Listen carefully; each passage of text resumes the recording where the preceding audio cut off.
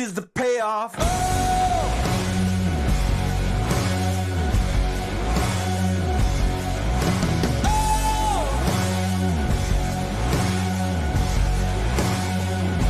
The payoff. Oh!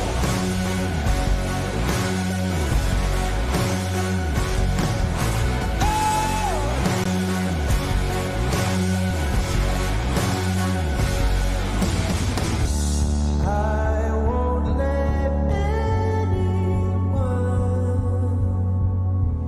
get in my way. No one can take my pain.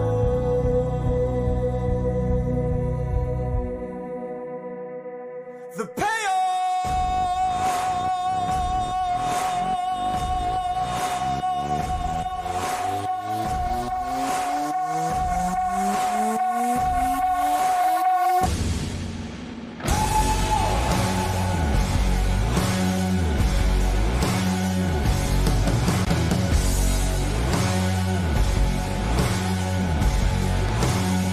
This is the payoff.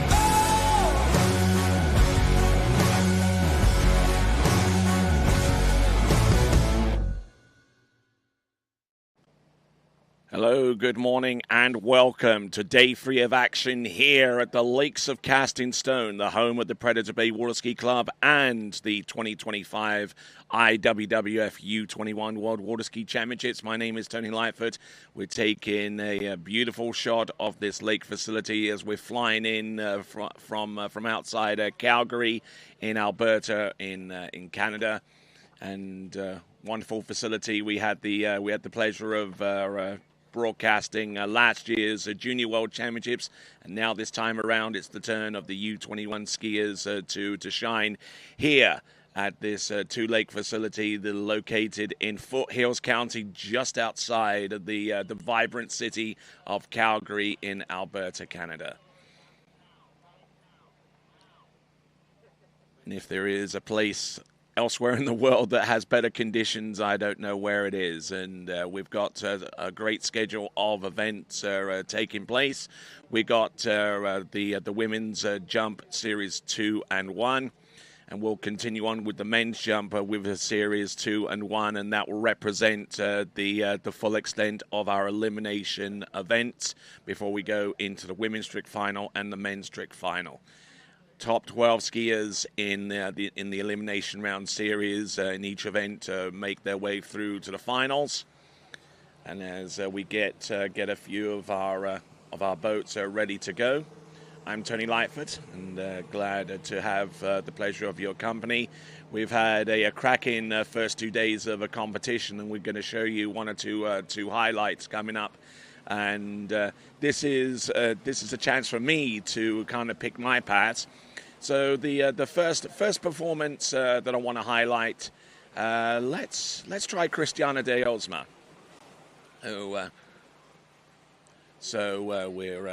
going through some of the archives from yesterday, and Christiana de Osma was the only competitor in the women's slalom competition to run through 11.25 meters and establishing a score on 10.75 meters to take the lead into tomorrow's women's slalom final. And then we have some others that I have in mind to pick out of our archives from yesterday's competition, including the likes of Charlie Ross and one or two others. But let's see if we can try and find Christiana de Osma. Yeah, this is a 39.5 off 10.75 meters. The highlight performance from yesterday from Peru, Christiana de Osma. There's one, and there's two, and taking a big old hit there off number 2 on her way to buoy number 3, but she'd already established the lead by the virtue of running through 11.25 meters on the previous pass. Good slingshot into buoy number 1, and managing to keep a water speed up off that turn, and just rocking away round number 2, and unfortunately unable to get outside buoy number 3. But like I said, her major performance was the pass before, running 11.25 meters and really setting the standard in that event. So, who else do I have in mind? I think I alluded to it a few moments ago.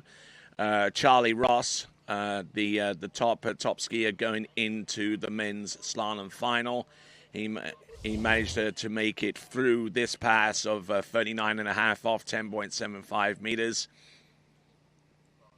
And he has certainly grown into this event, the men's slalom, the defending U21 world slalom champion from 2 seasons ago, where that event was held in Chapala.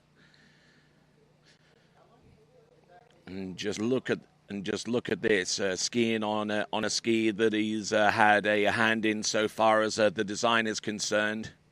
And managing to locate that skier back, because that got lost in his travels from Florida to California last week, and they managed to locate the ski not in time for him to compete on it, but mind you, that didn't really slow him up too much, because even on a borrowed ski and other equipment, he was still able to get into a 10.25 meters or 41 off. And we spoke a little bit about that yesterday. You can actually rewind that conversation by checking out the archive of yesterday's performances. And I mean, Charlie Ross are just absolutely on fire this season. He's really stamped his authority on the slalom event with some great performances, including in Monaco on the Water Ski Pro Tour. So we look forward to seeing him in the U21 men's slalom final, and maybe in the final of the Elite Open World Championships, which will take place in Italy. But from the good, unfortunately, we focus on the not so good. Unfortunately, Matty Gonzalez, the real shocker of the day's action yesterday, tried to get out of that situation, and reminiscent of the recovery efforts of a Patrice Martin back in the day, tried to turn at least a couple of times to get back up on top of the water, and that basically all but eliminated him from future contention in the men's tricks event. And we will not be seeing Matias Gonzalez, despite his best effort here on pass number 2, with a couple of Mo back-to-backs. He essentially did all of his flips right up to the point where he transitioned from those tricks, and starting to slow the boat speed down at that point. The front flip looking clean, but then he transitioned into his ski line and just couldn't really get much of anything going positively in the right direction. And Matias Gonzalez, major shocker of this event, and will not be participating in the slalom or indeed the men's tricking final, as we see our first look of our chief judge there, Felipe Leal, doing a fine job. And but so far so good. We've had some elimination round events over the last couple of days. We're going to go into the final elimination round series, which will feature the jump event here, with live and continuing coverage of the U21 World Water Ski Championships, coming to you live from the Lakes of Castingstone, the home of the Predator Bay Water Ski Club. We will start with our first competitor from Japan in the Women's Series 2 jump, and we'll be back right after this.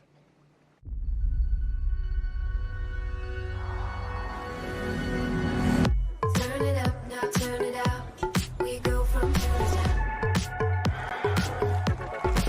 Gotta live it up, kick it, live it, sip it, love it, live it, give it up. Gotta live it up, get it, love it, get it, we just live it up. Gotta live it up, kick it, live it, sip it, love it, live it, give it up. Gotta live it up, automatic, we made of magic.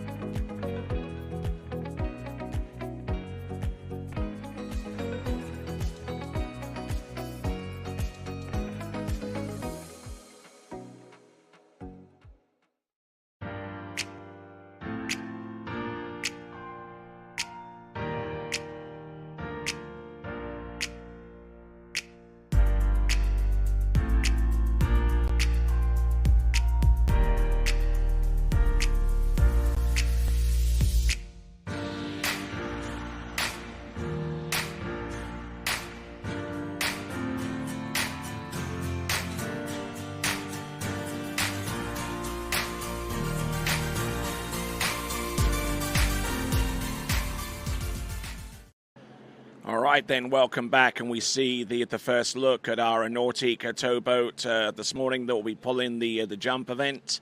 And here is your running order in Series 2. Mo Minotoma of Japan, followed by Marine Karatani.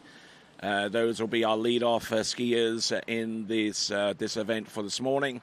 Daniela Verschweifel of Colombia, Nelly Stolz of Germany, Lily Dest of Great Britain, Emma Davis of the United States, Martina Pedrita of Colombia, Jada Sweeney of Australia, Melatine Morel of France, and Samantha Hill from the United States of America. And after those competitors, we'll have 12 more jumpers to come in Series 1. Ramp height is 1.50 meters. That is the equivalent of 5 foot high. And it will stay that way, barring the last 4 jumpers in Series 1. And we'll give you some stats on some of those competitors as we work towards the end of the women's jump event in the U21s.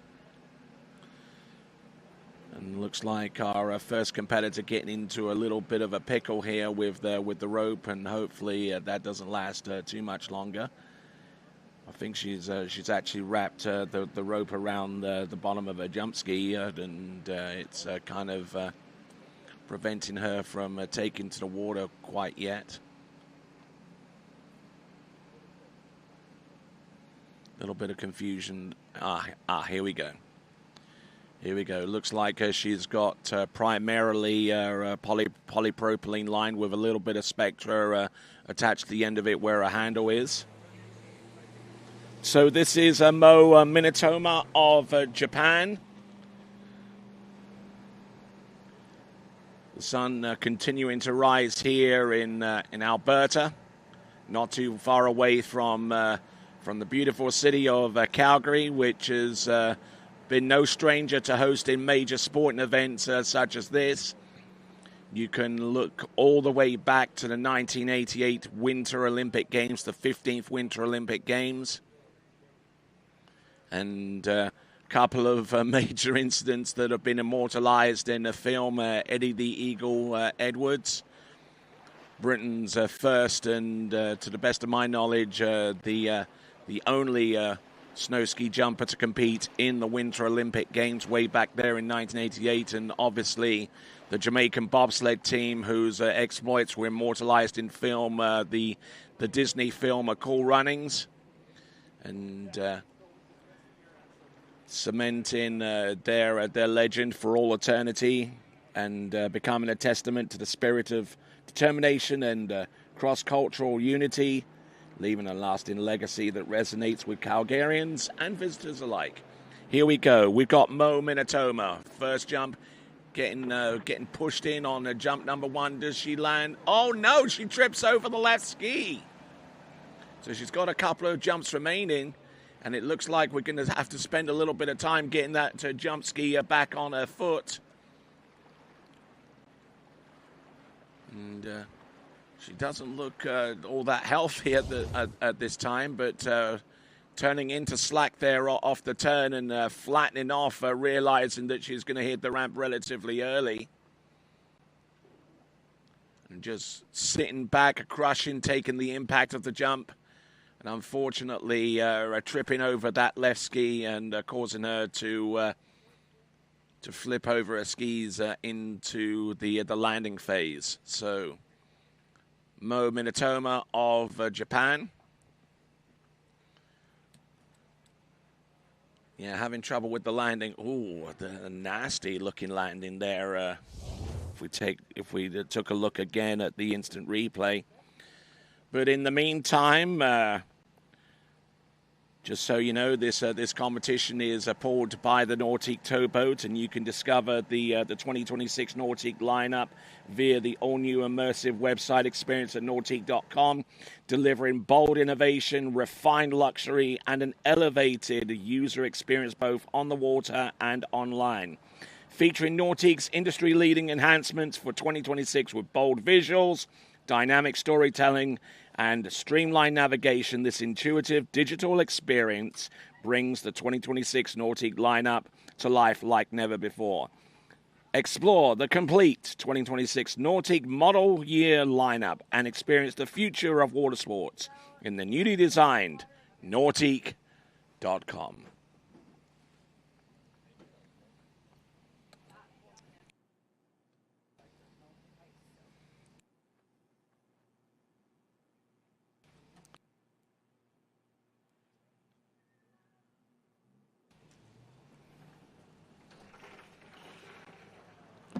And speaking of the 2026 Ski Nautique towboat, for those of you that are around the vicinity here, people do have the opportunity to take a test ride behind that brand new Nautique for 2026 by making their way out here to Predator Bay Ski Club here at the Lakes of Cast in Stone.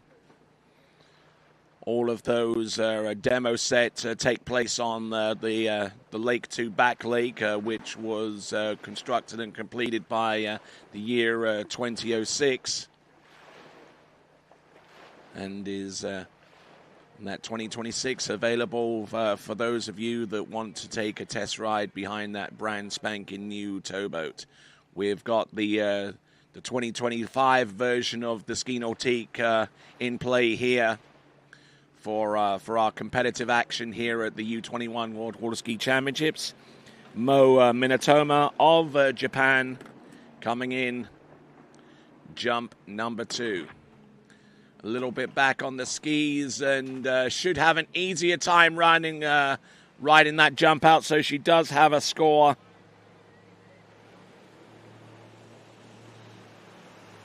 We'll get the distance any moment now for Mo Minotoma. Taking in a pretty good dose of speed, and her setup into the jump this time around was a little tidier.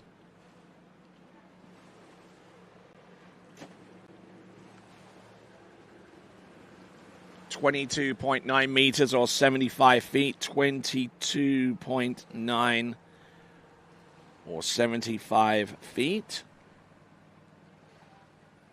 So one jump to come. We're going to take a look at this jump from our exclusive ramp cam angle.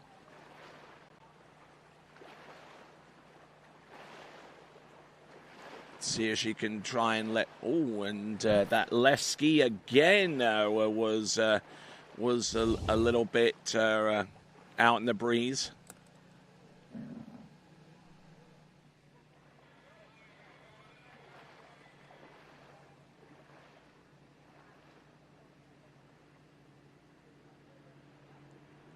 So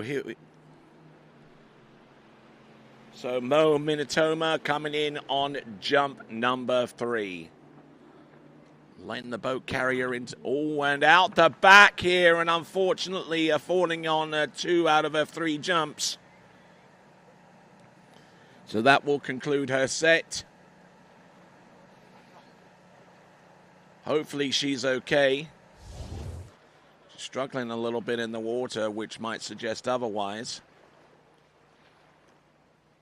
Coming in across the wake, so trying to get her body over the skis, and unfortunately that was not the case there.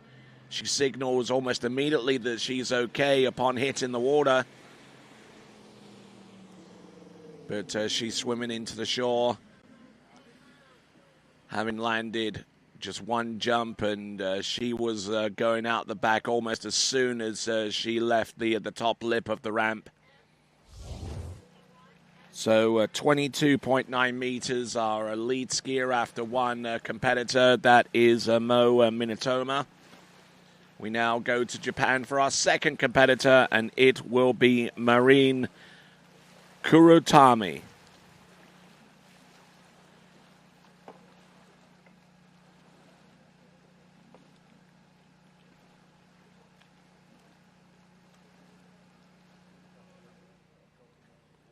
Okay, just to give you an idea of what it took to qualify into the the women's jump final in the last cycle. The minimum distance necessary was a jump distance of 39.2 meters. That was from Sage Potbecker 2 years ago. And the distance needed to take the title was 49.5 meters, courtesy of Augustina Vara. So that kind of gives you an idea of where we are skill level-wise 2 seasons ago from the minimum distance needing to make it into the top 12 final to the eventual winner.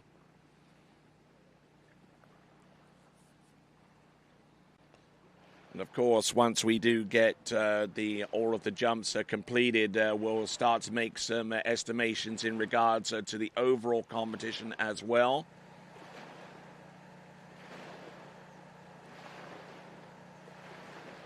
We'll plug all of those scores in and all of those associated names in the overall competition and try and give you an indication of what each needs to do to prevail. But in the meantime, Marin Kuratani of Japan taking aim at the ramp for her first of 3 attempts.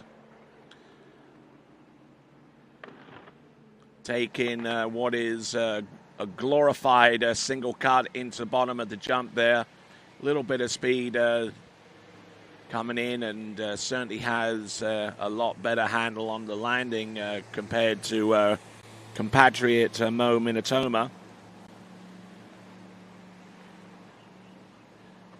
We'll have a look at the instant replay here, and keeping the handle down nice and low, and not really pushing especially hard, and had to push again to make it onto the ramp surface with any kind of speed. So the jump distance coming through in just a moment for Marin Kuratani. Marin Kuratani, we'll see if we can get that distance out there for you, as we see a replay there of jump number 1. Looks like it's 19.7, 19.7, or 65 feet.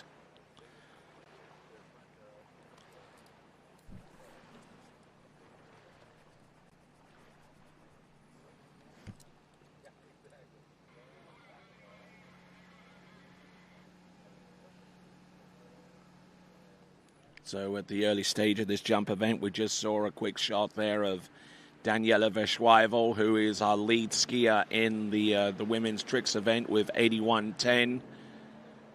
She'll be tricking later on this afternoon. Oh, and Marina Kuratani trying to push a little harder off the jump there and get better distance, which she was able to achieve, but unfortunately the landing kind of let her down. And with skis here, there, and everywhere, we'll pick those up and get her set on the back platform of that 2025 Ski Nautique towboat. And speaking of the Nautique towboat, you can check out the 2026 model. It's an award-winning and world record-setting towboat that has revolutionized the three-event world. Learn more about this legendary model by going to nautique.com. Nautique.com.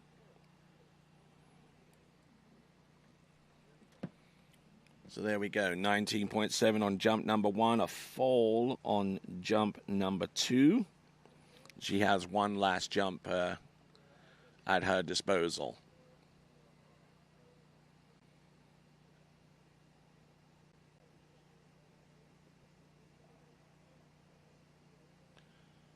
So falling in on the landing, and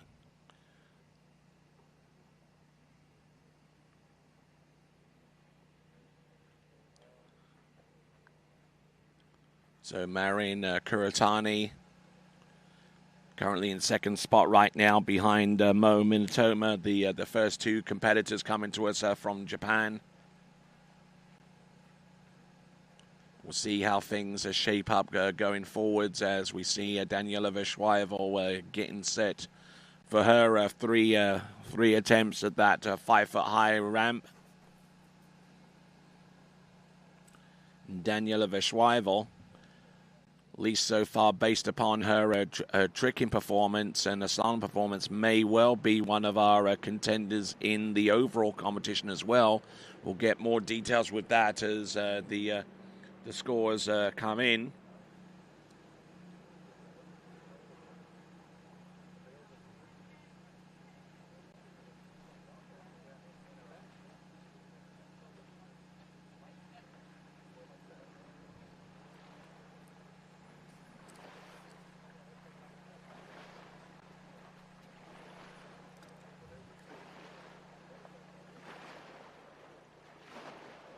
Checking in on some of the views from around the site, from some of our coaches and athletes that are here already at this early juncture.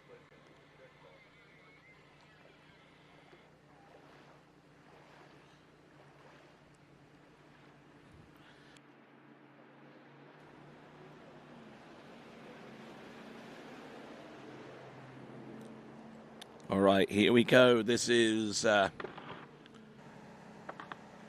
the third and last jump there for Marina Kuratani, and unable to improve upon 19.7 meters that she produced on the opener. So she'll take off those jump skis and start swimming in towards the shore and just clear the area in anticipation of our next jumper, who is going to be Daniela Verschweivel.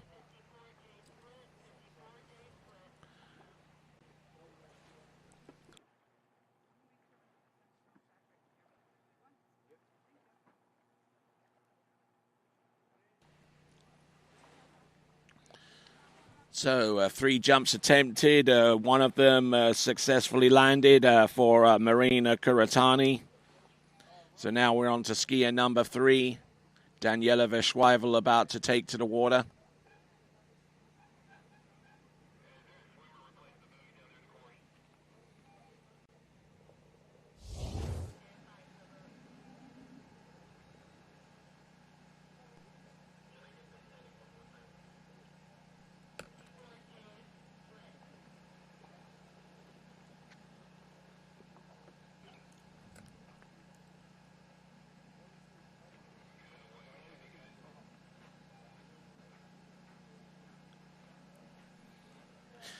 All right, continuing on with Women's Series 2 jump-in. Our skier on the water at this time is Daniela Verschweivel. Coming to us out of Colombia. Has already performed well in this competition in the slalom and especially in the tricks event, where she will be our final skier to take to the water in the women's trick final on the strength of her 81-10 point score from yesterday.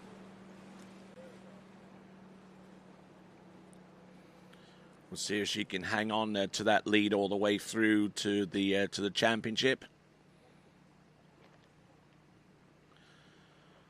So as we continue on, and we're testing some new technology, courtesy of Donald Conley's new Splash Eye jump-in system that's drone based,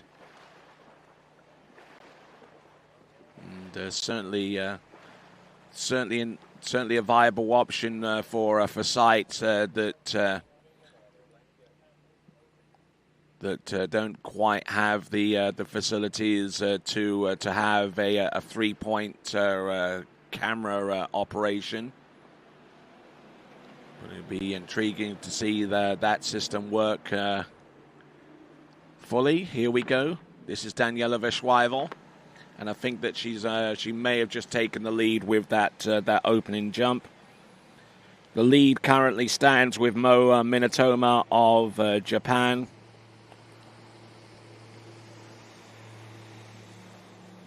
With 22.9 meters.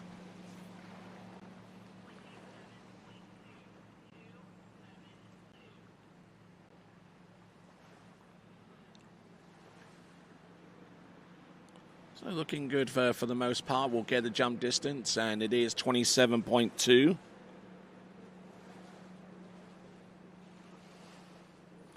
27.2.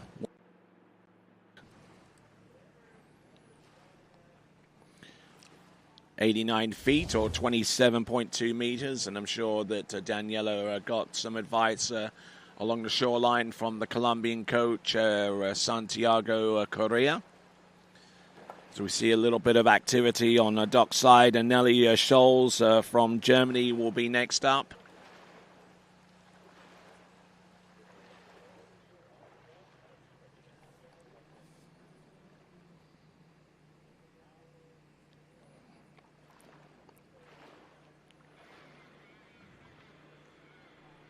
Selecting, don't think it's going to be 54 kilometers an hour for Daniela Verschweifel, but the letter J sounds about right. It is 54 kilometers an hour, so taking in a good dose of speed, and not only from the edging, but also from the boat as well. The maximum boat speed for women's jump is 54 kilometers an hour, or 33.6 miles an hour.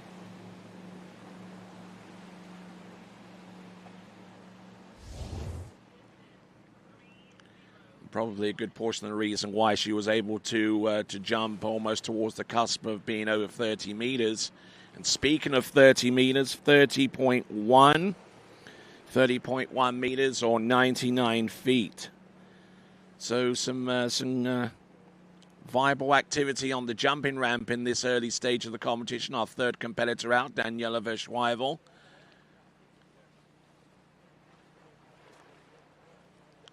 Taking in a lot of edge, but banking out a little bit in the air as well and losing some distance as a result of that. We'll see if she can get a little bit more pressure across her left shoulder and left arm coming into the base of the jump, which should arrest some of that banking in the air if she can get it set up right. Nelly Scholes from Germany, our fourth competitor up, and she'll be taken to the water next, but not until we've seen the third and last jump here for Daniela Verschweifel. Oh, taking in a lot more speed, and yeah, I saw that there was a lot more pressure across her left arm going into the ramp, and that stabilized the things there a lot better for Daniela. Whether that translates to a better jump distance is yet to be determined, but a good little set here courtesy of Daniela.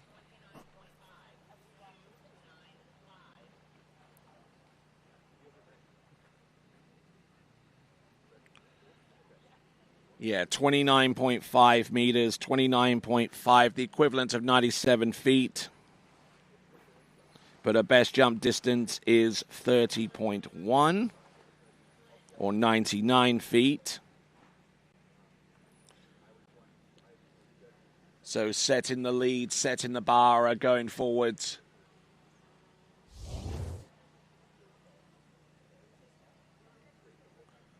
As we take a look around the site and see a little bit of our officiating equipment. As we now focus in on Nelly Scholes of Germany. Nelly Scholes from Germany. Let's try and get us some stats on her. Her best jump distance so far this season has been a 36.4 meter jump. Actually, she has jumped into the 40-meter range with 40.1. Looking down the list of results that she's produced so far this season.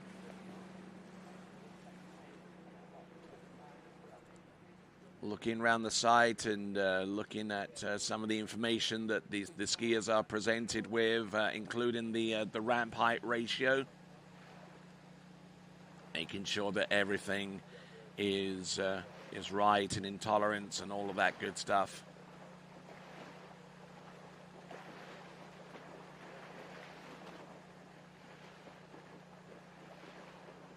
And a timely reminder that the official tow ropes of these championships are brought to you by Masterline. And the bibs were actually created by Eagle Masterline as well. Big shout out there to Russell Gay for making that happen, along with Dan Velsic and Matt Goss. Here we and taking in a little bit too much heat there off the turn, and not in a position to take jump number 1. Taking a refusal on that. Position didn't look all that bad, but when the boat hit her as she went across the wake, she wasn't in the best position possible to take the jump. Still the lead score with 30.1 is Daniela Veshwaeva on the basis of her second jump.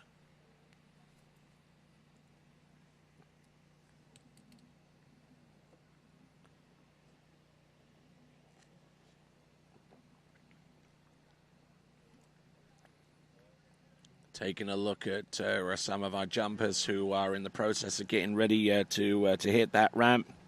We see Lily Dest from Great Britain just trying to get some energy going through to her legs, as she'll be jumping within about the next 2 attempts, after the remaining 2 attempts, I should say, from Nellie Scholes.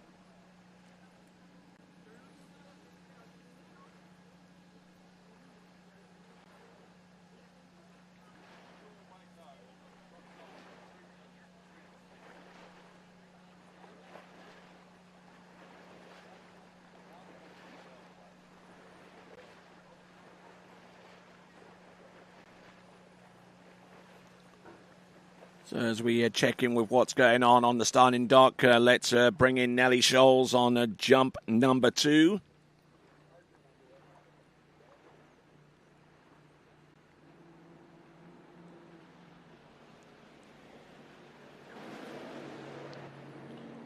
Handle coming up high off the turn and holding on to this one. That slack line on the turn forced her to turn later than she was fully prepared for. But she does bring in quite a good bunch of speed into the bottom of the ramp. Tight grip of the handle right off the turn, and close to the bottom right-hand corner, but still is able to hit the ramp with a good bit of room to spare. We'll get the distance in any moment now for Nellie Scholes on jump number 2, having refused on jump number 1.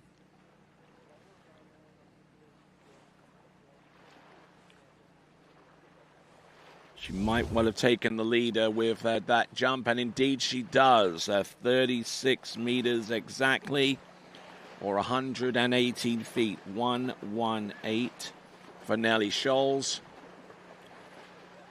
So our new league distance, Nellie Scholes in the lead, ahead of Daniela Veshwaeva, ahead of Mo Minotoma and Marine Kuratani. Those are our 4 jumpers, and one last attempt coming up next for Nellie Scholes.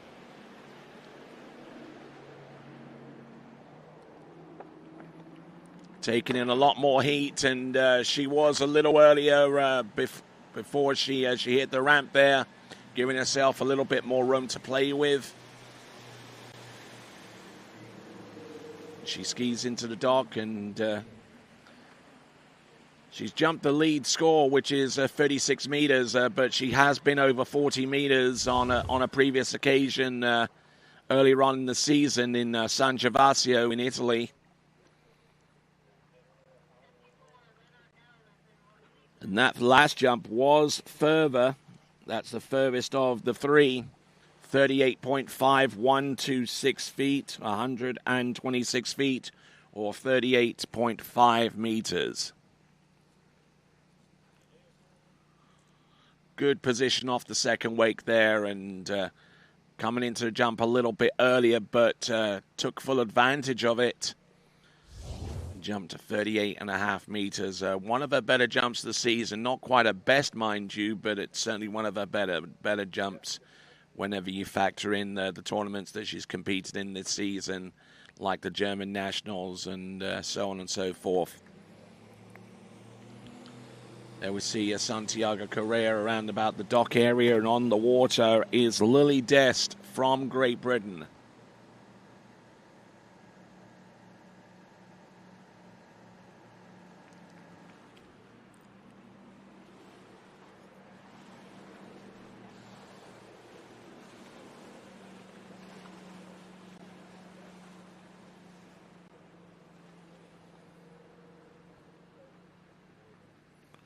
So let's have a look at the tail of the tape here for Lily Dest.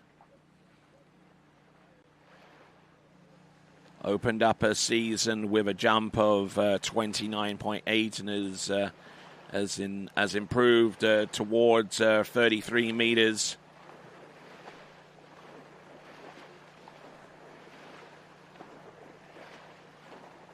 We'll see if she's got anything left in the tank to maybe close the gap between that kind of jump and the lead distance here of a 38.5.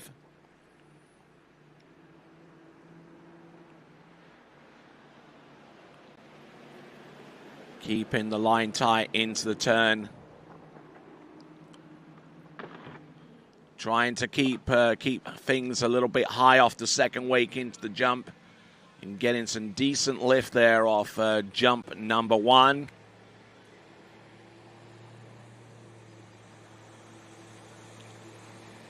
Good solid effort on jump number 1. We'll get the distance shortly. Lily Dest getting ready for jump number 2. Just trying to safely negotiate the first jump and get a score on the board. It is 29.129.1 for Lily Dest of Great Britain.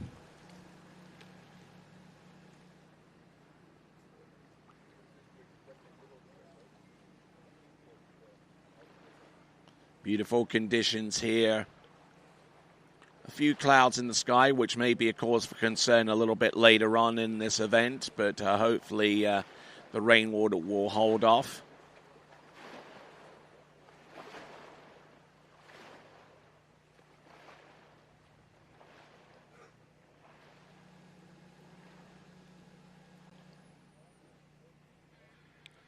So Emma Davis around dockside right now, getting ready to go with her 3 jumps. And here comes Lily Dest, trying to chase down 38.5 meters as the lead distance that was produced courtesy of Nellie Scholes.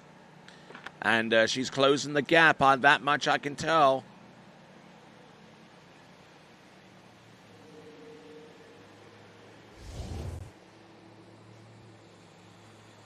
So solid jumping here from Lily Dest. Was definitely a lot closer to the tips of her jump skis on that attempt. And with the pull from the Nautique towboat, she should have a little bit more by way of distance as a result. Indeed, it is further. It's 32.2, 32.2, or 106 feet.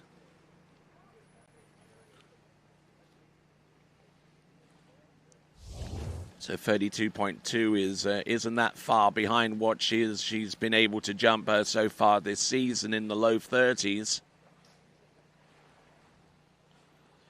There's a few of our folks getting in some early morning lemonade and other such culinary delights. I think that's even an espresso machine back there for some folks there that want something a little bit more of a pick-me-up this morning. Me, I'm satisfied with a good old cup of Timmy's. Here we go. Lily Dest coming in on jump number 3. Yeah, getting pulled over the jump skis a little bit more this time and taking in a little bit of a later approach on jump number 3. That's Lily Dest.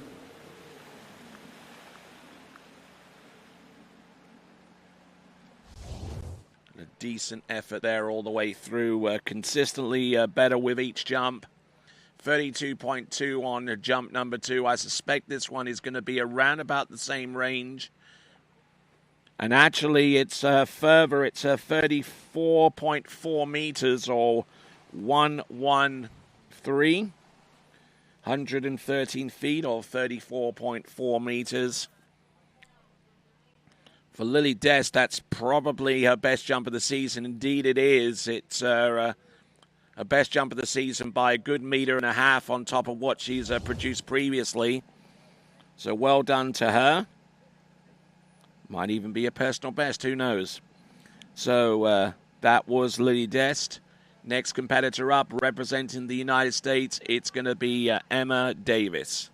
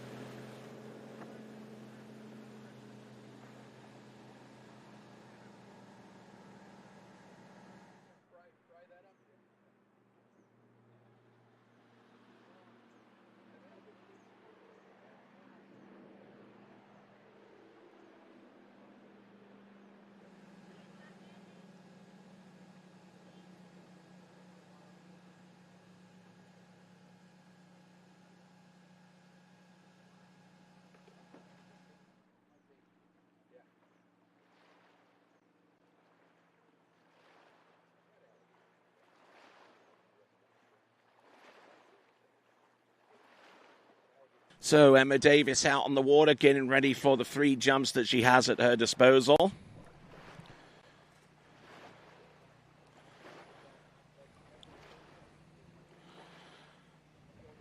So Emma Davis so far this season hasn't had too many scores to contribute. Her best jump of this season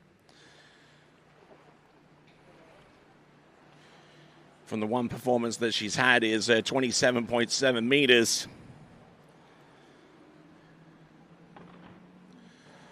But good spring there on the jump number 1. She's definitely got the ramp work down.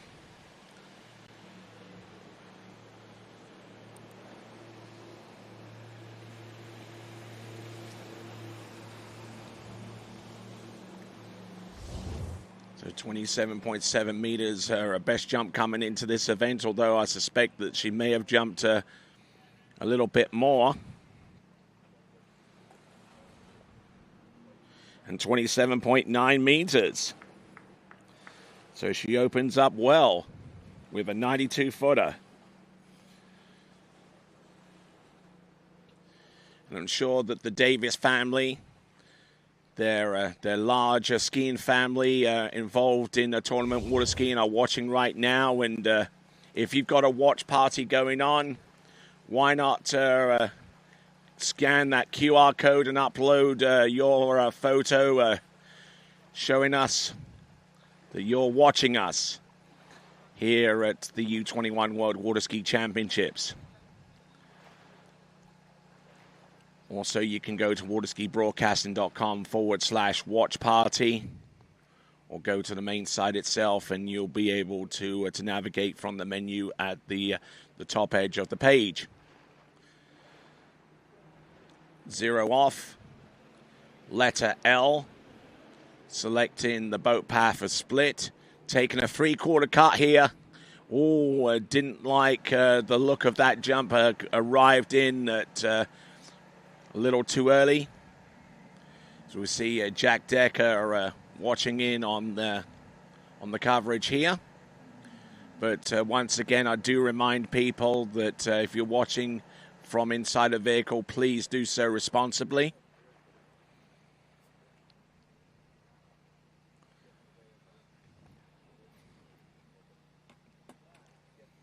So Emma Davis getting ready for the remaining the remaining jump, having passed on jump number 2. She definitely got the turn and the positioning right, but the timing, not quite so much. Still in the lead with a jump of 38.5 meters is Nelly Scholes of Germany. We'll take a quick look at the leaderboard on the left-hand side of the screen as we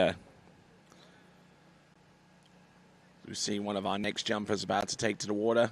Nelly Scholes with 38.5. Lily Dest with a 34.4. Daniela Verschweiver with a 30.1. And Emma Davis currently in fourth spot right now with a 27.9.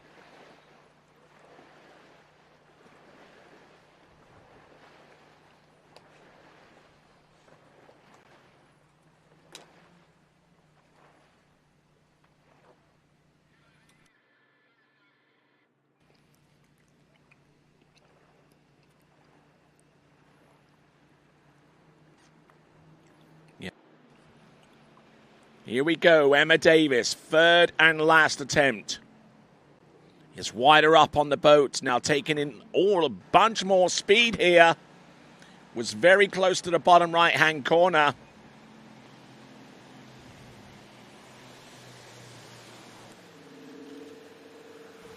So a good-looking jump there on a third and last. The timing appeared to be a heck of a lot better that time. Keeping a good retention on the line from the turn, and drove in really hard off the second wake into the jumper. Coming off towards the back there off the top lip of the jump, but the speed alone should have provided her with a decent distance, and it does. 36.5 meters, 36.5 or 120 feet. That slots her into second place, but Nelly Scholes still in the lead with 38.5. Skier about to take to the water is Martina Pedrita of Colombia.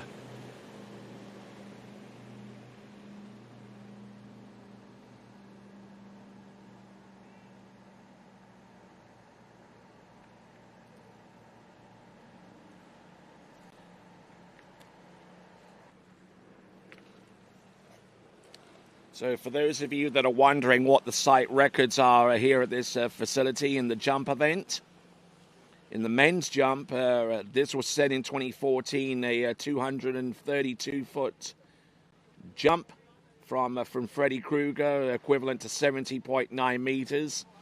In the women's jump, the site record there, courtesy of Hannah Straltsova with her jump of 187 feet or 57.4 meters.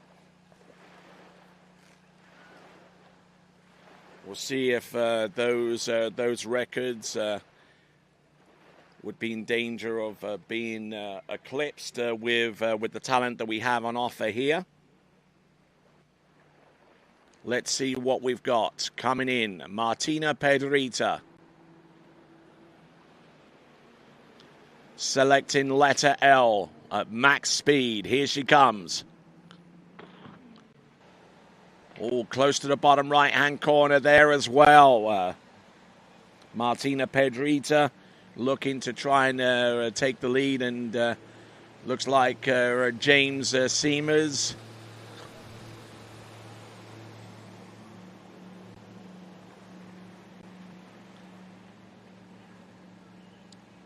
showing us a sign, showing his support of some athletes there on the United States team.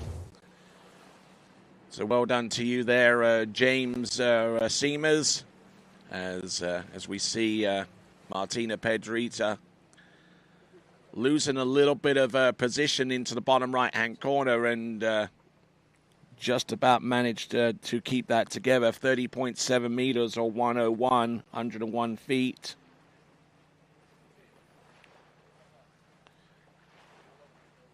So 30.7 and just didn't quite have the positioning over her jump skis to fully take advantage of the speed that she brought in.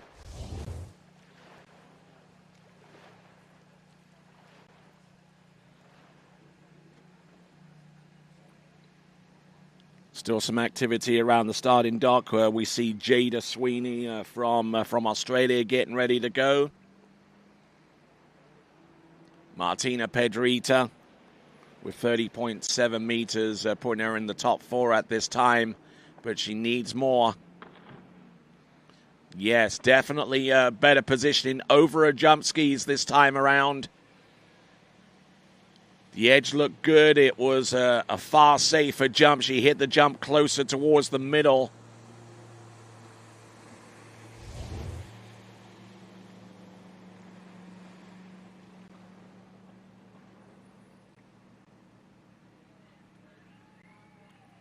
And still getting pulled out towards the back, though, not nearly as much as she did on the jump number 1.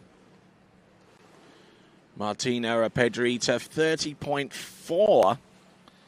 And I thought that jump would have been a little bit further, but no, 30.4 or 100 feet exactly.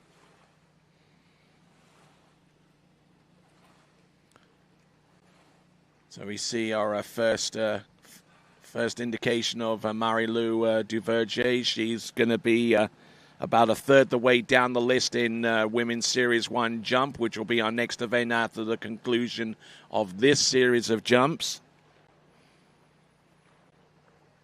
And it'll be intriguing to find out who would have the lead distance going into Series 1, because we have 12 skiers in Series 1 and 12 skiers. Then the top 12 skiers advance through to the women's jump final, which will take place tomorrow. Martina Pedrita coming in third and last. Little flat coming in, but a little bit later into the bottom of the jump, maintained a little bit more of her speed off the second wake.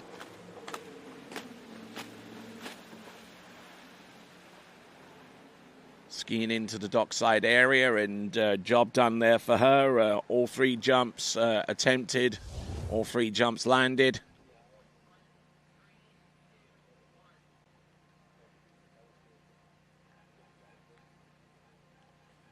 Yep, certainly closer to the bottom right-hand corner there and maintaining a little bit more of her speed.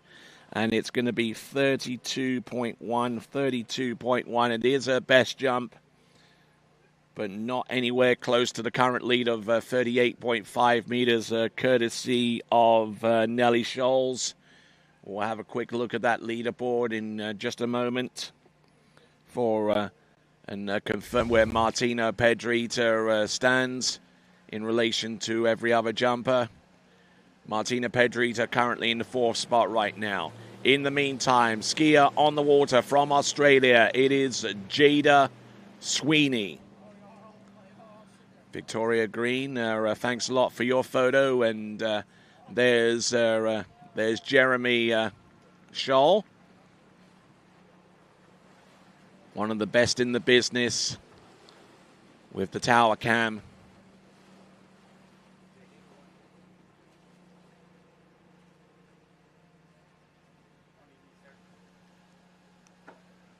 So electing to jump at 51 kilometers an hour, Jada Sweeney,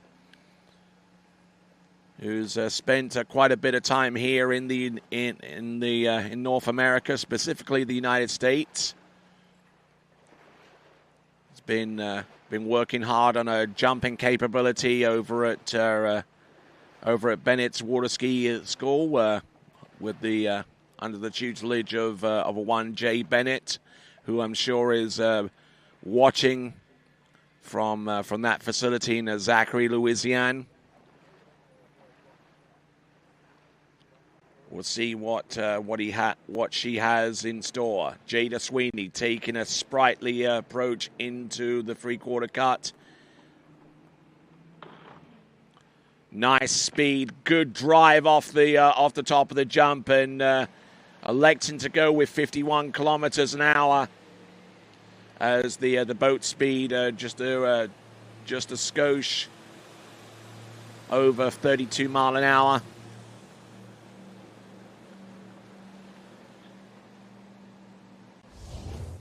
But good edge, good effort here on jump number 1, and this is exactly what she needs.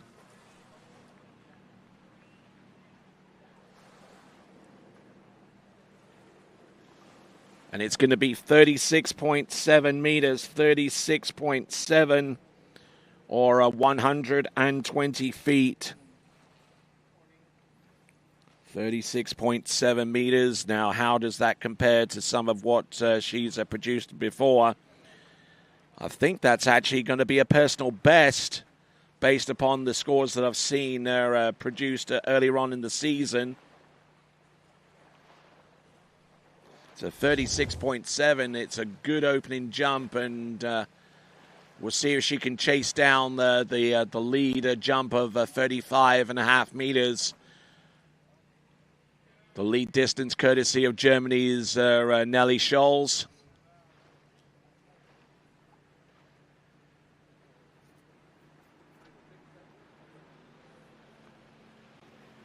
All right, let's see. Coming in on jump number 2, taking a later approach here. Oh, almost getting hung up on the bottom right-hand corner. She's certainly pushing hard. And leaving very little to chance out there.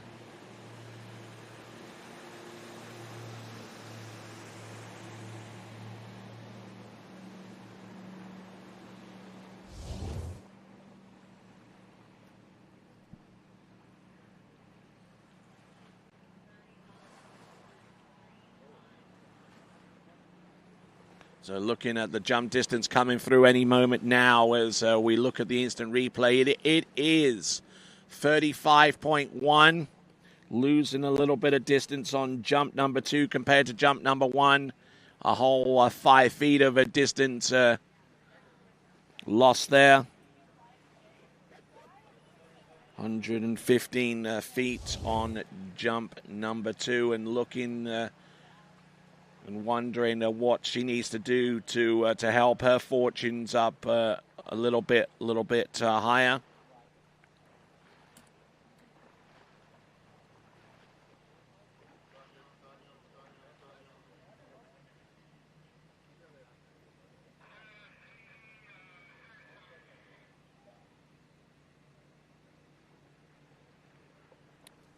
All right, here we go, folks. This is Jada Sweeney, third and last attempt. Coming in, taking in a lot more speed, and not getting that left ski far enough round to really press that much harder off that foot and get more distance. But Jada Sweeney coming into shore. 36.7 meters on jump number 1. I'm not too sure whether that jump is anywhere close to that previous effort.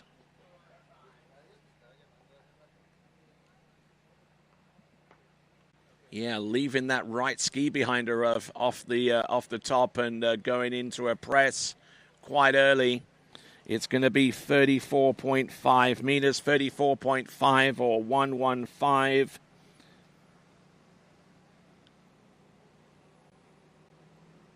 Yeah, you can see plainly with that right ski how much further back it was. So 34.5 meters on jump number 3.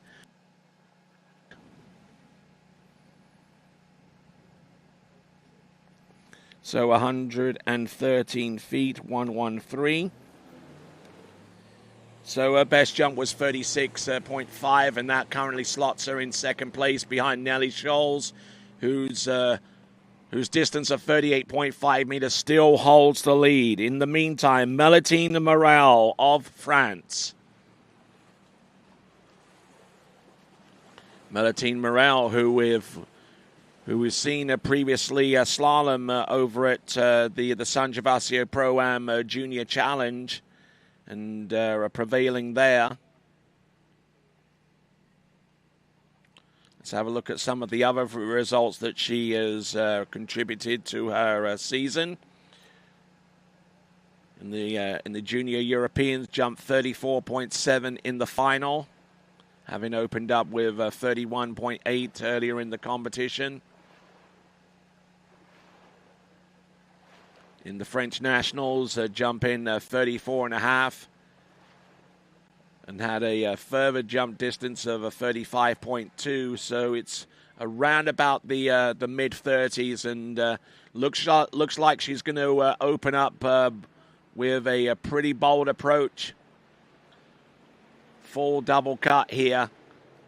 Nice and wide on the boat, but a little bit of slack line off the turn, which resulted in her hitting the jump later than she was comfortable with. Just holding on for dear life, coming off the second wake into the jump. I wonder what kind of jump distance that is going to be for Melitine Morel. Yeah, you can see the slack that she had in the line. It didn't help her out that much. The jump distance ends up being 32.7, 32.7, or 107 feet.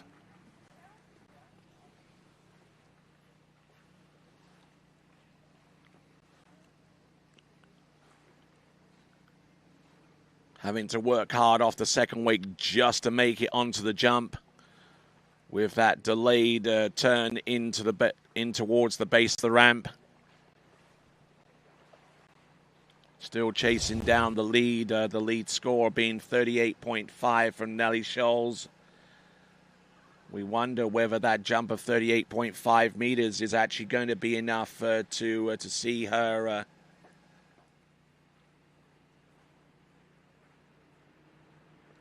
her prevail, as we see more and more shots of of our global watch party here at the U21 World Water Ski Championships. Oh yeah, taking in a whole bunch more speed this time around. Was stronger off the turn and all the way through to the jump, but took in maybe a little bit too much more speed, more than she was prepared to handle. We'll take a look at the instant replay soon to try and look at that in more forensic detail. Still has a little bit of slack off the turn, but managing to stay a little bit stronger off the second wake. And that momentum that she carried across the jump resulted in her swinging in the air a little bit. 33.8, 33.8, or 111 feet.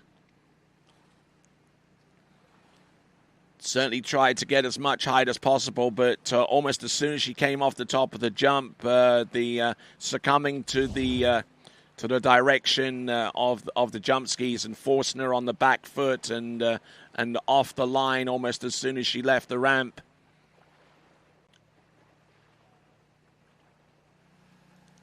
Almost an indication of how much she was challenged in terms of taking that edge all the way through to the bottom right-hand corner. Let's see if she can exude a little bit more by way of control with the boat speed at 51K. Here she comes, Melitine Morel. Certainly determined enough to push. Not fearing the jump in any way. But she is unfortunately not a happy camper.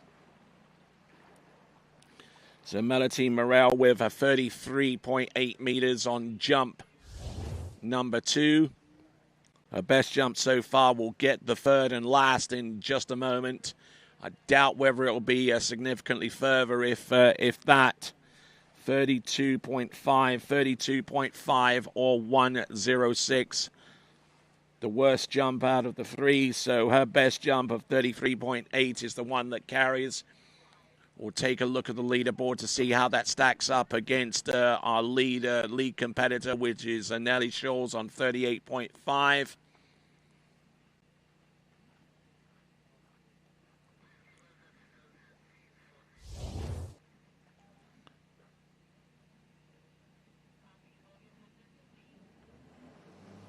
So on the water, representing the United States of America, individual wildcard competitor Samantha Hill.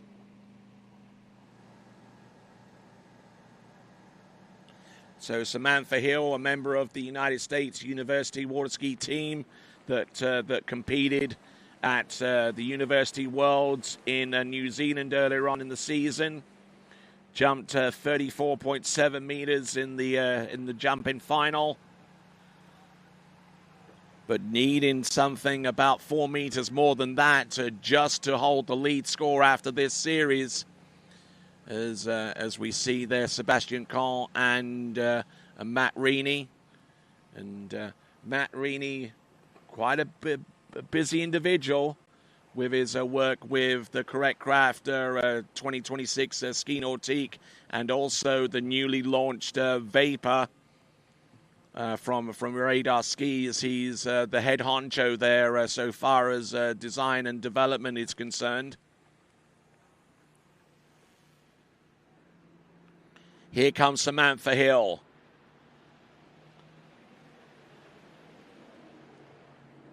Let's see what she's got. Nice turn here, keeping good line tension up and over. And a decent looking opening jump. Nothing especially far, mind you, but a good jump, which is an encouraging sign going forwards. We'll see she can outpace that effort with the remaining 2 attempts.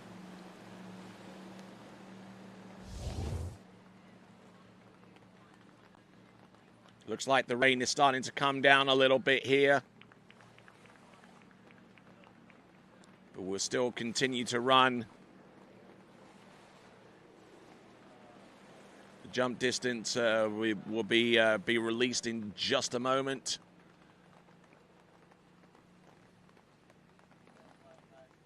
Jump distance 36.9 meters, 36.9. I believe that's good enough at this time for second spot. Nelly Scholes still in the lead with 38.5. Samantha Hill is our last competitor in women's Series 2 jump. From here on out, it's women's Series 1. Eight of the remaining 12 jumpers will continue on to the 1 meter 50 ramp height or 5 foot high, and the remaining 4 will jack the ramp up to 1.65 meters high, or 5.5 feet. This is Samantha Hill.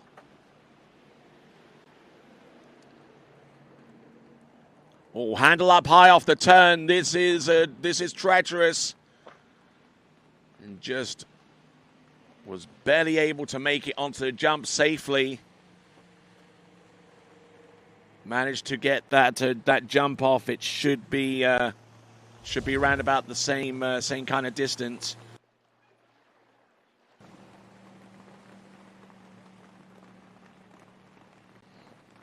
So 121 feet on jump number 1.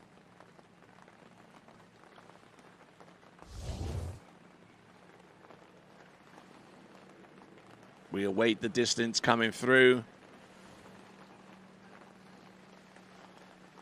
On jump number 2, it should be 36.9 meters, and indeed it is. It's exactly the same distance, 36.9, or 121. And she has one more jump to round off her efforts, and indeed be the last effort in the women's Series 2 jumping competition before we switch from Series 2 to Series 1. I beg your pardon.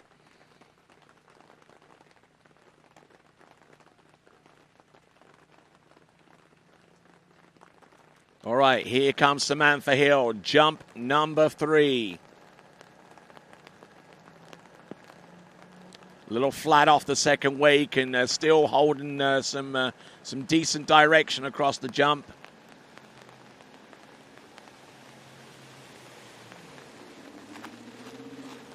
So decent skiing there from Samantha Hill as she makes her way back towards the dock. The rain starting to fall here quite significantly as we change from Series 2. You can even see on the instant replay what she had to do against the torrential downpour that we're experiencing here. 36.6, 36.6, which is the equivalent of 120 feet, which means that Nelly Scholes' lead of 38.5 is still intact. So it looks like we're going to take a brief break from transitioning from Women's Series 2 jump to Women's Series 1. There is your leaderboard, Nelly Scholes with a 38.5. Samantha Hill slotted there in second spot with 36.9. We'll see if those jumps prevail in terms of making it through to the 12-skier jump final. If we're comparing distances to the previous U21 World Water Ski Championships that were held in Mexico, it took a distance of 39.2 meters to make it through to jump final. But we're going to take a little bit of a break as we change from Series 2 to Series 1. The rain's starting to come down a little bit here, so we're experiencing a rain delay. We'll be back, hopefully, in the next few minutes with Series 1 jumps here at the U21 World Water Ski Championships, coming to you live from the Lakes of Castlestone. We'll be back after this.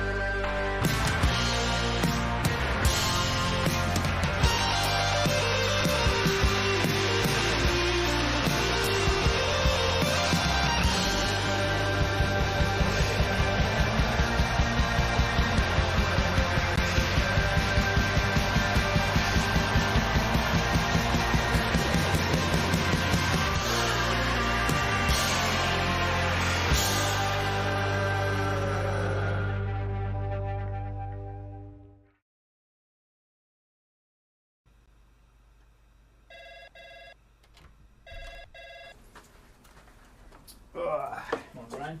Hey, morning. You have a good weekend? Yeah, got out on the water a couple times. How about you? Yeah, I got to set in. Just gonna make a quick phone call here. Oh, of course. Can you get that, Will? Yeah, man, I got it. Thanks for calling Wake House. This is Will. Yeah, looks like we've got those in stock.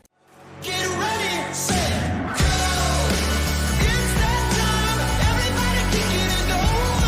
Go. On your mark. Get ready, set,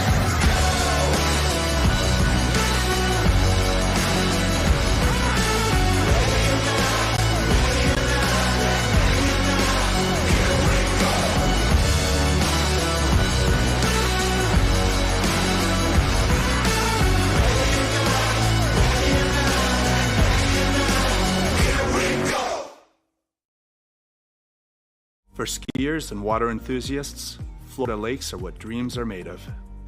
Combined with world-class golf, remarkable weather, natural beauty, theme parks, and so much more, it's easy to see that Florida is paradise. For more than 30 years, I've enjoyed Florida's lakes and many offerings. If you are interested in Florida real estate, let me be your guide and trusted advisor as you search for your paradise. Together, we can make your dreams a reality. take a look at you and start to lose my balance. What am I falling into? This feels like something new. I've seen a lot of views, but they were nothing like this. The way you do what you do, I think you're something brand new. What if I told you there was a place place where the sounds of nature are only broken by the roar of a boat. A place where that summer feeling lasts all year long. A place where the Florida sun is only outshined by the smiles of the skiers. A place where first-time skiers can ski alongside world champions, and the world-class coaches work with all levels of skiers. What if I told you there was a place where life slows down and your only job is to make lifelong memories? That place is Swiss Water Ski Resort. Book your trip at SwissWaterSkiResort.com.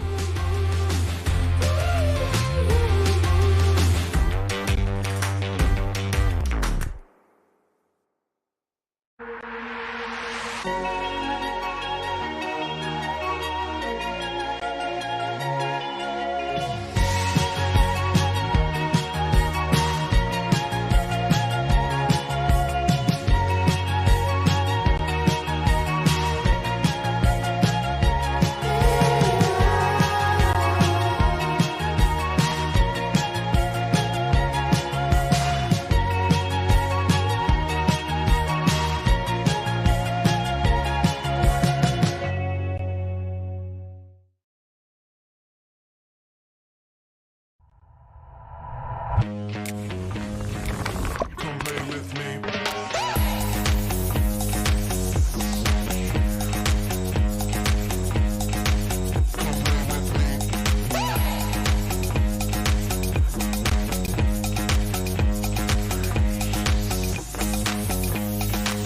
I'm empty.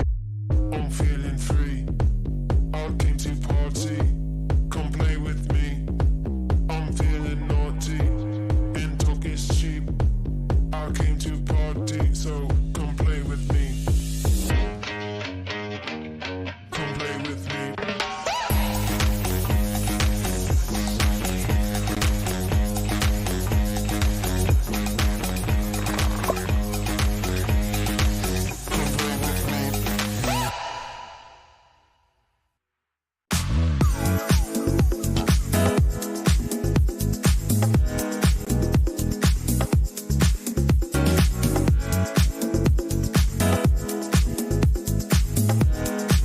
See you in Vienna. At Houston Cadillac, at the moment you arrive, you will notice dedication to excellence. We deliver an unparalleled customer experience, and we're elevating our commitment with a new state-of-the-art facility. Explore our selection of new Cadillac cars, crossovers, and SUVs designed to meet your needs. We are redefining the luxury experience and investing in the future. Visit Houston Cadillac and begin your journey towards luxury. At Dillinger Insurance, we have over 50 different carriers to shop your home, auto, and recreational vehicle insurance needs. We would love the opportunity to save you money. We insure $1 million mansions, condos, mobile homes, rental homes, and everything in between. We know all about wind inspections, 4-point inspections, and how to get you the right coverage for your particular home. You've got questions, we've got answers. Can you remember the last time you had a rate decrease with your auto insurance? Let's take a look and see what we can do. We know all the ins and outs of getting our customers the best rates, coverages, and discounts, so put us to the test. Don't monkey around with your insurance. Call Dillinger Insurance today. We've got tons of companies to help find you the best prices and the best coverage for your particular needs on home and auto insurance. Go Knights!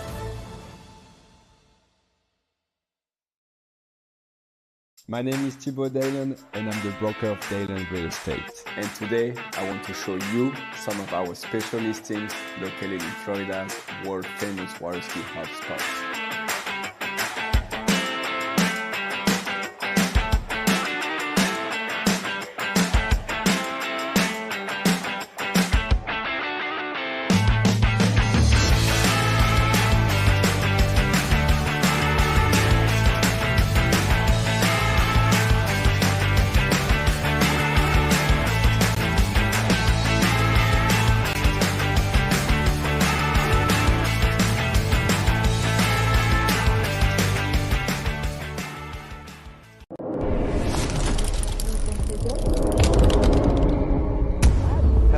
everybody, I'm Martin Coleman. I would like to invite you to the 2026 World Junior Championships here at Ahumada Ski School in Villa Dolores, Argentina.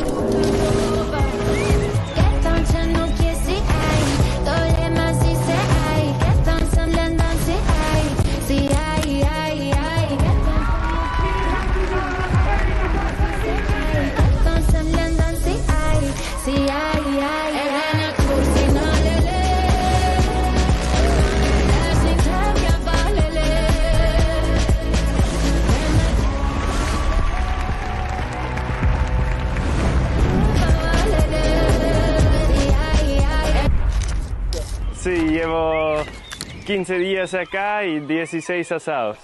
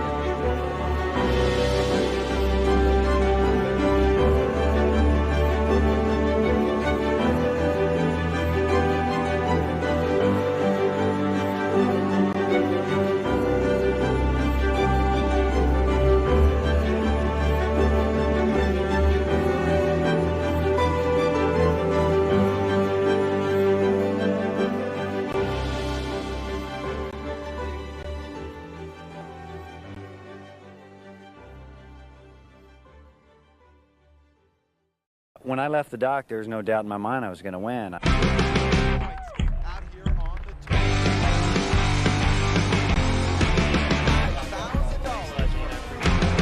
Number 4 needs a ball when he gets on.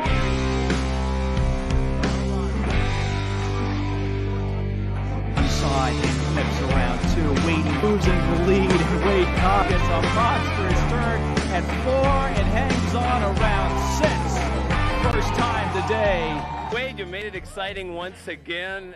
Slingshotting himself around 1, and that's large. He's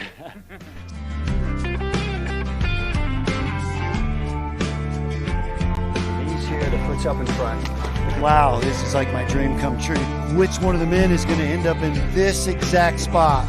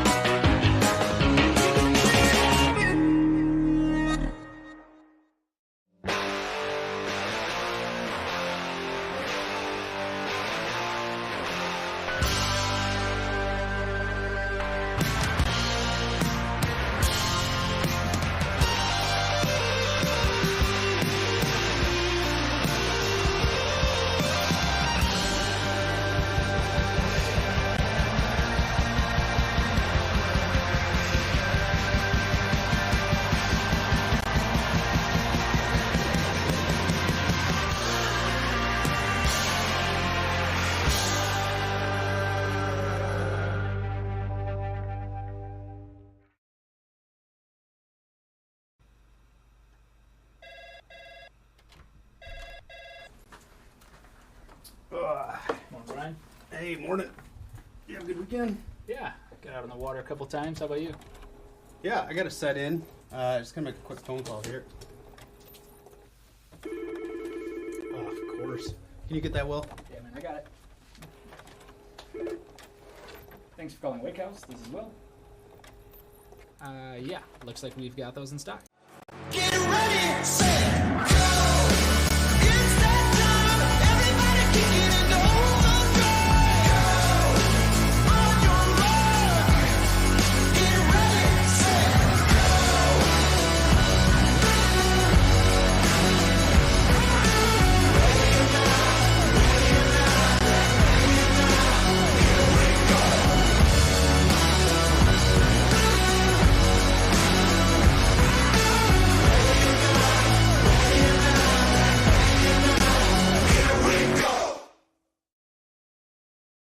For skiers and water enthusiasts, Florida lakes are what dreams are made of. Combined with world-class golf, remarkable weather, natural beauty, theme parks, and so much more, it's easy to see that Florida is paradise. For more than 30 years, I've enjoyed Florida's lakes and many offerings. If you are interested in Florida real estate, let me be your guide and trusted advisor as you search for your paradise. Together, we can make your dreams a reality.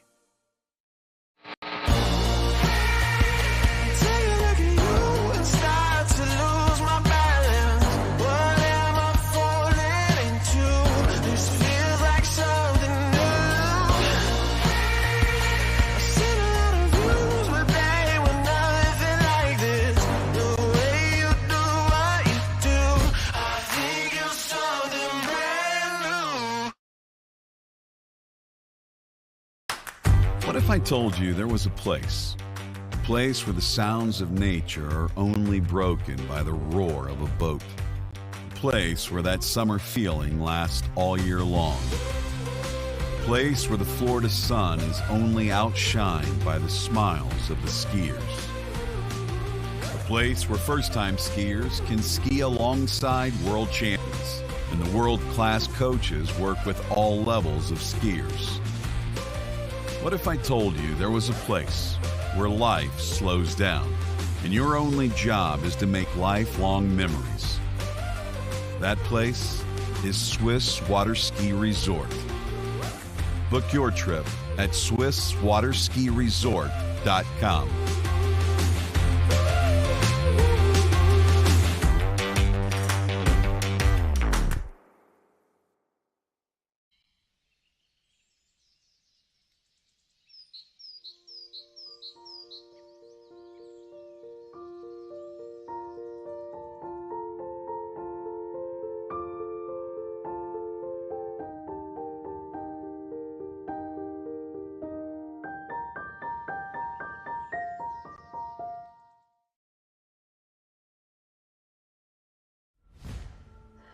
Old logic says success is determined by wins. It says you can't be a mother and a professional athlete, that you can't take on giants. New logic says watch me. Watch me become the most decorated track and field athlete in the world. Watch me start a brand designed by women, for women. When old logic holds us back, it's up to us to defy it.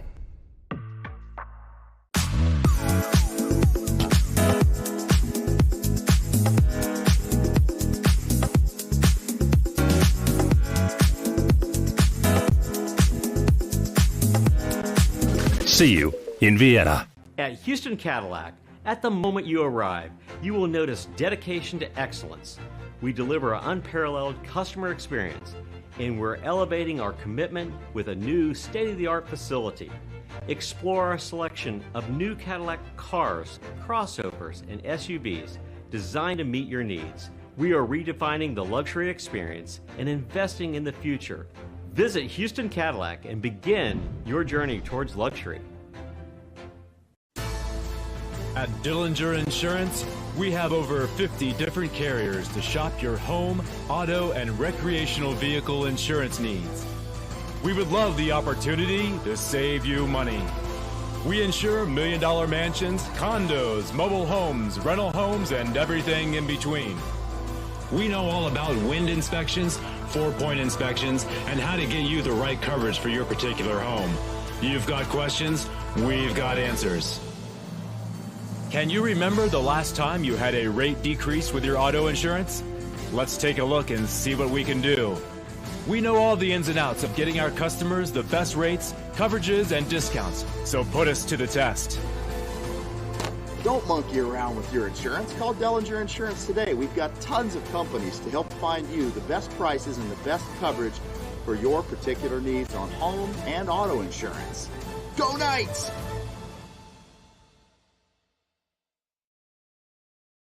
My name is Thibaut Dalen and I'm the broker of Dalen Real Estate. And today I want to show you some of our special listings located in Florida's world famous water ski hotspots.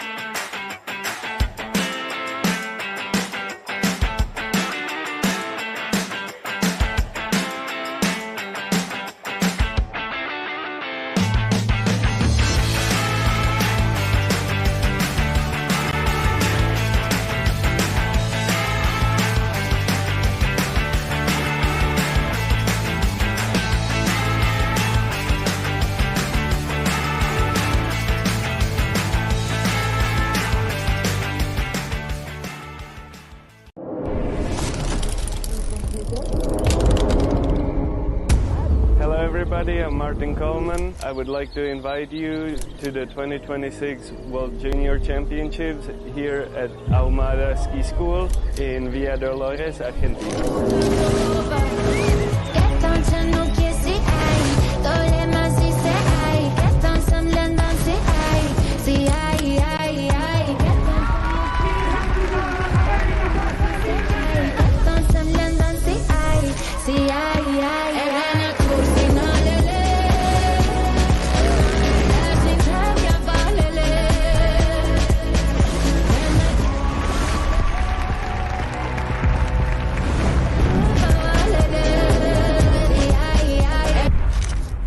Sí, llevo 15 días acá y 16 asados.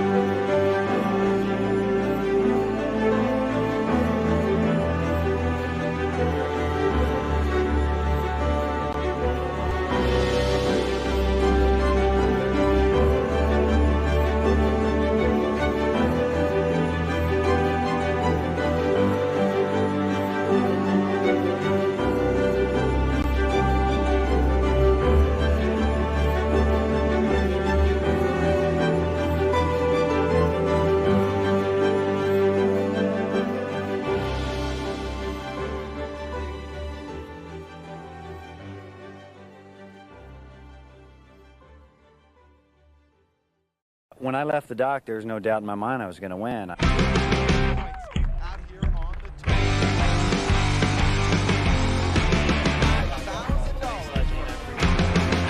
4 needs a ball when he gets off.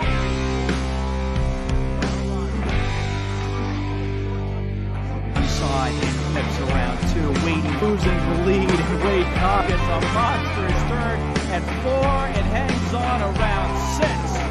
First time today, Wade, you made it exciting once again. Slingshotting himself around one, and That's large. He's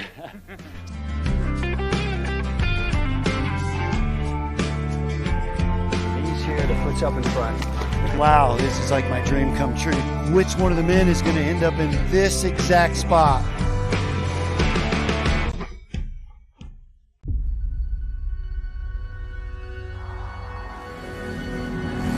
Turn it up, now turn it out. We go from zero to ten. Gotta live it up, kick it, live it, sip it, love it, live it, give it up. Gotta live it up, get it, move it, get it, we just live it up. Gotta live it up, kick it, live it, sip it, love it, live it, give it up. Gotta live it up, it's automatic. We're made of magic.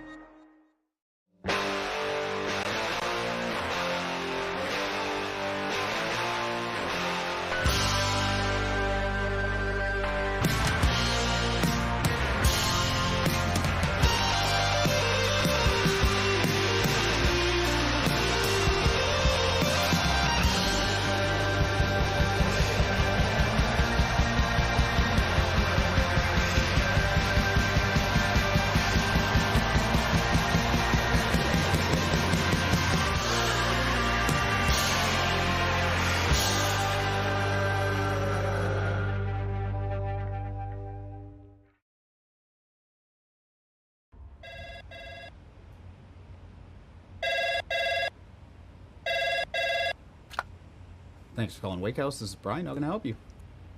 Yeah, Will. Can I let him know who's calling? All right, just a second. Will, I got a fill for you. Perfect. Give me just 1 second. All right, hit it. Thanks for holding. This is Will. Hey, how's it going? Good.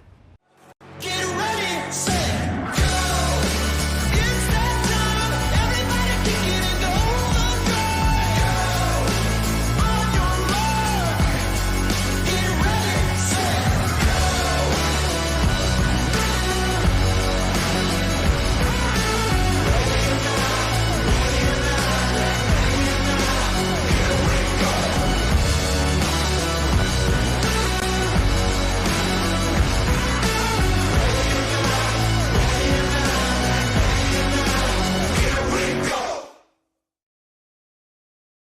For skiers and water enthusiasts, Florida lakes are what dreams are made of.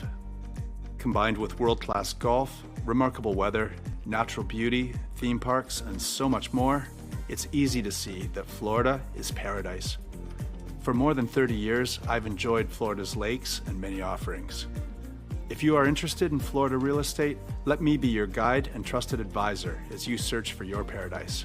Together, we can make your dreams a reality.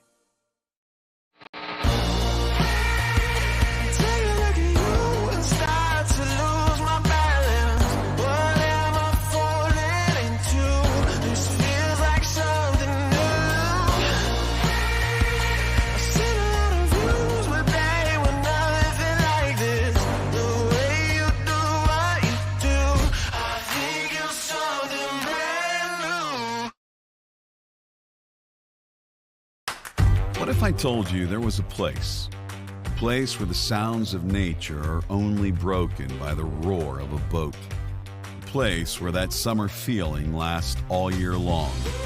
A place where the Florida sun is only outshined by the smiles of the skiers.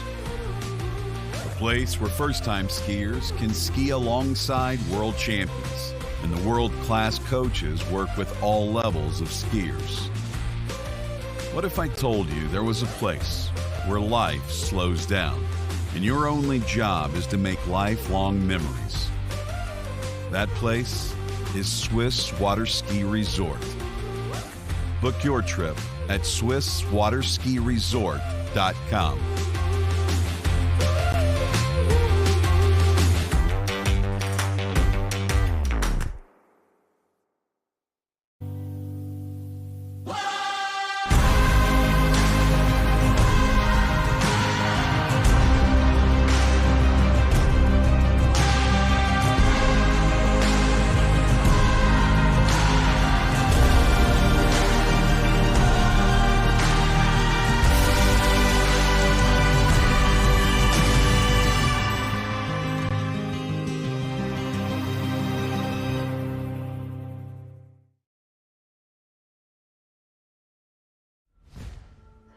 Old logic says success is determined by wins.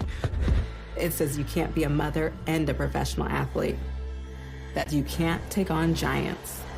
New logic says watch me. Watch me become the most decorated track and field athlete in the world. Watch me start a brand designed by women, for women. When old logic holds us back, it's up to us to defy it. Where do competition standards meet the highest culinary standards? Where do the old masters meet the new masters? Where do first-class conditions meet first-class hotels? Where does the purest joie de vivre meet the purest drinking water quality? Only 30 minutes from the airport and Vienna city center.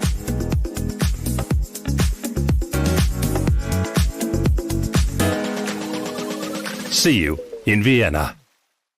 At Houston Cadillac, at the moment you arrive, you will notice dedication to excellence. We deliver an unparalleled customer experience, and we're elevating our commitment with a new state-of-the-art facility. Explore our selection of new Cadillac cars, crossovers, and SUVs designed to meet your needs. We are redefining the luxury experience and investing in the future. Visit Houston Cadillac and begin your journey towards luxury. At Dillinger Insurance, we have over 50 different carriers to shop your home, auto, and recreational vehicle insurance needs. We would love the opportunity to save you money. We insure million-dollar mansions, condos, mobile homes, rental homes, and everything in between. We know all about wind inspections, 4-point inspections, and how to get you the right coverage for your particular home. You've got questions, we've got answers. Can you remember the last time you had a rate decrease with your auto insurance? Let's take a look and see what we can do. We know all the ins and outs of getting our customers the best rates, coverages, and discounts, so put us to the test. Don't monkey around with your insurance. Call Dellinger Insurance today. We've got tons of companies to help find you the best prices and the best coverage for your particular needs on home and auto insurance. Go Knights!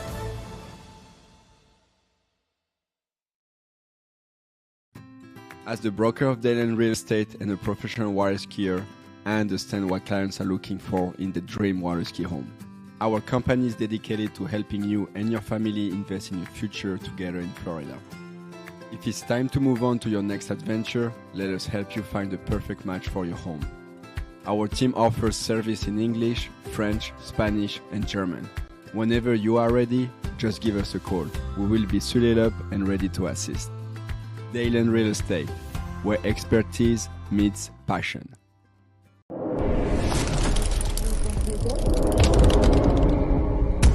Hello everybody, I'm Martin Coleman. I would like to invite you to the 2026 World Junior Championships here at Ahumada Ski School in Villa Dolores, Argentina.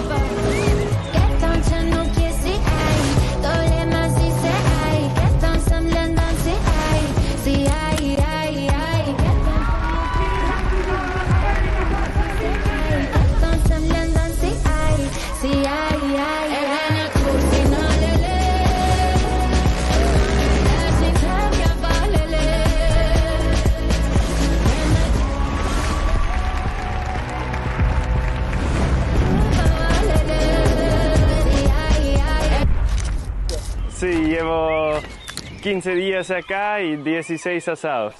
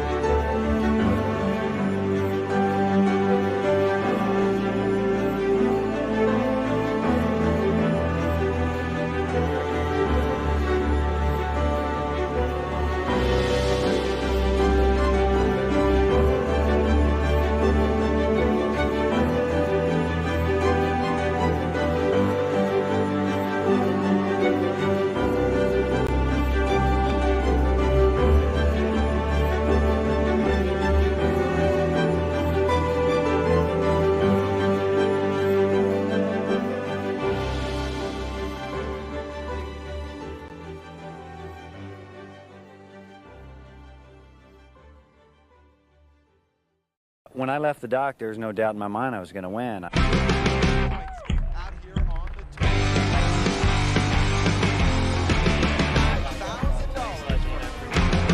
Number 4 needs a ball when he gets over.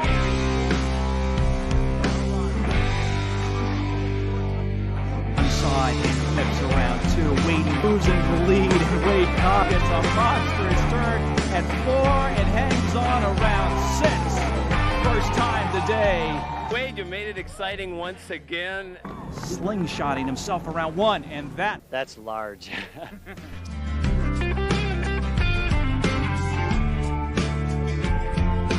here to put you up in front. Wow, this is like my dream come true. Which one of the men is going to end up in this exact spot?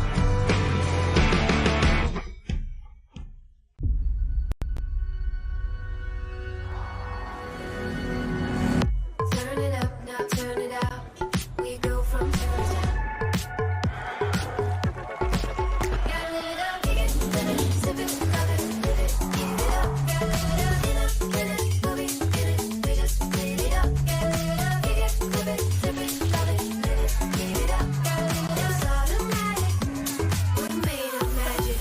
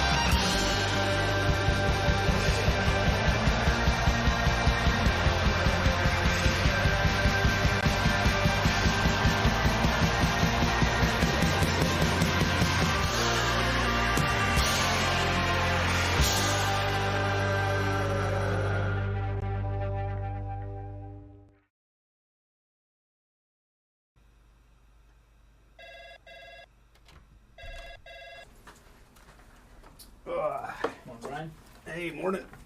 You have a good weekend? Yeah, got out on the water a couple times. How about you? Yeah, I got to set in. Just gonna make a quick phone call here. Oh, of course. Can you get that, Will? Yeah, man, I got it. Thanks for calling Wake House. This is Will. Yeah, looks like we've got those in stock. Get ready, set, go! It's that time, everybody kick it and overdrive. Go! On your mark, get ready, set,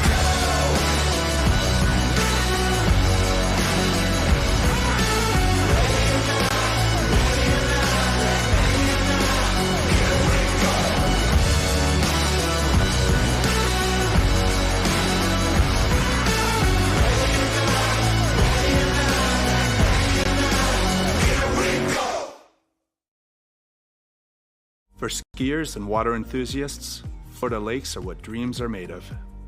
Combined with world-class golf, remarkable weather, natural beauty, theme parks, and so much more, it's easy to see that Florida is paradise. For more than 30 years, I've enjoyed Florida's lakes and many offerings. If you are interested in Florida real estate, let me be your guide and trusted advisor as you search for your paradise. Together, we can make your dreams a reality.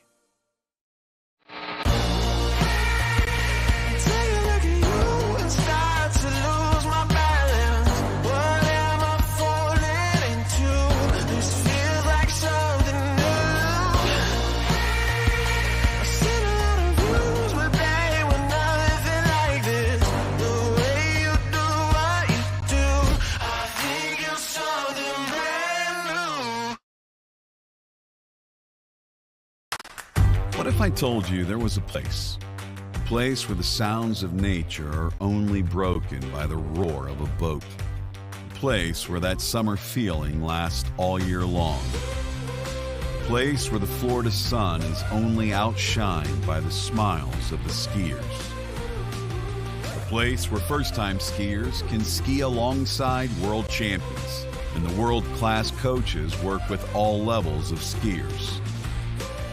What if I told you there was a place where life slows down and your only job is to make lifelong memories? That place is Swiss Water Ski Resort. Book your trip at SwissWaterSkiResort.com.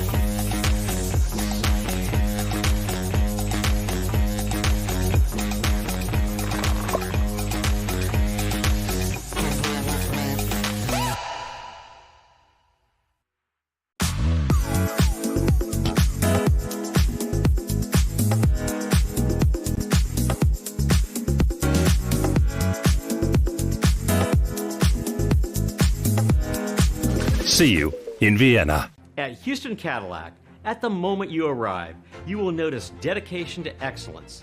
We deliver an unparalleled customer experience, and we're elevating our commitment with a new state-of-the-art facility. Explore our selection of new Cadillac cars, crossovers, and SUVs designed to meet your needs. We are redefining the luxury experience and investing in the future. Visit Houston Cadillac and begin your journey towards luxury. At Dillinger Insurance, we have over 50 different carriers to shop your home, auto, and recreational vehicle insurance needs. We would love the opportunity to save you money. We insure $1 million mansions, condos, mobile homes, rental homes, and everything in between. We know all about wind inspections, 4-point inspections, and how to get you the right coverage for your particular home. You've got questions, we've got answers. Can you remember the last time you had a rate decrease with your auto insurance? Let's take a look and see what we can do. We know all the ins and outs of getting our customers the best rates, coverages, and discounts. So put us to the test. Don't monkey around with your insurance. Call Dellinger Insurance today. We've got tons of companies to help find you the best prices and the best coverage for your particular needs on home and auto insurance. Go Knights!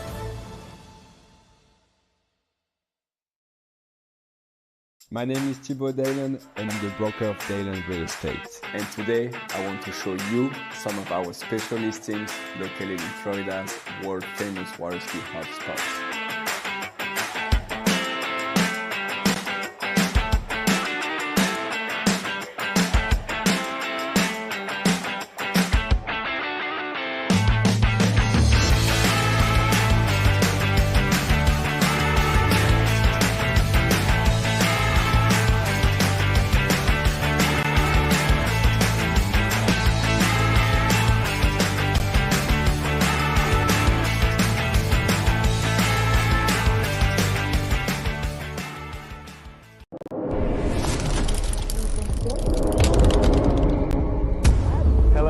I'm Martin Coleman. I would like to invite you to the 2026 World Junior Championships here at Ahumada Ski School in Villa Dolores, Argentina.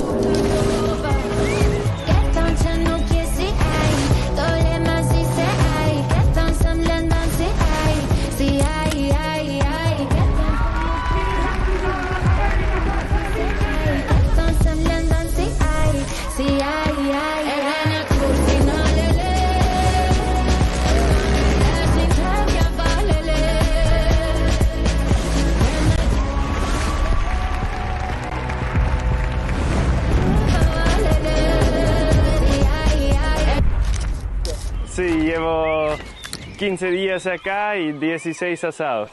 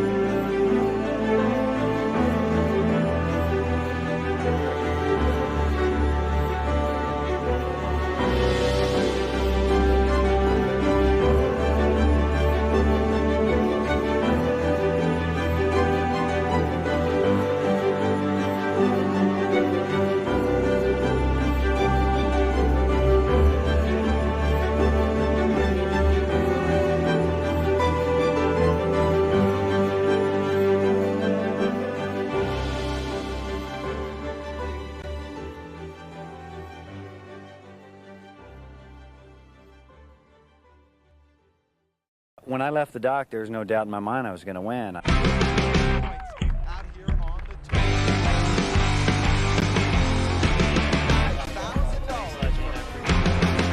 4 needs a ball when he gets on.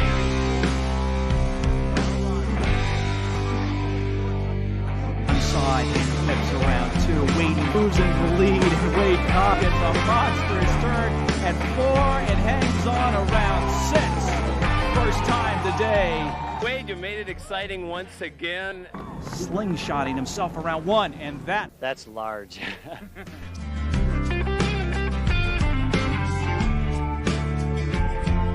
here to put you up in front. Wow, this is like my dream come true. which one of the men is going to end up in this exact spot.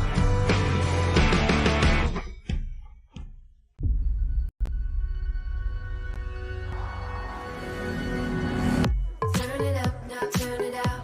We go from town to town. Gotta live it up, kick it, live it, sip it, love it, live it, give it up. Gotta live it up, get it, love it, get it, we just live it up. Gotta live it up, kick it, live it, sip it, love it, live it, give it up. Gotta live it up, it's automatic. We're made of magic.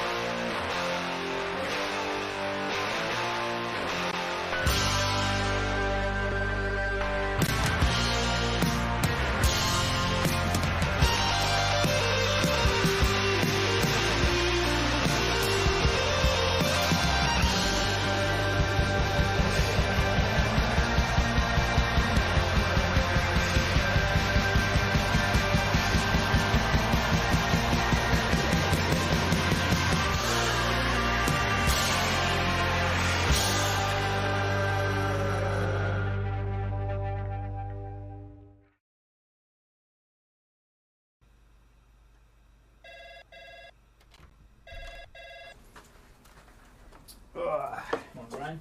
Hey, morning. You have a good weekend? Yeah, got out on the water a couple times. How about you? Yeah, I got to set in. Just gonna make a quick phone call here. Oh, of course. Can you get that, Will? Yeah, man, I got it. Thanks for calling Wake House. This is Will. Yeah, looks like we've got those in stock. Get ready, set, go! It's that time, everybody kick it and go on, go! On your mark, get ready, set, go!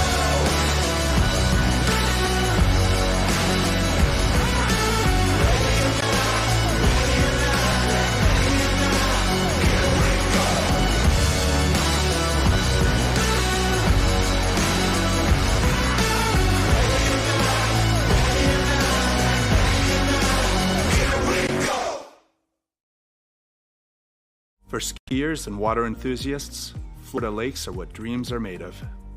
Combined with world-class golf, remarkable weather, natural beauty, theme parks, and so much more, it's easy to see that Florida is paradise. For more than 30 years, I've enjoyed Florida's lakes and many offerings. If you are interested in Florida real estate, let me be your guide and trusted advisor as you search for your paradise. Together, we can make your dreams a reality.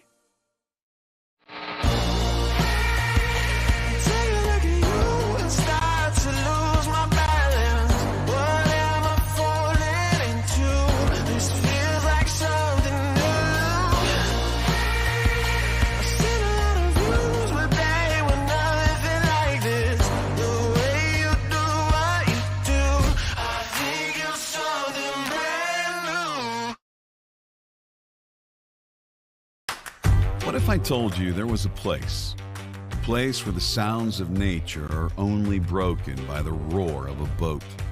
A place where that summer feeling lasts all year long. A place where the Florida sun is only outshined by the smiles of the skiers. A place where first-time skiers can ski alongside world champions, and the world-class coaches work with all levels of skiers.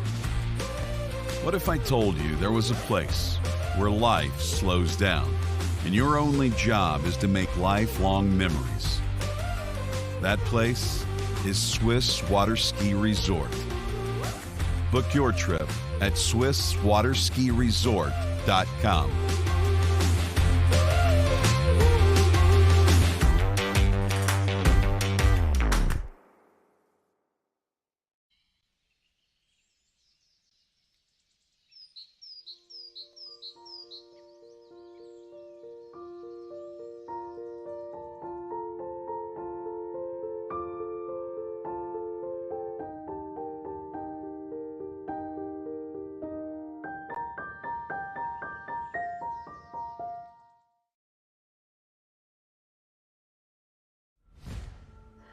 Old logic says success is determined by wins.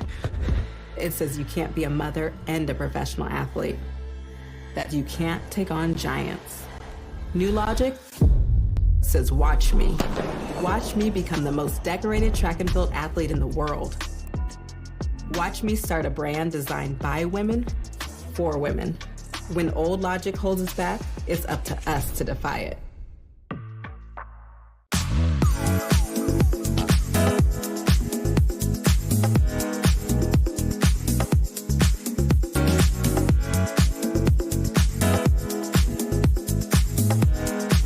See you in Vienna. At Houston Cadillac, at the moment you arrive, you will notice dedication to excellence. We deliver an unparalleled customer experience, and we're elevating our commitment with a new state-of-the-art facility. Explore our selection of new Cadillac cars, crossovers, and SUVs designed to meet your needs. We are redefining the luxury experience and investing in the future. Visit Houston Cadillac and begin your journey towards luxury. At Dillinger Insurance, we have over 50 different carriers to shop your home, auto, and recreational vehicle insurance needs. We would love the opportunity to save you money. We insure $1 million mansions, condos, mobile homes, rental homes, and everything in between. We know all about wind inspections, 4-point inspections, and how to get you the right coverage for your particular home. You've got questions, we've got answers. Can you remember the last time you had a rate decrease with your auto insurance? Let's take a look and see what we can do. We know all the ins and outs of getting our customers the best rates, coverages, and discounts, so put us to the test. Don't monkey around with your insurance. Call Dellinger Insurance today. We've got tons of companies to help find you the best prices and the best coverage for your particular needs on home and auto insurance. Go Knights!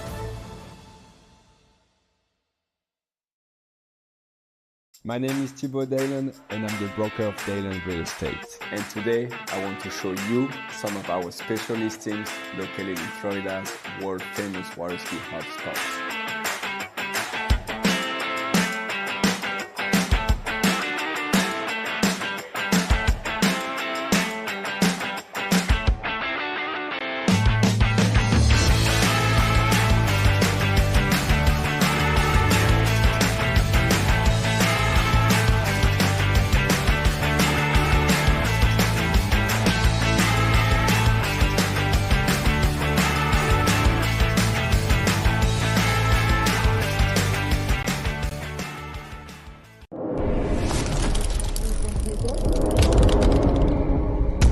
Hello everybody, I'm Martin Coleman. I would like to invite you to the 2026 World Junior Championships here at Ahumada Ski School in Villa Dolores, Argentina.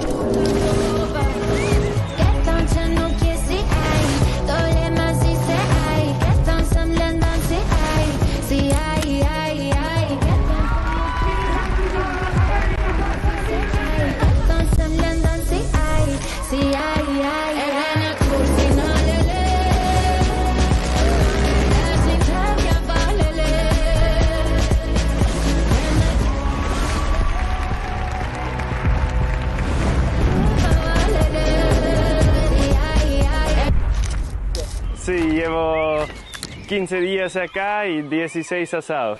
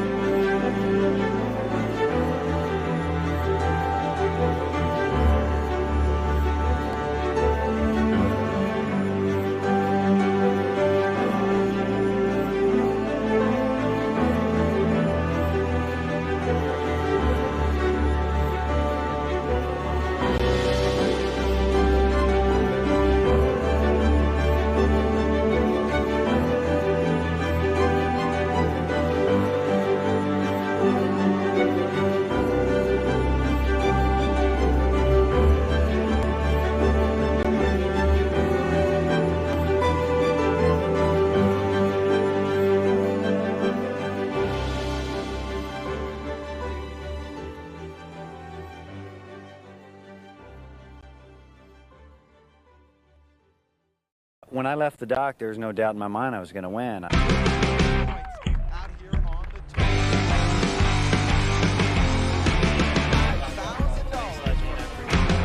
Number 4 needs a ball when he gets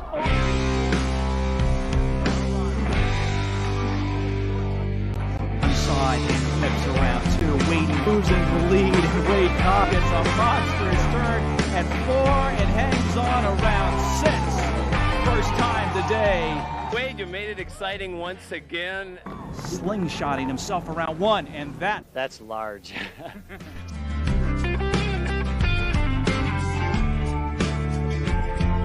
here, the foot's up in front. Wow, this is like my dream come true. Which one of the men is going to end up in this exact spot?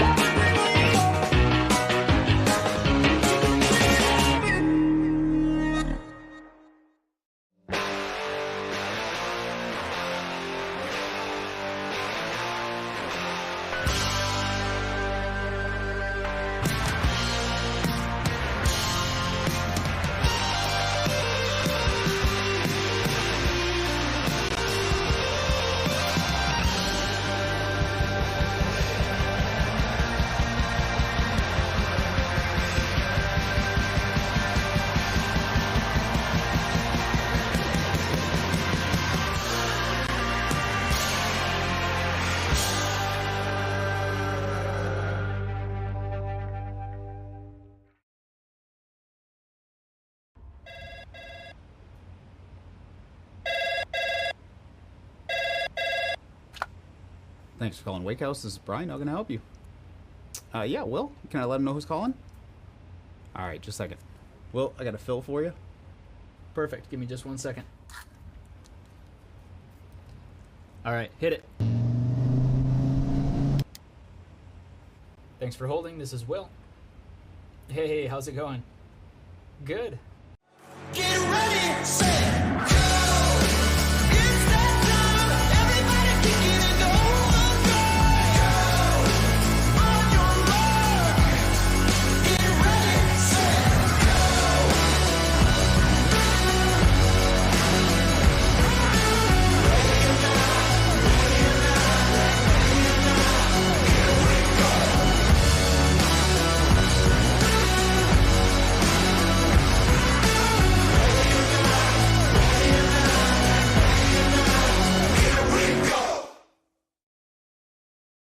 For skiers and water enthusiasts, Florida lakes are what dreams are made of.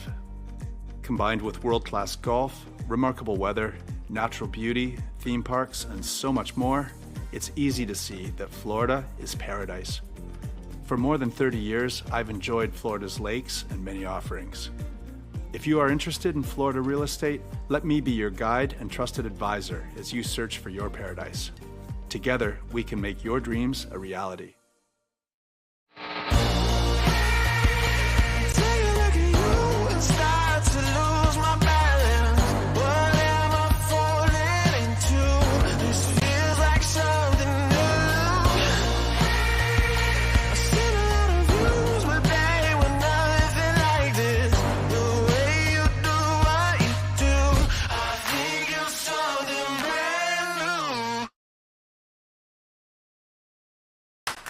What if I told you there was a place where the sounds of nature are only broken by the roar of a boat, a place where that summer feeling lasts all year long, a place where the Florida sun is only outshined by the smiles of the skiers, a place where first-time skiers can ski alongside world champions and the world-class coaches work with all levels of skiers. What if I told you there was a place where life slows down and your only job is to make lifelong memories? That place is Swiss Water Ski Resort. Book your trip at SwissWaterSkiResort.com.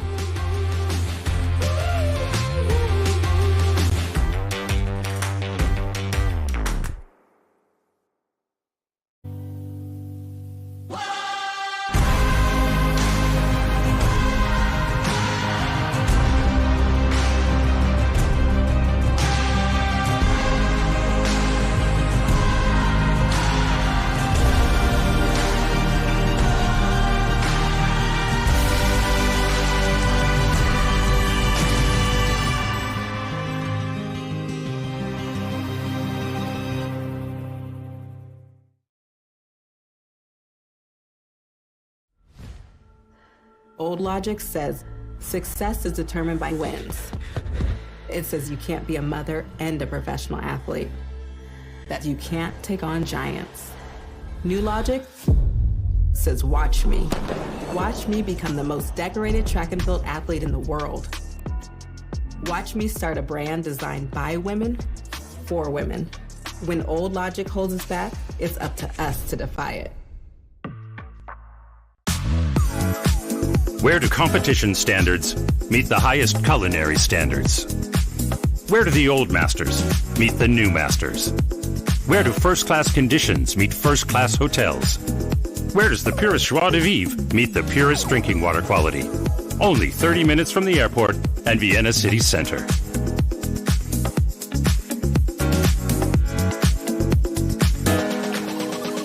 See you in Vienna. At Houston Cadillac, at the moment you arrive, you will notice dedication to excellence. We deliver an unparalleled customer experience, and we're elevating our commitment with a new state-of-the-art facility. Explore our selection of new Cadillac cars, crossovers, and SUVs designed to meet your needs. We are redefining the luxury experience and investing in the future.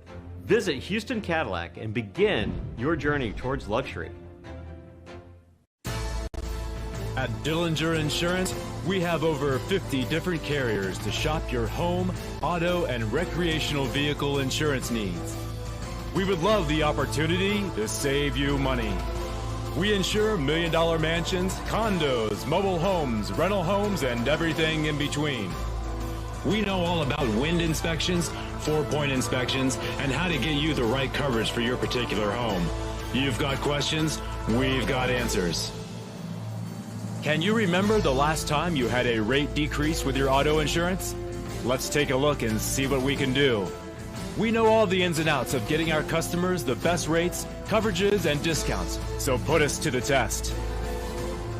Don't monkey around with your insurance. Call Dellinger Insurance today. We've got tons of companies to help find you the best prices and the best coverage for your particular needs on home and auto insurance. Go Knights!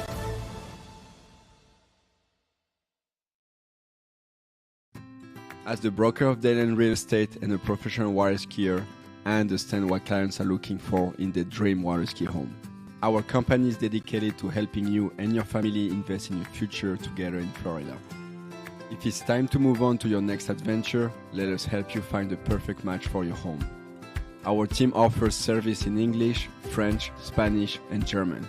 Whenever you are ready, just give us a call. We will be suited up and ready to assist.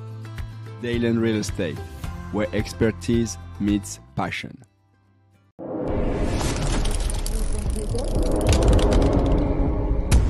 Hello everybody, I'm Martin Coleman. I would like to invite you to the 2026 World Junior Championships here at Ahumada Ski School in Villa Dolores, Argentina.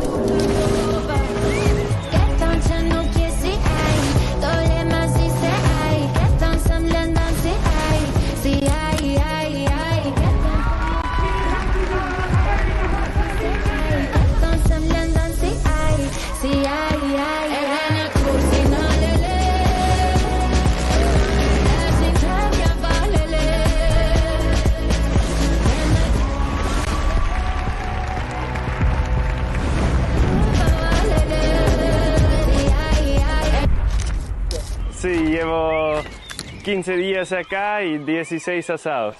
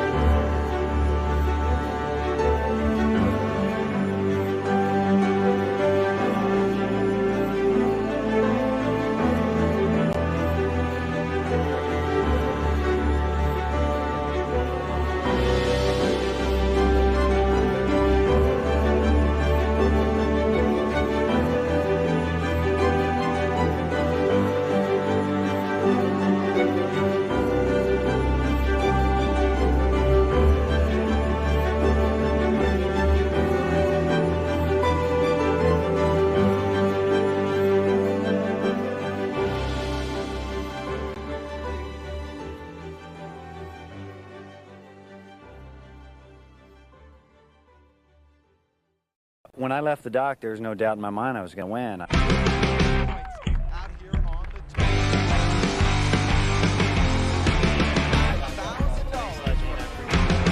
Number 4 needs a ball when he gets on.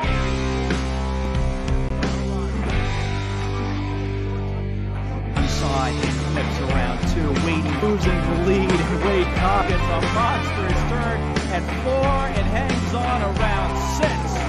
First time today. Wade, you made it exciting once again. Slingshotting himself around 1, and That's large. He's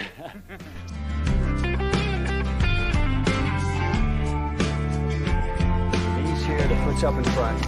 Wow, this is like my dream come true. Which one of the men is going to end up in this exact spot? Well, hello and welcome back to live and continuing coverage of this, the 2025 IWWF U21 World Water Ski Championship, brought to you on TWBC, simulcast on CBCSports.ca. And glad to have the pleasure of your company. We've just gotten through the rainstorm and been joined here by Elliot Westland from Sweden. How's your skiing gone so far this week? Well, it has been the best, but it's fun to be here at least. So. Yep, a nice part of the world, Canada. We're just outside of Calgary in Alberta. And we're just waiting for the boats and the officials to get primed and ready for the continuation of this competition. A competition where we left on jump number 3 for Samantha Hill, who I understand is going to get a re-jump on jump number 3 due to the rain. And this was the third and last attempt of her jump set, and as you can see, the rain was starting to come down pretty hard. So perfectly understandable that we offered her the chance to re-ride the jump, and certainly another opportunity for her to get over 36.9 meters, which is a jump that she produced not once but twice with the opening 2 attempts there, Elliot. Yes, it's really hard to see in the rain with this, both for the skier and the boat driver. So it's good that they get a re-ride. All right, so looks like we've gotten some notification from the officials that the schedule is going to be a little bit up in the air. The priority here is to make sure that we finished the last of the elimination round competitions, especially the women's jump in Series 1, and then obviously we'll see how things pale out going forward. But we still got one last jump in Series 2, and that will belong to Samantha Hill. And then right after that, then we have 12 more jumpers remaining, 8 jumpers at the 1.5 meter ramp height, 5 foot high. And then followed by the 4 remaining jumpers on the list, and all of those will jump at the ramp height of 1.65 meters high. And all of these competitors looking to jump better than 38.5 meters, which is the lead distance. Now we take 12 skiers through to the final. So obviously with 12 skiers remaining after this one last jump re-ride, that it should be self-evident of what is needed to make it through to the next round. But here is the jump leaderboard. Nelly Scholz of Germany. We have a 1.26 or 38.5 meters. Samantha Hill currently lying in second spot right now with 36.9. So we'll try to use this one final opportunity for her to get some more distance and maybe take the lead going into Series 1. Then we've got Jada Sweeney currently in third spot right now with a jump of just a little over 36 meters. So now that rain has gone away, for the time being at least, we've got Samantha Hill, and she is out on the water getting ready for her third and last attempt. And glad to have the pleasure of your company, Elliot, as she gets ready for jump number 3. And now it's been a while since she jumped, which means that she's going to get a warm-up jump because the rules state that if there is more than a 10-minute delay since the last jump, then you have a non-scoring warm-up jump, and then she'll go into the third and last jump proper, Elliot. Yeah, that's always really nice to have that practice jump before, so you can get a feel for it again and get get a feel for the jump in the air again now that the rain has cleared up.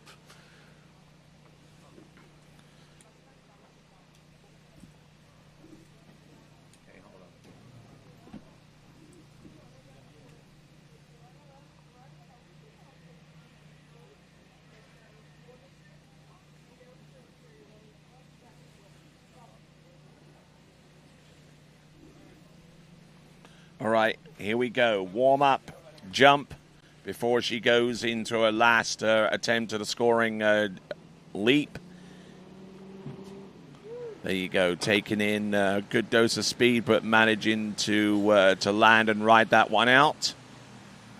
Now, for those of you unfamiliar with the nuances with the water ski jumping event in tournament water skiing, each of our competitors has 3 attempts at that ramp.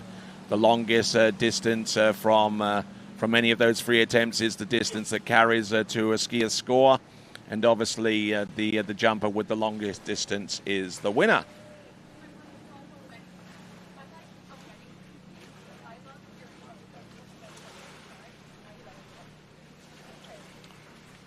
So there we see our some of our camera crew. We see Jeremy up there on the tower.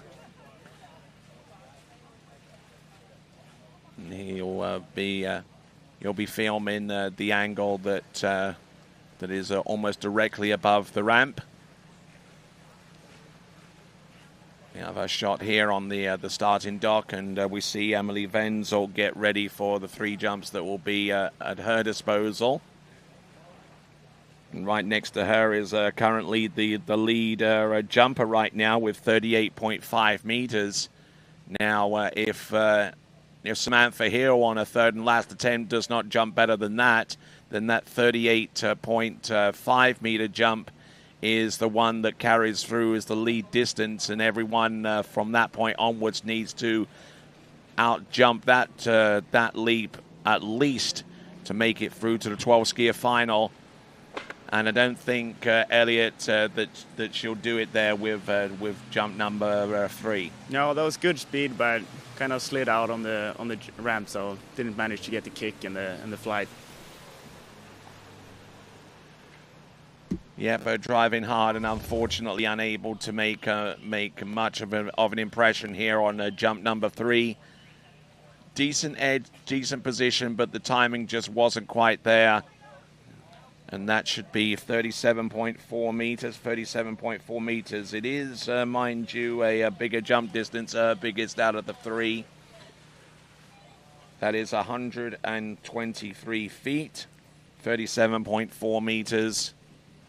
So Samantha Hill, who ordinarily skis for and goes to college at the University of Alabama. So her jump is 37.4. So now we're going into Series 1. The ramp height stays exactly the same at 1.50 meters.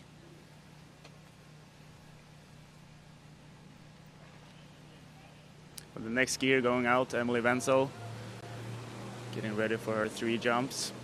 Yes, indeed. 3 jumps at her disposal. And Emily Wenzel, who competed in this event about 2 seasons ago. Emily Wenzel, as a matter of fact, will try and get the distance that she jumped in this version of the event in 2023, and she actually jumped 42.1 meters in the jump final, which is 138 feet. And there you see the remaining skiers on that list that was up on your screen were Emily Wenzel, Lexi Abelson, Megan Pelkey, Marie-Lou Duvergier, Zai Reeves, Kate Pinsoneau, Christy Appleton, and Misa Jakobsen are our first 8 competitors in Series 1, all jumping at 1.50 meters. And then we've got Emily Mendez, Nelly Alar, Leona Berner, and Lily Steiner all jumping with the ramp height being jacked up to 1.65 meters high or 5.5 feet. Okay, so Emily Wenzel opening up with a double cut, being wide on the boat with the letter O on the zero off. Well, not bad speed, but doesn't quite fully connect with that jump to a significantly big distance out there, Elliot. No, she didn't manage to keep the load into the ramp and stay upright and manage to go up with the lift. But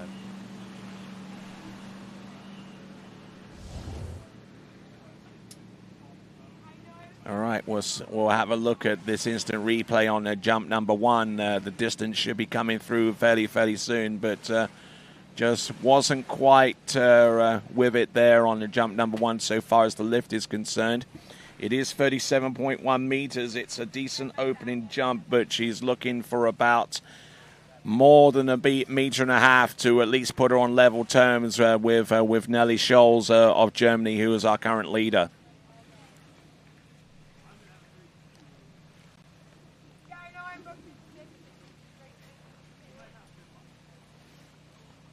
Decent looking jump, but just needing just a little bit more in terms of distance to keep her in contention. Anything more than 38.5 meters is going to do that for her. And she jumped over 42 meters in the last version of these championships, the World U21 competition that took place 2 seasons ago in Chapala in Mexico. Here she comes, Emily Wenzel. Better looking jump better there. Kick.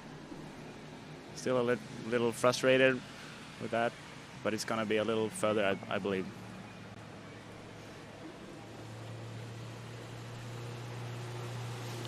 Yeah, not looking bad there. We await the distance. That's going to be key going forwards for Emily Wenzel from Germany.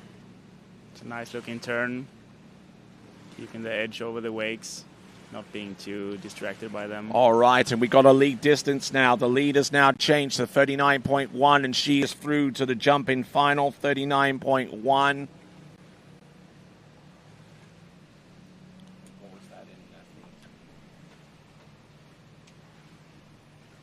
So 128 feet on jump number 2. So I'm sure that she's going to get a signal from her coaches to suggest that that she's done enough to make it through to jump final. So the first of our finalists is Emily Wenzel. Yeah, that's always nice to know that you're through to the finals, even though you have another jump left. You can really relax more and really go for it on the last one. All right, Lexi Abelson getting ready on the dock as we now focus in on jump number 3 for Emily Wenzel. Emily Wenzel, who jumped 40 meters exactly in the U21 Worlds 2 seasons ago to make it through to the jump final, and did that with enough room to spare, but I don't think that jump is going to be anything significantly larger than the previous jump distance of 39.1. But mission accomplished, as it were, in terms of making it through to the jump final, and we'll see how she does there. And take a look at this once again, Elliot. Yeah, nice turn and going over the wakes and keeping her left ski up, making sure he gets all the speed she can get. Oh, it is a little further. 40.1, 132 feet. 132 feet, 40.1, and actually increased her qualification jump distance by 0.1 of a meter this time around. So consistent in that regard. So there we go, 40.1, and that has set the bar going forwards as the new lead jumper and skier on the water. Right here and now is going to be Lexi Abelson. Now, she competed in these championships 2 seasons ago, was on the outside looking in, way on the outside looking in, because was only able to achieve 14.5 meters or 48 feet in the World U21 Championships in Chapala in Mexico 2 seasons back. But I'm pretty certain that she's improved upon her jumping abilities since that time, Elliot. Yeah, I believe so too. It's I believe she's been training hard and doing all 3 events. So it's always nice to see these overall skiers. So Lexi Abelson, a world champion in the U17 competition. That world championship took place right here at the Lakes of Casting Stone about 12 months ago in 2024, and has definitely been on the rise so far as her overall capability is concerned. Here comes Lexi Abelson. Opening up with a 3/4 cut, two-handed turn.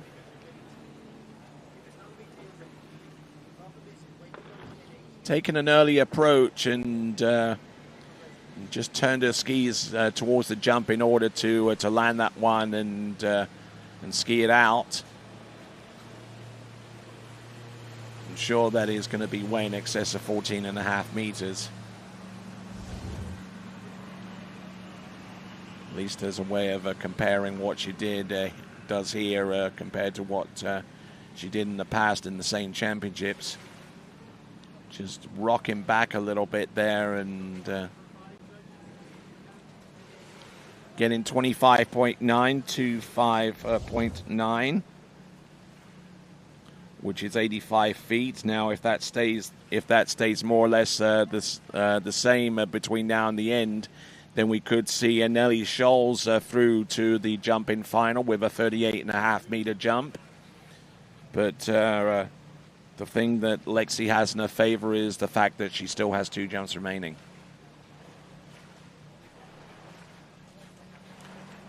There on the starting dock is Megan Pelkey of Canada.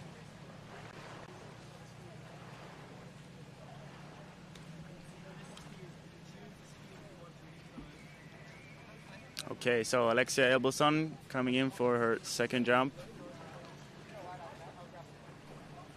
Here we go. Ramp height 1.50 meter or a 5 foot high. Setting the boat at letter P on the 0 off, and that's going to be a better jump.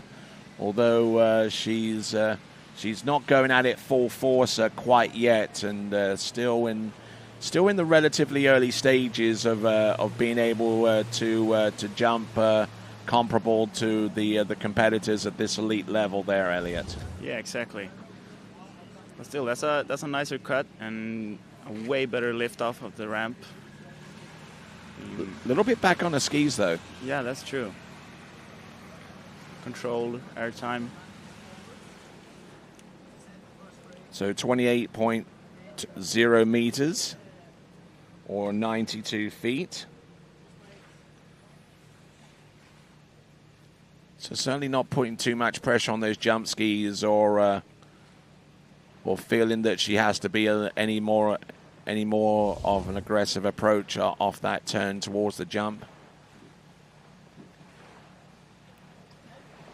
But yeah, 28.0 meters, and unless she can come up with some magic here with the third and last attempt, it's probably safe to say that Nelly Stoll will have the next slot through to the jump-in final. Let's see if she can at least get closer to that kind of mark.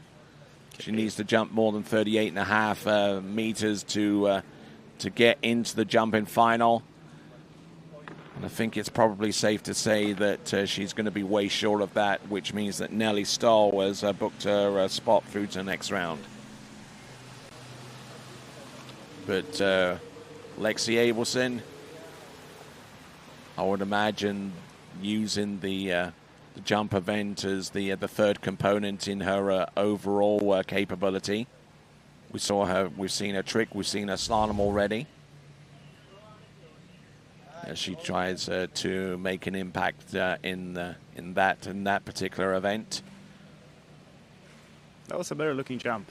She carried more speed and into the base of the ramp and managed to go up with a lift off. So her ramp work is certainly there, and the landings look pretty sweet as well, but just doesn't have enough speed or to carry off the turn through the top right-hand corner of the ramp. jump distance coming through. She jumped 28.0 meters. That jump should be comparable in terms of distance.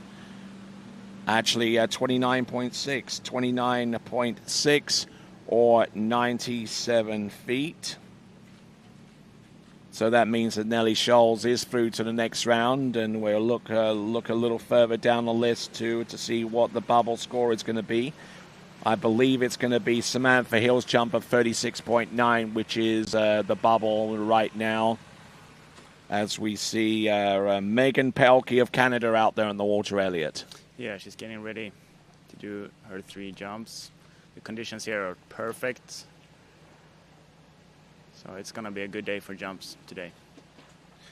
Yeah, hopefully if the rain stays away for long enough, we should be in a position to take all of our athletes in women's Series 1 jumping. For those of you tuning in where you have to be around the world, you are most certainly welcome, whether you're watching in on the TWBC YouTube channel or you're watching the simulcast of this event on the CBC Sports YouTube channel. Okay, so Megan Pelkey coming in here for their first jump with a 3/4 cut. Oh, and taking a hard turn and was not able to keep her position, and really spiked the switch in the boat, and it reacted to that hard turn rather harshly, and wasn't able to hold on to that edge going through towards the ramp.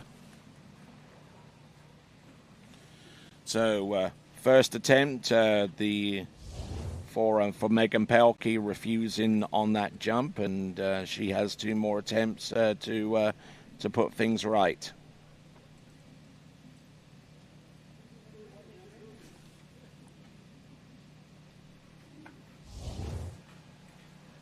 So Megan Pelkey, who competed in this event two seasons ago in Chapala and jumped 35.5 meters, which was about 4 meters shy of what she really needed to make it through to the final round of the women's jump competition.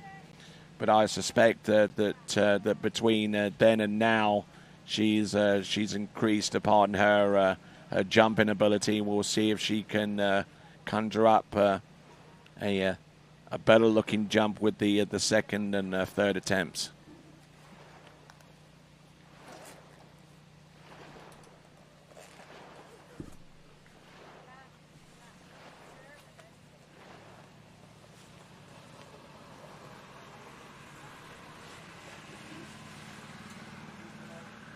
Sun's starting to come out a little bit, so the jackets are slowly coming off. So coming in, Megan Pelkey with the boat speed of 54 kilometers now, letter M on the 0 off. A little bit of slack on the turn, driving in and really pushing hard over those jump skis. Looking for the lead distance. The current leader is Emily Wenzel on 40.1.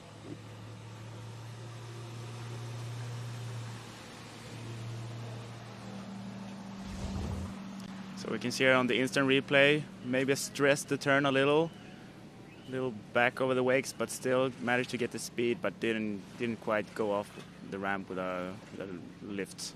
The speed was certainly there, not quite the ramp work as you said. 37.9 or 124 feet, 124. So 37.9 is actually, I believe, actually good enough to see her through to the next round of the competition. So well done there. 9 more jumpers to come. 5 on the 5-foot ramp height and 4 more on the 1.65 meter ramp height. So we look to try and make up for a little bit of lost time due to the rainstorm that we had not too long ago. Sun starting to poke through. Megan Pelkey coming in third and last jump. See her making sure she's wide on the boat, Getting a strong cut, lifting her left ski. Oh, and still quite missed that kick. All right, so there we go. Megan Pelkey looked a little untidy coming into the jump and just as untidy coming off the top. But she does have a distance that is longer than Samantha Hill's, and the Samantha Hill's best jump of 37.4 is what needs to be exceeded in order for that competitor to be a part of the 12 skier jumping final, which will take place. We still believe that it will take place tomorrow, but the schedule was subject to change. I believe that was 35.2 meters, 35.2.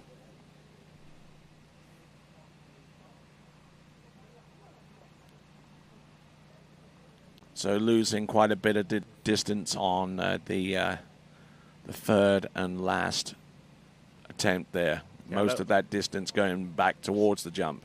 Yeah, that was a better looking turn and better cut, but didn't quite get the kick. All right, with Nelly Scholes, Emily Wenzel, and Megan Pelkey all through to jumping final. We'll see if Marie-Lou Duvergier of France can do likewise.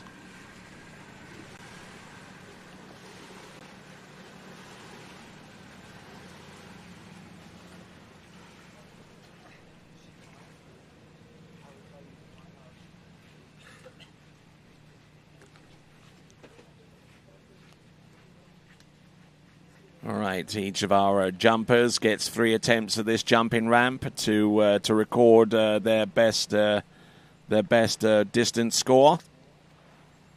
And obviously, the jumper with the highest score is the winner. As we see on the starting dock, Zali Reeves from Australia, our 5th skier to take to the water in Women's Series 1. Okay, so Marie-Lou opening her jump set up with a double cut. 54K. Marie-Lou Duvergier, who comes to us from Lacanau in the western edge of France.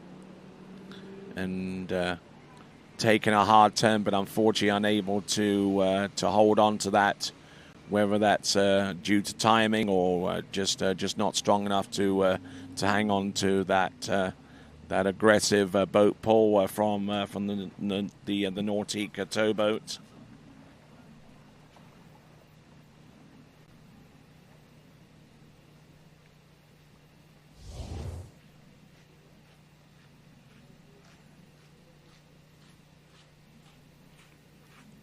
Looking at this jump once again as we continue to roll on through this list of jumpers. Marie-Lou Duvergier, and everything looked pretty good. The line was tight enough, not generated too much slack, but as soon as she got across the second wake, she lost her position coming into the jump, and she did not feel 100% in terms of being able to take that jump. So she skis around the left-hand corner of the jump, and will continue on at the expense of refusing to take the jump on the first attempt. So if you're ready to bring your vision to the water, start building your 2026 Nautique today. The Design Your Nautique interactive boat builder is now live with Nautique's full model year 2026 lineup. Immerse yourself in the design process and see your customizations come to life in stunning detail with all new changes and available options for the 2026 model year. Head to Nautique.com to design your Nautique today.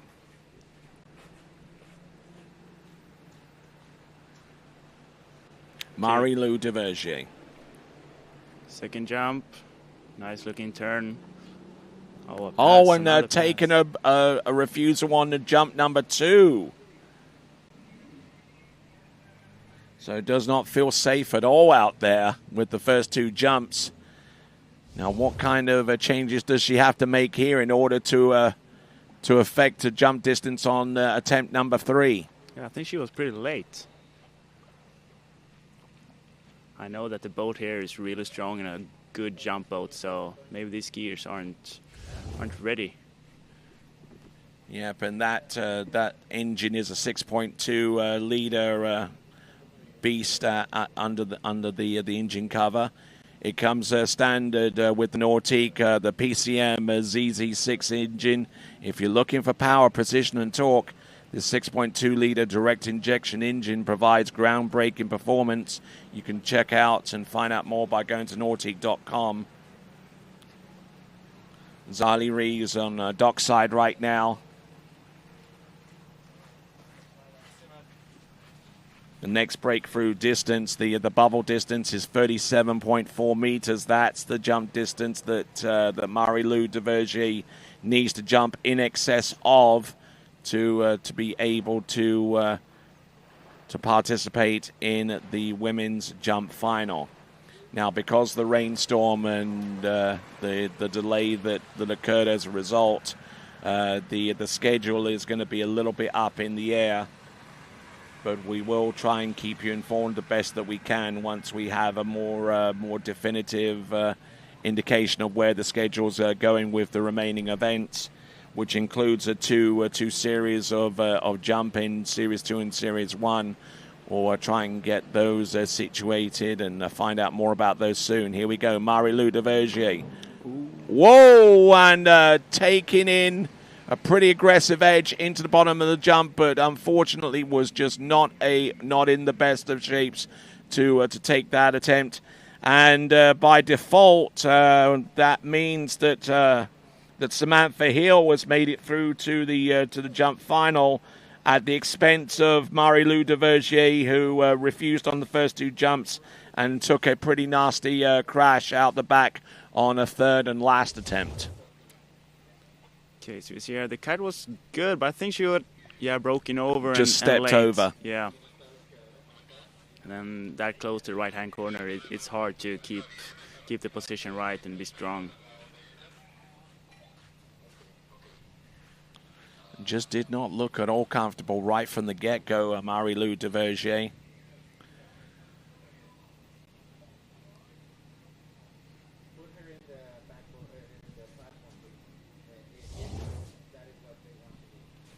All right, so as we bring Marie-Lou Duvergier back to the platform of the boat, we'll take a pause for a moment or so. When we return, we'll have Zali Reeves of Australia taken to the water. We'll return right after this.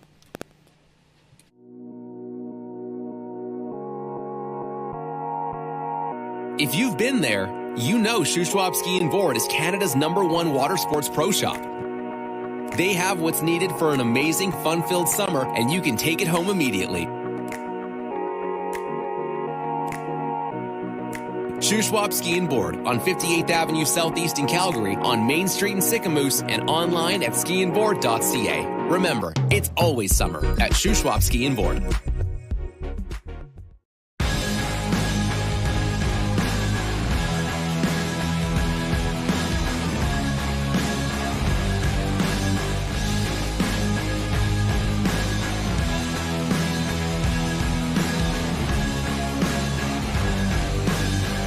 World record ropes masterline.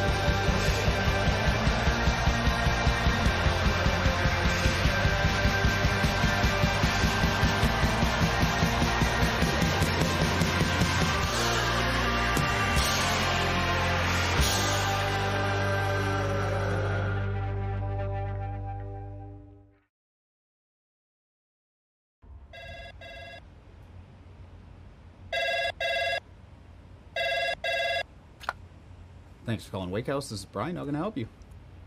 Yeah, Will. Can I let him know who's calling? All right, just a second. Will, I got a fill for you. Perfect. Give me just 1 second. All right, hit it. Thanks for holding. This is Will. Hey, how's it going? Good. Get ready, set, go. It's that time. Everybody kick it and go. Go. On your mark. Get ready, set,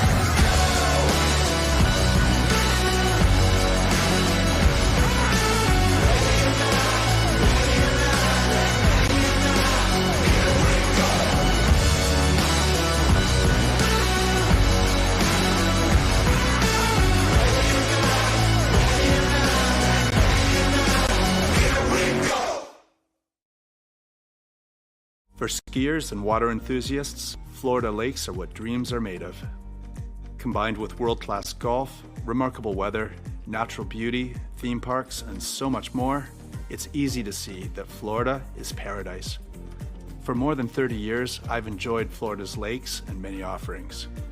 If you are interested in Florida real estate, let me be your guide and trusted advisor as you search for your paradise. Together, we can make your dreams a reality.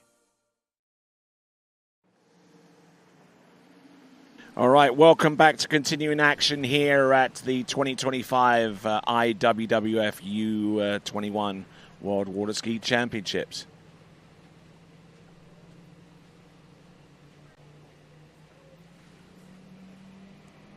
So getting ready for our next competitor, Zali Reeves from Australia. And just a quick moment to let you know about our sponsors, Masterline Ropes, the official tow rope of the U21 World Water Ski Championships. Our bibs were produced by Eagle and Masterline as well, with the design elements from Matt Goss and Dan Velzik. Shoe Swap, Ski on Board, the Banff Sunshine Ski Resort, who are sponsoring our leaderboard. And this event is due and possible due to the generous funding by the Alberta provincial government and Tourism Calgary. And also, for those of you that are on shore, you can get your own custom-made T-shirt and sweatshirt and what have you by going to Fine Designs. Stop on by to design your own apparel. On the water, Zali Reeves from Australia, and she's gonna need a jump of a little over 36 and a half meters. Emma Davis is the current bubble score right now with a 36.5. Do you concur with that? All right, so Emma Davis's score is now the target. Anything more than 36 and a half meters will assure that athlete a passage through to the top 12 women's jump finalists. Here we go, Zali Reeves taking a good approach on jump number one, driving it on home, and I think that might well be the ticket that will send Zali Reeves to the women's jump final, and from here on out, it's just lanyap for her.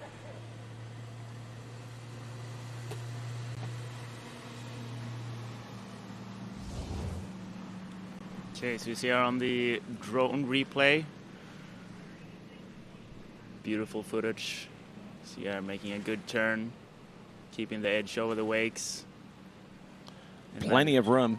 Yeah, managed to get a good lift off the ramp. So we wait the distance, anything over 35 and 36 and a half meters. We'll see her through to the jump final. That jump distance of 36 and a half is courtesy of Emma Davis. Just waiting on that distance to be flashed up on the screen. All right. Oh, here we go. This is interesting. 36.5 36.4 meters or 113 feet, which is about 10 centimeters shy of the distance that she needs to advance. Zali Reeves of Australia. So getting tight towards those distances that need to be exceeded to ensure the skier participates in the final. Handle up a little bit high. Here comes Zali Reeves, jump number 2, and she is all over the place there.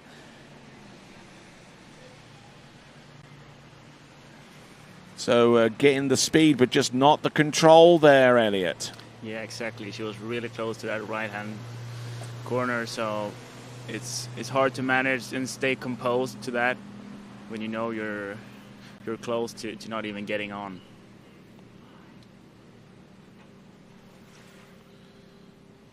We're going to take a look at that second jump again and see where things started to go sideways on her. She jumps at 36.5 meters, which is exactly the distance that she needs.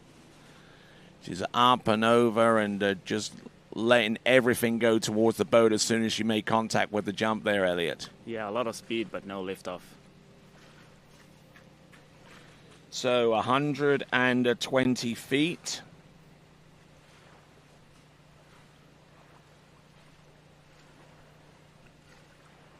$120 on jump number 2, exactly the distance that she would need to exceed with a third and last jump. Now, in the situation where the scores are tied, then it will be decided potentially with another jumper if one more skier jumps below that distance of 36.5, then both of the tied skiers make it through to the jumping final. Here she comes. Better looking jump, I think, but we have to wait on the distance. I like the speed and the control. Much of it was there, although the left hand came off the handle a little bit early.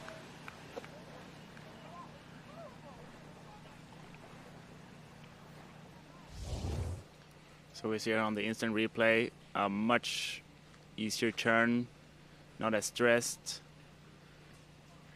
That is 40.9, 134 feet, and that's through to the finals. Yes, indeed. That does the trick there for Zali Reeves with her jump of a little over 40 meters, 40.9. Nowhere closer to her personal best. Her personal best jump is 42.9 meters, but she probably doesn't care about that too much already. She has a heart set on being one of those 12 jump finalists, and she has achieved that goal with a jump of 40.9 meters. Still out in the lead with, I believe actually that jump of 40.9 has taken the lead. We'll double check on that. With the leaderboard on the water at this time is Kate Pinsino, who's had an extremely good championships in this competition in both the tricks and the slalom event.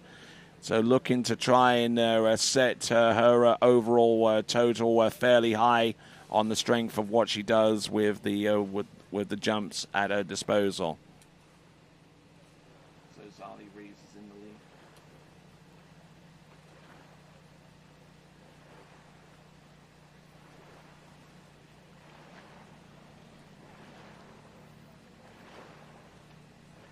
So looking at the starting dock and seeing Christy Appleton getting ready for the 3 jumps that she will have at her disposal. Kate Pinsino now from Canada. Opening up with a double cut.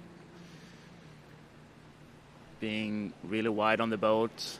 Trying to get as much speed as possible into that base of the ramp. Oh, yeah, good speed, but opening up a little bit towards the boat.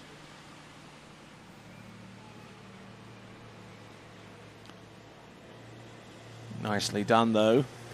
But whether that's enough to advance through to the women's jump final, we've yet to find out. Anything more than 36.5 meters should do the trick in that regard. just crushing that one, just squatting down as soon as she hit the jump and not getting much in the way of lift there. I think she may have taken too late of an approach there, so she put a little bit of caution in there. However, having said that, her first jump distance is a 137 and 41.9. She not only takes the lead, but she's also assured herself a spot through to the women's jump final.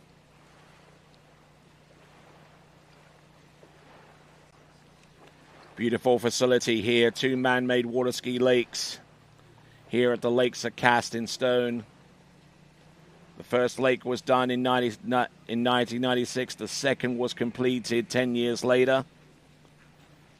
This lake facility is on 80 acres, and much of the gravel that was extracted here to make these lakes possible is part of the Deerfoot Trail, which links downtown Calgary with the lakes are cast in stone. Oh, and coming off the jump there and rolling out towards the back, but she signals to the safety crew that she's okay.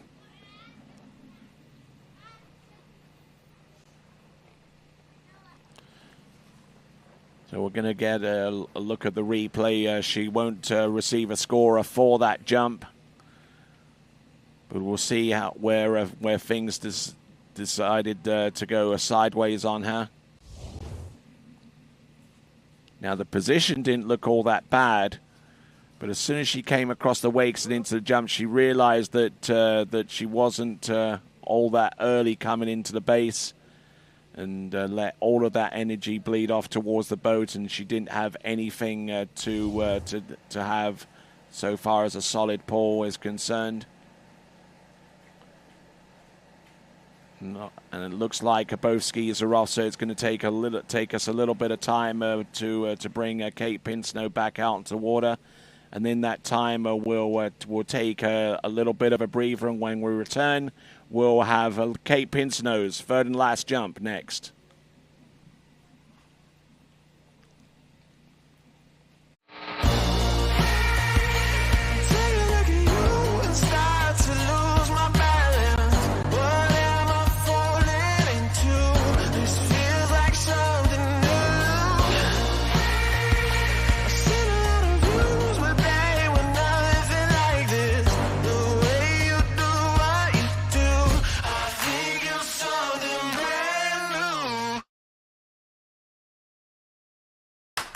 What if I told you there was a place where the sounds of nature are only broken by the roar of a boat, a place where that summer feeling lasts all year long, a place where the Florida sun is only outshined by the smiles of the skiers, a place where first-time skiers can ski alongside world champions and the world-class coaches work with all levels of skiers. What if I told you there was a place where life slows down and your only job is to make lifelong memories? That place is Swiss Water Ski Resort. Book your trip at SwissWaterSkiResort.com.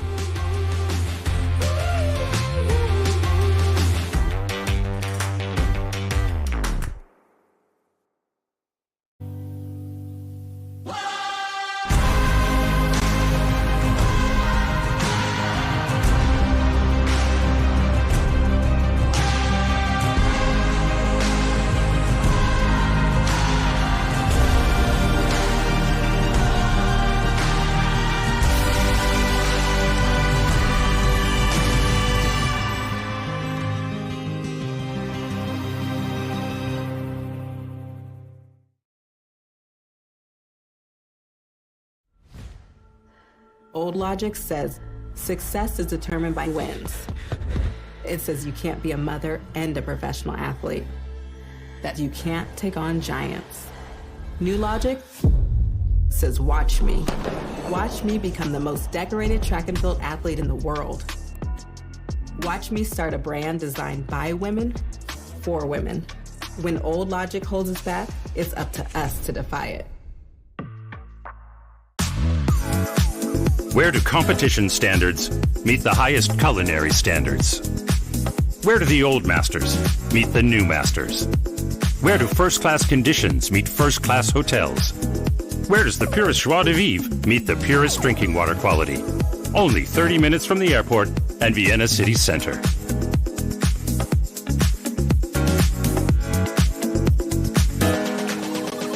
See you in Vienna. At Houston Cadillac, at the moment you arrive, you will notice dedication to excellence. We deliver an unparalleled customer experience, and we're elevating our commitment with a new state-of-the-art facility. Explore our selection of new Cadillac cars, crossovers, and SUVs designed to meet your needs. We are redefining the luxury experience and investing in the future.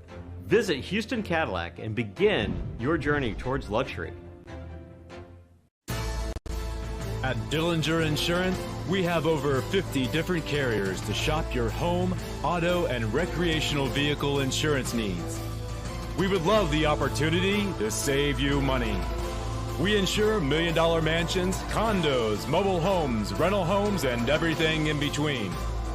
We know all about wind inspections, 4-point inspections, and how to get you the right coverage for your particular home. You've got questions, we've got answers. Can you remember the last time you had a rate decrease with your auto insurance? Let's take a look and see what we can do. We know all the ins and outs of getting our customers the best rates, coverages, and discounts, so put us to the test. Don't monkey around with your insurance. Call Dellinger Insurance today. We've got tons of companies to help find you the best prices and the best coverage for your particular needs on home and auto insurance. Go Knights!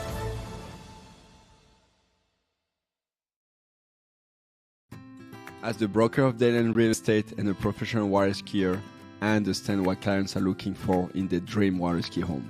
Our company is dedicated to helping you and your family invest in your future together in Florida. If it's time to move on to your next adventure, let us help you find the perfect match for your home. Our team offers service in English, French, Spanish, and German. Whenever you are ready, just give us a call. We will be suited up and ready to assist. Dayland Real Estate, where expertise meets passion.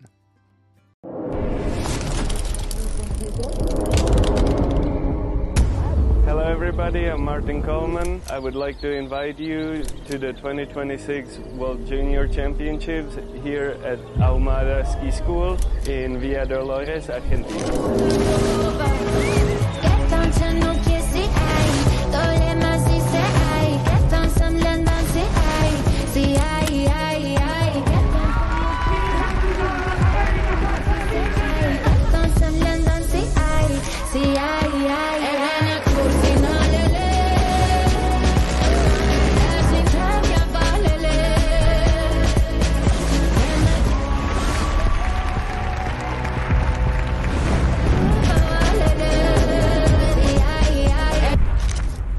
Sí, llevo 15 días acá y 16 asados.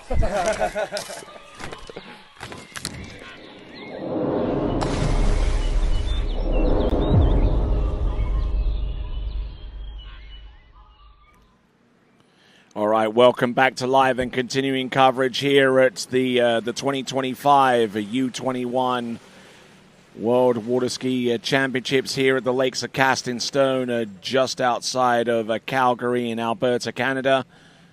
And you're watching us on TWBC, which is also being simulcast on CBC Sports across the great nation of Canada. Kate Pinsoneau, your leader. She's on the water right now, having jumped 41.9 meters on the first jump, and the second jump resulted in a fall, which caused a little bit of a delay, but we were able to bring her in towards the dock, make sure that her equipment was functioning fine. Okay, so third and final jump for Kate.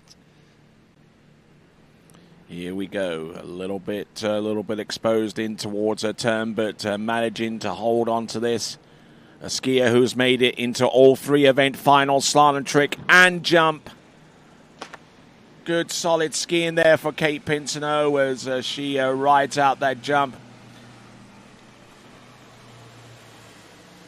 Now, she's already skied in a few tournaments this season, and the scores that she's put in have been quite impressive. Her best jump this season has been a 41.2 prior to these championships, so 41.9 is quite possibly a personal best for her. And this jump might actually be a little bit further by itself. We'll see, but looks like it's going to be 39.9 meters, 39.9. Yeah, a good-looking jump, but not quite as far as the first one.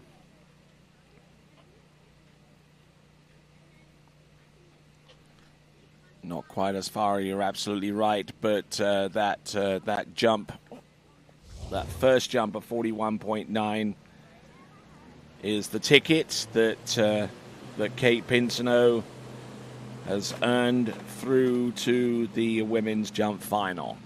Skier on the water from Australia, it is Christy Appleton. Christy Appleton, who had a big old crash on the slalom course yesterday. We'll see if she can redeem herself somewhat going forwards. As we see Lily Steiner get ready for the 3 jumps that will be coming her way when that ramp height is raised from 1.50 meter to 1.65 meter high.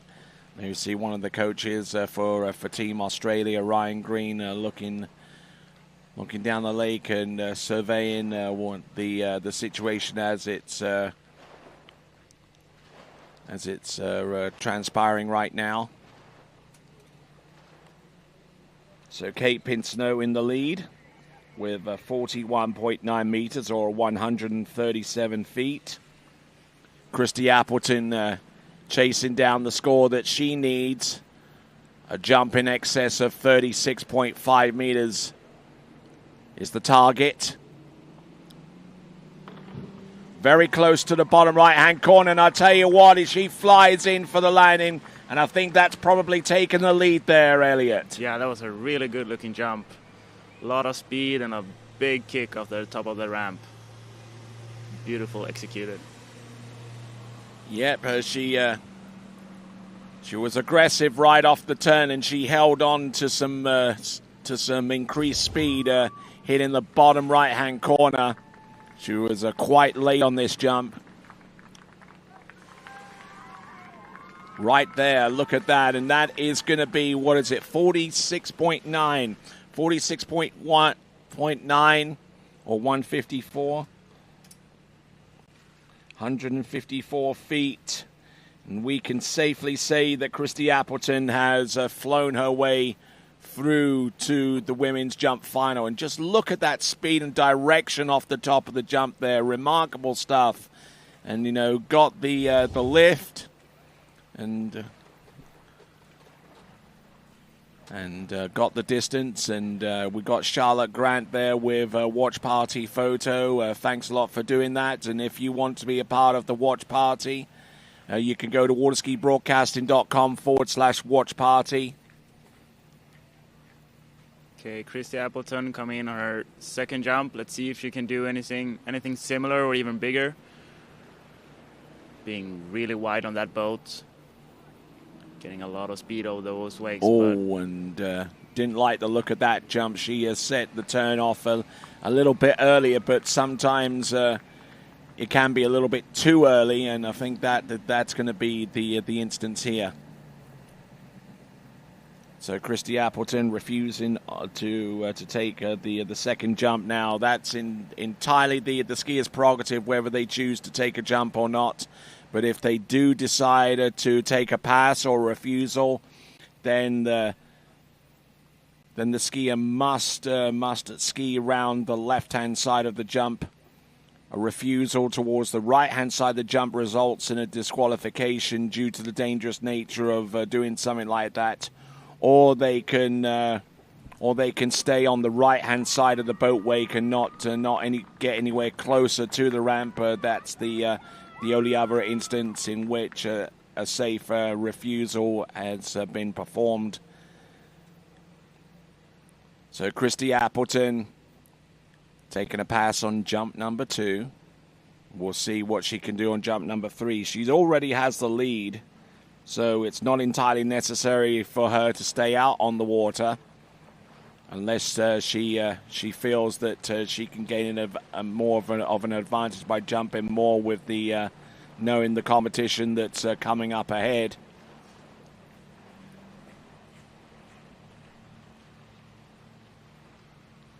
So I'm Tony Lightfoot, and sitting next to me, Elliot Westland, who comes to us out of Sweden.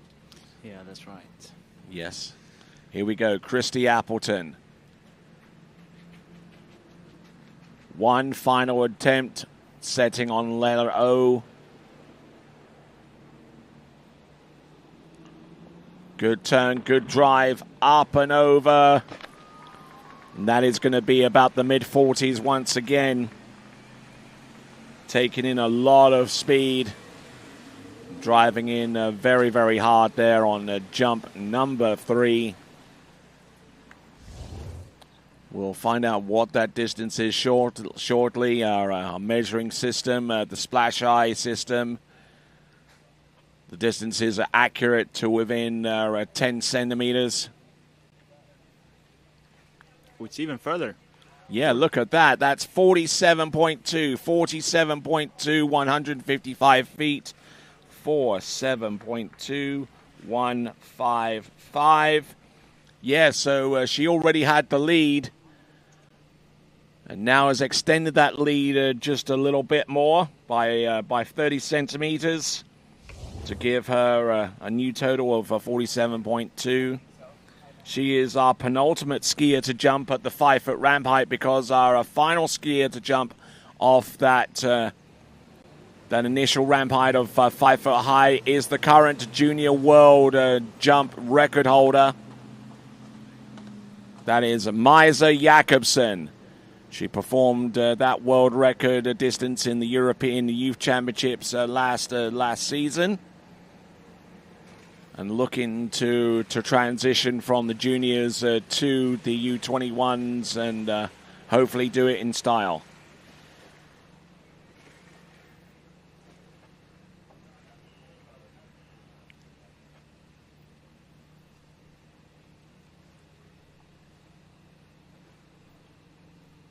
So the distance last season that she used to set the record in the U17 championship was a distance of 46.9 meters. The European Youth Championships has jumped that distance, almost that jump distance again, with 46.7 meters in the European Under 21s Championships in 2024. So she's been pretty consistent in the mid-40s, but needs a relatively sedate distance of 36.5 meters to get through to the jumping final, but won't do it on jump number 1, though. No, that looked like a really late approach. So Maisa Jakobsen this season in 2025, her best jump distance is a 49-meter flight over in Lake Grew in Central Florida. Jumped that distance for a personal best.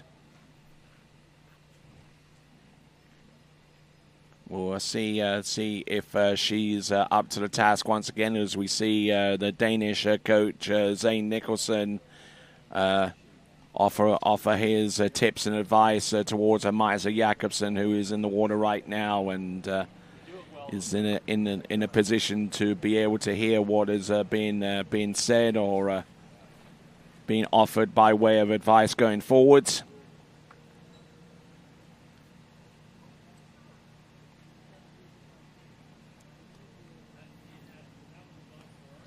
So on the starting dock and getting ready to go herself. It'll be a few minutes before she takes to the water, and she knows that because the ramp has to be raised from 1.50 meters to 1.65 meters high. Each of our jumpers has the option to jump on that higher ramp height, provided that they meet minimum distance requirements to be able to jump on that ramp height, which I'm sure Maisa Jakobsen if she felt that she would have gained more distance off the 1.65 meter ramp height. She would have taken that opportunity too, but she's staying on 1 meter 50. Here she comes. There you go. Good speed, but the missing a little bit of control on the ramp surface there, Elliot. Yeah, she was really close to that right hand corner. Looked like she lost a bit of that comfort. Being that late, it's hard to keep the energy going up when you're that late. But still a really good looking jump. Yeah, should be enough to see her through to the next round of the competition at the very least. And it is. It's a 43.7 meters, not quite the jump she was looking for distance-wise, but 143 feet. That does the trick there for Maisa Jakobsen. And actually slots her into second place right now. Christy Appleton still in the lead with 47.2.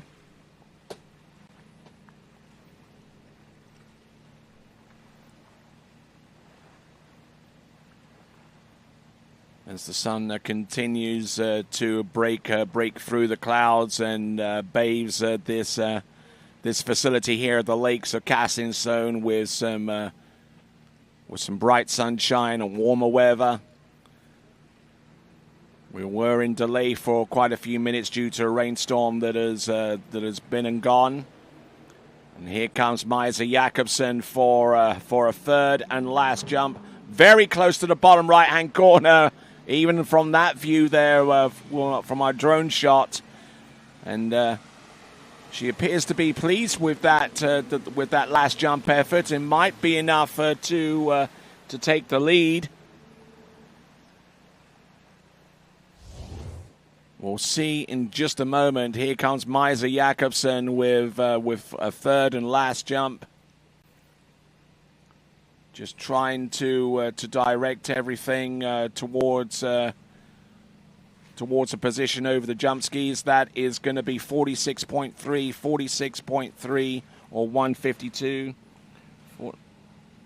46.3.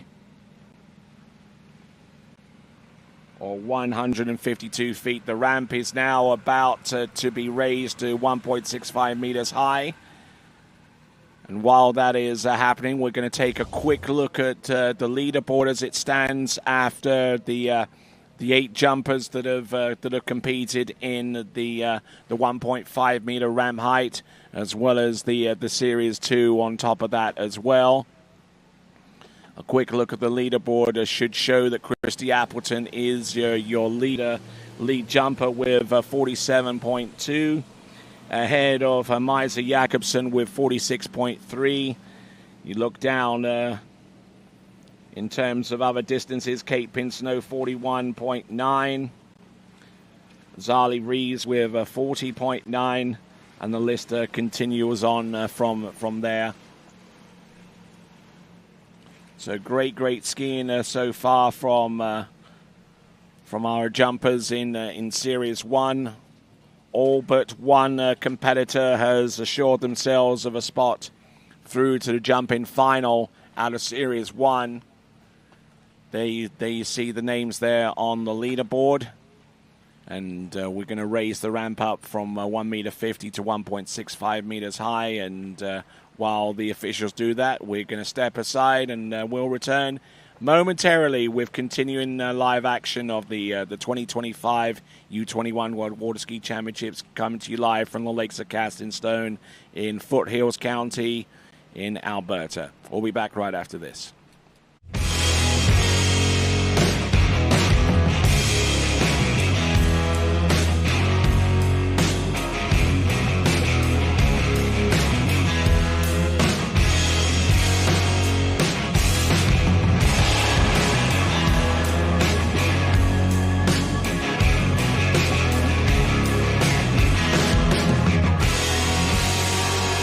Masterline, made in the USA.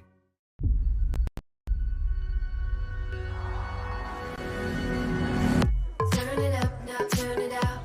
We go from turn it up.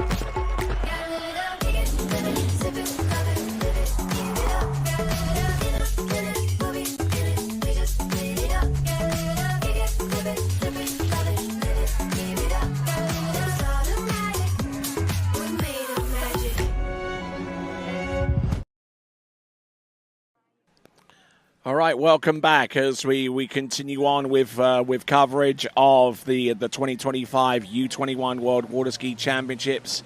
There we see the familiar face of Donald Connolly, whose mind has come up with some great technological advances in water ski scoring, starting many years ago with the splash ice system of measuring jump distances, and which is the preferred system worldwide for doing just that. And his latest innovation is iTrick. You can find out more by going to iTrick.ska, iTrick.ska, or splasheye.com, splasheye.com. All right, skier on the water now with the new ramp height to 1.65 meters high is Amelia Mendez, who comes to us out of Chile. Then after her, we'll go on to Nelly Alar of Canada. And then we'll end up with two Austrians back-to-back, Leona Berner and Lily Steiner.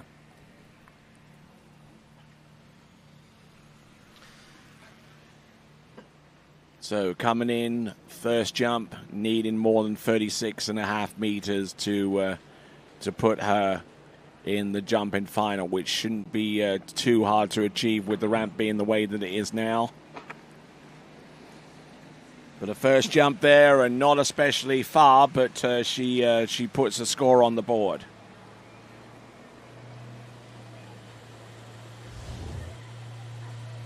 Let's see her. She opened up with a pretty easy three-quarter, fell back a bit on the width, so didn't manage to get as much speed as she probably needs, and kind of slid off that top of the ramp a bit.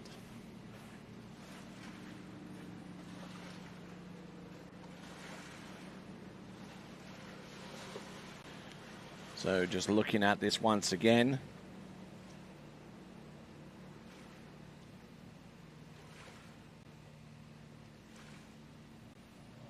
So looking for a distance in excess of 35 or 36 meters to ensure that she makes her way through to the jumping final.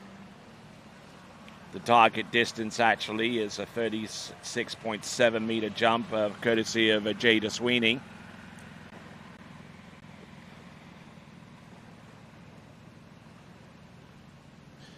As we see Nelly Alar get ready to jump for Canada in the next few moments. We'll get the jump distance coming up very soon for a jumper on the water. It's 36.3 meters on jump number one.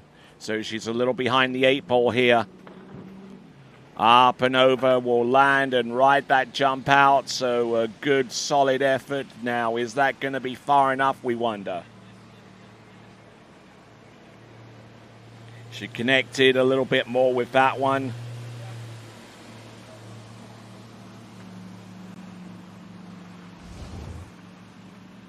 So the bubble score identified as Jada Sweeney with 36.7 meters. We'll take a look at the leaderboard to get confirmation of that in just a moment. But in the meantime, we're just seeing Amelia Mendez land the second jump. Here it is from another angle. Looks like that is a 38.7 meter jump, 38.7 meters or 128 feet. Which should be enough to see her through to the next round of the competition. Our first jumper to jump at the new 1.65 meter ramp height. That's 5.5 feet high.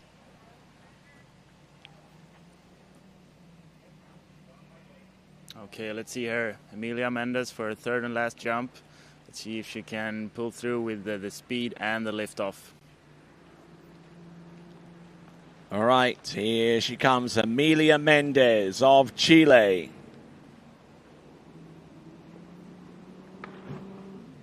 Yeah, and still left a bit of that distance behind her on that jump and managing to ride it out.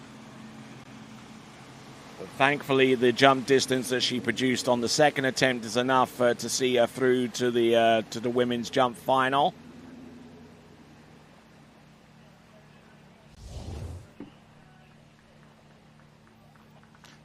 see her. She's getting a lot of speed, but kind of sitting down a bit, so it's hard to stay upright on those skis over the top of the ramp and get the lift off.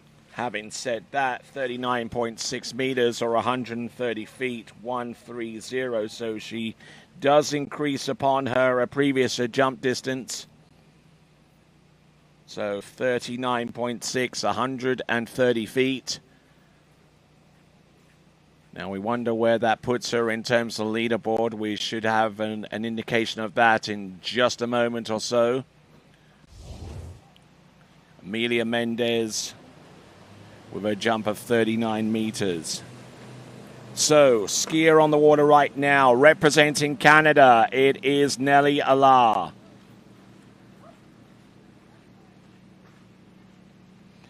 So let's have a look at, we'll have a quick look at the leaderboard. If we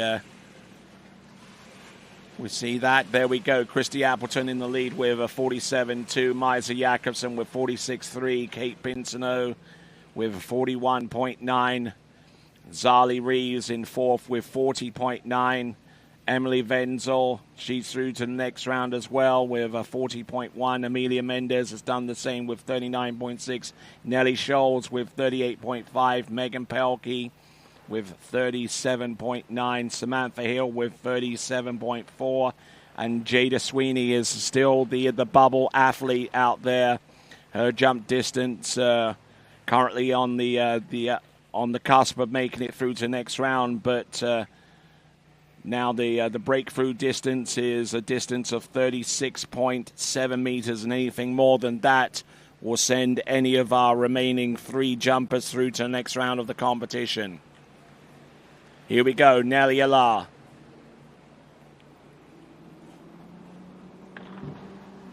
Oh, taking in a whole dose of speed in there and getting some good lift as well.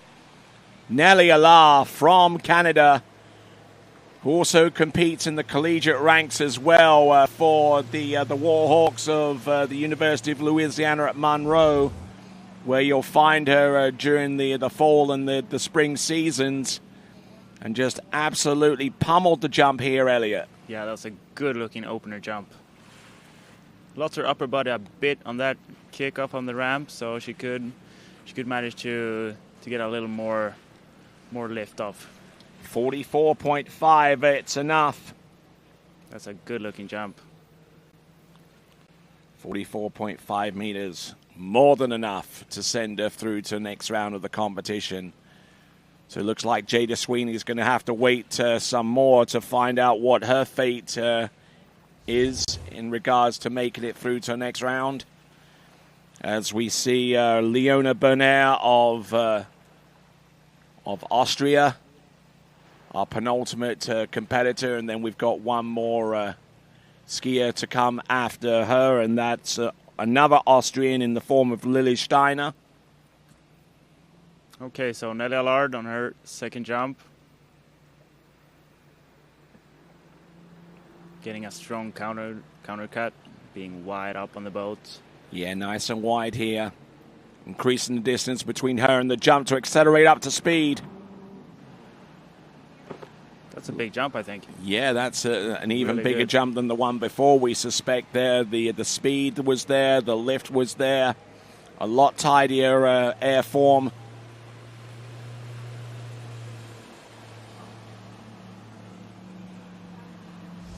Nelly Allard from the last time the U21 World Championships were held.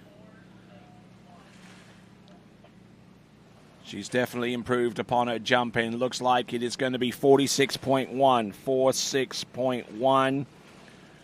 Definitely an increase there. 151 feet. 46.1. Only 20 meters shy of second place right now. That is courtesy of Maisa Jakobsen. But still out in the lead is Christy Appleton with 47.2. Nelly Allard in the last version of these championships, the U21 Worlds, jumped 42.9 or 141 feet to place in the 7th spot. And qualified with a distance of 41.9 2 seasons ago.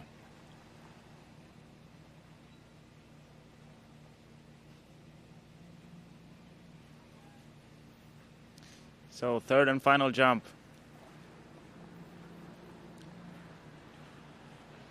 Here we go.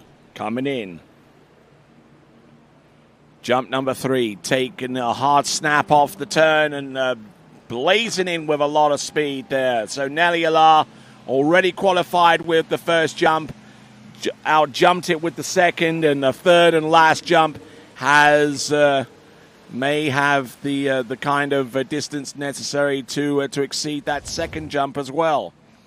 You can see here on the instant replay, good strong turn, wide up on the boat, managing to keep that load over the wakes and getting a good lift off of that ramp.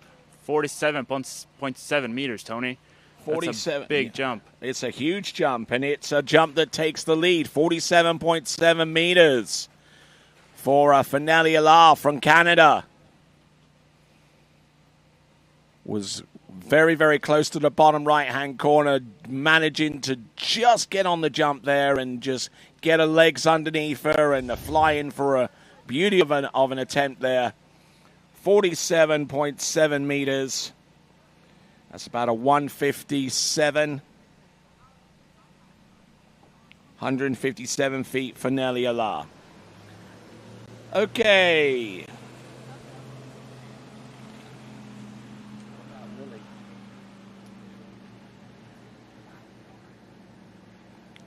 Okay, so skier on the water, our penultimate skier is Leona Berner from Austria. Let's have a look at the tail of the tape for her coming into this event so far this season. She's jumped about 42 and a half meters. But she has a pretty high seeding coming into this section of the competition. So one wonders whether she's jumped further than that in the past. As we see our last jumper, Lily Steiner, get ready for the free jumps that she will have upon the conclusion of Leona Berner's efforts.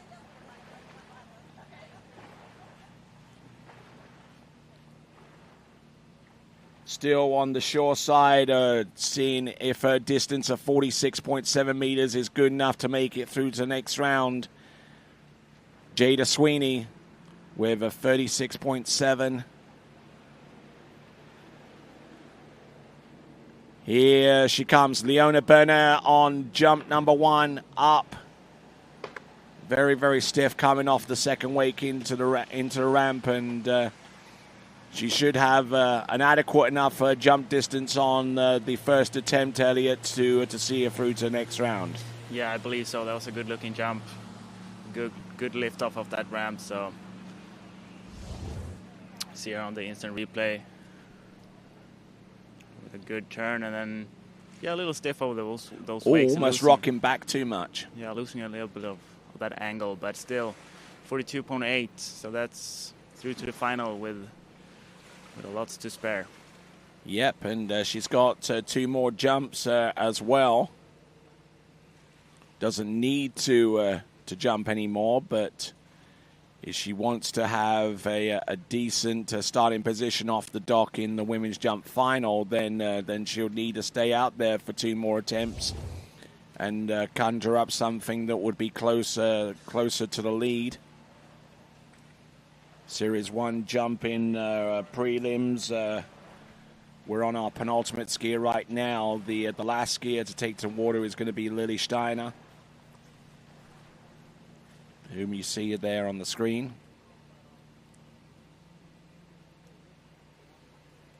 Coming to you live from the Lakes of Casting Stone. This is the 2025 U21 World Water Ski Championships, brought to you on TWBC and also simulcast on CBC Sports. Coming in, jump number 2. Better looking jump there. She definitely has a real easy time with the landings.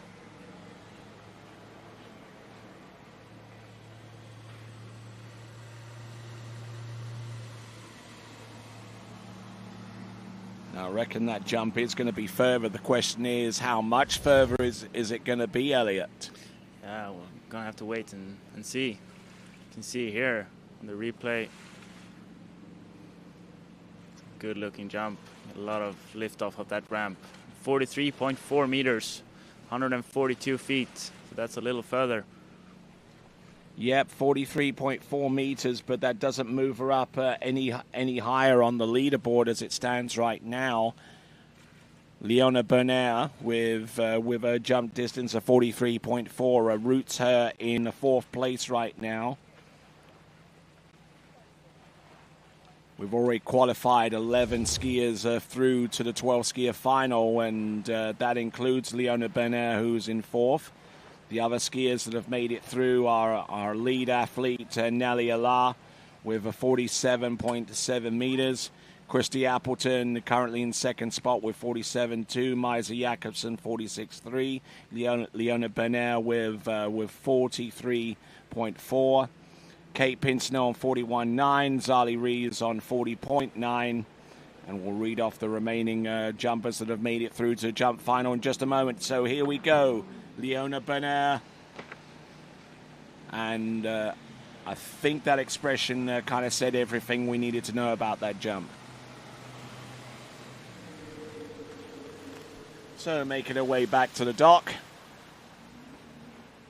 The main mission was to qualify for the final, no matter how it was achieved in terms of distance.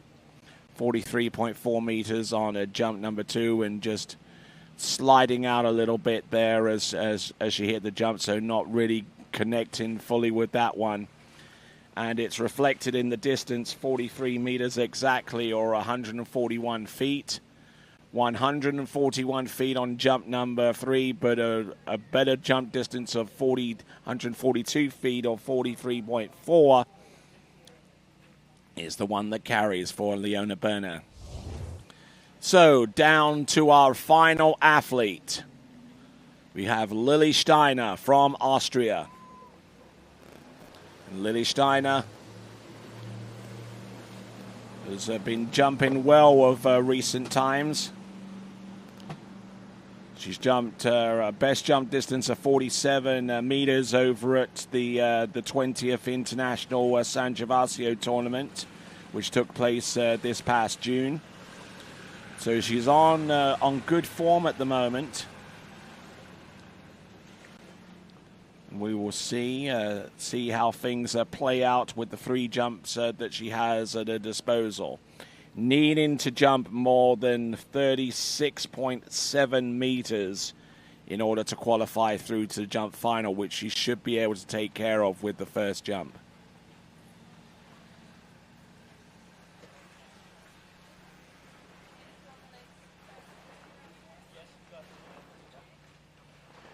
So as Leona Bernaire just tidies things up and leaves the dockside area, she knows that she's jumped her way into the final.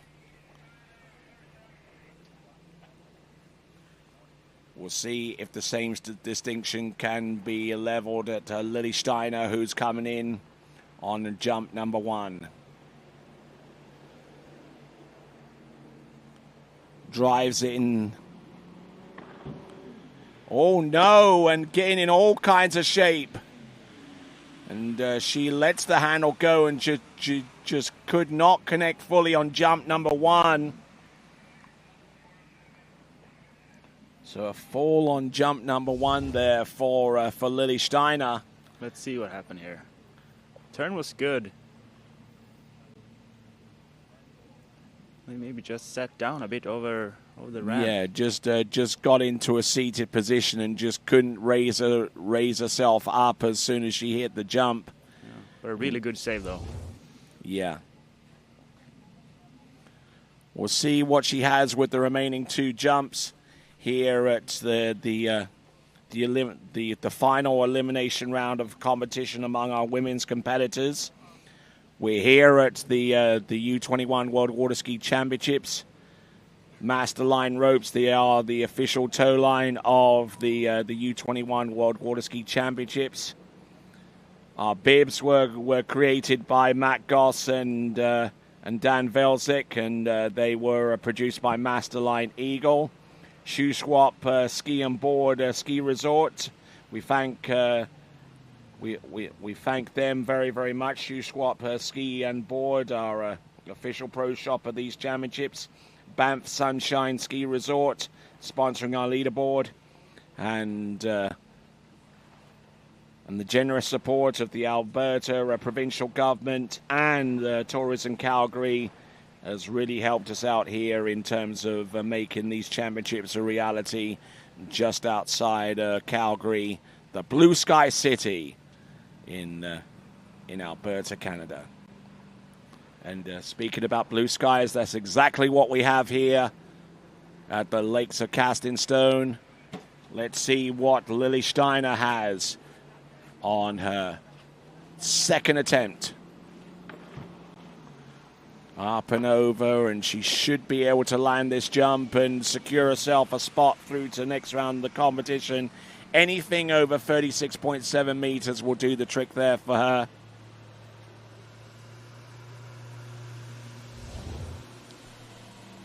So Lily Steiner, a fall on the jump number 1.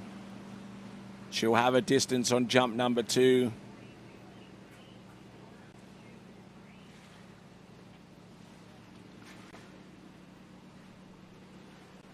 So 42.3 meters, 42.3.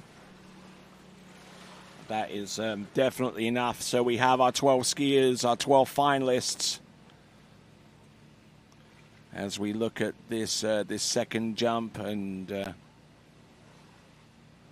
looking good, but still looking for a lot more in terms of distance there, Elliot. Yeah, that was a nice, safe jump. Just doing it to get through to the finals, and now get a feel for a later approach and a bigger try for a bigger jump now on the third and last try. All right, so Lily Steiner on 42.3 meters.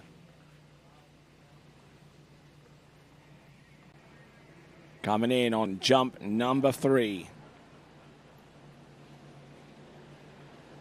Let's see what she has. This is the final jump, the final action in the women's elimination round series.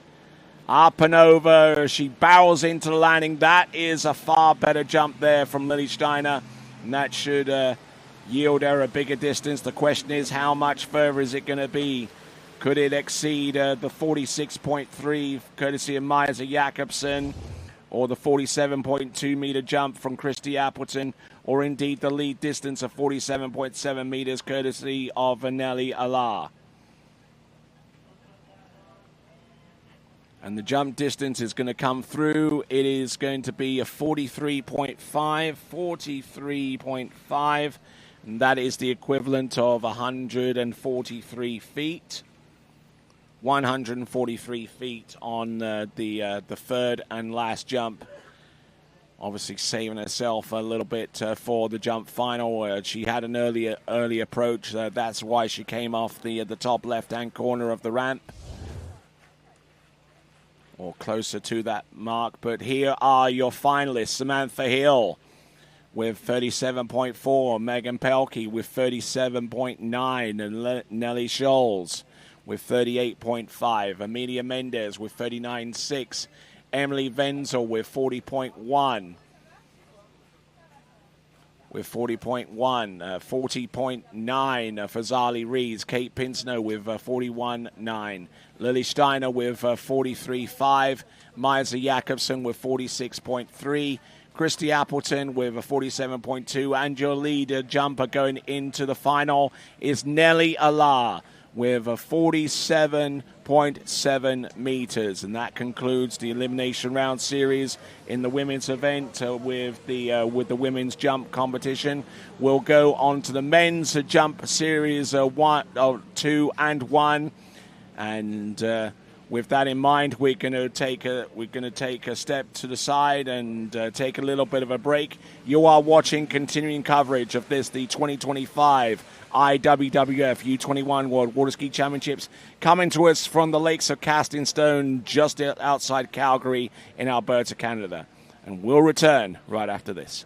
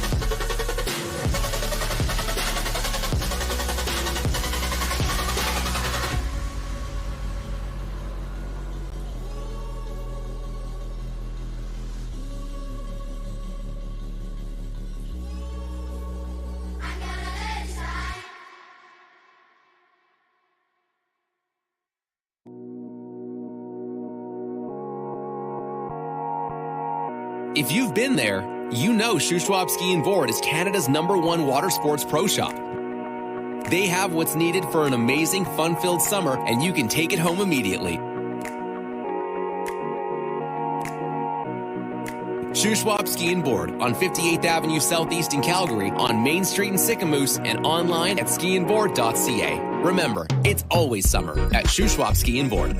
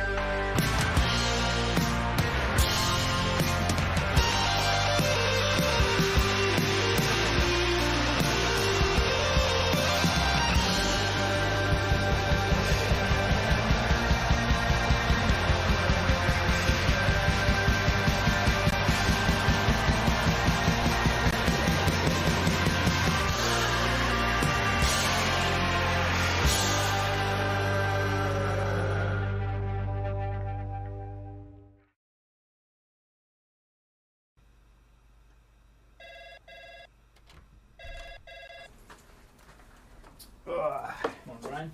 Hey, morning. You have a good weekend? Yeah, got out on the water a couple times. How about you?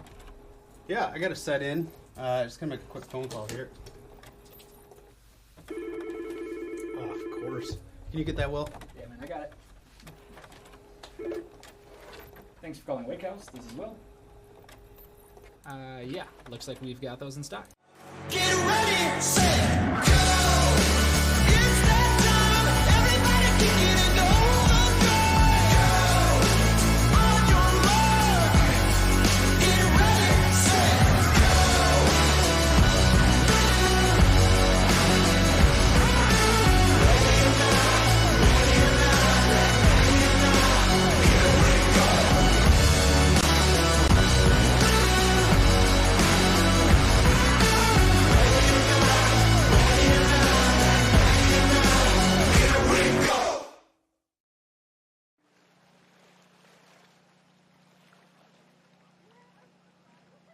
Well, welcome back to continuing coverage of this, the 2025 U21 World Water Ski Championships. And here's our current leaderboard in the men's jump after two series of competition.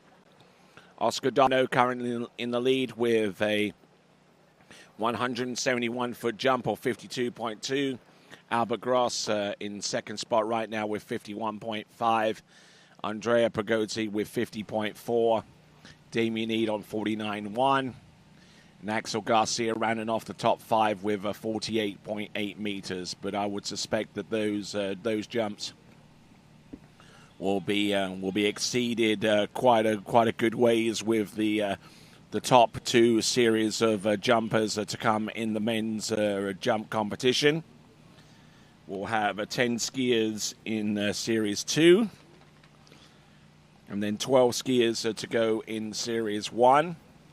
And 12 skiers advance through to the final. Skier about to take to the water is going to be Clarence Laveau of France. Now, Clarence Laveau, who's had a bit of an interesting championship, to say the least. Came up short on his slalom effort and in tricks so far. So if he has any designs of being a finalist in these championships, then this is going to be it. And Clarence Laveau, from the information that I have on him, the jump event not his specialty, and as a matter of fact, in his typical training environment, which is the island of Guadeloupe in the Caribbean, the French department of Guadeloupe. There isn't. He doesn't have the facility to train in the jump event. He's actually spent quite a bit of time over at Bennett's Water Ski and Wakeboard School in Zachary, Louisiana, and hasn't taken that many sets over the ramp in that environment either. But let's see what he can do. Turns in, drives hard off the second wake, up, and a decent-looking first jump as he rides it out.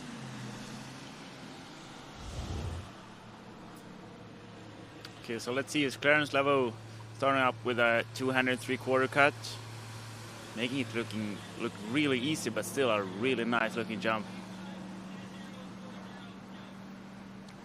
Distance coming through any moment now. That should be close to a distance in the high 40s, maybe over 50 meters.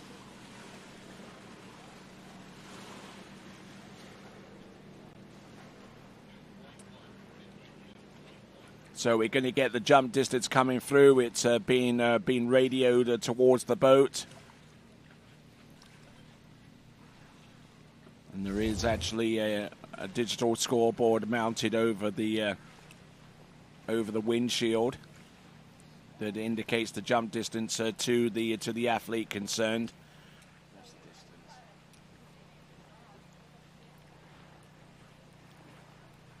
So 52.1 meters, only 10 centimeters shy of the current lead distance of 52.2 meters by Oscar Domino.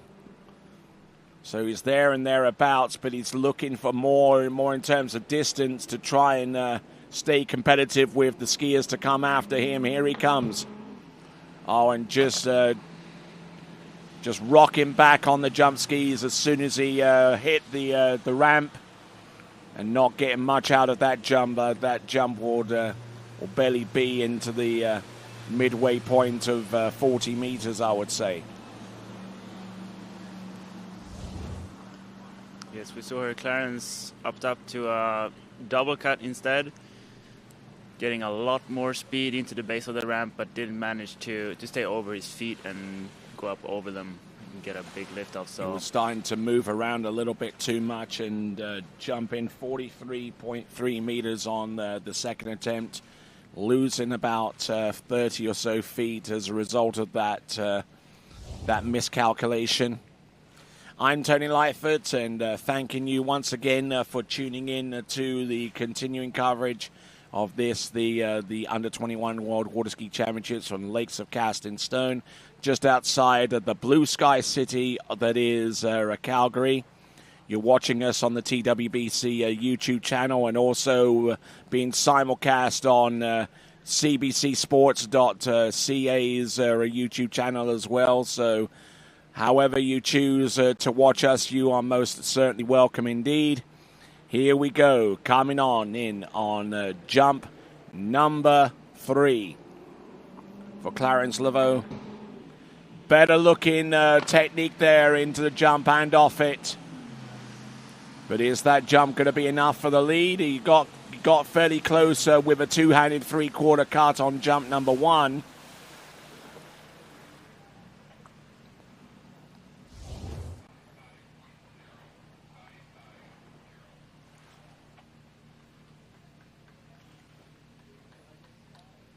So looking at this, oh, look at that so far as the distance is concerned. It's 55 meters. 55 meters, 180 feet. So that's its best jump distance of the three. Now, if we were to compare that to the jump distance needed to make it into the finals in the previous version of the U21 Worlds, then that jumper could well have done it there for him. As a matter of fact, the 12th place jumper in these championships 2 seasons ago jumped 53.6 meters for 12th spot. So already exceeding that kind of distance. Clarence Laveau with 55 meters, and he certainly needs something to go his way in terms of these championships thus far, because he's come up short on 2 events so far, and I don't think he has any desire to come up short with the 3rd and final event. But on the water is Santiago Berengius of Chile. And I'll tell you what, I saw this guy practice a few days ago, and he was just hurling bombs out there. Oh yeah, I saw that too. He was doing some really big jumps. It's going to be interesting seeing all these guys jump. We have a beautiful side here and a strong jump out and a good jump, so it's set up for big jumps today. Indeed, indeed. So currently in the lead, Clarence Laveau with 55 meters exactly, or 180 feet. We'll see if that distance holds the sway, continues to hold the lead. We've got 10 skiers in this series and then 12 in Series 1. So plenty of room for movement here. Here comes Santiago Berengius. Didn't connect with the jump fully with that one. So rocking back on the skis and feeling the full effects of that Nautic towboat with the 6.2 litre direct injection engine.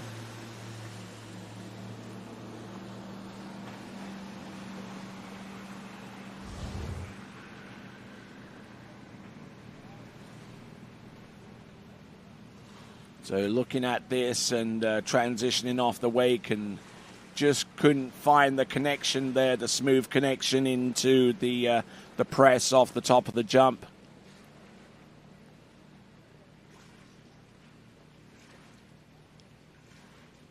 So looking at this, we'll get a jump distance in any moment now, and here it is. It's 39.9 or 131 feet.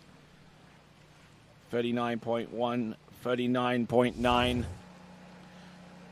So he'll be looking for significantly more than that with the remaining 2 jumps.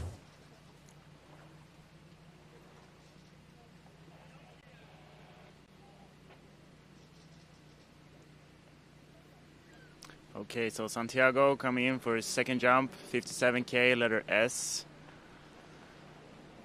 See here, wide up on the boat. See if he can carry the speed and the liftoff. That is a better looking jump. Oh yeah, massive jump there, but how big is that jump going to be? Is it going to be enough for the lead? Santiago Berengius.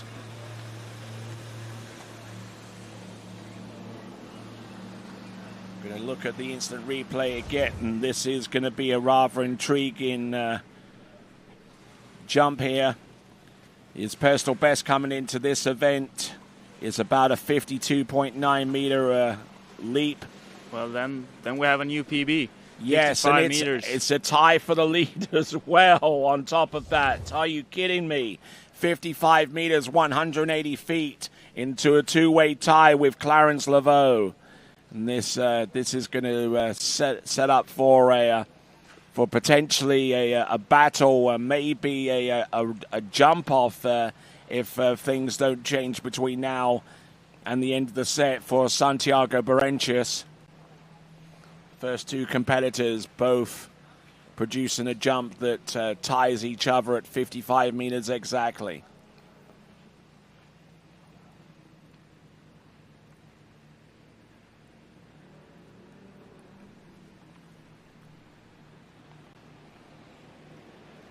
Here he comes. With the 0 offset on letter S. Oh, yeah, good looking jump there. Well over the tips of his skis. If he can land and ride it out, yes, he's excited about that. Is that going to be enough for the lead? I think it could well be a personal best there for him. And certainly showing every indication that is the case.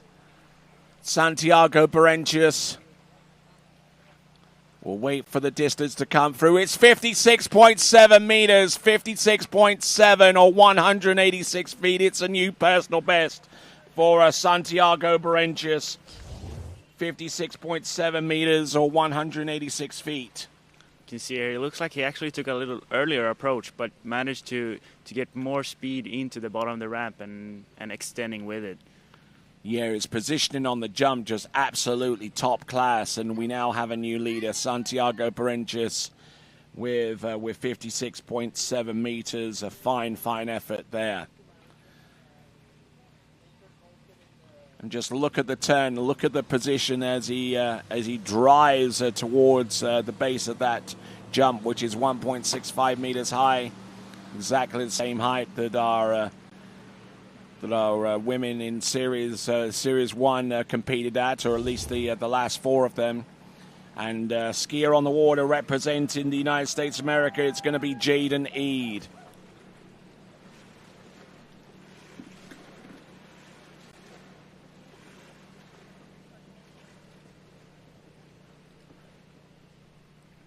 Now, Jaden Eade, last season in the Junior World Championships, won the boys' World Slalom title.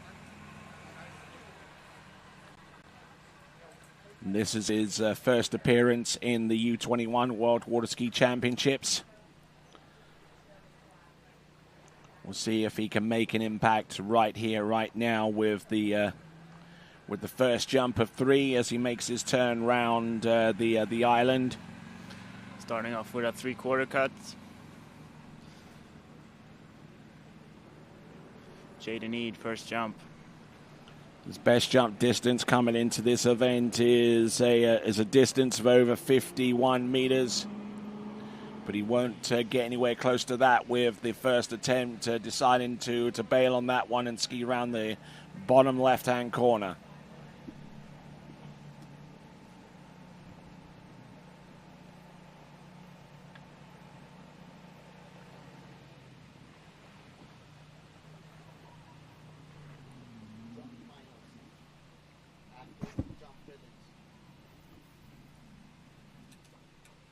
In the women's or men's? Come on, Tiny. You can do better than that. Don't you? Women jump line.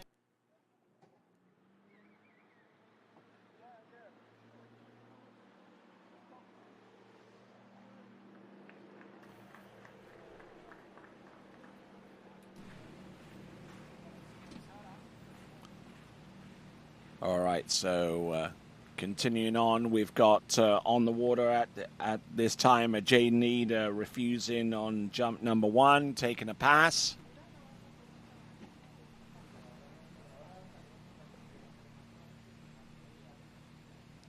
We'll see what he's got with the remaining 2 jumps, jump number 2 and 3.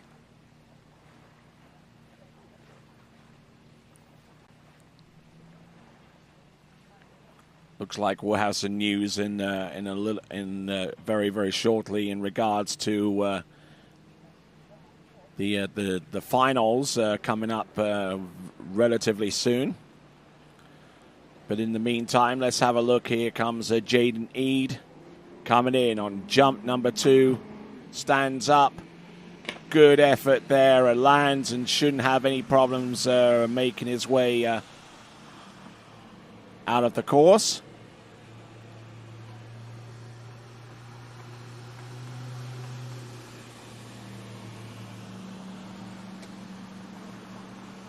So he lands a jump, and we wonder what the distance is going to be. It should be enough to put him in the top 3 in the moment, provided that he jumps over 52.1.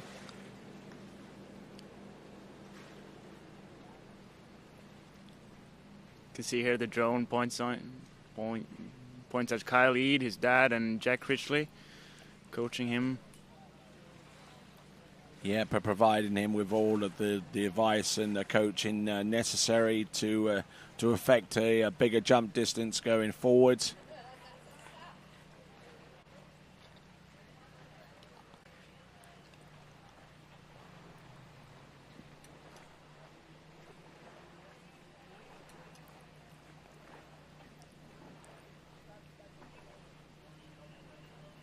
So jump distance being flashed up on the screen as 49.7 meters on jump number 2, and looking for something a little bit more substantial than that. Coming in on jump number 3, stands up into the base of the jump, and a nice looking effort, but still looking for more, and maybe trying to jump in more than 50 meters.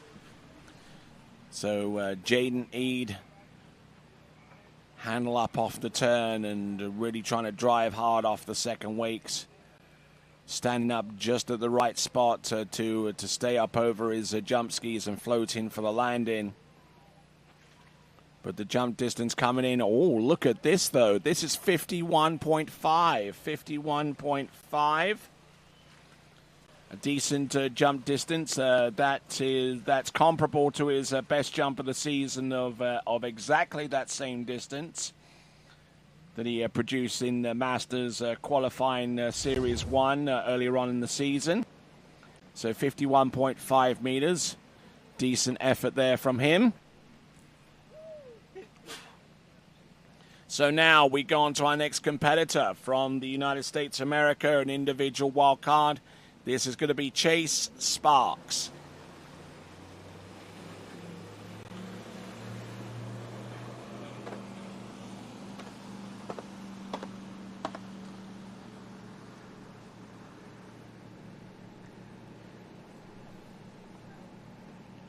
So Chase Sparks it is, our jumper out on the water at this time.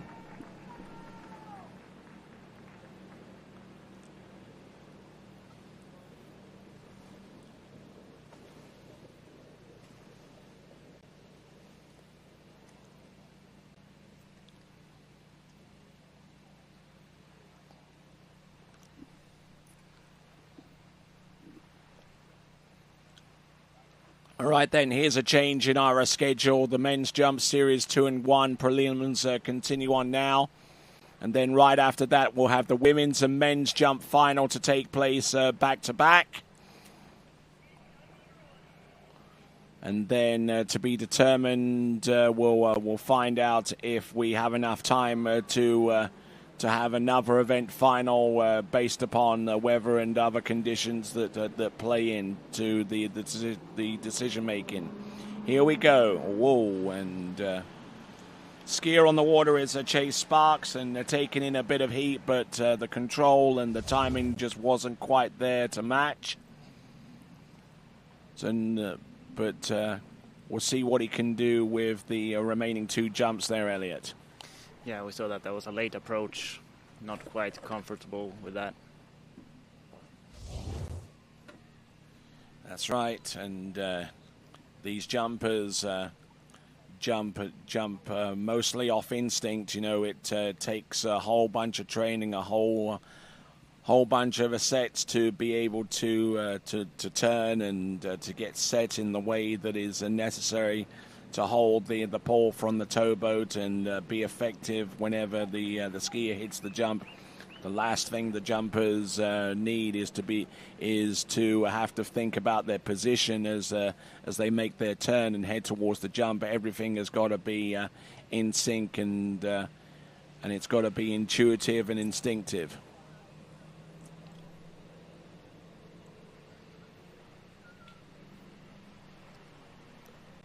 So there we see our next jumper to come, Jacob Chambers, who got himself a spot in the men's trick final yesterday. So looking to try and add a possible appearance in the men's jump final. Here we go, folks, coming on in. Chase Sparks, jump number 2, up alongside the boat. He's ahead of the boat at this point. Here he comes on letter V.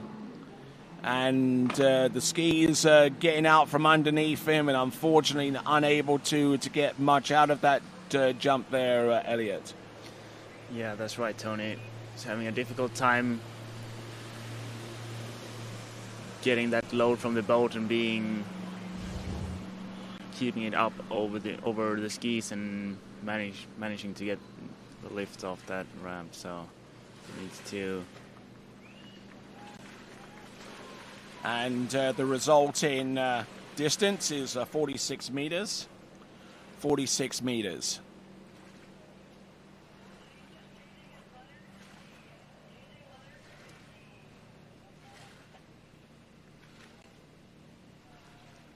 So 46 meters into the 150-foot range for him.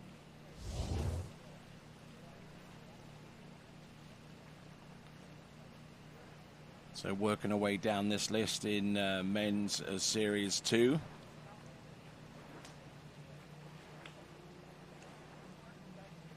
Okay, so a change in letter here. It's gonna change from V to T, which means it's the pull from the boat isn't going to be quite as extreme, and that might help out our jumper on the water at this time. This is Chase Sparks. Just couldn't really connect with that jump either, despite the change in letter. Just trying to hold his position there behind the record-setting Ski Nautique towboat. Pretty strong pull offered by that towboat, courtesy of Correct Craft Nautique, who celebrate their centennial year on the waters of the world since 1925. That is Correct Craft and their Nautique towboat. Looking strong, and but it's just hitting the ramp that doesn't quite help him out somehow. 46.9 is best jump distance. All right, with Chase Sparks making his way back to the shore. Next competitor up, representing Canada, is Jacob Chambers.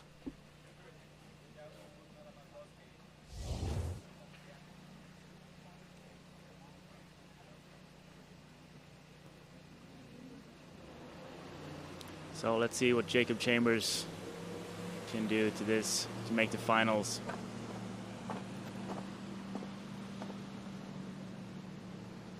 I talked to a lot of these guys after familiarization, and then they all agreed that the boat was really strong and it was hard to get familiar with. But they all had to. They all had to get a good read on the boat, as powerful as it is, with the 6.2 liter engine direct injection in that Correct Craft Nautique towboat. It's the PCM ZZ6 engine, and if you're looking for power and precision of torque, this is the engine that will do it for you. You can find out more by going to nautique.com. Head to nautique.com to learn more about the PCM ZZ6 engine. Here we go, Jacob Chambers.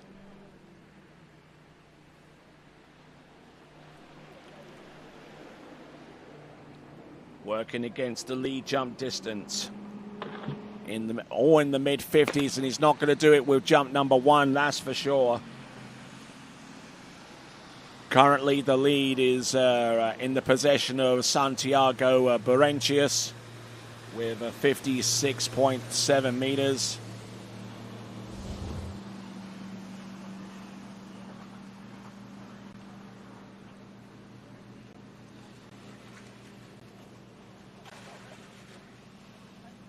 Just not getting much out of the ramp on that one, and it is 42.3 meters. So he's got to find some technical improvement from somewhere with the remaining 2 jumps. if he's to stand any chance at all of making it through to the last 12 jumpers, the finalists, which is actually going to take place this afternoon. We got the women's jump final and the men's jump final to take place after the conclusion of the elimination round series of those events.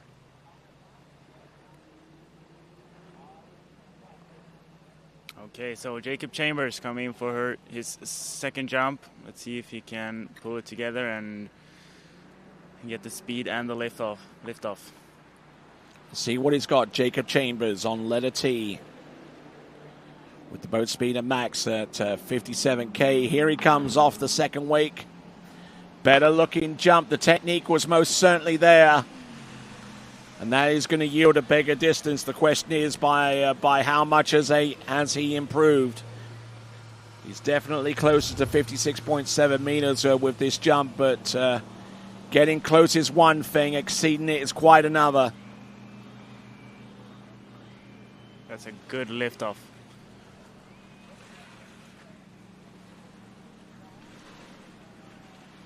Good looking effort there. The jump distance should be revealed at any moment now.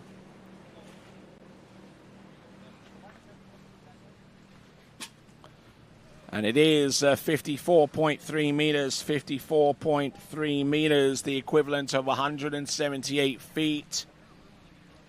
And that currently puts him in, I believe, a third or fourth spot at the moment. If we can take a look at the leaderboard, there we go. Jacob Chambers, third place with 54.3 meters. Oscar Domino still there in the top 5 with 52.2.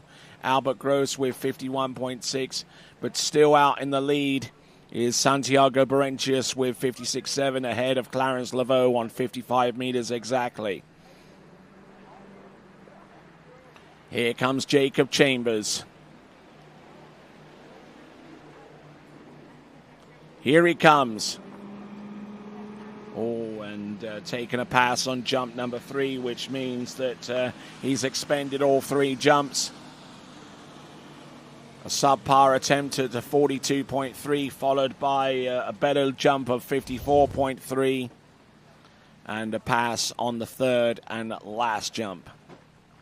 So that's Jacob Chambers. We're over the halfway point now as we get ready for our next competitor, also from Canada.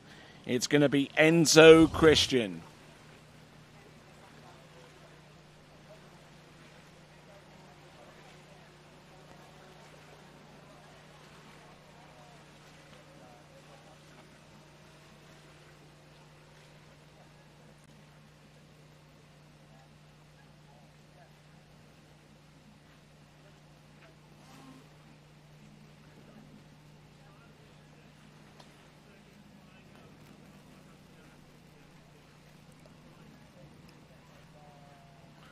All right, there's our leaderboard. Santiago Berentius still in the lead with 56.7 meters. And on the water at this time, Enzo Christian of Canada. For those of you that are just joining us from wherever you happen to be around the world, you are most certainly welcome. This is the U21 World Water Ski Championships coming to you live from the lakes of Casting Stone, right here in the middle of Foothills County, which is towards the south of the blue sky city that is Calgary in Alberta. However you're choosing to watch us, either via the TWBC YouTube channel or the current simulcast on cbcsports.ca YouTube channel. We thank you very much for tuning in and lending us your support along the way. In the meantime, we've got on the water Enzo Christian.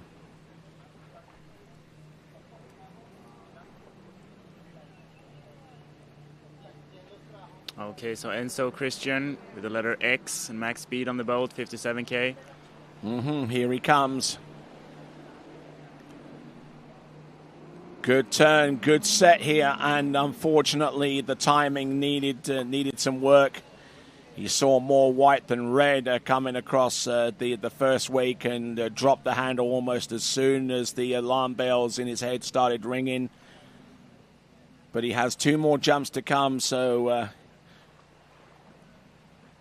he still has plenty of opportunity here to put a jump out there that could potentially send him through to the next round of the competition with 4 more skiers to go before we go into the men's Series 1 event.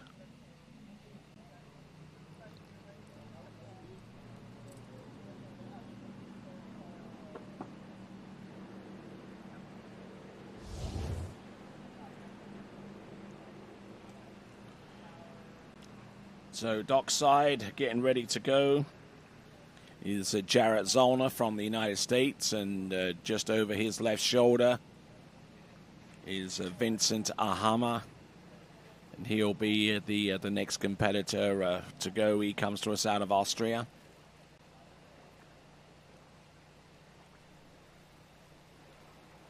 Certainly a lot goes into to preparing to take on the jump in this event, making sure that everything is in order. Here comes Enzo Christian to pass on jump number 1. We'll see what he's got here. Enzo Christian. Nicely set over his jump skis.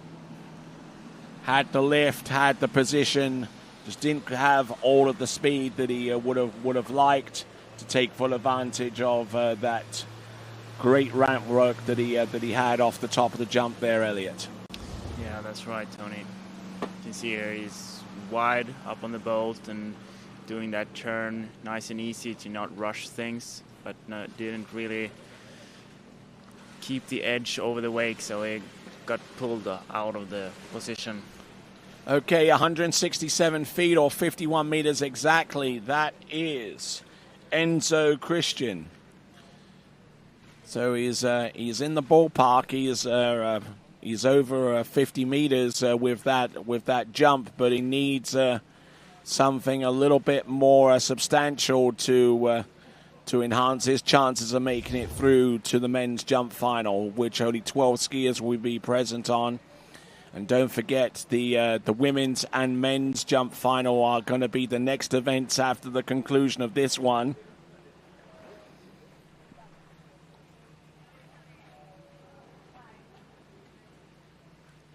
A change in the schedule because of weather and the delays associated with it have meant that we have to go into the final round of the women's and the men's jumping competition right after the conclusion of the Elimination Round Series.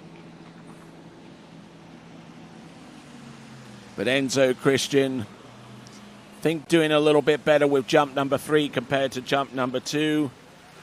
His best jump up to this point has been 51 meters. And we'll see if that's anything close to with the third and last jump here, Elliot. Yeah, we can see here is another good-looking jump, but not quite the distance he was looking for, I believe. And the distance is 52.3. 52.3, which should have put him in about third or fourth spot at this time.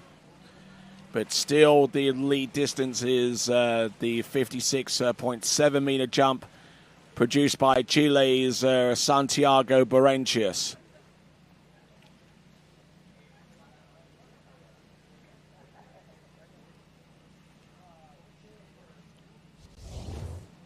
Good effort there all the way through. As our next skier hits the water from Austria, Vincent Ahama.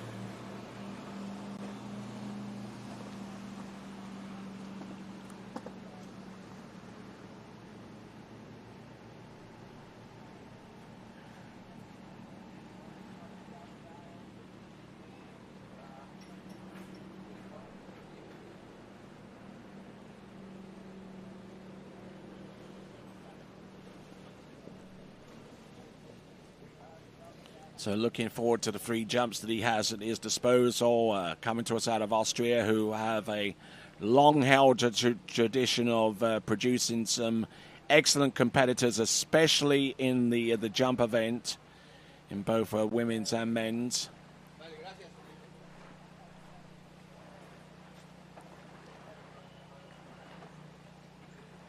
So as we see Enzo Christian just try to settle back down after his 3 jumps, including his best jump, which is 52.3 meters. Here we go. This is Vincent Ahama. Setting the boat on letter U. Here he comes, opener. Very close to the bottom right-hand corner and managing just to make it onto the ramp.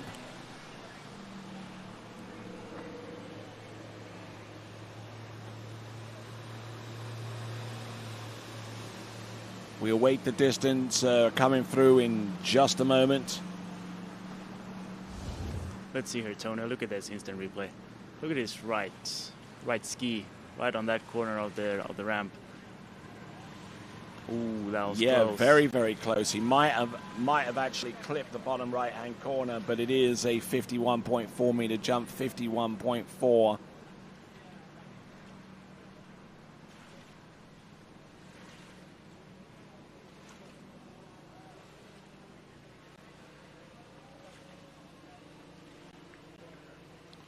So 51.4 on the first jump.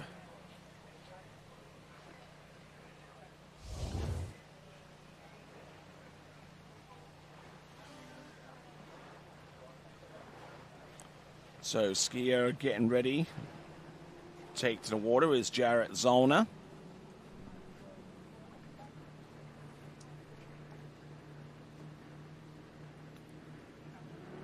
But skier on the water right now is Vincent Ahama. Let's see if he can boost this one to over 51.4 meters. Ooh. And taking a big old shunt there as he hit the jump, as that right ski looked like it was getting pulled back for some reason off the top lip of the ramp. Yeah, we can see here that was our earlier approach. Got a little more room, but yeah, that right ski almost went down. Yep, and the left ski didn't look too much in control either, but it's 52.3, which is exactly the same jump distance as Enzo Christian's lead attempt. 52.3.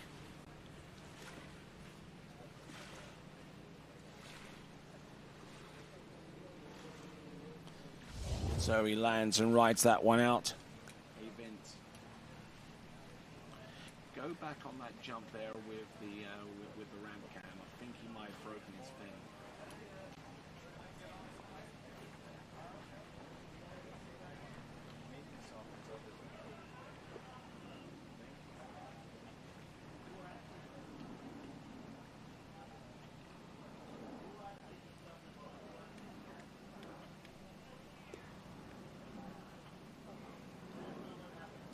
So it looks like we got a brief pause here. The skier at this time, who is Vincent Ahama, has requested the boat stop.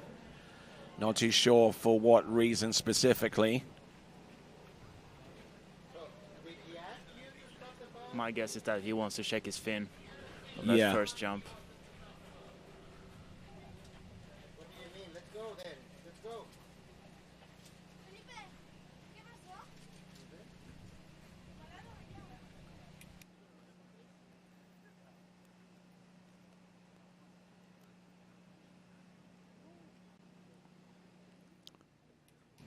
All right, so our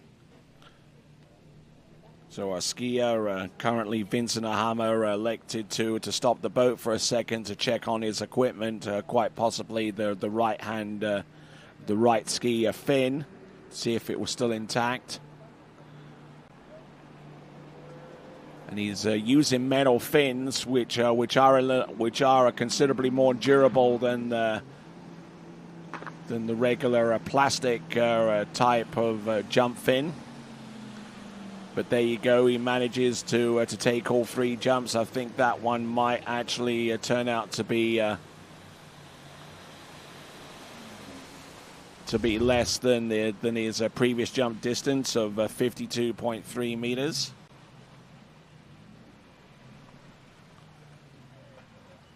Just laying an egg with that one. However, having said all of that, it's 55.3, 181. 55.3, 181 feet, and 55.3 puts him marginally ahead of Clarence Laveau, who's now been dropped from 2nd to 3rd place at the moment. Still out in the lead with 56.7 is Santiago Berencius. There's the remaining skiers on the running order in Series 2 men's jump. We'll have a brief look at the leaderboard if that's entirely possible. There it is, Santiago Berencius ahead of Vincent Ahama, ahead of Clarence Laveau, ahead of Jacob Chambers, and ahead of Enzo Christian. Those are your top 5.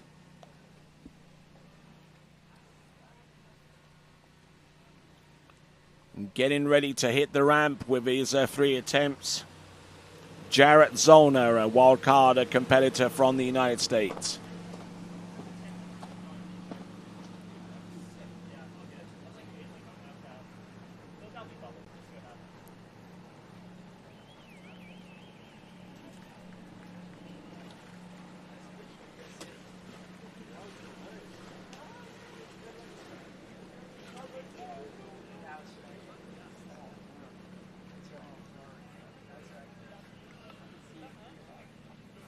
All right, looking down and seeing Vincent Ahama on as he recovers after the 3 jumps that he took. In the meantime, out on the water is Jarrett Zollner. Jarrett Zollner, so far as this season is concerned, he's jumped in the region of about 54.5. Oh yeah, look at that. Yeah, that's definitely broken. I had my suspicions there, but wasn't really truly realized until the skis were brought into the dock. As we see Jarrett Zollner, plenty of room there to hit the jump there, nowhere near to the bottom right-hand corner.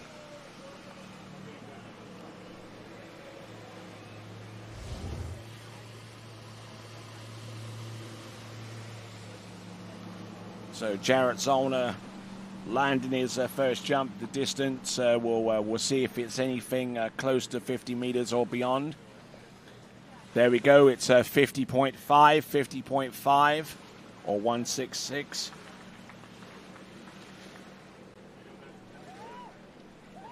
It's a good opener jump.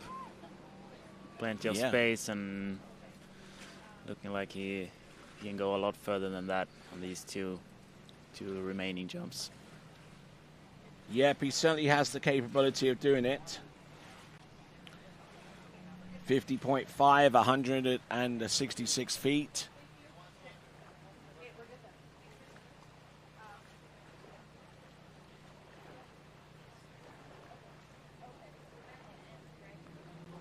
So looking at this, getting pushed over his jump skis a little bit, and he had to use his strength to prevent himself from being rolled over the tips of the skis too much. So here we go. This is Jarrett Zollner. This is jump number 2. And passing up on that effort there, that is jump number 2 for Jarrett Zollner. So as we continue this event, this is the IWWF U21 World Water Ski Championships coming to you live from the lakes of Casting Stone in Fort Hills County, a little ways south of the blue sky city of Calgary in Alberta.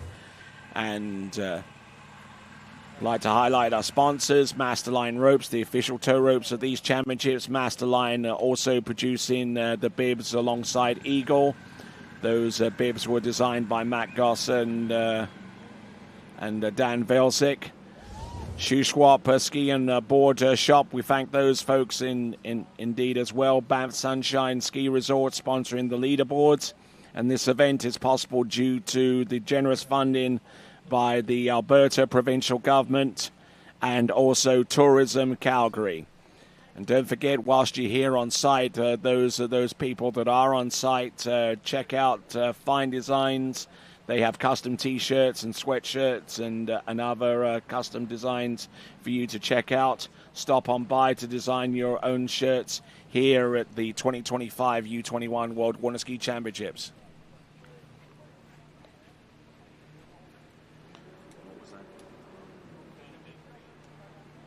Here we go, Jarrett Zollner. 50.5 on the open jumper, pass on the second. Oh, and taking a big old shunt there on the jump number 3, not getting much out of the ramp there. So I would very much doubt whether that jump distance is anywhere close to the 56 or so meters that he needs to take the lead on to enhance his chances of making it through to the men's jump final. Now, what do you see here, Elliot? Yeah, we see here he's coming in with a lot of speed, but couldn't really manage to keep his upper body up and going up with the lift instead of going forward. So it's 50.9. It is further, but not the kind of jump he was looking for. All right, we're down to our penultimate skier in the men's Series 2 jumping, or just looking at that instant replay once again in how far he was pushing forwards to get off that jump and almost pushed a little bit too far, so he kind of had to bail from that. B.G. Bickley is our skier to take to the water next.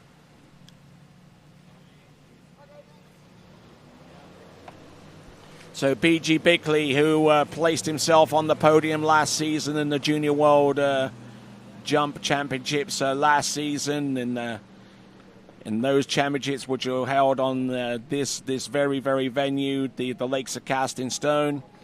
Now let's see if he can effectively move on from U17 to U21. It's a pretty challenging set of circumstances, but if anyone can do it, BG can. As we continue on with this championship, let me tell you about Nautique with their 2026 model, following suit with its 65-year legacy, marked by more personal bests and world records than any other water ski boat in history. The all-new 2026 Ski Nautique has been re-engineered to push the boundaries of what's possible in free-event water skiing. Visit Nautique.com to learn more about the completely redesigned 2026 Ski Nautique. And for those of you that are around this area, you have the opportunity to take a test ride behind the brand new Nautique on the back lake. Here we go. Here comes B.G. Bickley. Good speed. But that was about it. The control, unfortunately, deserting him as he came off the top of the jump and experienced quite a bit of pull into the landing as well. Yeah, we're seeing here on the instant replay he's up wide on the boat and doing a really good turn, jumping over those wakes and landing strongly on that right ski, but kind of let his load to the boat instead of going with it. So a 51-meter jump, 167 feet.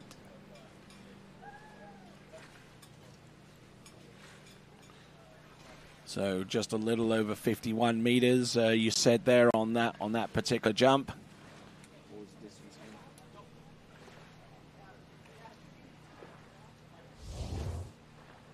So 167 feet on jump number 1, and he's got some fans, BG. He's certainly not gluten intolerant, I know that, judging by some of those signs. Here he comes, B.G. Bickley, 51 meters, jump number 1. He's jumping at sub-max speed. He's at 54. He could go up to 57 if he really wanted to, but let's see what he's got. Oh, nicely done. Flies in, and he is absolutely stoked about that one. Yes, he's got one more jump to come, and that jump there might be enough to take the lead for BG Bickley. Yeah, nice jump from BJ. You can see here he's really going with his speed and keeping the load and the energy, getting a good lift off of that ramp. Oh, yeah. And a nice float. And it's a new personal best of 57.2 meters. 57.2. He takes the lead with that. 188 feet for BG Bickley. Just spreading those skis out in the air and just catching the wind. Yeah, that's beautiful. Good looking jump. We'll see if he can jump even further than that. His season's best up to this point was a 55.8 meter jump, which he produced at the Sunset Cup in May of this year. But BG Bickley has just absolutely uncorked a superb jump there of 57.2 meters, 188 feet. What has he got by way of an encore? Coming in, jump number 3, BG Bickley. That's another beautiful jump. Huge jump there. Good pull off the top of the jump. Maybe a little bit too much pull. It brought him into landing a little bit sooner than he really anticipated, but jump of 57.2 on jump number 2, a possible new PB for BG Bickley.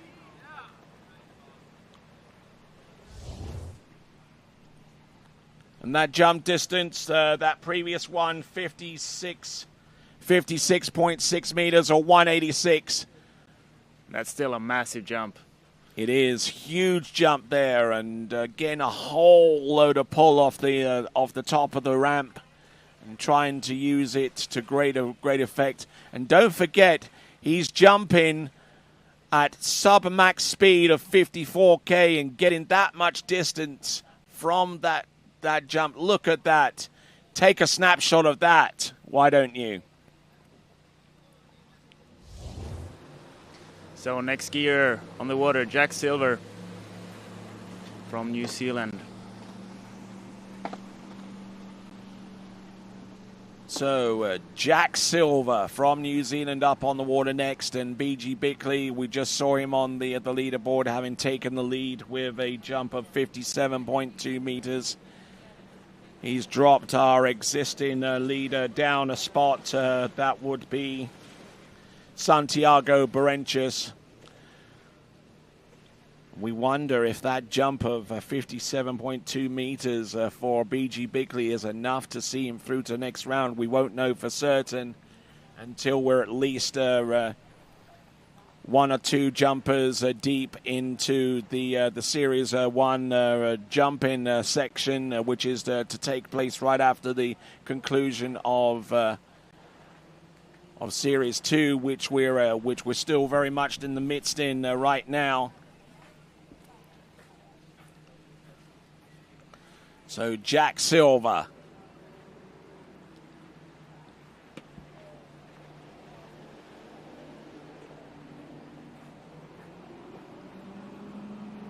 Oh, and taking an early approach into that one, too early.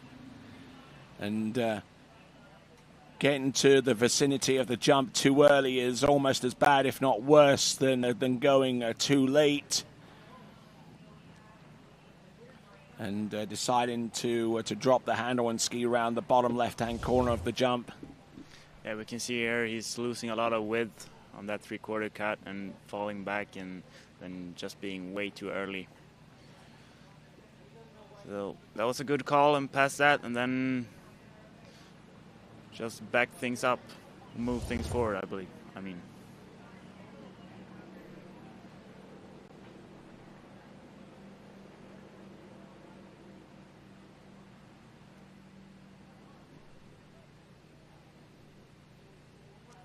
So getting ready for jump number 2. Great to have you on board, every single one of you, online, on site, here at the U21 World Water Ski Championships. Glad to have every single one of you tuning in at this time, whether you are on the TWBC YouTube channel or the simulcast of this event on cbcsports.ca, their YouTube channel. So here we go. This is Jack Silver of New Zealand, our last skier to go in Men's Series 2, and then we'll have 12 more skiers in Series 1. Here we go. Taking in a average amount of speed, but his positioning over the skis was a little bit back and wasn't able to fully extend over his jump skis to get the kind of distance that he needs.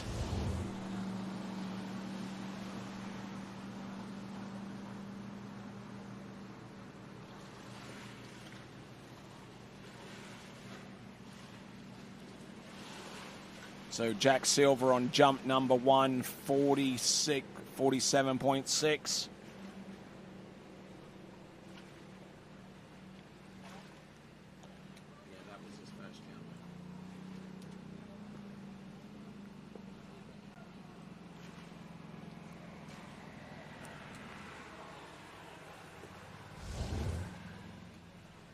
Did you pass on jump number 1, Elliot?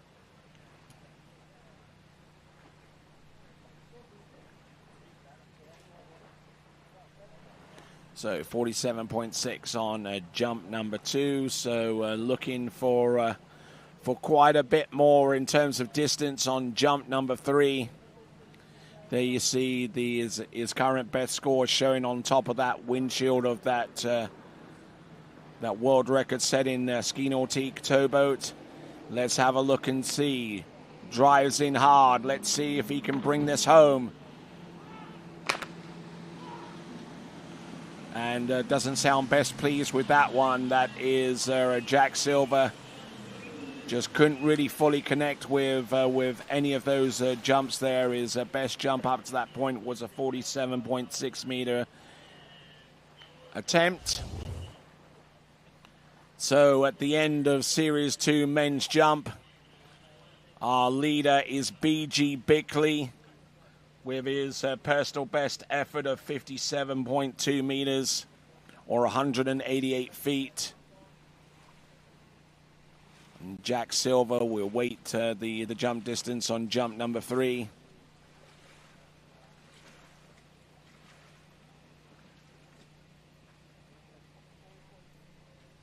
So 49.6, 49.6.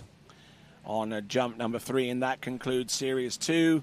We're going to change the ramp height from one. We're not going to change the ramp height right away, but we're going to do a fuel stop. And whilst that happens, let's have a look at the leaderboard. B.G. Bickley with a new personal best of 57.2 or 188. Santiago Berenches with 56.7 in second. Vincent Ahama in third with 181. Clarence Laveau with his jump of 55 meters exactly or 180 feet. Jacob Chambers rounds off the top 5 with 54.3 meters or 178 feet. So those are your top 12 right now. We're going to take a brief break and make sure you stick around. Grab your favorite beverage, grab your favorite seat, because we've got the remaining 12 jumpers to come in the Elimination Round Series in the men's jumping competition. This is the 2025 U21 World Water Ski Championships, coming to you live from the Lakes of Casting Stone in Foothills County, just outside the blue sky city of Calgary in Alberta, Canada. We'll be back right after this. For skiers and water enthusiasts, Florida lakes are what dreams are made of. Combined with world-class golf, remarkable weather, natural beauty, theme parks, and so much more, it's easy to see that Florida is paradise. For more than 30 years, I've enjoyed Florida's lakes and many offerings. If you are interested in Florida real estate, let me be your guide and trusted advisor as you search for your paradise. Together, we can make your dreams a reality.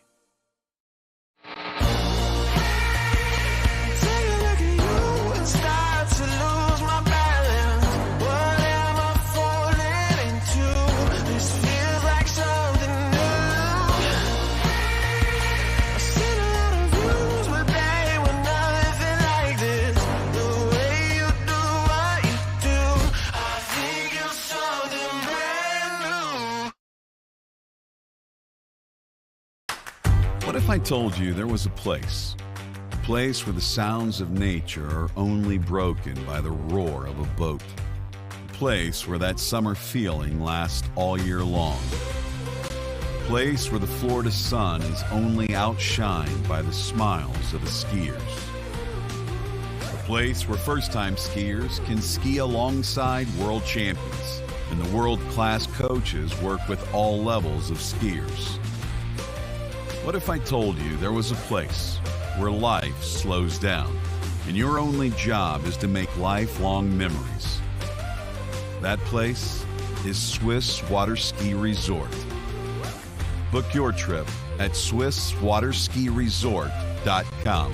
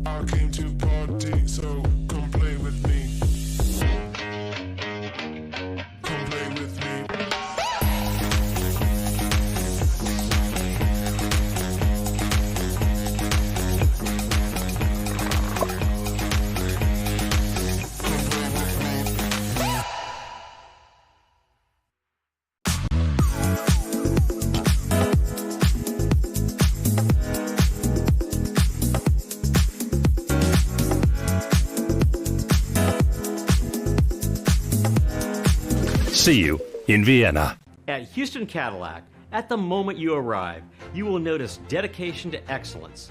We deliver an unparalleled customer experience, and we're elevating our commitment with a new state-of-the-art facility. Explore our selection of new Cadillac cars, crossovers, and SUVs designed to meet your needs. We are redefining the luxury experience and investing in the future. Visit Houston Cadillac and begin your journey towards luxury. At Dillinger Insurance, we have over 50 different carriers to shop your home, auto, and recreational vehicle insurance needs. We would love the opportunity to save you money.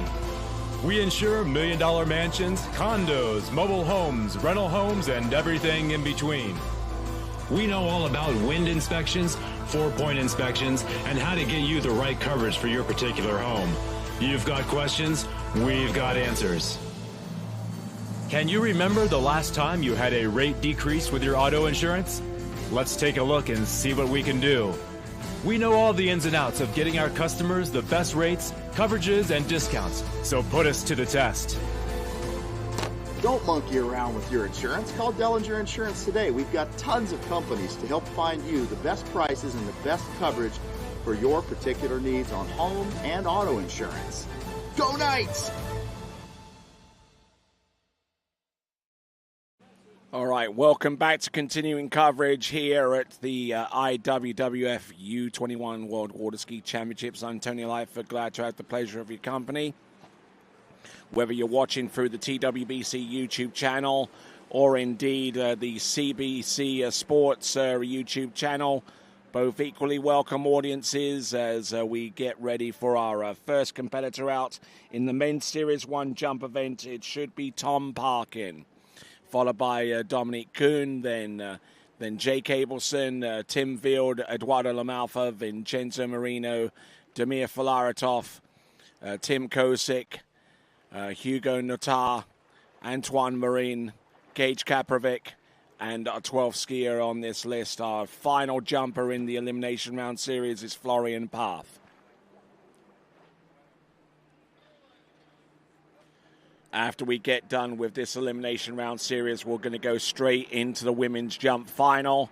A change in the schedule there precipitated by the weather conditions. Here we go. This is Tom Parkin, and taking in quite a bit of heat, but unfortunately the timing needed to be on point, and it wasn't there for him as he drove off the turn and in towards that ramp, which is 1.65 meters high. His positioning looked good, but as he activated the jump switch, he started to get pulled over and put himself in a rather sticky situation in regards to his position with the ramp. So, as we continue to roll along, and with Tom Parkin getting ready to go, and let me tell you about the 2026 Ski Nautique, significantly lighter than the previous generation. The all-new Ski Nautique has been refined from bow to stern with functional design elements and cutting-edge technology to deliver unprecedented performance capabilities with every pass through the course.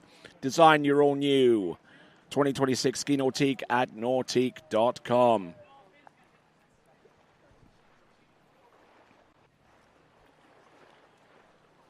Tom Parkin passing on jump number 1. We'll see if he's got something by way of a response.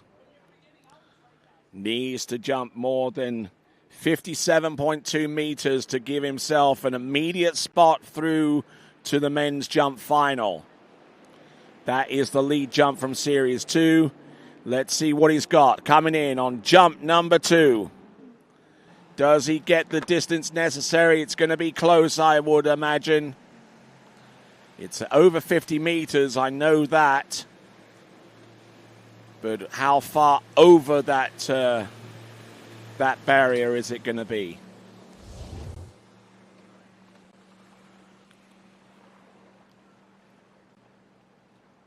Good drive, good turn, and passing on jump number 1, and 54.4 meters on jump number 2. So still a little bit behind the 8 ball here.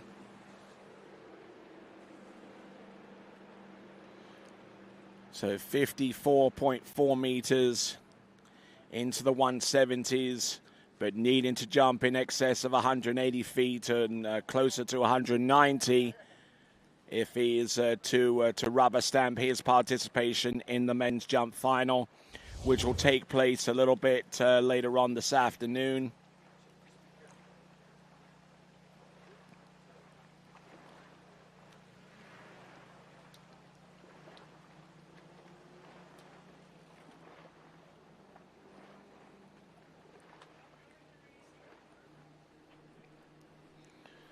Here we go, Tom Parkin, one last attempt.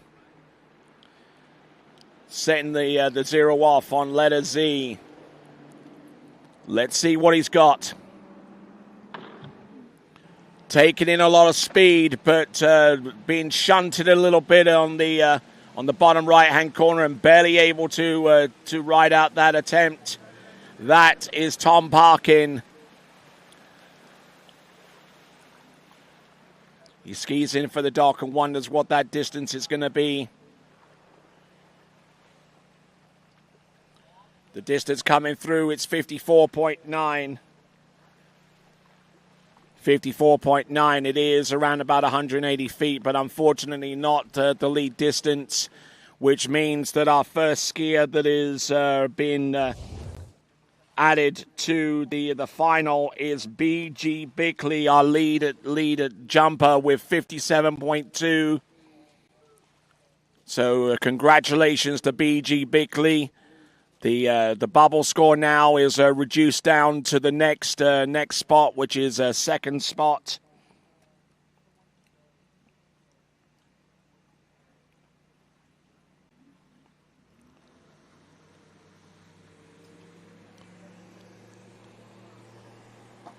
So now moving on from Tom Parkin, we've got Dominik Kuhn from Austria.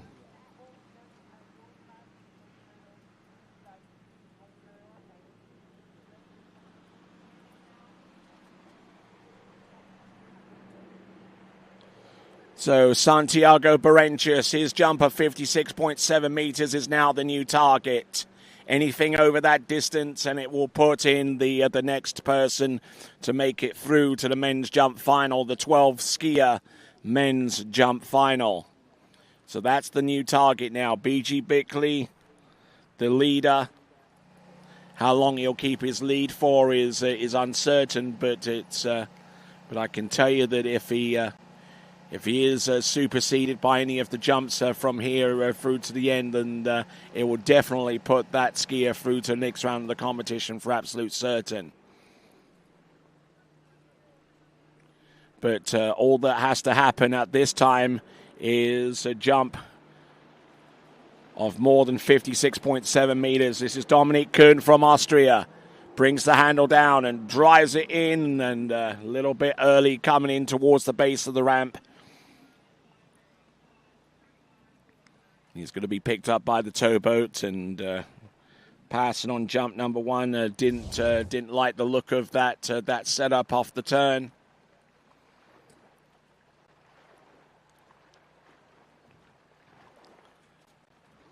Yeah, but looks like he was a little early so far as the timing was concerned.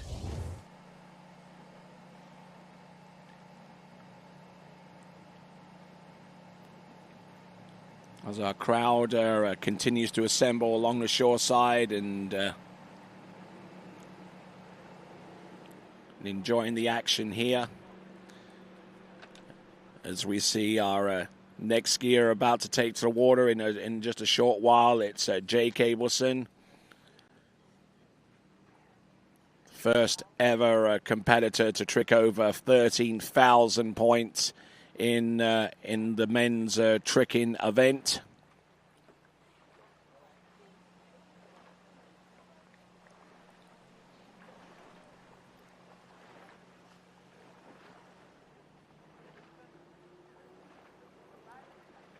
So looking at all of these ropes, and the one commonality between all of them is they are all Masterline jump ropes.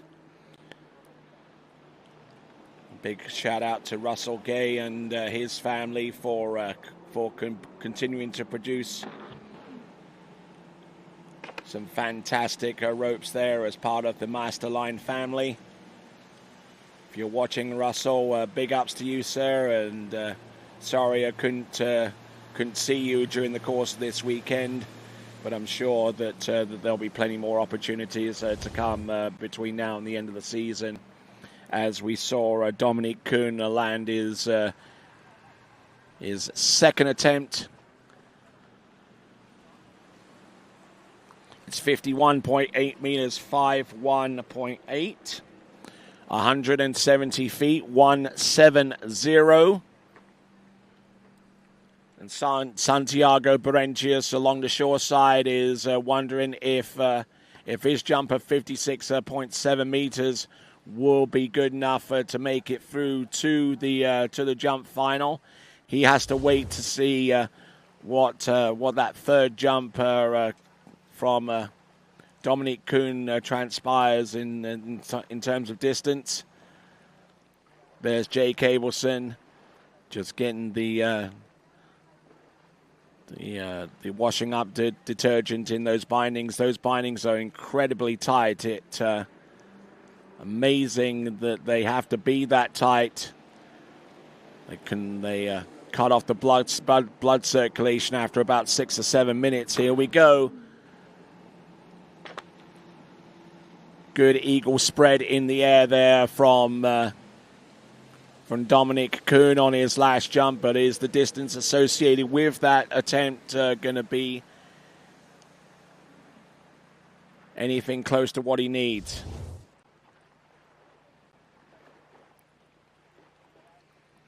And Dominik Kuhn, we're just waiting on the jump distance pass on jump number one, distance of 51.8 on jump number two, and 54.4 So Santiago Berentius is through to the next round of the competition. So well done to him. And that jump of 54.4 meters currently put in Dominic Kuhn in sixth place at the moment. He usurps the jump distance of Jacob Chambers with 54.3, but currently not enough to see him through to the jump final at this stage. The two competitors that have a short path in terms of making it through to the jump final are Santiago Berentius in second place with a 56.7 meter jump, and BG Bickley, who is in the lead with 57.2. In the meantime, skier on the water is Jake Abelson.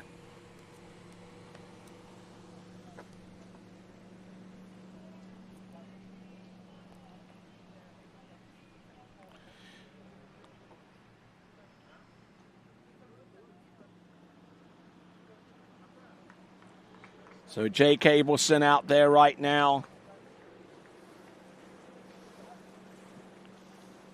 who tricked 10,850 points in the men's tricks elimination round. Only usurped by the effort of Axel Garcia, who tricked 11,130, which scored by itself is just marginally shy of the course record here at the Lakes of Casting Stone. Jake Abelson also participated in the slalom event earlier on in this competition. Finishes in 18th with his score over 2.5 on 11.25 meters. But let's see what he does with the jump event coming up right now. Jake Abelson.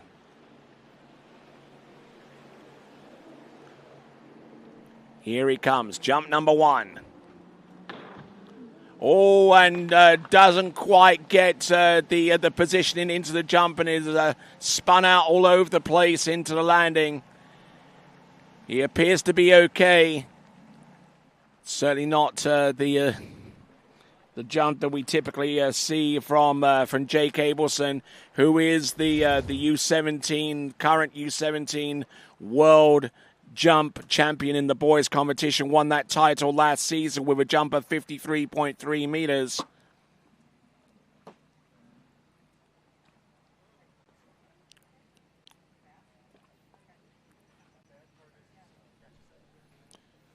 So at the same time that the Jake Abelson, we're looking at the instant replay right now, we're looking at the current overall totals as they're coming through. It's very early doors yet because many of the top players in the overall competition are still yet to jump, including Jake Abelson. Currently, our leader in the men's overall is Axel Garcia, who has about a 120-point advantage ahead of Jacob Chambers right now in the men's overall competition. Jack Silver is marginally behind, and I say marginally, I'm talking 9 points that separate Jacob Chambers and Jack Silver in the overall competition. Jacob Chambers in second, Jack Silver in third. Dominic Kuhn, who we just saw jump, also marginally behind with a little bit more of a gap, but certainly capable of closing that gap with a better performance going forward in one of the finals that he'll be participating in. And Lucas Cornell rounding off the top 5 in the men's overall competition. But in the meantime, let's focus on the jump event. And we've got Jake Abelson, who's looking for a jump distance in excess of 55.3 meters. And he has produced a jump of that similar vein before. The question is he capable of doing it here and now?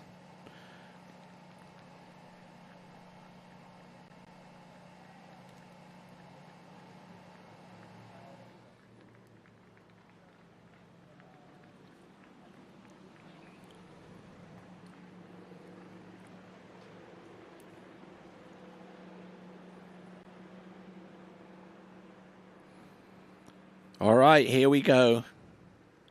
We've got Jake Abelson Falls on jump number 1. He's got 2 attempts remaining.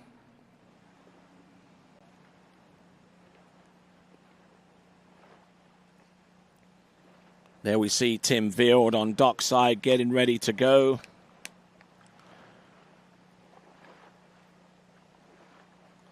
We'll see if he's got what it takes to make it through to the jump final. Tim Field, the one and only male skier to win all 3 events in the Junior Masters competition just this past May. Winning all 3 events, slalom, trick, and jump.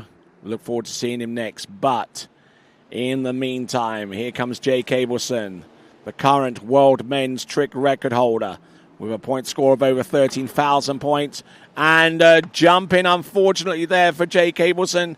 How on earth was he able to ride that thing out? He was all over the show. Coming into landing. And coming off the jump, those skis were swinging out like nobody's business. So let's see if he can try and conjure up an effort here that's at least has some measure of control attached to it. He won the jump event last year in the U17 World Championships with 53.3 meters. And I don't know what's going on really here with Jake Abelson. Needed a jump of 46.2 meters last season to get in the top 12 to compete in the boys jumping final. But he's going to need something significantly longer than that to be in the top 12 in the men's jump final here in the U21s.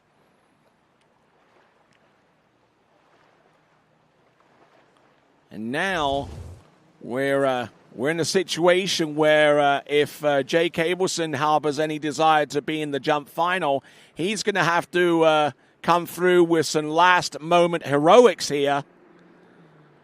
Notwithstanding the fact that there are plenty of implications so far as the men's overall competition are concerned. Here we go, coming in on jump number 3. Better, but only just.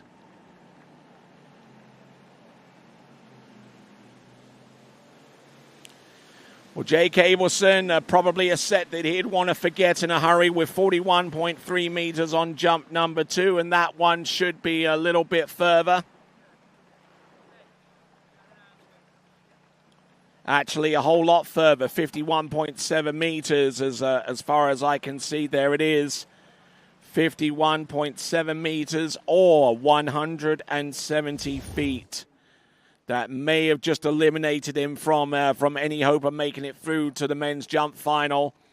But that therefore means that Vincent Ahama with 55.3 meters, he's good to go for participation in the men's jump final.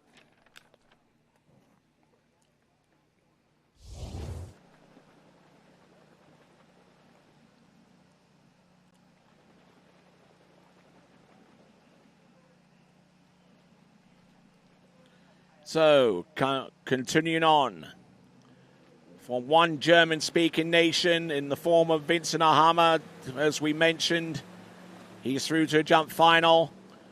We're now on to Germany itself. And our skier out on the water is Tim Field. Tim Field, so far as his season has gone, in terms of distances that he's produced, it's been pretty hot recently. Skied at the German Open Championships in Wasserski Bremerhaven and jumped 55.2 meters there. He's backed it up with distances of 55.5 meters over at the Masters qualification series about a month or two before that. But pretty much every jump that he's thrown out there by way of a best jump distance has been in excess of 50 meters. So that's a good start by itself. But if he wants to make his presence felt by way of making it through to the jump final, he's going to have to find something a little bit more substantial than that. Namely, the distance in excess of 55 meters. That is currently being held by Clarence Laveau in 4th spot right now. Here he comes. Little early coming off the jump there.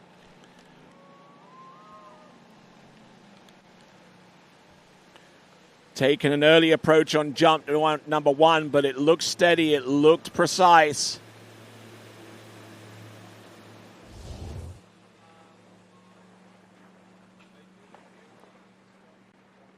Just looking at this, and he was early into the ramp here and very, very close to that ramp cam.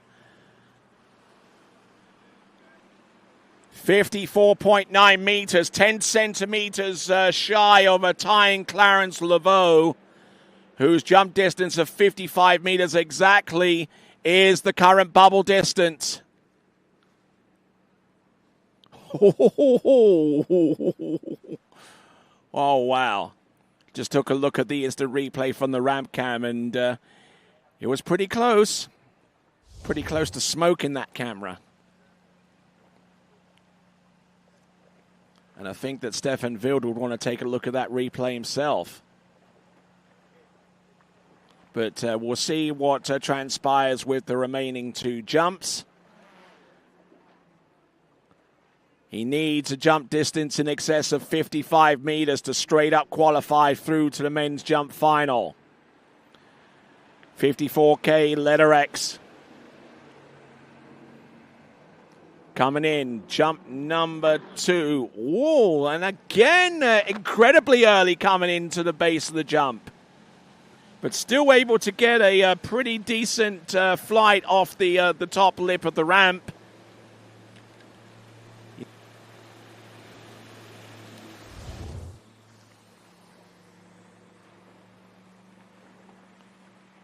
But a good-looking second jump again. We're going to get the distance coming through in just a moment. Very clean, very precise off the top of the jump. Positively German, as it were, in that vein. And Tim Wild's distance, 57.5 meters, I'm hearing, that's come through right now. Just absolutely pounding the jump there. 57.5 meters. I believe that's over 190 feet, or close to, for Tim Wild. So he's taken the lead straight up. And he's through to the next round of the competition, and we're waiting for the results of the remaining 9 competitors to come. Here he comes, Tim Wild. Let's see what he can do if he can get his timing right. Here he comes, turning in. And swinging out over his skis, and I think he'll want to forget that last jump. But he should be grateful for his previous jump of 57.5 meters. For Tim Wild, almost Freudian slip there, mentioning Stefan Wild and Stefan himself, the coach for the German team, and he's right there on the dockside. Former junior world overall champion himself, and a pro tour level jumper way back in the day. I'm sure his technical prowess, his coaching prowess, has gone a long way into making Tim Wild's dreams a reality. 54.1 meters by itself, a pretty decent jump, but 57.5 is the one that carries for 189 feet. So 54.1 on the last jump, but his best jump is 57.5 or 189 feet. All right there. So we now bringing to you a duo of Italians. We're going to see Vincenzo Marino very shortly, but before him, Eduardo Lamalfa.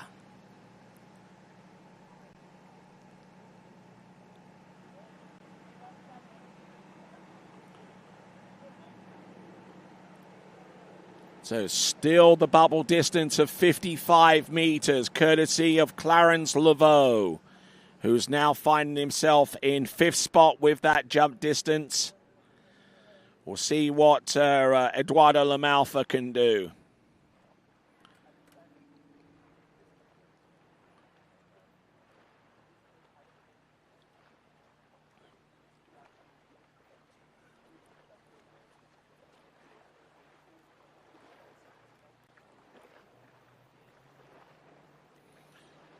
Here comes Italy's Eduardo Lamalfa. We'll have a look and see what distances he's been able to produce.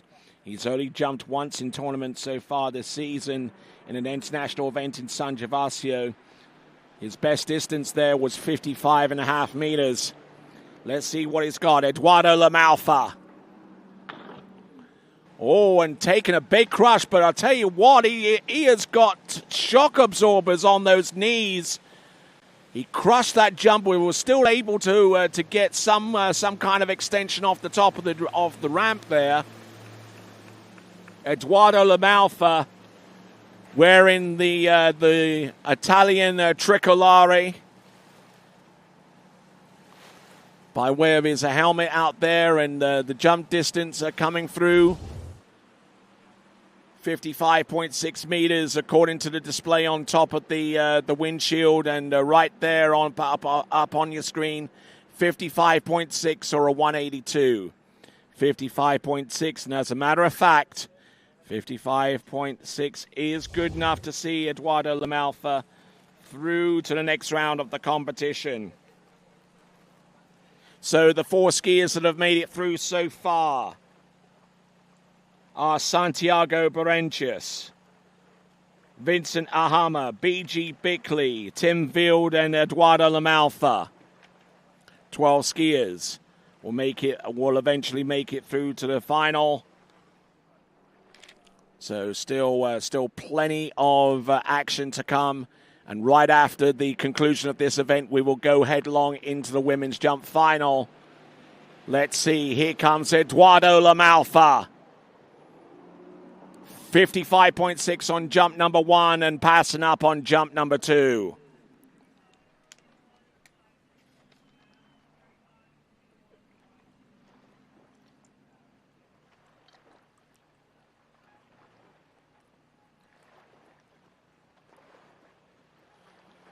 So that world record set in Nautique, making its way back to Eduardo Lamalfa.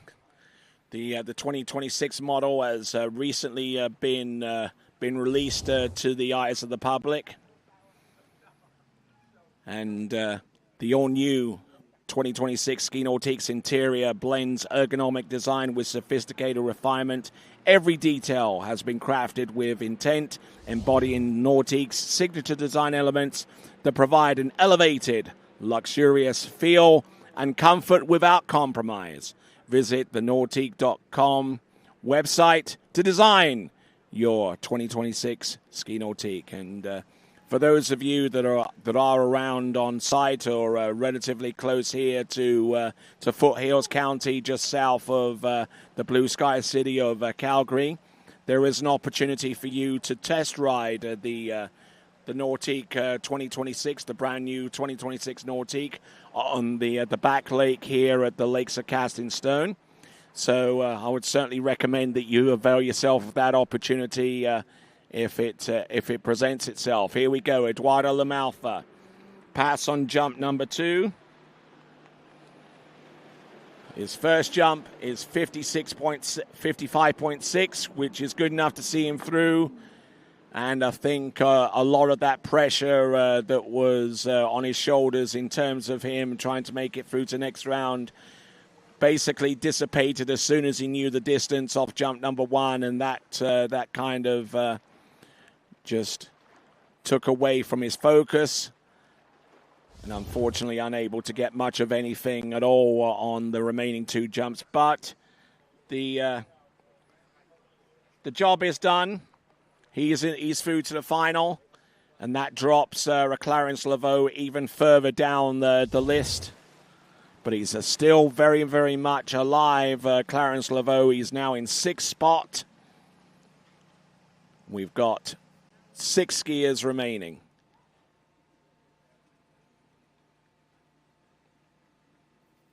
Actually, 7 skiers remaining, because our 7th skier from last to take to the water. This is an exciting young athlete coming to us from Sicily in the southern part of Italia. This is Vincenzo Marino. Vincenzo Marino, an exceptional athlete, as an exceptional overall athlete. Yet to put his jump score into the mix. And we do have an update so far as the U21 men's overall are concerned. Tim Field is currently in the lead at this time by about an 800-point margin ahead of Jake Abelson. Tim Field in the lead in the overall, ahead of Jake Abelson, ahead of Axel Garcia. So in the space of two competitors, those two competitors being Tim Field and Jake Abelson, the men's overall competition is turned completely up on its head right now. Axel Garcia, the leader in the overall before those two competitors took to the water, is now finding himself in third spot right now. And the other skiers whom I mentioned earlier have all been relegated by just as many spots as well. All right, then, here we go. Vincenzo Marino needing the jump of 55 meters in excess of to make it through to the jump final. Here he comes. Good bit of speed, a good flight into the landing. Is it enough? Is it enough?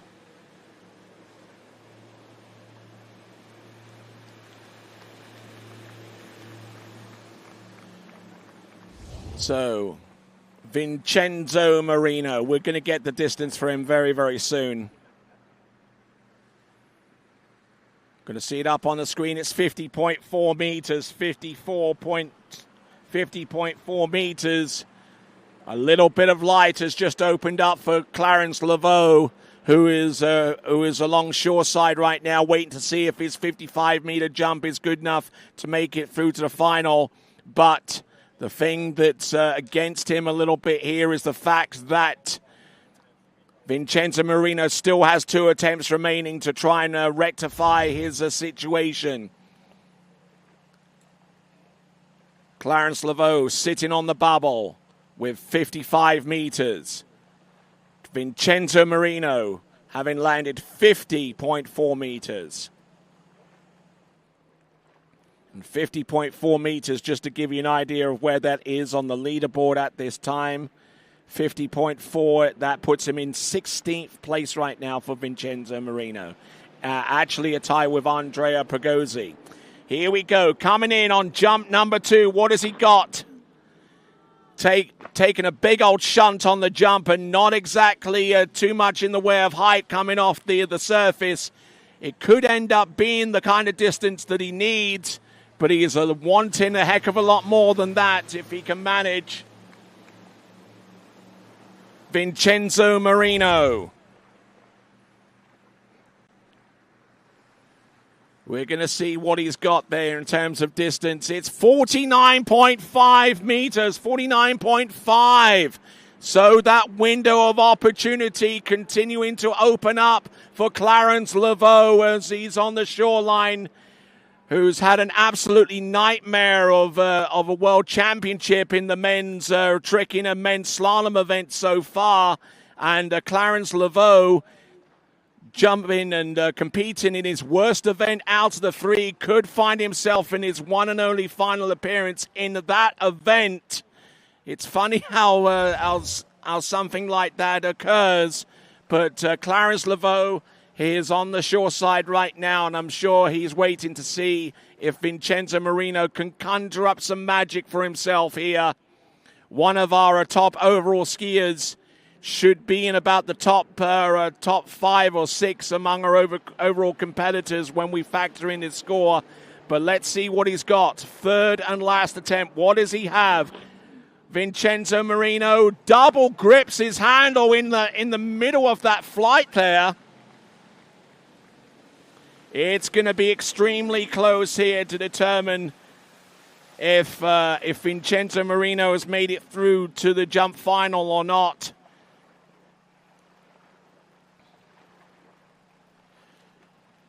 So 50.4, 49.5, and Vincenzo Marino.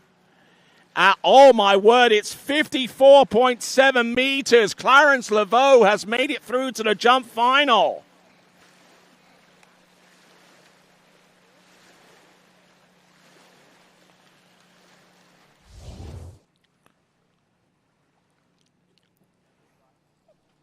All right, so looking at this third and last jump for Vincenzo Marino, just squatting down and just not getting much of anything so far as the lift is concerned.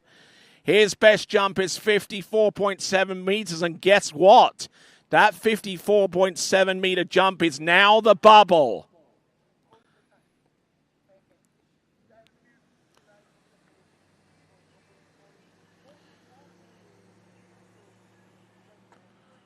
So Vincenzo Marino, 54.7 meters.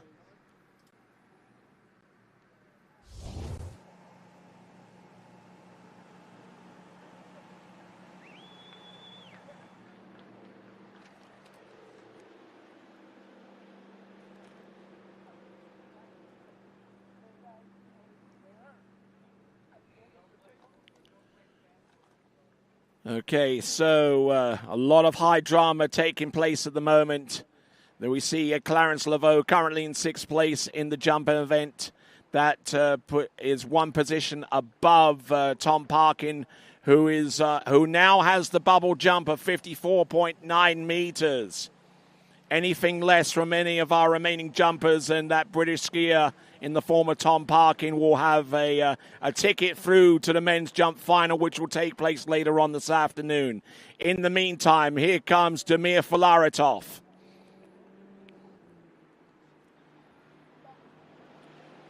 Let's see what he has by virtue of a jump number 1. Here he comes. I tell you what, he's got legs like pistons, doesn't he? Wasn't especially late coming into the jump, but I tell you what, he got some height to carry with the limited speed he was able to work with off the turn into the jump with the timing that he had at his disposal. Damir Filaretov, jump number 1. It should be about 49.6 meters. And I tell you what, over the last few skiers, it seems that a few of our jumpers are jumping off a cliff here with the distances right off the first and second jump, and it's really forcing their hand in terms of what they need to do on the third and last to get to where they want to be. Case in point there, Vincenzo Marino, who conjured up a jump of a little over 54 meters. So high drama taking place right here at the World U21 Championships. A few of our contenders being shown up there on the screen as we have a look at Damir Filaretov. 49.6 on the opener. And not getting much in terms of distance there. He got about the same height, but just not getting the kind of flight necessary here.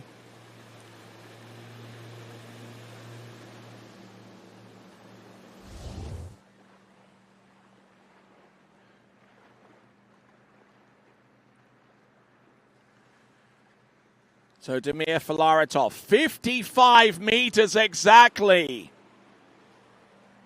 That puts him through. Damir Filaretov with exactly the same jump distance as Clarence Laveau at 55 meters is through to the next round of the competition. He needed to outjump Tom Parkin's best jump of 54.9. It is that close, folks, 10 centimeters separating what he needed and what he actually got.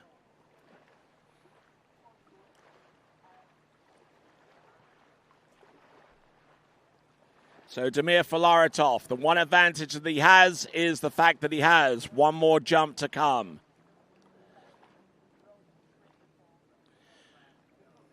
All right, here he goes. Damir Filaretov.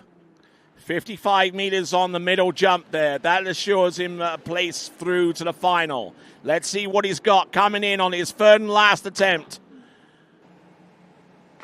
Big shunt there on the jump, and he knows that distance isn't going to work for him, so he's going to ski into the shore, and hopefully he'll have a better opportunity to jump farther with the final round. And in the overall competition, a big change here. Tim Wild still in the lead, but now slotting into second in the overall competition is Vincenzo Marino. He is now about 76 overall points behind Tim Wild.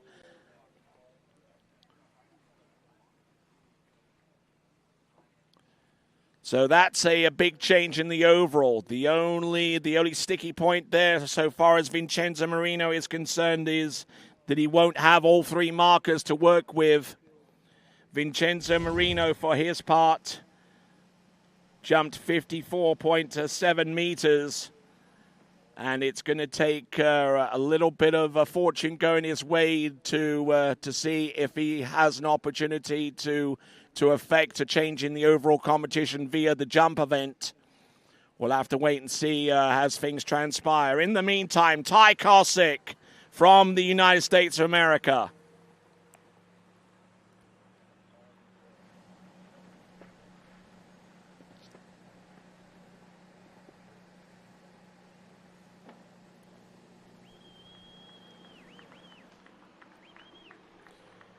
So as we continue on, wonderful shot there of Nelly Allah, who's our number one seed going into the women's jump final, and we're going to see her a little bit later on this afternoon competing as the last skier off the dock in the women's jump final.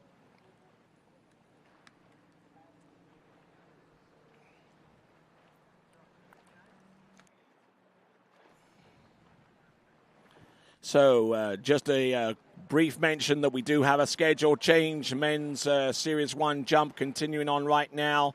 Then we got the women's jump final, the men's jump final. And then from there, the schedule is subject to change.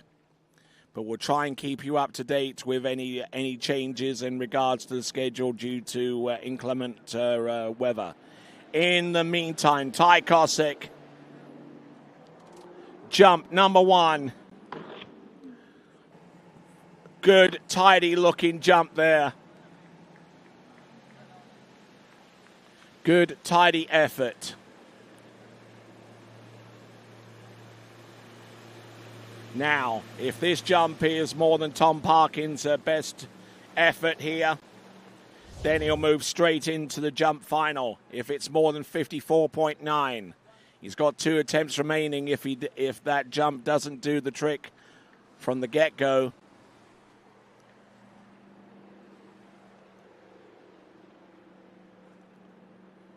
we await the distance.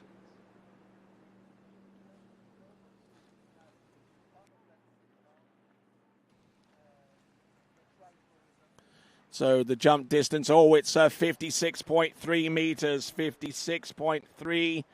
That puts him through to the next round, 56.3.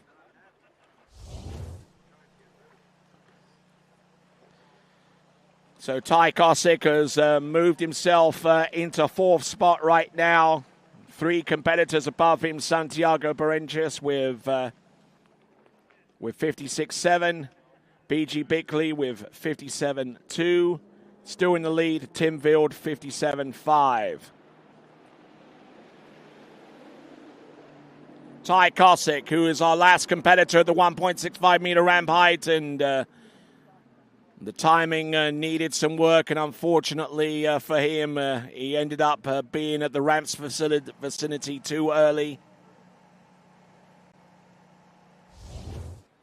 So a pass there on jump number 2, and we'll see what he can do with the 3rd and last attempt. The pressure is off his shoulders in respect to making it through to the final 12. He's already done that, and he's well into the list here. Currently in 4th spot with 56.3.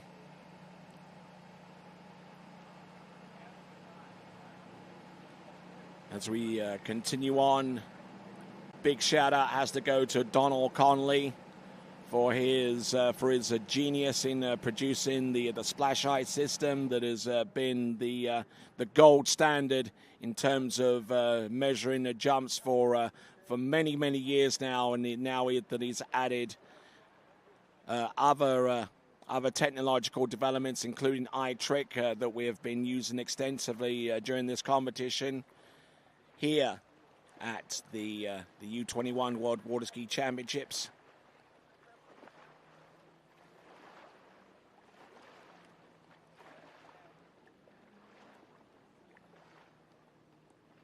Here we go. Last jump at 1.65 meter ramp height. Ty Kosick.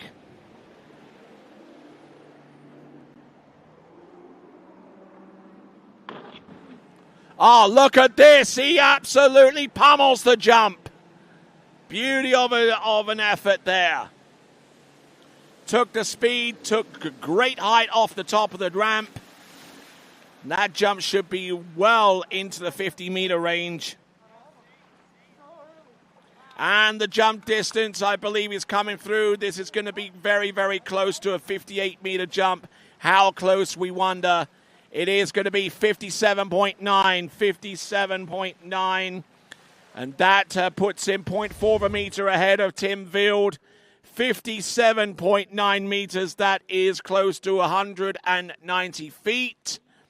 Wonderful skiing there from Ty Kosick. And that puts him currently in the lead.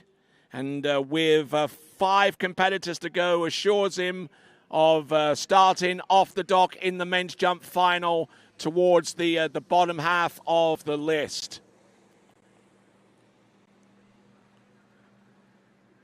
Ty Kosick. Good position, good strength all the way into that jump and just opening up. Good landing, 57.9. All right, so we're moving on from 1.65 meter ramp height jumping.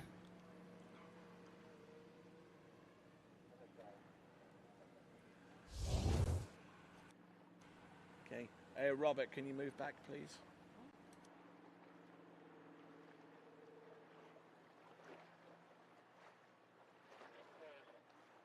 All right, then. So men's jump leaderboard.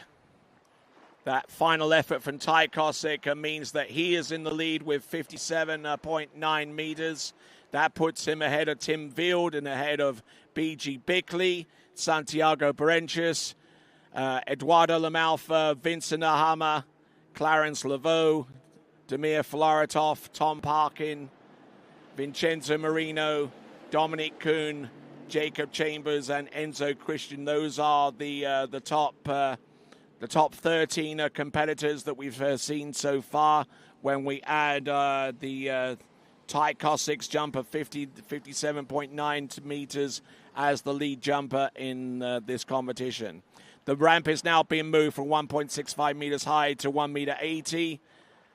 This is continuing live coverage of the 2025 U21 World Water Ski Championships, coming to you live from the Lakes of Cast in Stone in Foothills County, just south of the blue sky city that is Calgary.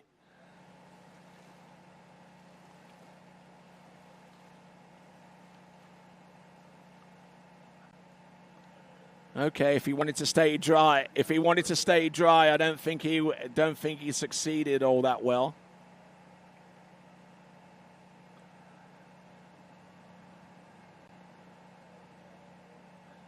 I think he'll be grateful that the boat isn't running at this time. This is how things get done.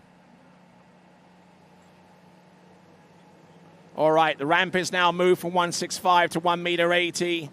Skier on the water at this time is Hugo Notar.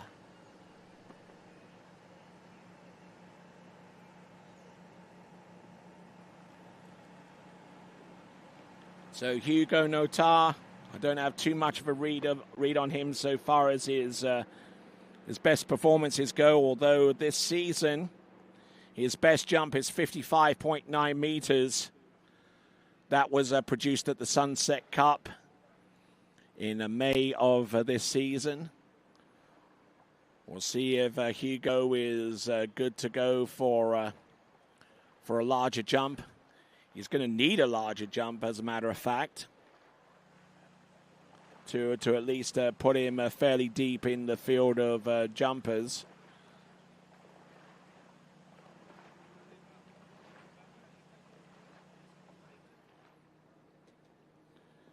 So, Hugo Natar.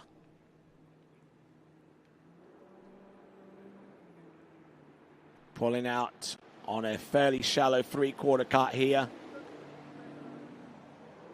Turns in, drives, and an early approach there for Hugo. So passing on the first attempt of 3. And so far as battles go, it's a straight-up battle now between France and Great Britain in terms of the next person to make it through to the men's jump final with the bubble score of 54.9. Tom Parkin with 54.9, and anything over that distance will be good enough to be a participant in the jump final. Anything less, and Tom Parkin stands to benefit.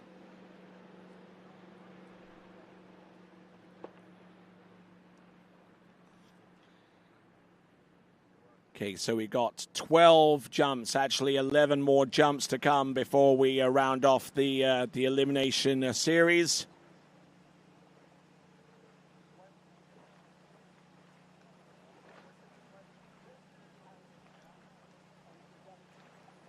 We got Hugo Natar on the water. We got another Frenchman to take to the water after him, Antoine Morin.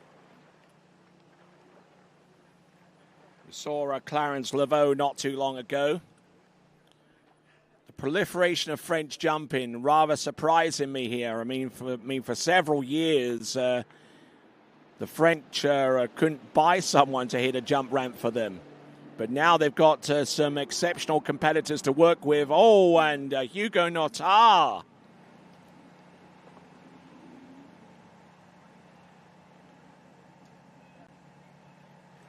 Unfortunately, they're taking a pass on jump number 2, and we'll see what he can do on jump number 3. It's going to be all or nothing here. A little bit of light has opened up there for Tom Parkin, who's along the shore side right now and waiting to see if his jump of 54.9 is good enough to see him through to the men's jump final.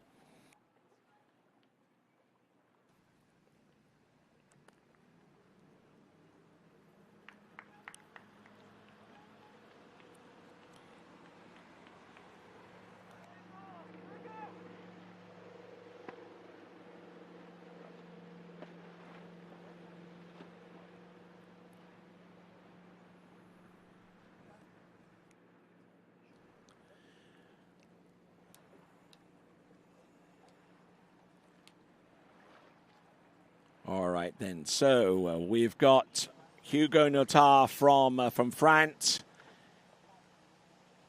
As we see some gorgeous sights of our crowd along the shoreline. Among that crowd is Tom Parkin. He's looking to see if his 54.9 meter jump would be good enough to make it through to the next round. That's all going to be determined with the last jump from Hugo Natar.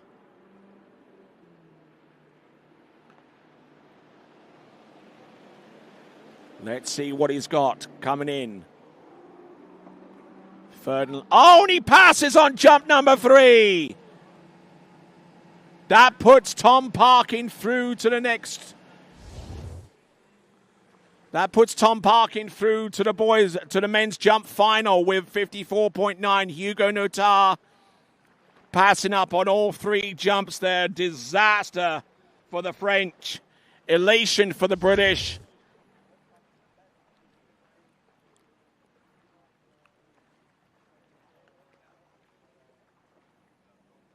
Hugo Notaro takes to the shore. And now that means that the bubble score has been reset. It goes from 54.9 to 54.7. And the skier with a jump of 54.7 meters is Vincenzo Marino. Anything less than 54.7 and Vincenzo has a ticket. And significantly, Vincenzo would have an additional marker in terms of being able to affect change in the overall competition, in which he is currently lying in second spot right now to the tune of 64 overall points.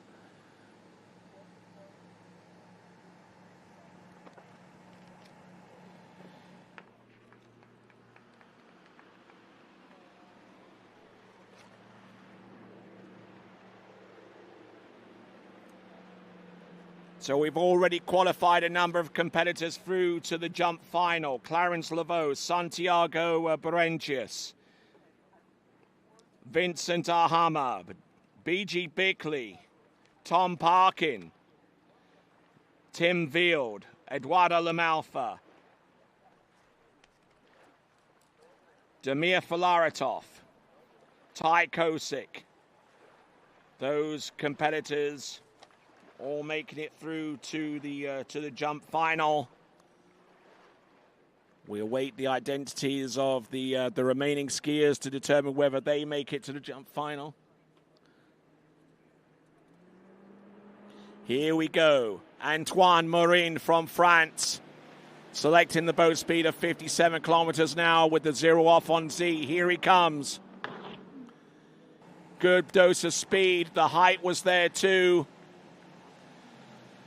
But he feels that he can jump a heck of a lot more than that. We'll see if that turns out to be the case.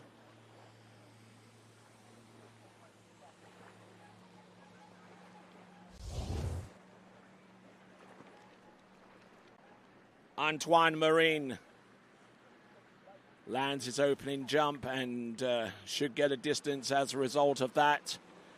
Now we're going to see if this opens up a situation for Vincenzo Marino. 53.9, 53.9. It's going to be close. 53.9.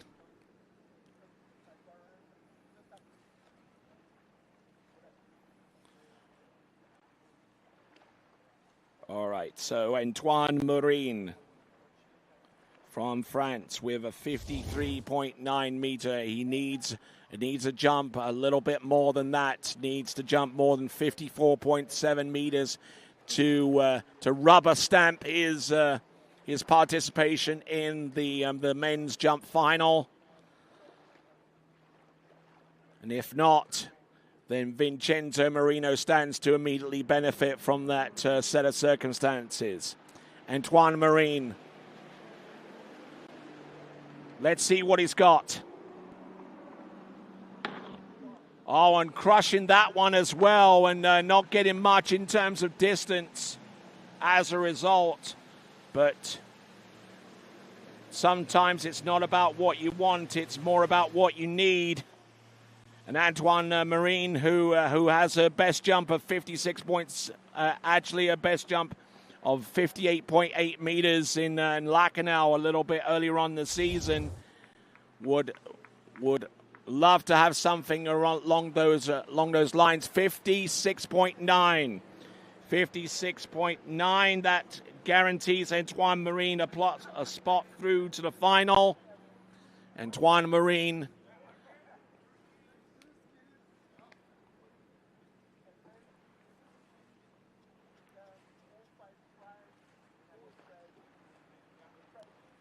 Good bit of speed, good positioning over the skis, keeping hold of the handle for quite a while just before he lands, making sure that he keeps his shoulders and everything in regards to direction in the right on the right path. So Antoine Marin with 56.9 is slotting himself into fourth spot. Ty Kosick still in the lead with 57.9. Tim Field, 57.5 for second. BG Bickley rounding off the top three at this moment with 57.2. In the meantime, here we go. Oh, and taking a refusal on the last jump, but he didn't need to take that last jump to ensure that he makes his way through to the jump final. So congratulations to him, Antoine Marine, with 56.9 meters. We're now going to go into the remaining two jumpers in the elimination round series.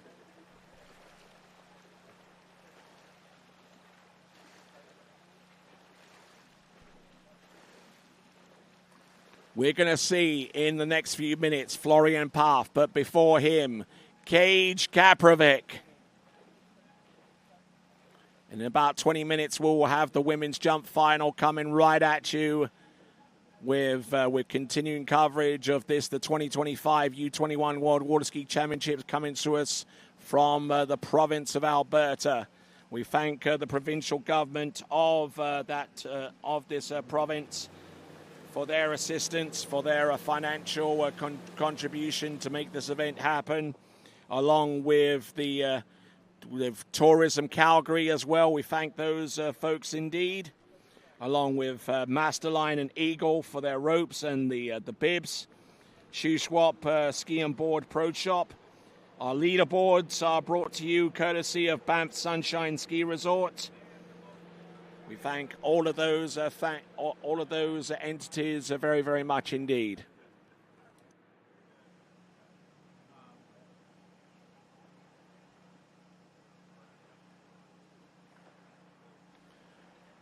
All right, Florian Paff on the starting dock and just making sure that everything is tight to the ski, the fins, the bindings, and everything else that needs to be situated.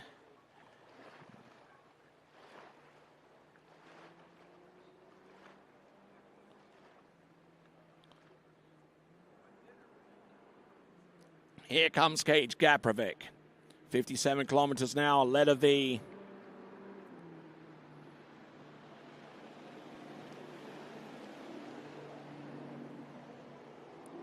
Turns in, drives hard, and unfortunately seeing more white than red off the first wake, and deciding to bail on that jump. He has 2 attempts remaining. We'll see what he does with them. Gage Kaprovic passing up on jump number 1 with a 0 score on the first jump.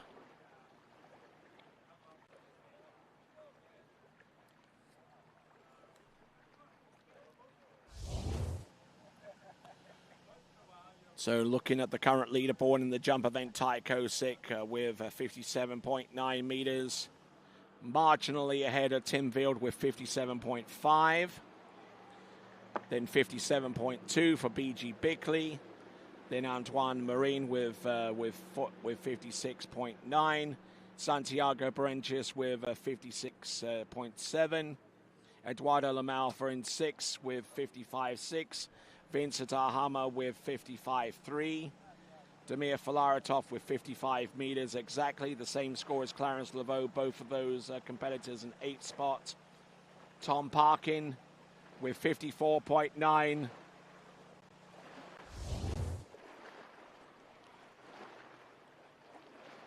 Yep, bring it down. Gage Kaprovic getting the signal there from the one, the only, the legend that is Jimmy Seamers. Here we go. Gage Kaprovic, who skis out of the Lone Star State of Texas, and here he comes. Ah, look at this, piling on a whole bunch of speed, and that should be enough. And he knows it too. Taking in a lot of heat, and was able to get his shoulders up and chest up at the right time.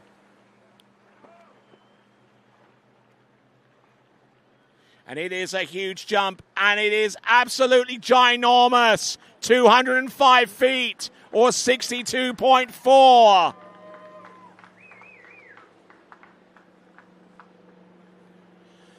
205 feet, our first post 200-foot jump that we've seen so far. Just absolutely blitzed that jump there. Good, solid effort there for Cage Kaprovic, and tick against his name, should be through to the next round.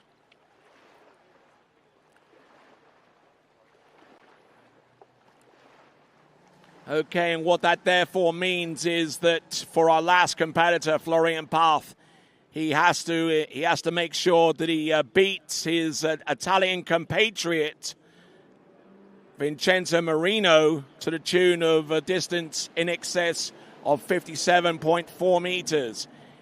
Here comes Cage Kaprovic. Dropping the handle, skiing around the left corner, but he is through to the next round of the competition, and he might actually end up being the top seed unless Florian Path can just absolutely uncork a sensational jump with the 3 attempts that he has at his disposal.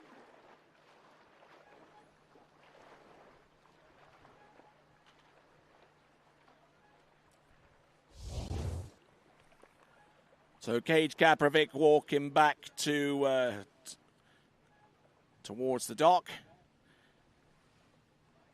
and just absolutely unleashed a 200-foot bomb there with the second attempt over 62 meters.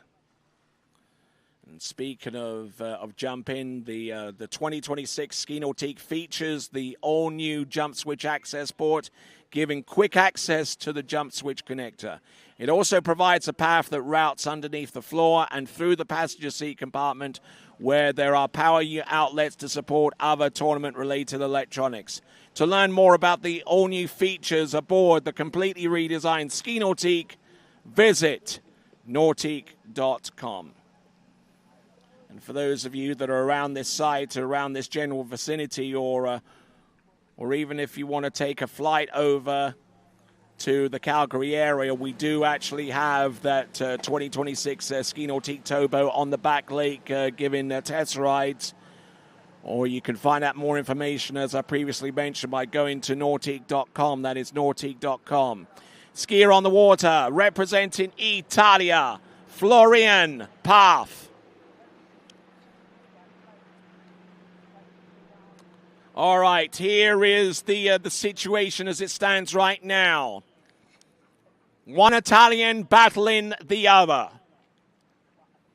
54.7 meters for Vincenzo Marino. He is currently the 12th spot right now. That is the distance that Florian Path has to succeed in order to put him through to the next round of the competition. Looking to see Florian Path, and no doubt taking a closer look is Kendra Nathan, Florian Path's partner. And here we go. Let's have a look and see what he can do on jump number 1. Oh, and taking a pass on jump number 1. Florian Path, a little bit of light is starting to open up here for Vincenzo Marino, who's currently lying in second place in the overall competition, but could see any chance of him improving his overall competitiveness go by the wayside via the jump event. And that jump event is going to take place later on this afternoon after the conclusion of the women's jump event.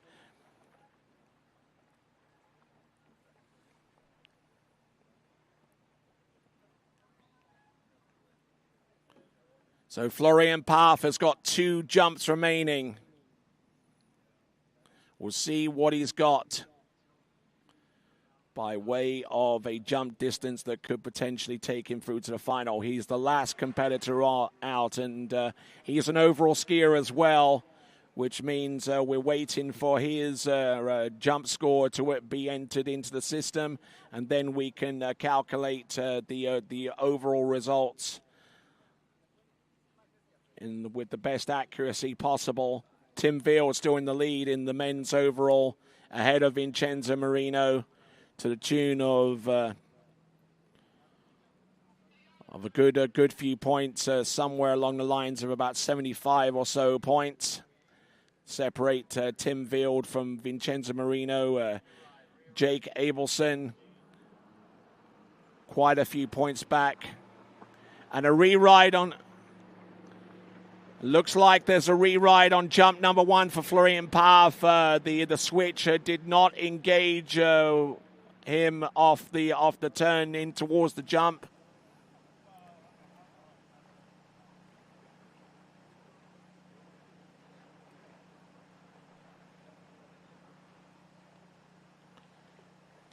Looks like our ladies jump finalists are getting ready to go. Samantha Hill, our first competitor off the dock, is ready. That ramp has to be reduced from 1.80 meters to 5 foot high, though, so she's going to have to wait a couple of minutes for that, as well as putting some fuel in the boat and getting everything set in that regard. Florian Pfaff, first jump, re-ride.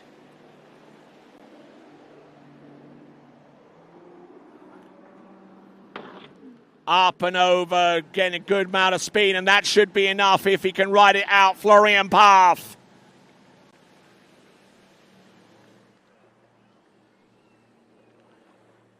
Now Florian Pfaff.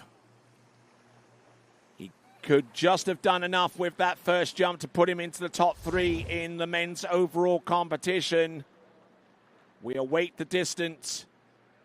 And it is 60.4 meters, 60.4, and he has 2 more jumps remaining. 60.4.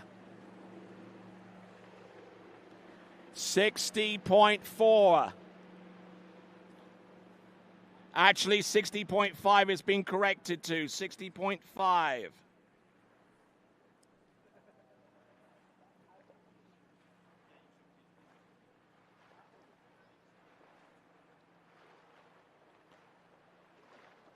So Florian Pfaff in the overall competition because of a lackluster trick score. That means that he's currently in 9th spot in the overall competition.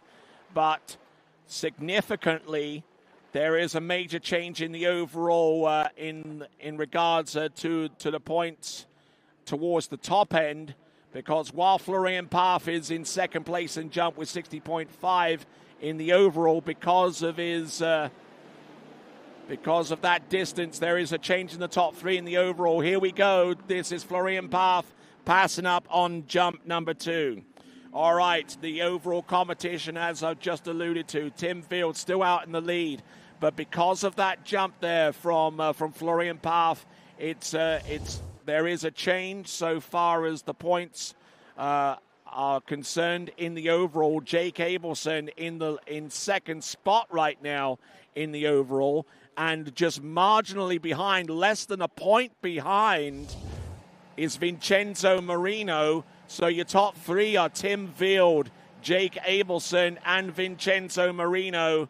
Damir Filaretov in 4th spot, 5th spot in overall right now is Axel Garcia, Dominic Kuhn in 6th, Jack Silver in 7th, Jacob Chambers in 8th, Florian Pfaff in 9th, and in 10th spot, Lucas Cornell. Those are your top 10 in the overall. So a lot of change going on.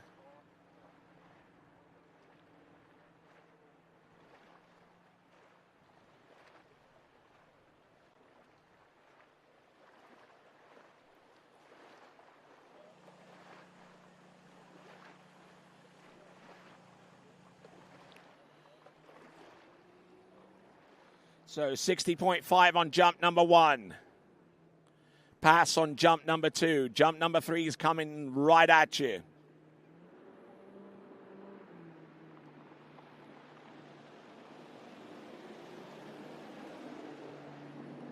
Here he comes.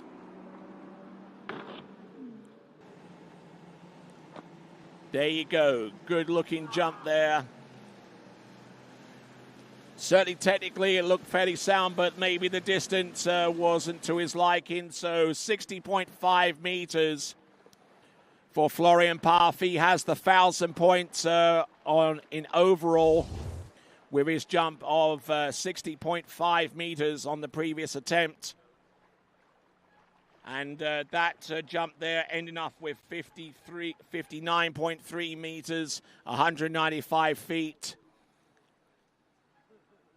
But unfortunately there for Vincenzo Marino, he is in the plump spot there with his 13th spot with 54.7 meters, just 2.2 of a meter shy of the jump distance produced by Tom Parkin with 54.9.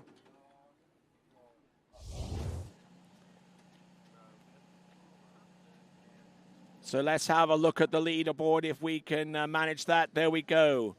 We got Florian Path in the second spot. He's our lead overall jumper. But Gage Kaprovic in the lead with 62.4. Tim Field with 57.5. BG Bickley with 57.2. Antoine Marin with 56.9. These distances are incredibly close. 56.7 for Santiago Berentius. Eduardo Lamalfa with 55.6. Vincent Arhammer with 55.3. Clarence Laveau and Damir Flaratov both in ninth spot with 55 meters exactly. Tom Parkin with 54.9, and you'll get to see the other results in the fullness of time.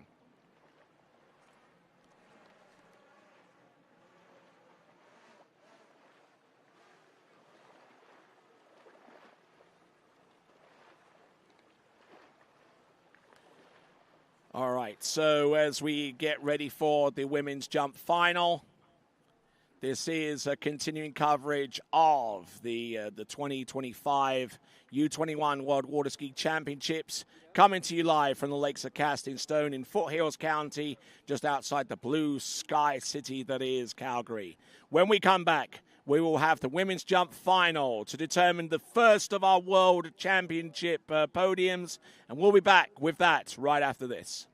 My name is Thibaut Dalen and I'm the broker of Dalen Real Estate. And today I want to show you some of our special listings located in Florida's world famous water ski hotspots.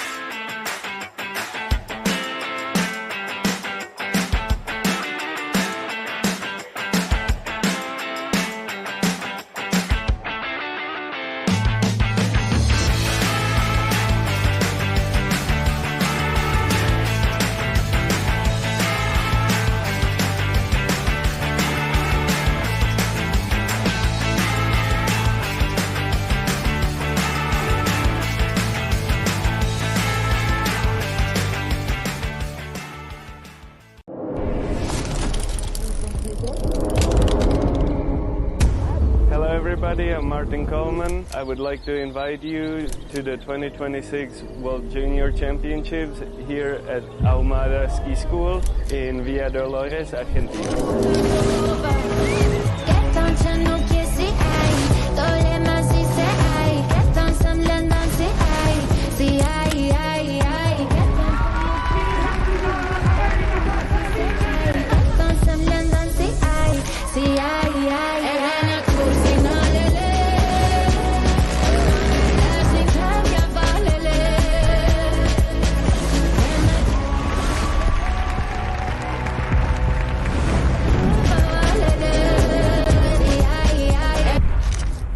Sí, llevo 15 días acá y 16 asados.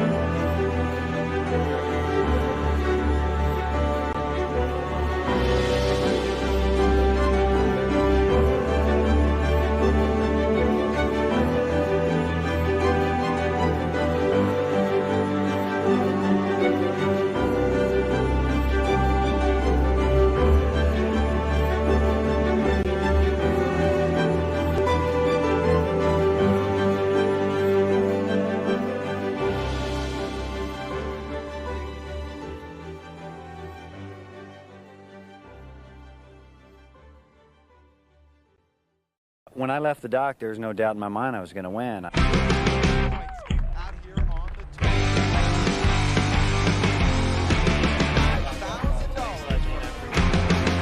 4 needs a ball when he gets over.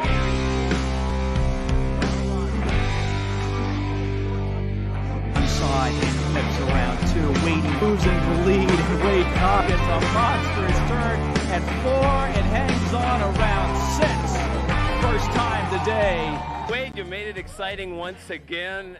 Slingshotting himself around 1, and that's large. He's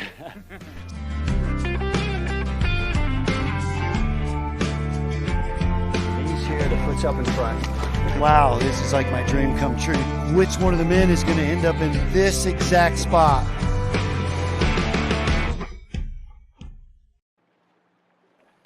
All right, welcome back to live and continuing coverage here at the U21 World Water Ski Championships. We're going to go straight into the women jump finalist. Samantha Hill will be our lead-off skier, followed by Megan Pelkey, then Nellie Scholes, then Emily Wenzel, Zahi Reeves, Kate Pinsoneau, Misa Jakobsen, and Mandy and Christy Appleton.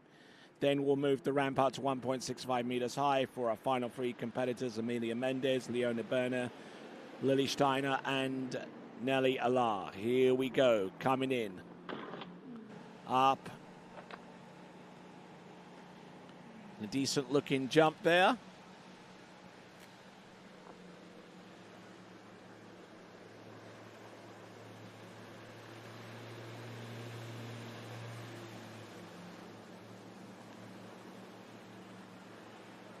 So we're just waiting on the distance for jump number 1.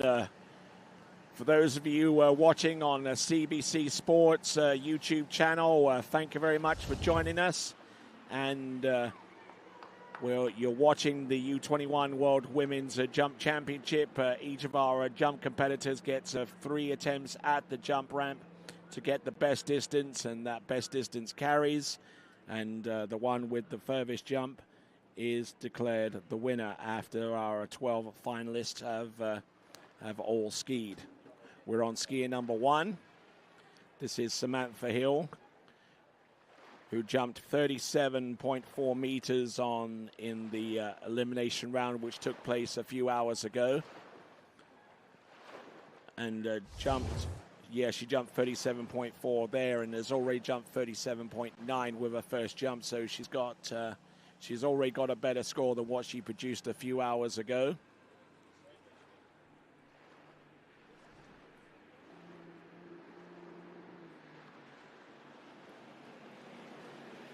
Here we go, folks, coming in with 54 kilometers now on letter P on the 0 off. Taking in a lot of speed. The direction looked pretty good too.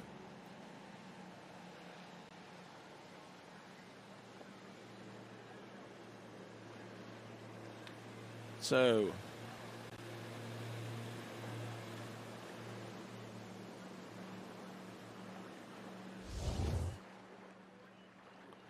we're just looking here for the second jump distance here for Samantha Hill, coming through 40 meters exactly, 40.0 meters. Samantha Hill, who skis for the University of Alabama during the collegiate season. Let's see how 40 meters compares with what she's already done this season. Has already skied and represented the United States of America in the World University Championships. Jumped to 34.7 meters there, so she's on a season high right now.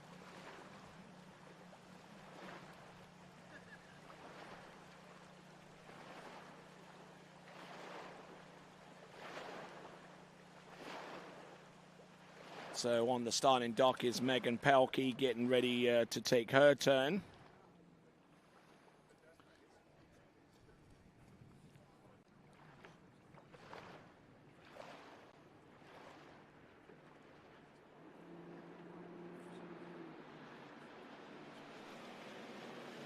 Here we go, Samantha Hill, 40 meters on jump number 2. Here she comes on the third and last. And that jump has the legs to be a little bit further by itself. So great skiing there for Samantha Hill.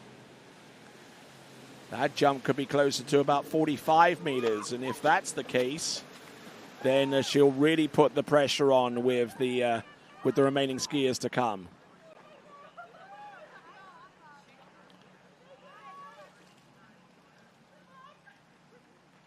And she appears to be happy with the performance that she put out there on the previous jump of 40 meters. 39 meters on jump number 3. Will not be the best jump out of the 3, but 131 feet in her distance measurement parlance is good enough for 131 or 40 meters there for Samantha Hill. Hugs all round, it would appear, on the starting dock as we see Samantha Hill on the instant replay rides out that jump. As we now focus in on our next competitor from Canada, it is Megan Pelkey. Now, Megan Pelkey is a wildcard athlete representing Canada and has competed for the Canadian national team at junior level in years previous to this, and plies her trade at collegiate level, representing the Raging Cajuns of Louisiana Lafayette. So Megan Pelkey with 37.9 meters in the previous round would be needing something more than that now to take the lead away from Samantha Hill.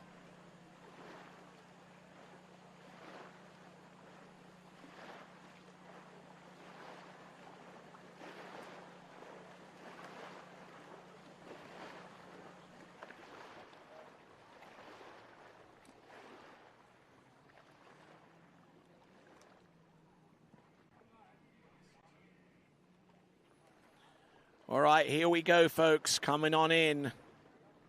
Samantha Hill taking what is known as a three-quarter cut.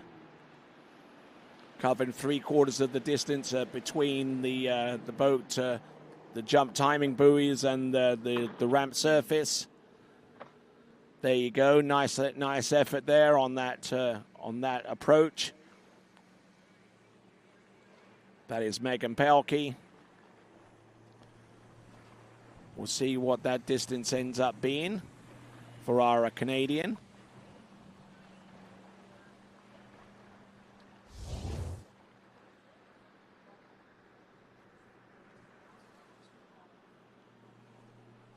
So, having already exceeded her best jump of the season so far, she jumps 34.8 this time around on jump number 1.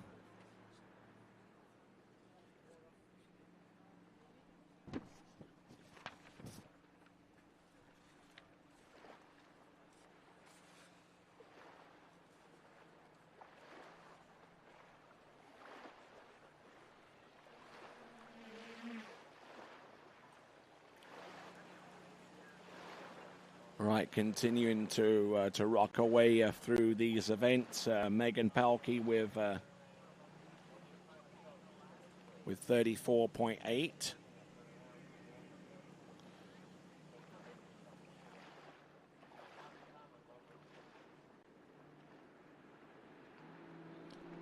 Let's see if she's got anything else left in the tank. She's already competed in the jump event earlier on this morning, which is why that she's competing now. She jumped long enough to make it to this stage in the competition.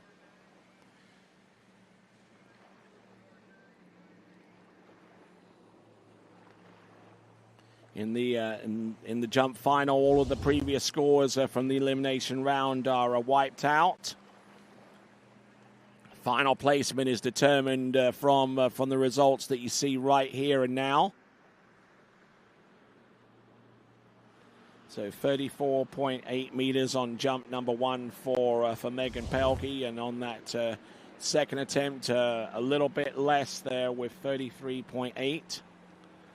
33.8 meters on jump number 2. So looking to reach and dig down deep for something a little bit more substantive than that to at least maintain her current position above Sam Hill.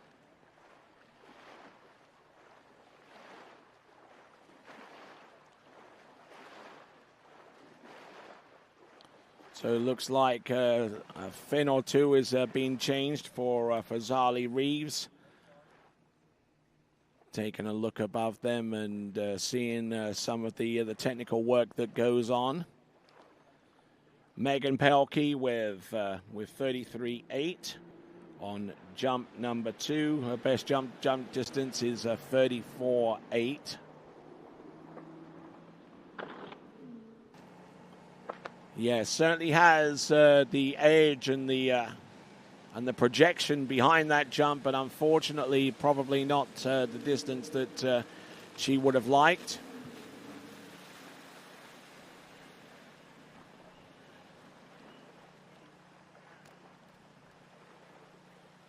So the jump distance should be revealed shortly there for our second skier out on the water, Megan Pelkey.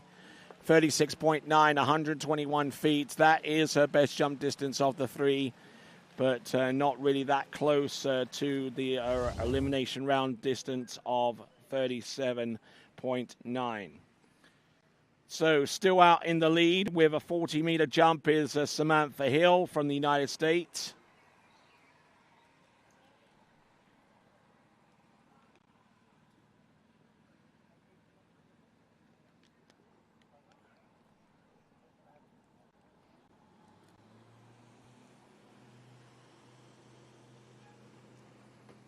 Barreling into the jump there with the third and last attempt and a good solid landing. But that's not the end all and be all of a jump in. The landing is important, sure, because that scores the jump. But a little bit more distance behind that flight might have been a better request there so far as Megan Pelkey was concerned. In the meantime, Nellie Scholes. 38.5 meters in the round previous to this. In a previous competitions so far, her best jump distance has been 40.1 meters produced in the competition in Italy.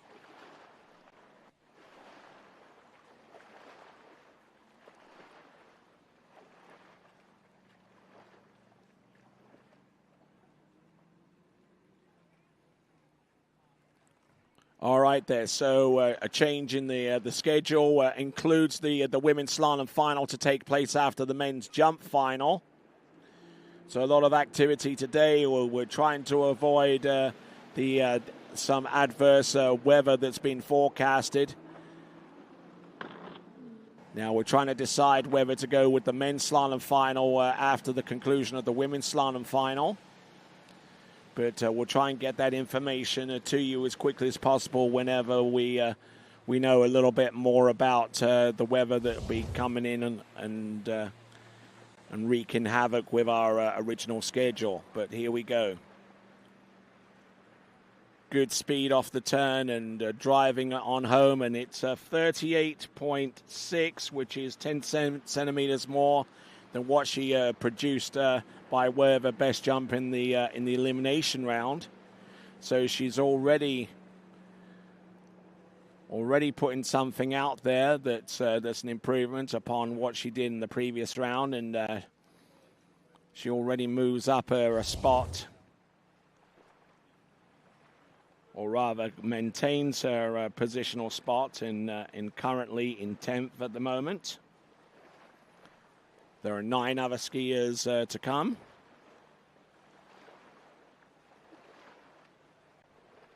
At least 9 other skiers to come.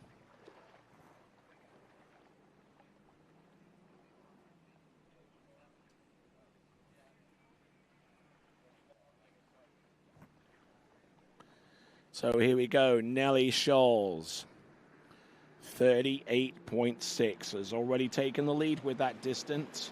Actually, that's in good enough for second spot, I would say. Samantha Hill is in the lead with 40 meters. Oh, no! The jump ski just split wide open at the front there, and that just sends her careening into the water. There are bits of equipment there floating all over the show. Coming off the second wake. Or just getting pulled into the jump there. Kind of reminds me of some of the crashes that took place during the 2009 World Water Ski Championships that were held here at the Lakes of Casting Stone. And some of those looked fairly horrific. Oh, she wasn't even halfway up the jump and she was going out the front. So that's Nelly Scholes taking a fall on jump number 2. I don't know if she can be convinced to go on jump number 3. But we'll soon find out in a moment or so. And looks like her helmet's back on and everything is set. So, well, I'll tell you what, she's a braver soul than I am, I can tell you that.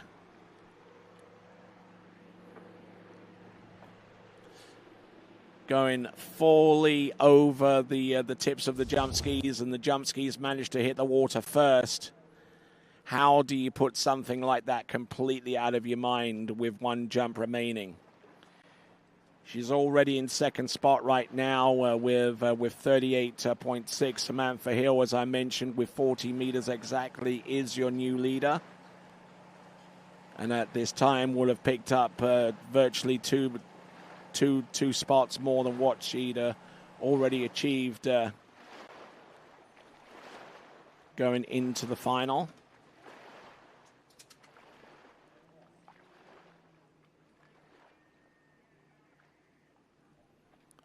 Here we go. Coming in on jump number 3.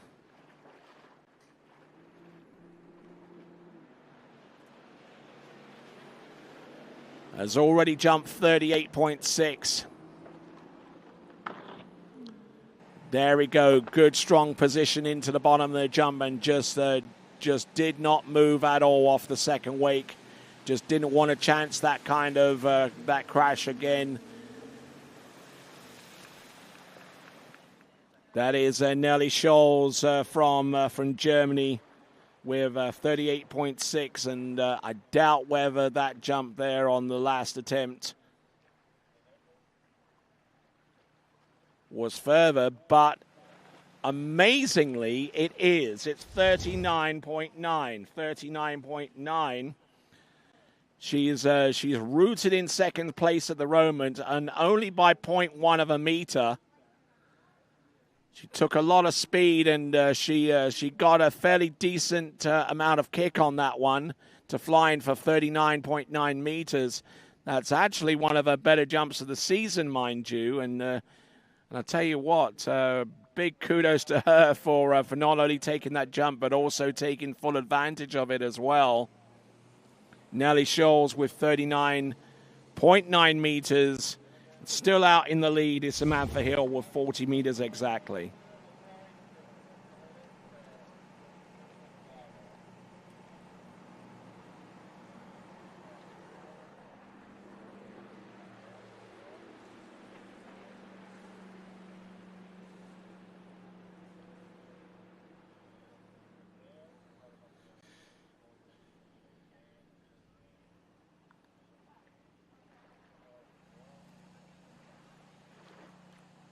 So our German contingent just trying to ascertain the health of Nelly Scholes. Probably the sanity of as well as taking that third jump, but it yields a better jump distance as we take a look over the Bow River over towards Calgary, which is experiencing some pretty heavy rain right now. Hopefully some of that won't be making its way down south. Here we go. This is Emily Wenzel, who jumped 40.1 to get to these finals. And look at that. That jump has the legs to being a lot further than just 40.1 meters.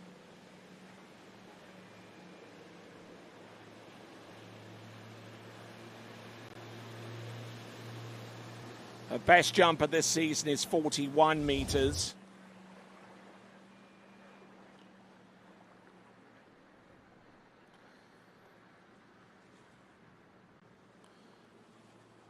And look at this, it's 40.3, so she's already exceeded her elimination round distance, 132 feet. And with that jump distance, she is in the lead and holds her position as a result of that jump distance. Samantha Hill has relinquished the lead now. Her jump distance is 40 meters, is now good enough for second. Emily Wenzel with 40.3 now holds the pole position.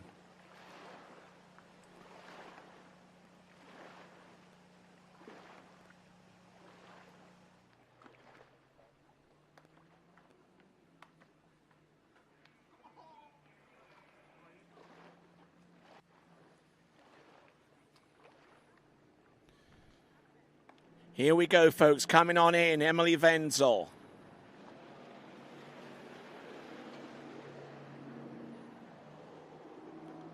Driving it on home. Oh, and a little early with that one, and deciding to drop the handle and ski round the bottom left corner.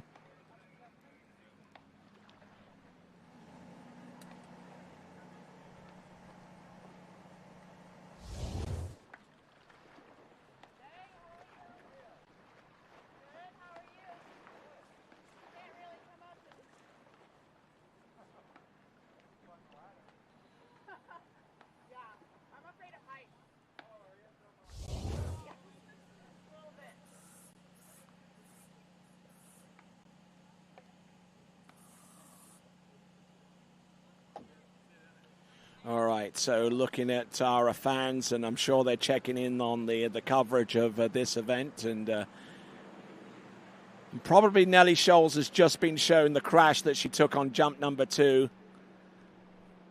That's not nice. She can do that herself later.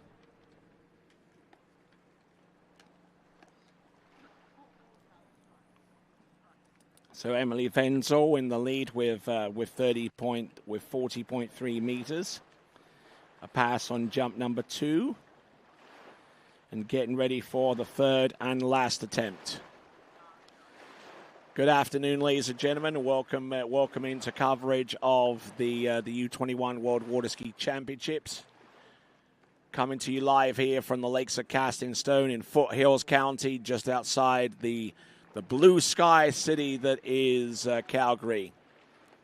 I say blue sky, not quite at the moment, because there are some pretty heavy rain clouds over the city that hosted the '88 Winter Olympic Games many, many years ago, as Emily Wenzel passing up on 2 out of the 3 jumps. But she has to make do with 40.3, but it is enough for the lead. So after 4 competitors in the jump final, Emily Wenzel in the lead with a 40.3. Nellie Scholes with a 38.6. Megan Pelkey with a jump of a 34 with 36.9. Samantha Hill currently in second spot right now with her jump distance of 40 meters exactly. So it's Emily Wenzel in the lead, Samantha Hill in second, Nellie Scholes in third, and Megan Pelkey currently in 4th place after 4 competitors. So he managed to get that right. So just waiting for the line to tighten and ready to hit the water is going to be Zali Reeves from Australia.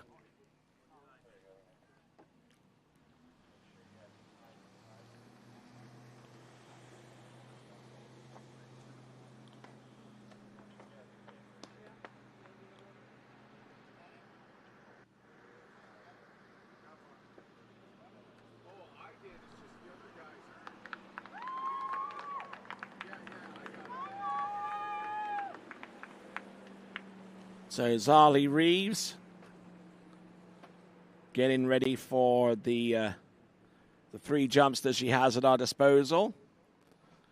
And whether you're tuning in to this coverage via the TWBC YouTube channel or the CBC Sports YouTube channel, you're most certainly welcome on CBC Sports, a YouTube channel. There is live captioning of the announcements during the course of this event, should you require that.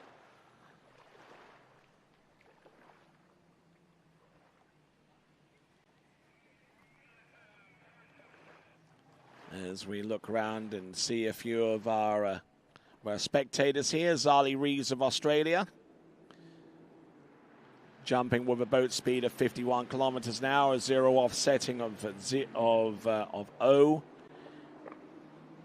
Oh, and coming in with a lot of speed, but the timing needed work. Came in a little bit too early, and coming in too early is just as bad, if not worse, than coming in too late. So she decides to drop the handle for safety reasons and ski around the bottom left-hand corner. Now, for those of you that are relatively new to the sport, just to let you know what the format is, it's best jump of 3 counts as your score, and obviously if you have the furthest jump out of everyone, you are declared the winner. It's pretty simple, really. Where it gets really, really technical is some of the nuances that are present with the event so far as the boat and the speed and the ramp height and the angular ratio of the jump ramp thereof.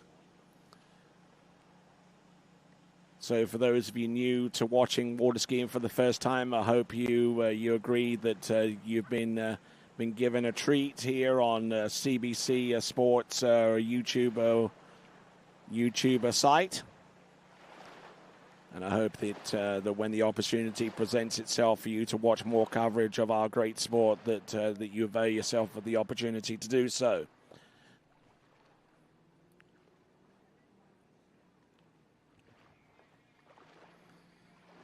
Zali Reeves of Australia getting ready for her second jump, passing up on jump number 1. Still maintaining letter O with the 0 off setting. Up and over, and a beauty of a jump there. Holds on to that very, very nicely indeed.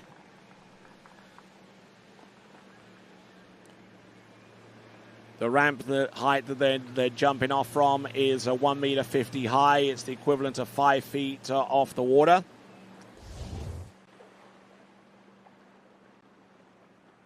The ramp deck is approximately 20 feet long. And just looking at that jump, it's 42.7 meters, 42.7. She is your leader now, Zali Reeves.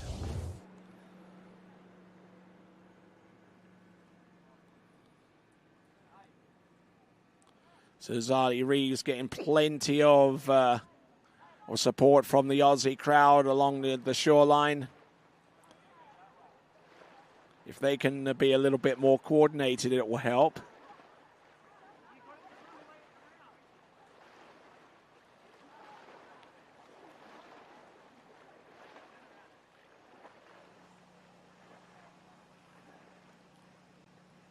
Looking in at the starting dock and seeing our next competitor, Kate Pinsoneau of Canada, Canadian team member. In this competition, each nation has the option to pick a team to contribute scores towards the team overall competition. Oh, look at that. Zali Reeves all over the show coming off the jump there, but she certainly put a lot of beef into that jump. Certainly no lack of effort there, Zali Reeves of Australia.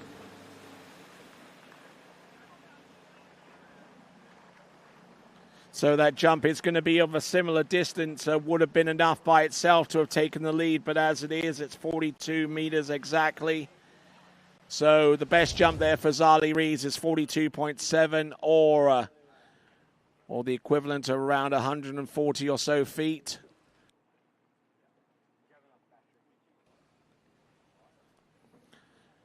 So 140 feet produced on jump number 2 for Zali Reeves. As we now work our way to our next competitor, it is Kate Pinsoneau of Canada.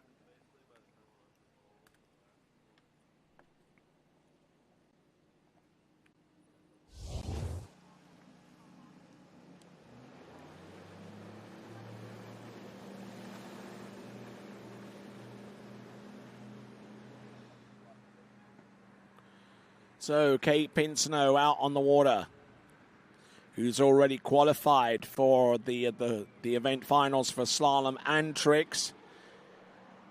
Looking to be a leading contender in the overall competition. In terms of the women's overall competition, Kate Pinsnow currently in the 7th spot right now, but can move from that spot because she does have markers in all 3 events, something that can't be said for many of the competitors that are above her. Currently right now in the women's overall competition, Emma Davis is in the lead with a point score that is about 32 or so points ahead of Daniela Verschweivel from Colombia. And Nelly Alar is currently lying in 3rd spot in the women's overall competition after the elimination round series was completed for each of the 3 events, slalom, trick, and indeed jump. Here we go, coming on in, Kate Pinsnow. Nice. Great effort there and looking to try and get a little bit more in the way of distance. Her distance from the round previous to this one was a 41.9.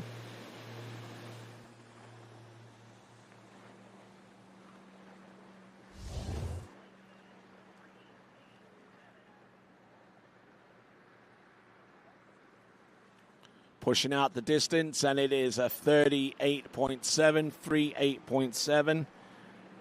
So she's looking for some more meters to be put on top of that, and to help her out, and not only with her ultimate jump distance in the final, but also helping out with the overall competition.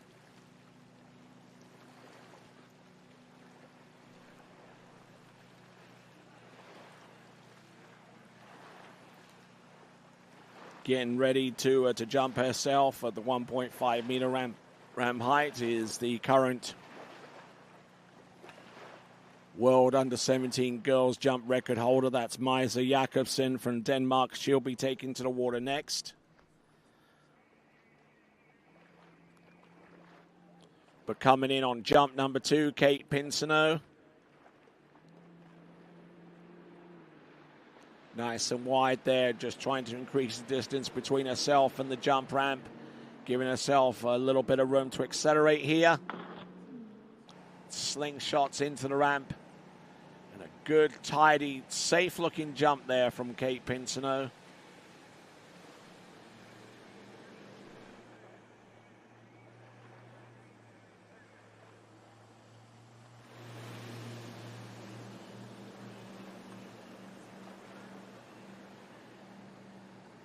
So it looks like a distance is going to be coming through momentarily, and it is 42.7,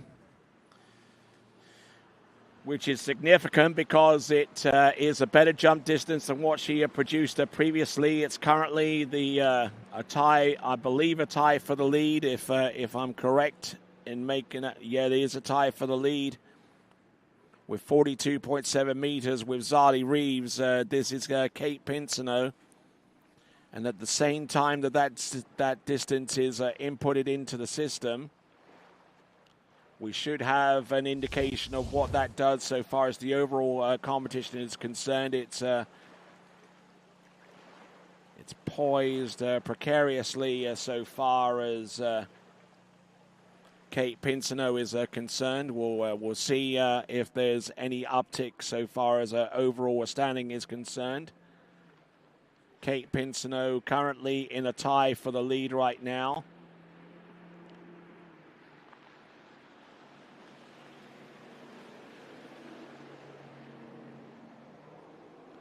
Here we go, driving it on home, up and over with one more jump to come, and a good looking distance there for Kate Pinsnow. So Kate Pinsnow, at the same time that she's improved upon her best jump distance coming into this event, might also at the same time as that improve her overall positioning from 7th to 6th place. Double check on that estimation. But Kate Pinsonneau doing a grand job out there with a 42.5 meters on the last jump. 42.5. Her best jump is 42.7. It's good enough for a two-way tie for the lead.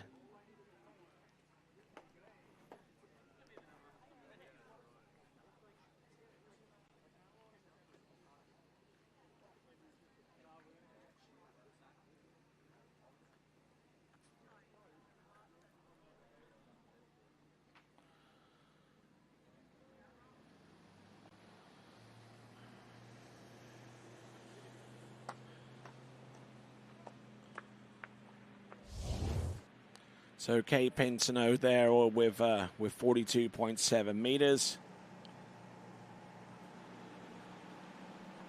And now our next skier on the water is going to be Maisa Jakobsen, the current world jump record holder in the junior girls division.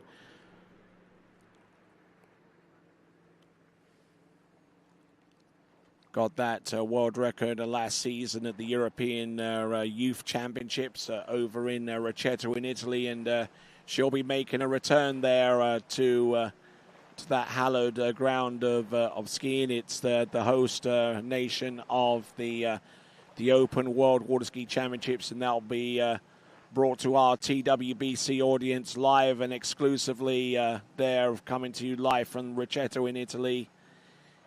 The Open World Championships, which will take place at the end of this month.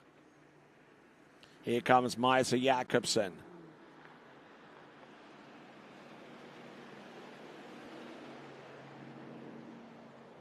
Coming in, jump number one. Taking in a lot of heat, a lot of speed, and she's pleased with that. Might well be enough to take the lead. If it's anything more than 42.7 meters, it will do just that.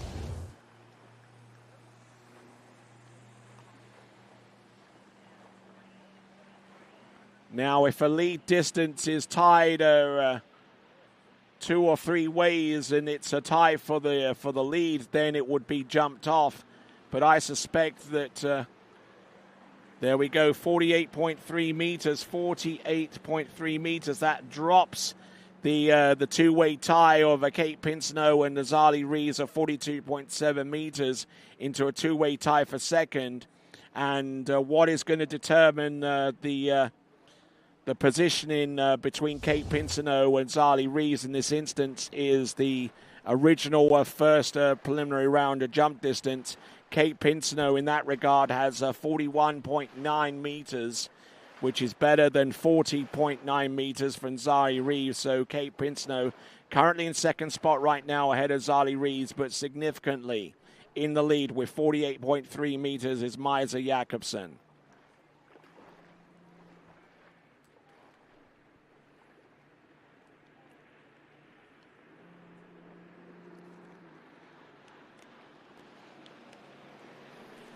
So with 48.3 meters, 2 meters more than what she jumped in the original opening round.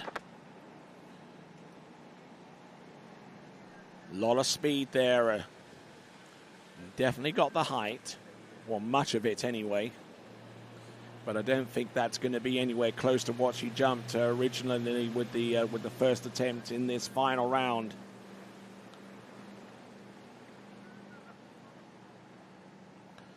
It looks like it is 45.8 meters, 45.8.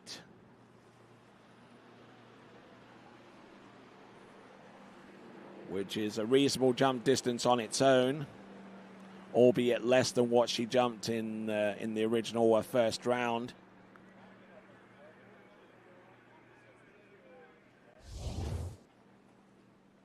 There we see the ramp surface there.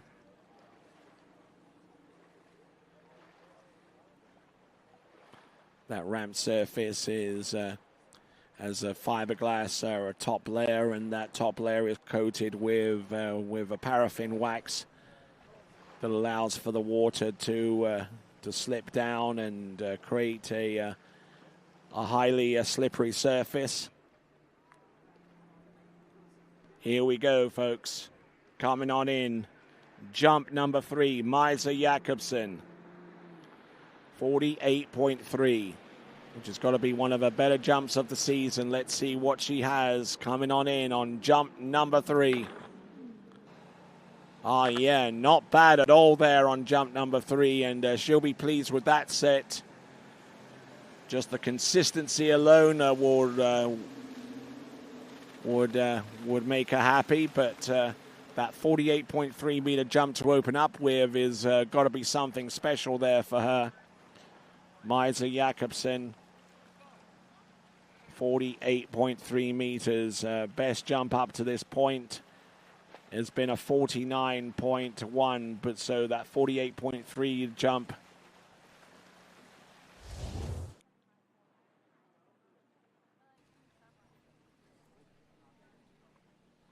So 46.1 on,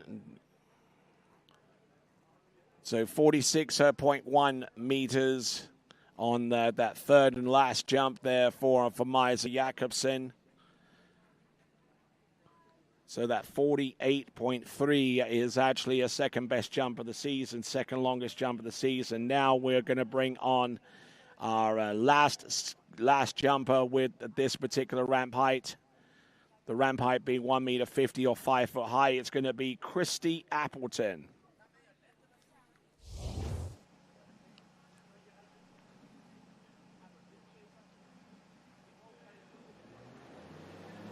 So Christy Appleton in the brown previous to this jumped a 47.2 meter jump.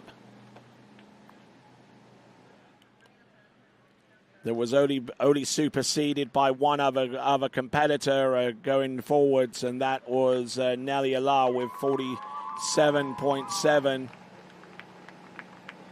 And Nelly Allah will be our last skier off the dock when the ramp height is jacked up from 1.50 meters to 1.65 meters high.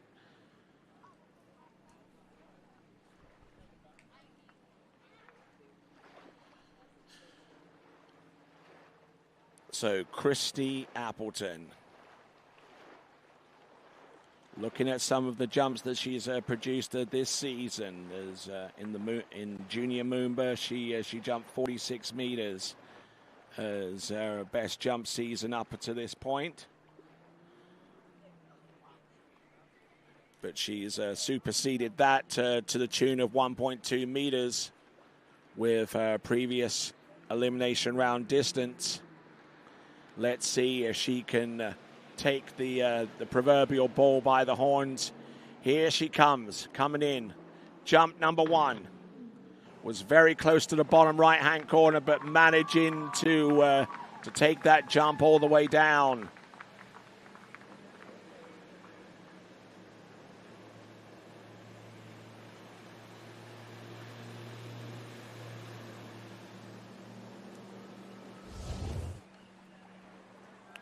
So looking at Christy Appleton once again.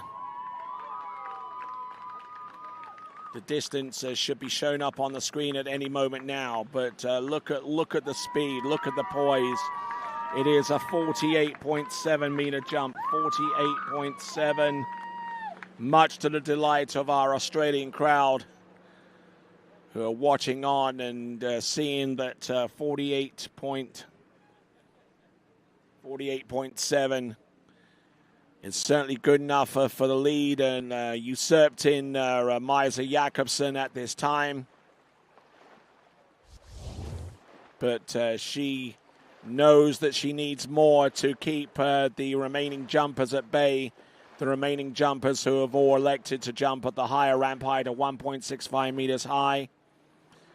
As we look out across the countryside here in the northern portion of Foothills County, looking out towards the blue sky city of Calgary in Alberta. A sporting heritage that very few can match. Oh, look at that.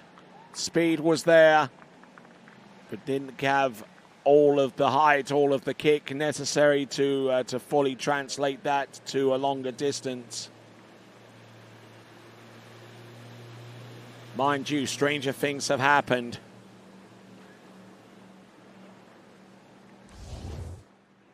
distance coming through is a 46.6 meter jump, 46.6 or 153.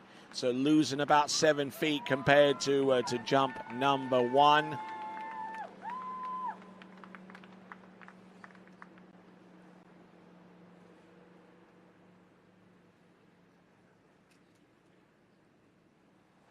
Just settling in off the turn and just driving on home and almost getting stretched out a little too much just to get onto the bottom of the ramp.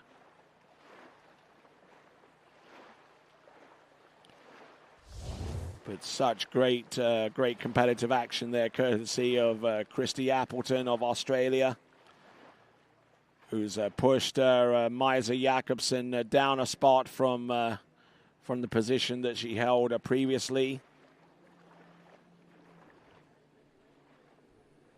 So one final jump at this ramp height of 1.50 meters.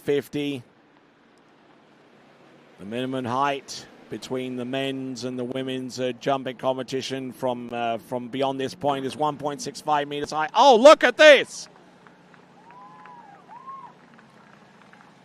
Driving hard off the turn and off the second wake, and just really using the pull of that Ski Nautique towboat with that 6.2 liter PCM engine.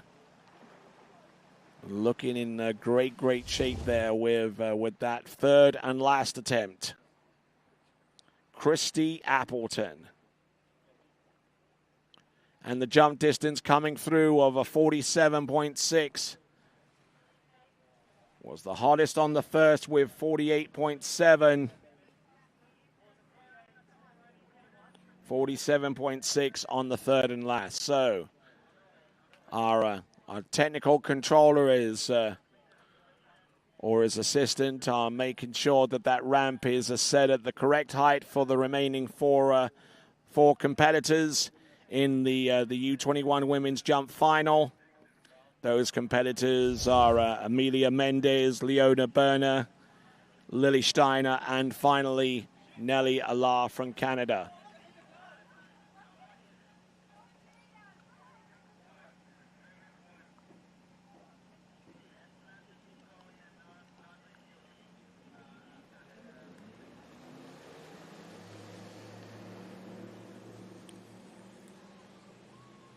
All right, the boat is making its way up and down to give our next jumper exactly the same conditions as everyone else.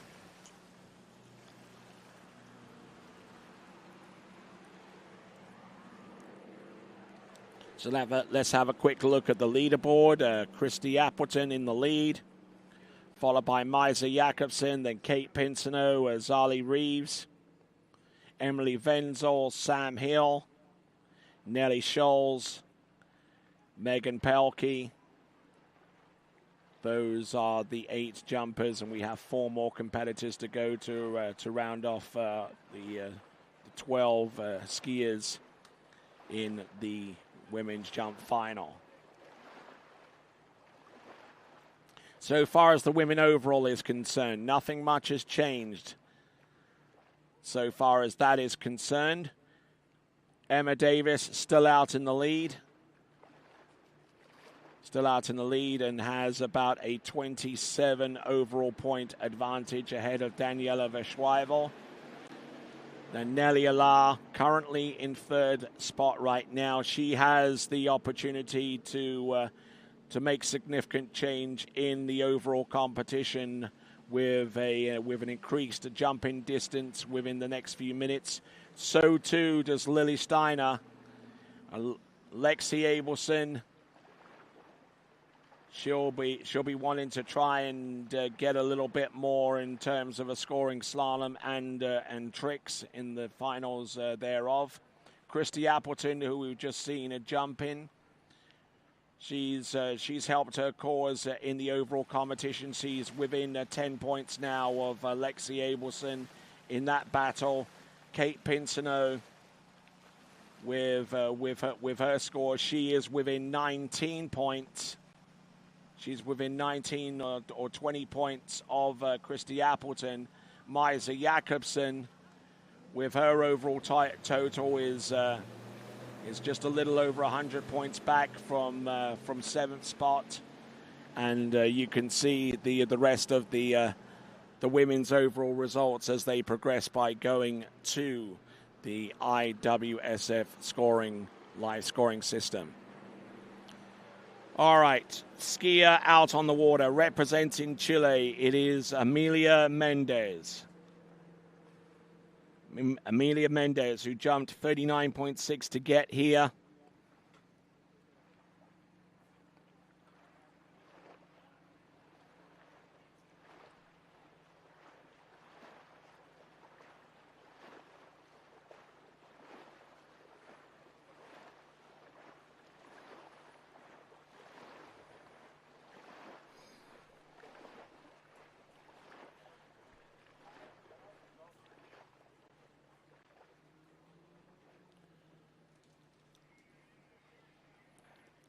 So, last 4 jumpers.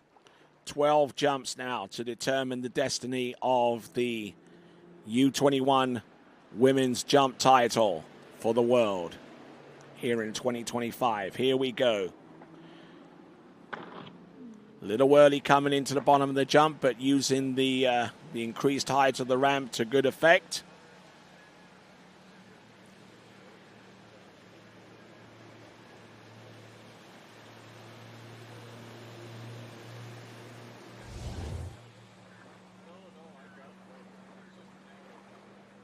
So leaning in a little bit off the turn, which isn't always the most desirable way of getting from one point to the other approaching a ramp.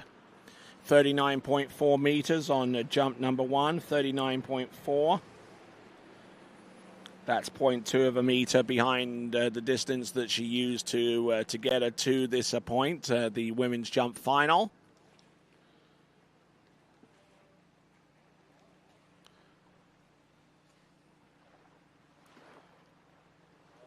So thanking every single one of you for coming on out here to the Lakes of Casting Stone, and also for those of you that are online tuning in via the TWBC YouTube channel, or indeed the CBC Sports YouTube channel. Equally grateful for each of our audiences tuning in. This event brought to you by Masterline Ropes, along with Nautique Boats, and also Eagle Bibs. We've got Shoe Swap Pro Shop as well, along with Banff Sunshine Resort sponsoring the leaderboard, and some great assistance by the Alberta provincial government and Tourism Calgary, as we see Amelia Mendez get done with jump number 2, and I suspect that one is going to be significantly further. If she can get over 40 meters, it would be a great boost for her, and also not only for her but also for Team Chile. It is 40 meters exactly.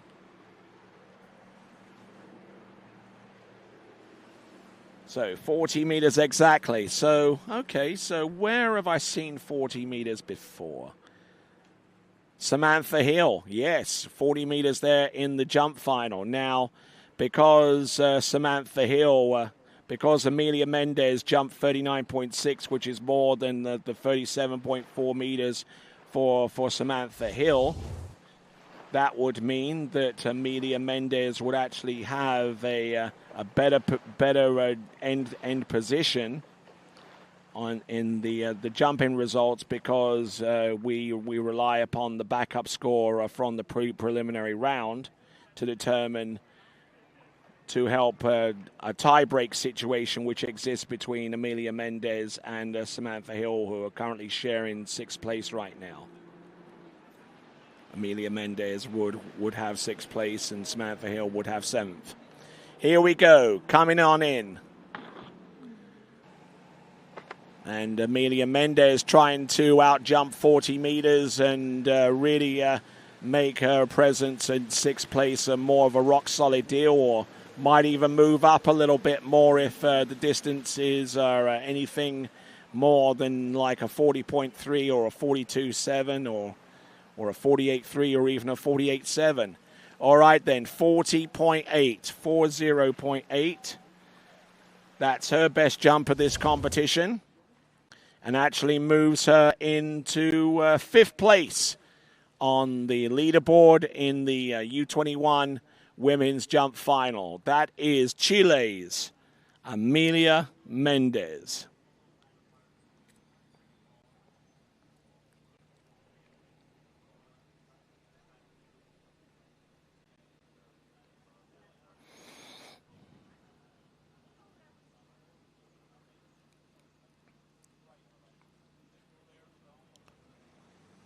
So great jumping that we've seen so far, and now we move on to our final 3 competitors. Having jumped 43.4 meters to get to this women's jump final from Austria, it's Leona Berner. There's your leaderboard. Christy Appleton in the lead with 48.7. Second place, 48.3, Maisa Jakobsen. And Zali Reeves with 42.7. Currently in the... So for the podium, need more than 48.7 meters would guarantee a podium spot.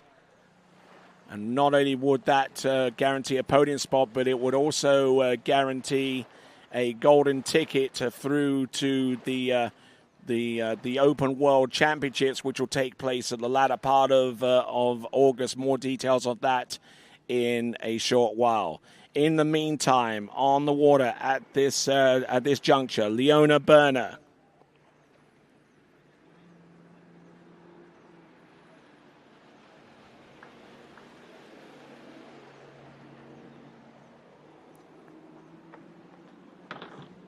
Oh no! And getting pushed out over the skis and taking a big old hit there. And she was late raising the arm up towards our officials, and she only needs to look over her right shoulder to see that our rescue swimmers are Johnny on the spot. Took them about 3 or 4 seconds to get to our athlete who went over the front of her jump skis, and we're looking and seeing Leona Berner.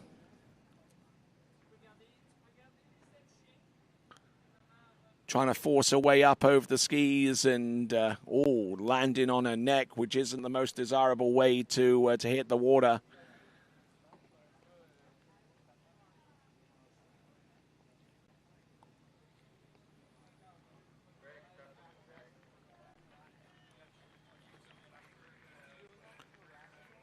So Leona Berner on jump number 1, resulting in a fall.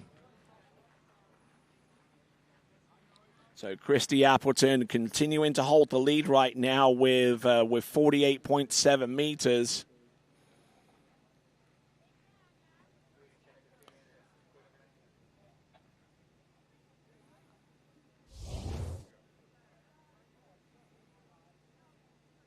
Looks like the equipment's being checked to see if everything is intact. Binding screws, fin screws, the whole deal. And as she gets ready to take back to the water, we'll step aside for a moment or two. Then when we return, we will have Leona Berner with the continuation of her set next.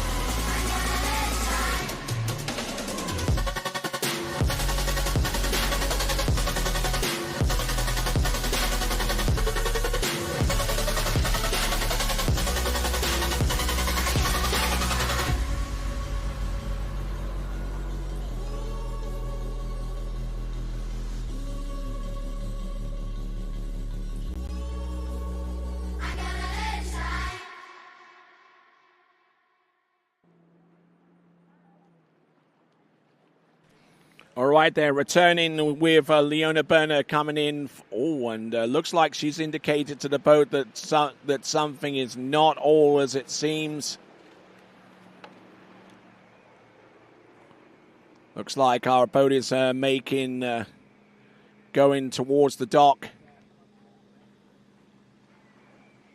Something is terribly wrong, so it looks like the Austrian team captain and their representatives right now are going to have a look at the ski. It might actually cost her one jump to determine what is up.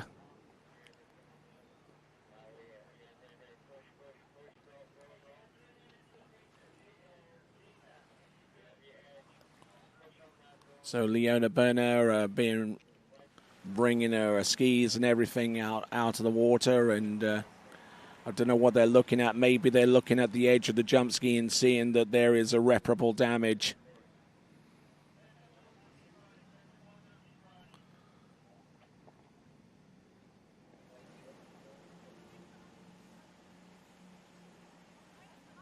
They have about 3 minutes to make any kind of repairs that they're able to those jump skis before the skier makes his or her way back into the course. Looks like they're focusing in upon the edge of the jump ski. In the meantime, whilst they look to try and make some repairs out there on the jump ski, if they can possibly do it, the boat is making its way up and down. And judging by the timing, it would probably take that boat about a minute and a half to make its way back to the dock, and by that time the full 3 minutes would have expired. So high drama going on right now.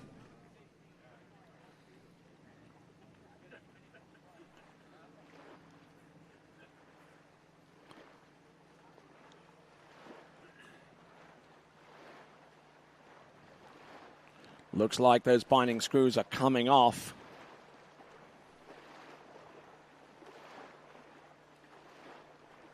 And they're going to have to come off quickly if another jump ski is going to be substituted here.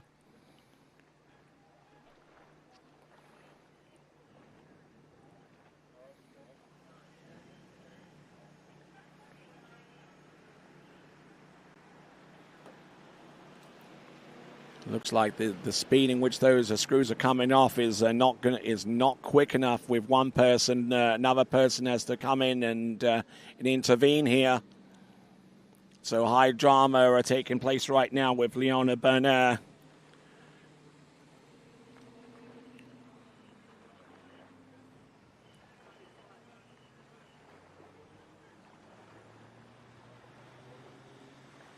Looks like the towboat is making its way away from the dock, which could buy Leona Berner a little bit more time to get that jump binding being put onto another jump ski.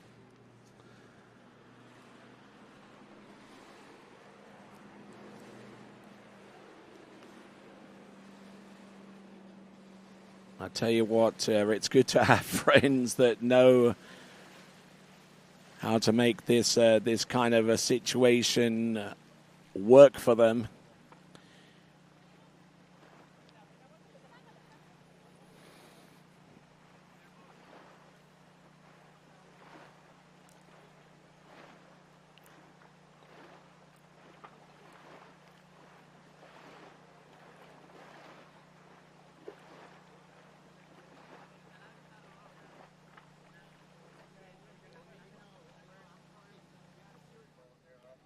Looks like that binding has been taken off and it's been placed on another pair of jumpers. Hopefully by the time the boat gets back, Leona would have had those feet in those bindings. 3 minutes is close to expiring at this point if it hasn't already done so. They've been...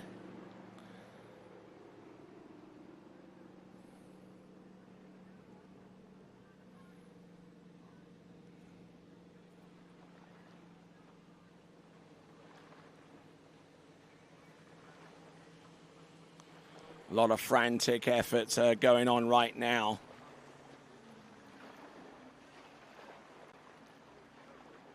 I don't know what the end result is. Maybe it's a complete pair of jump skis, complete with bindings.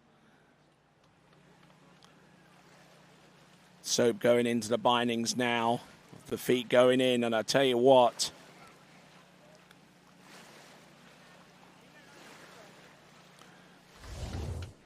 All right, so the reason why that we had to switch out bindings and jump skis and what have you, this is the reason. Taking a big jump out of the front and damaging equipment to the point where it was not safely usable. Now the rule is that the skier has 3 minutes in which to change equipment or repair it.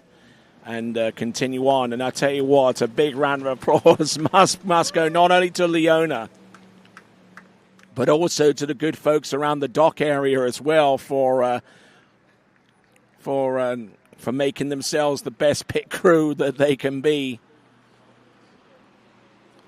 The one thing I didn't see around that dock area was either a Makita drill or a DeWalt or anything like that, you know, because using that on a valuable pair of jump skis can do more damage than good in a lot of instances.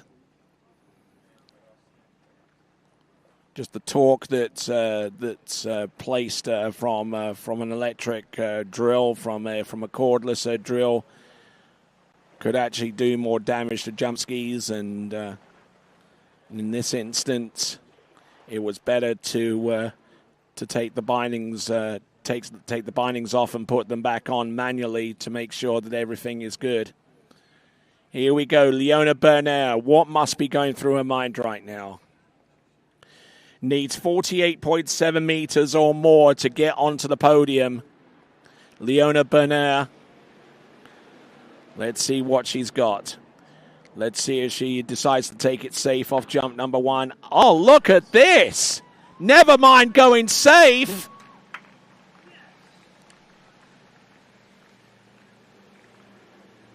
See the team captain and one of the team coaches, Carlo Bashik, run his way down the shoreline.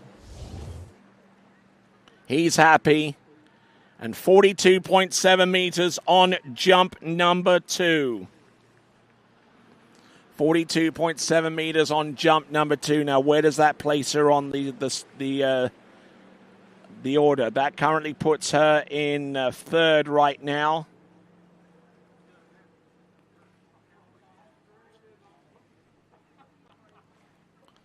Actually, 42.7 meters is actually a tie, as a matter of fact, in terms of distance with Zali Rees and Kate Pinsino. Both of those competitors also tied with that distance. There appears to be a lot of activity around the starting dock as well.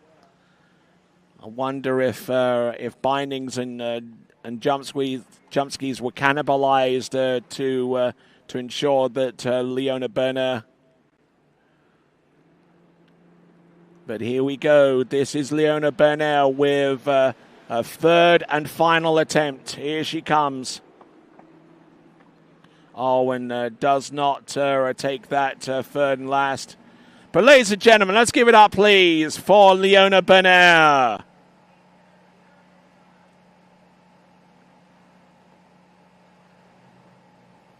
So a pass on jump number 3. So 42.7 meters. That currently puts her in a three-way tie position for 5th, with positioning determined by the backup distances from the preliminary round to break that tie. Christy Appleton in the lead, and with 2 competitors to go, assured of a spot on the podium. And I have a fairly good feeling that that Christy Appleton is already on the Australian water ski team to represent that nation in the Open World Championships. Had she have not been selected on the Open team or fulfilled the criteria in Rule 15 in regards to who can participate in those Open Worlds, she might have jumped away into the golden ticket situation, which exists via that rule. Any competitor that ends up in the top 3 in this U21 World Water Ski Championships in any of the events and in the overall gets an invite to compete in the Open World Championships, which will take place later on this month. So in that vein, Christy Appleton has secured that route at least.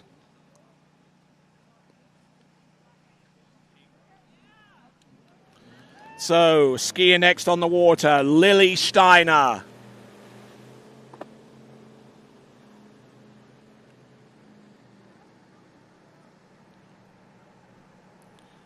So let's see if we can try and sort out the current tide positions that we had with Leona Berner and so on and so forth. Now, Leona jumped, 43.4 meters in the previous round, so that would put her higher than the next competitor down that tied her with the position in the final. So we'll double check on the positioning just to make sure that we are on the level here.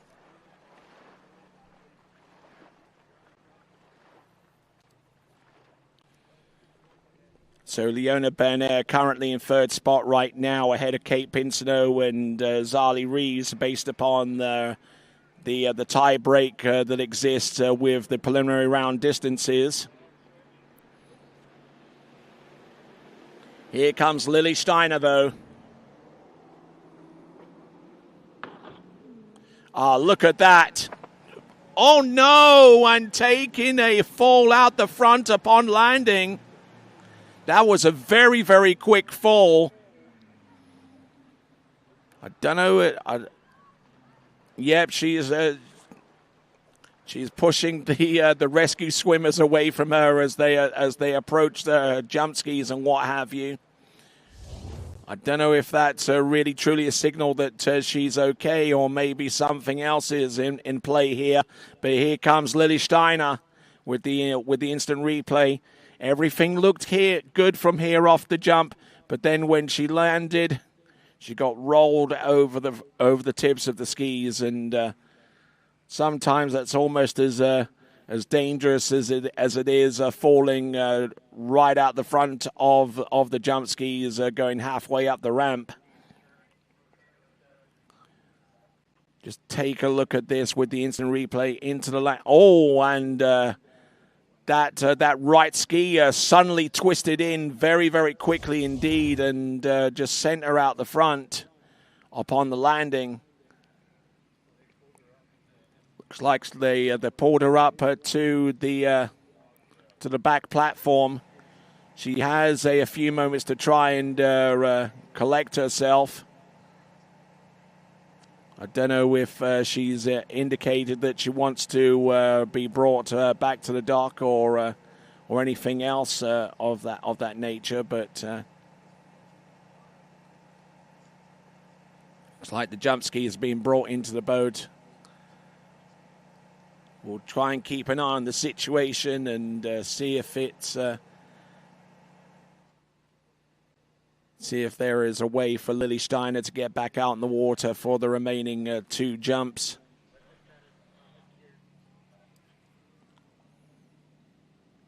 The leaderboard as it stands right now, Christy Appleton with 48.7 meters. Maisa Jakobsen with 48.3.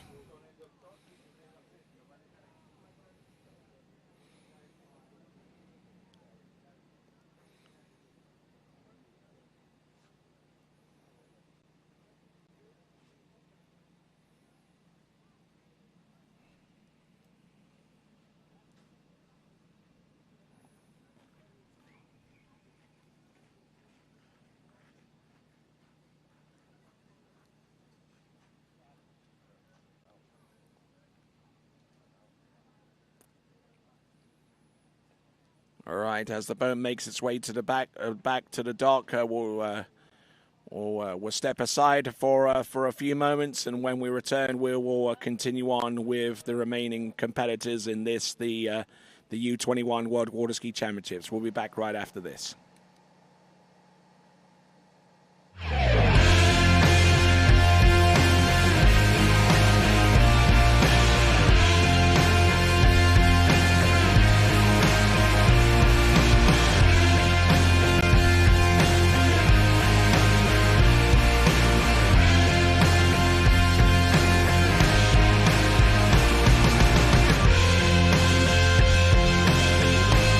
Eagle, made in the USA.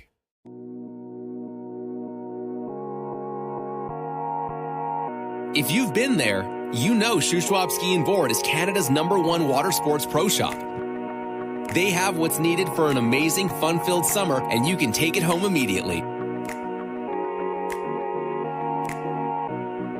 Shuswap Ski and Board on 58th Avenue Southeast in Calgary, on Main Street in Sicamous, and online at skiandboard.ca. Remember, it's always summer at Shuswap Ski and Board.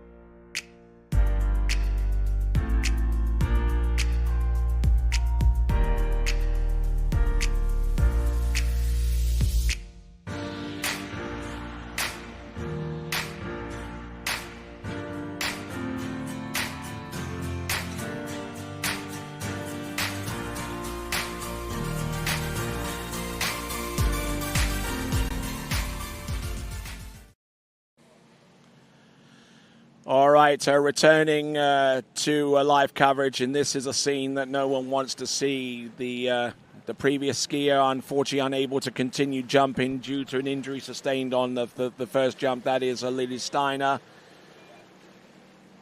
Unfortunately, unable to continue on jumping. And that means that Maja Jakobsen of Denmark has got a position on the podium, a second at worst.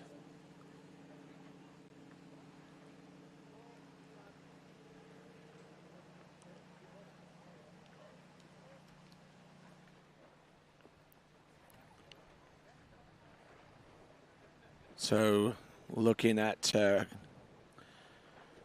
scenes around the site, Christy Appleton currently in the lead at this time with 48.7 meters, and is about 3 jumps away from finding out whether she has snagged the world jump title in the U21s.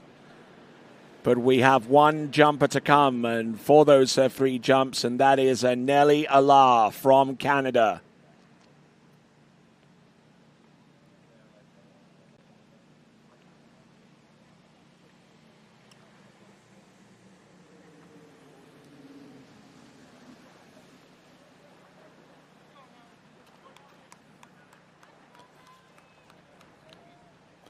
All right, then. So continuing on with this event, this is the U21 World Water Ski Championships, and according to my trusty statistician, there's a bit of history where it comes between Christy Appleton and Nelly Allard going forwards, and it concerns the Junior World Water Ski Championships that took place several seasons ago.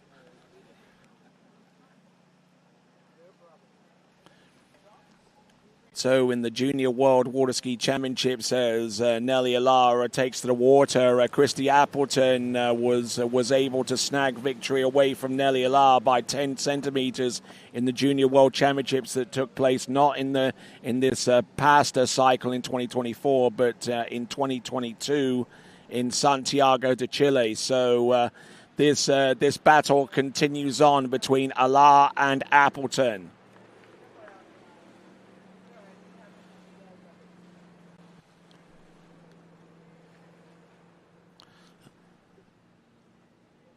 So it looks like the wind is beginning to pick up something significant here as we continue to move forwards towards the end of the women's jump event at the U21 World Water Ski Championships, coming to you live here from the Lakes at Casting Stone in Foothills County, just south of the blue sky city that is Calgary. All right, so what's the distance that Nellie Alara needs to produce here? She needs to produce a jump distance of 48.7 meters or more. 48.7 will put her into a tie. 48.8 would give her the title. Oh, and taking a huge hit there off the turn and trying to get herself set in position. But let's see what she's got with the remaining two attempts.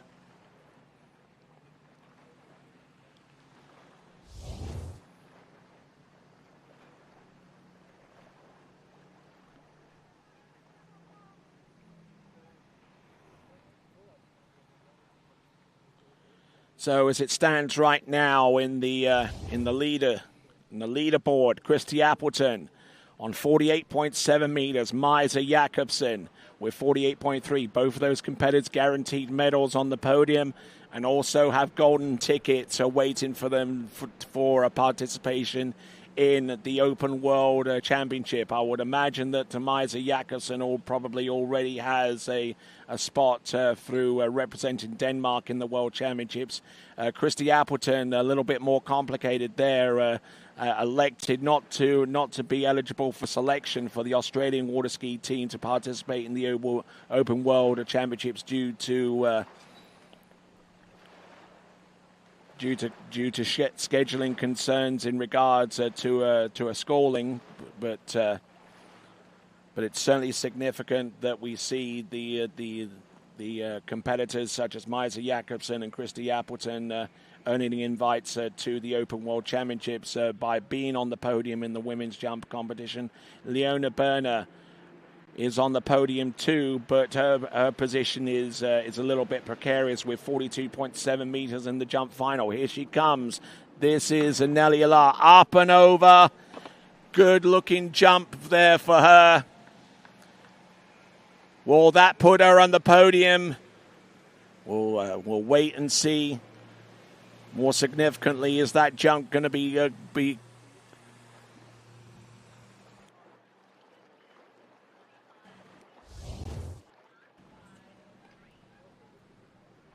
so the jump distance coming through very, very soon. 45.3 from what I understand. Yes, indeed it is. 45.3 meters on jump number 2. So to determine the destiny of the championship of the world, it comes down to one last jump. She jumped 47.7 meters to take the lead out of the elimination round, but is now in a bit of a situation here. She's going to have to really knuckle down here with the third and last jump.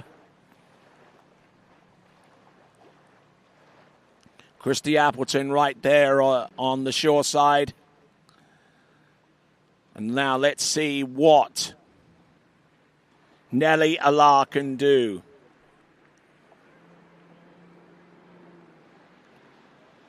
A skier for the University of Louisiana at Monroe Warhawks. Let's see what she can do here with this jump. pushing as hard as she can possibly perform out there. That is Nelly Alar. She'll ski into the dock. She'll wait the distance. But I think she probably knows that the gig is up. As she skis into shore, we wait for the distance.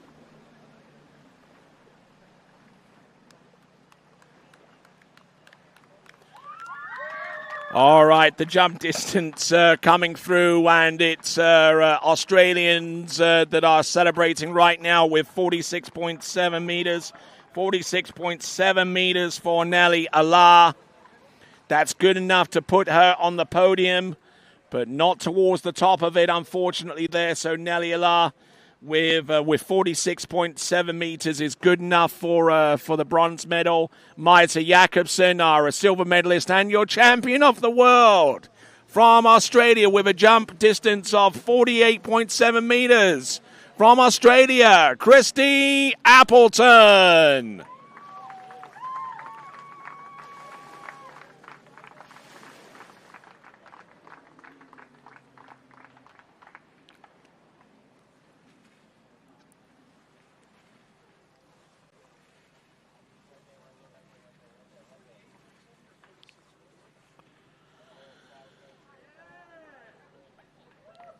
So well done to the top three, Appleton, Jakobsen, and Alar. As we now get ready for the men's jump final, that will take place very, very soon.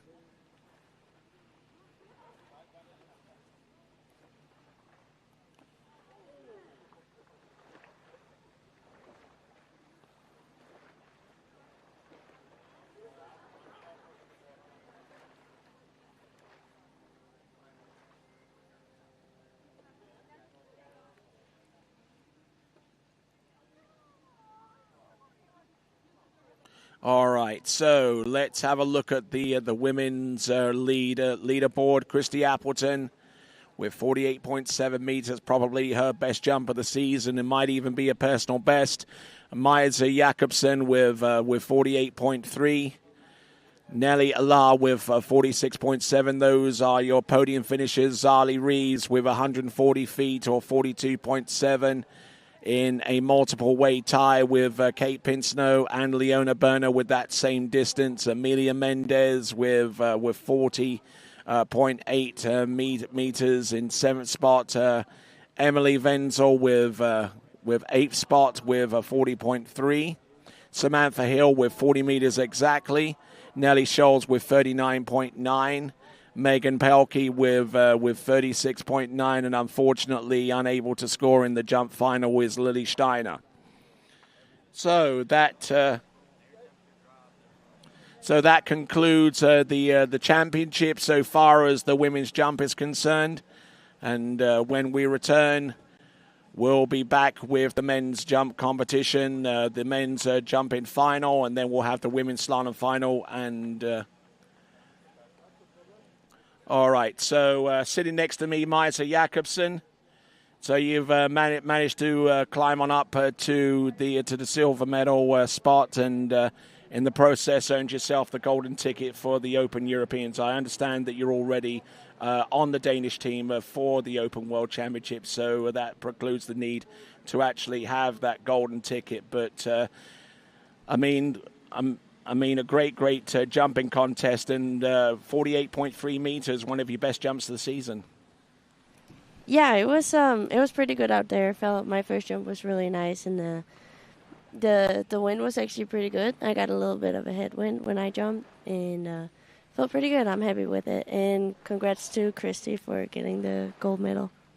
Excellent stuff. Now, so what happens from here on out? I mean, obviously the Open World Championships are coming up. You probably produced the best jump distance on the 5-foot ramp height in the final, but I mean, you're obviously going to harbour ambitions of going at 1.65 meters, but is it going to come this season? Actually, Christy also jumps on a 5-foot ramp. Oh, so, yes, of course. Yeah. Let's have a look at your first jump right here. I think this is the one that yielded 40.3 meters, and let's take a look at this. Yeah, I mean, I felt pretty good and wide in the counter, and I was looking at the ramp, and I was going. I was a little late, so I kind of went a little too hard in the turn maybe, but I kept it together and just kept the load into the ramp. Excellent stuff. So winning the silver medal. So what's going to be your focus from here? I mean, obviously the Open World's coming up at the end of August, but what are you going to do between now and then? I'm going to go back to Denmark, and then we have nationals in 2 weeks, I think. And then I'm going to go straight to Vienna, where we have U21 Europeans, and then straight to Italy for the Worlds. Excellent stuff. Congratulations to you on getting on the podium, and best of luck going forwards, Maisa Jakobsen. As we had a brief look there at the running order for the jump event, and our first competitor out is going to be Tom Parkin. Thank you, Tony. Not a problem.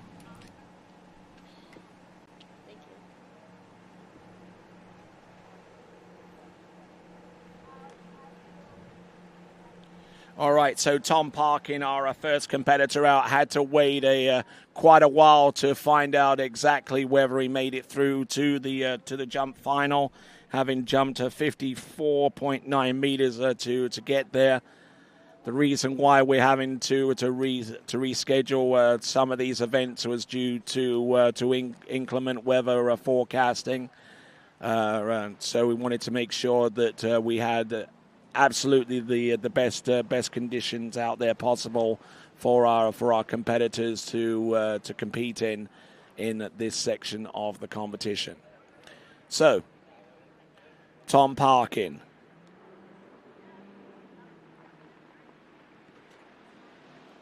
Let's see what he's got on jump number 1. Waiting for that ramp. Oh, it takes a pass on the first attempt. Taking in a lot of speed, but the timing wasn't quite there for him. Oh, and very, very close to the bottom left-hand corner of the jump, indicating that he might have been a little bit early.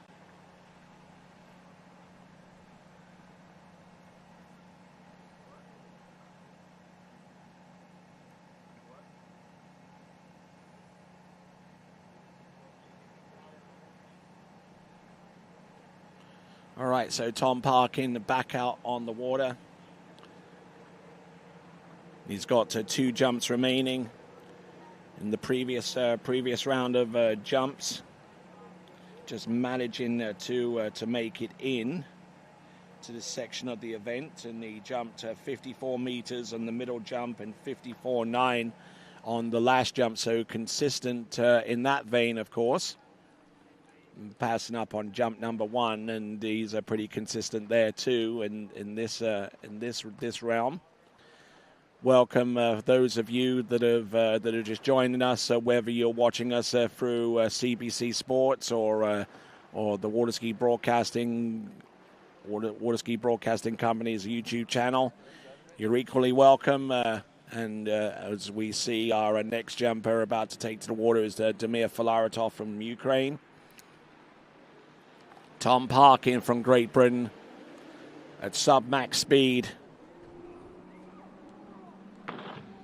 Up and over, and should land and ride that one out nicely. Nicely performed there, courtesy of a Tom Parkin. We'll get the distance up very, very soon.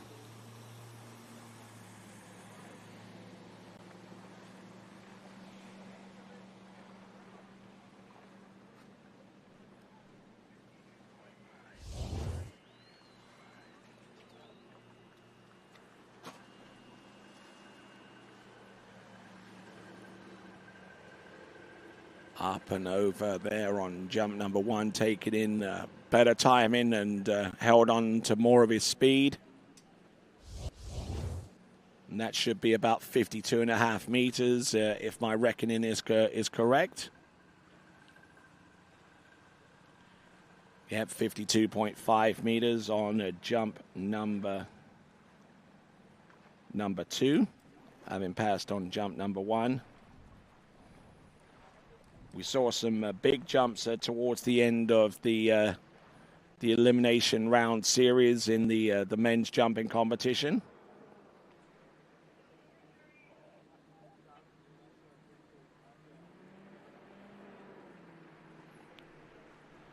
Here we go. Tom Parkin coming in. Third and last attempt. Driving in off the turn. Bam. Got closer to the bottom right-hand corner this time, and I don't think he liked that distance so much, so he's decided to drop the handle and swim on in. Just couldn't really get much of anything off the jump there at this juncture.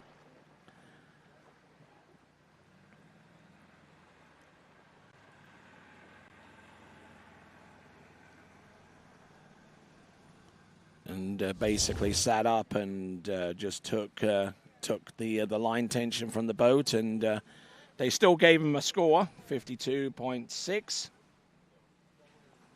52.6 meters on the third and last jump, as we now get ready for our next competitor and looking to try and make some inroads with the overall competition. Damir Flaratov, who is currently fourth in the overall race. He is about 170 or so points away from Tim Wild in the overall category. Damir Flaratov, 55 meters he produced on his set of three jumps, actually tied with Clarence Laveau. It's certainly extremely rare for jumpers to tie each other in terms of the metric jump distance, which is a little bit more refined than it would be to measure and to give off distances in feet.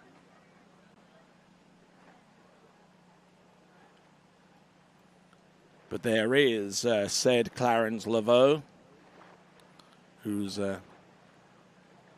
who has shocked quite a few people with his jumping prowess, and looking to salvage something from these championships, which hasn't been exactly the type of championships that he would have wanted right from the get-go.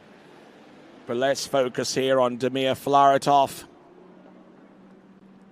Oh, taking in a little bit of speed, so the skier that has podiumed in the overall competition in the Junior World Championships 2 cycles ago in Santiago de Chile.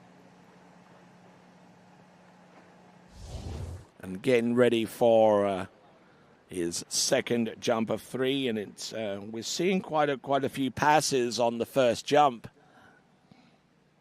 One or two of our skiers seemingly not able to get their best foot forward off the first jump, needing that attempt to assess the conditions before they pound the jump again and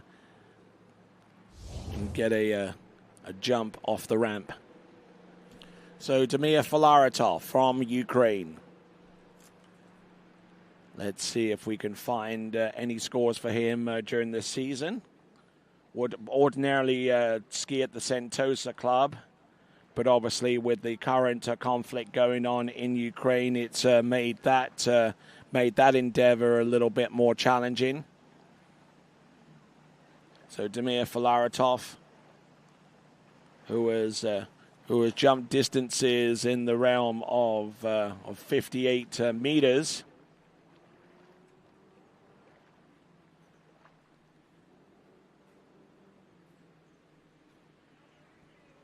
That's his best jump of the season, 58.4.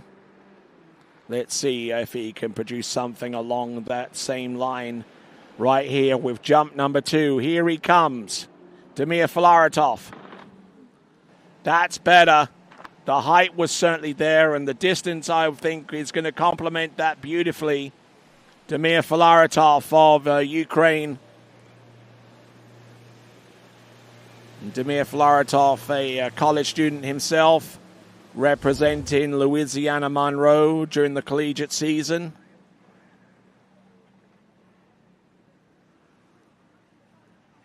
Oh yeah, good looking jump there, and it is 55 55.5 meters, or 182, 55.5 meters.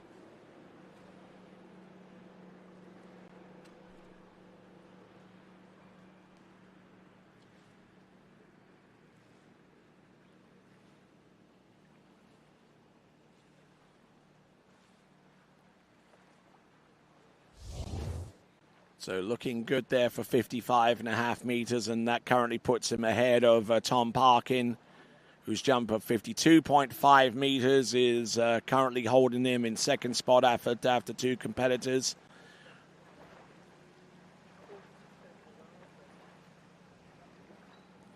Okay, and the information that I'm hearing right now is, while we will go with the women's slalom final to take place after this event, we will not go into the men's slalom final. That will be held tomorrow. Here we go. Look at that. Look at that. Beautiful jump there. Well held on together. A good deep edge off that turn, and just holding everything that he set out to hold into the ramp. And the jump distance coming through, and it's actually going to be one of his better ones of the season. It is a 56.9. 56.9. Not only is that a jump that puts him further into the lead, in terms of the overall, it's going to give him a significant change, because Damir Filaretov has vaulted himself from fifth overall to fourth as a result of that jump distance. So well done there, Damir Filaretov. There could be an instant, there could be one or two scenarios where Damir Filaretov could actually rise higher in the overall competition. But as it stands right now, Damir Filaretov is currently in about 45 points behind Vincenzo Marino in the overall competition. The difference between third and fourth. Tim Field still in the lead in the overall, and Jake Abelson in second place overall. Fifth place overall is Axel Garcia currently. In the meantime, skier on the water is Clarence Laveau.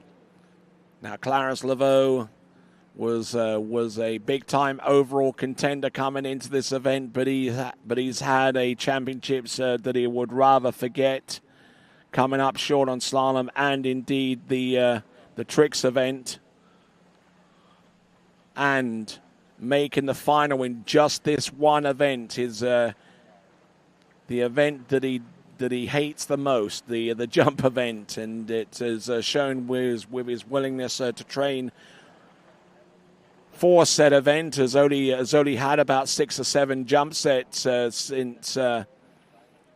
since arriving in the United States to train for the season to come. Putting a lot more effort into tricks and slalom, but let's have a look and see what he can do with jump. Oh, and getting in a little bit deep there off the turn, but managing to have the presence of mind to look up and see the ramp coming at him very quickly and not in a safe way. So there we go. That is Clarence Laveau, 55 meters in the opening round.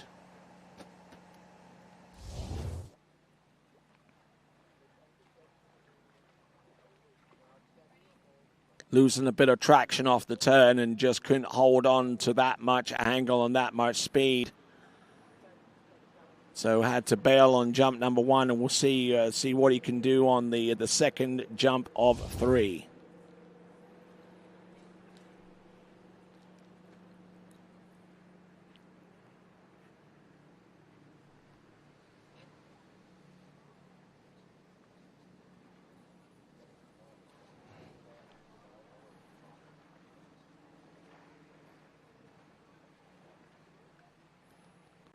So looking at some of our crowd here that are enjoying the festivities here. I'm sure somewhere in that tent is a very, very happy Christy Appleton celebrating her win in the jump event in the U21 World Championships. Our first podium showing Appleton, Jakobsen, and Allah in that order.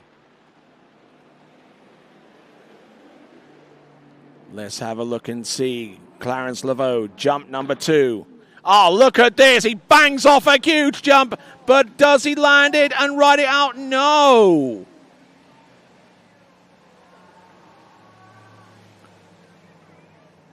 And he's got one more jump to come, and Clarence Laveau,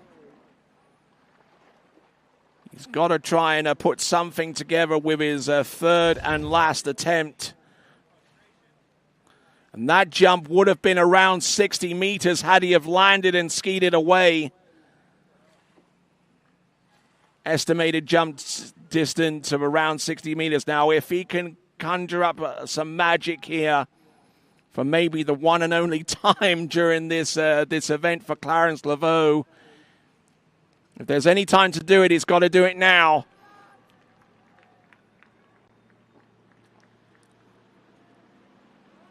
So upwards towards 60 meters. That jump there for Clarence Laveau had he have landed and ridden it out. Let's see if he can replicate that kind of jump. Thankfully not replicate the landing, but just the jump itself in terms of distance. He certainly had a stressful time in recent weeks. Had consular problems, and they were eventually resolved, but not in time for him to compete in the French National Water Ski Championships. Thankfully, that the results from that competition weren't needed for him to qualify as a team member in the U21 World Water Ski Championships. But let's see if he can put all of that stress and all of that strain behind him. Get up, get up, get up. There you go. Clarence Laveau coming into the dock will no doubt be a little bit annoyed that he wasn't able to land his second jump.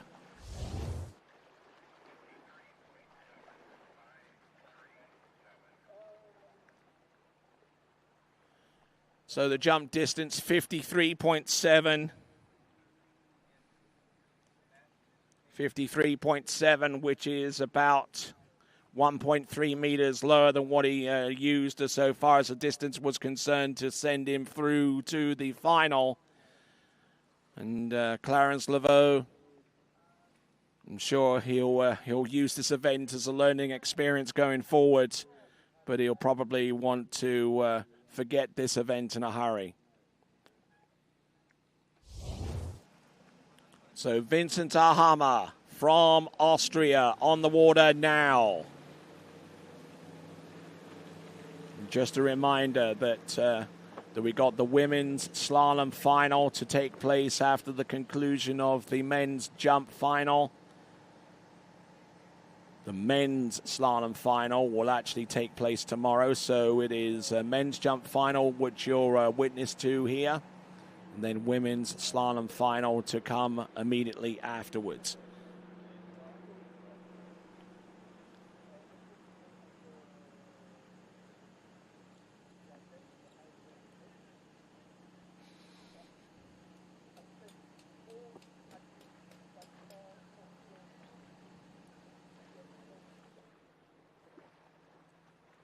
So Vincent Ahama. We'll have a look at some of the distances he's produced so far this season. Hasn't skied much. Skied in 2 competitions so far, the Austrian Nationals and the Youth Nationals. And in both those events was able to jump in excess of 50 meters. His best jump of the season is a 58.2 at the Austrian Nationals in the opening round.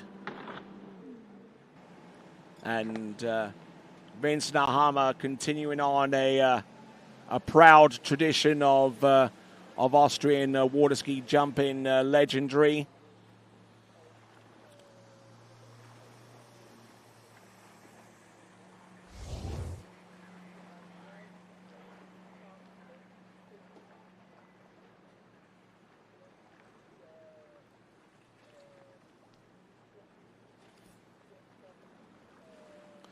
So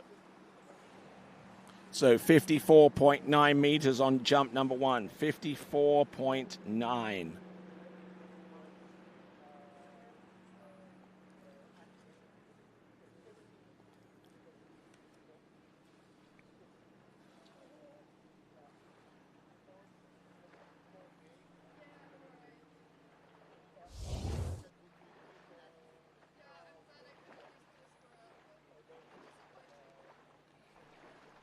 All right, so Vincent Ahama, 54.9. That vaults him in immediately into second spot right now, ahead of Clarence Laveau, but about 2 meters behind Amir Falaratov, who's there in the top position with 56.9.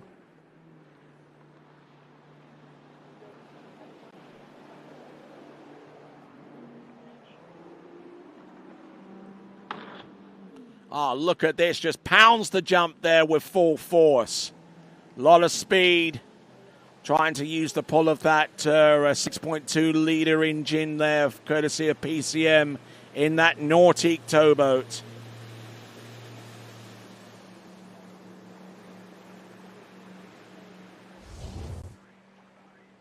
The distance will be revealed shortly.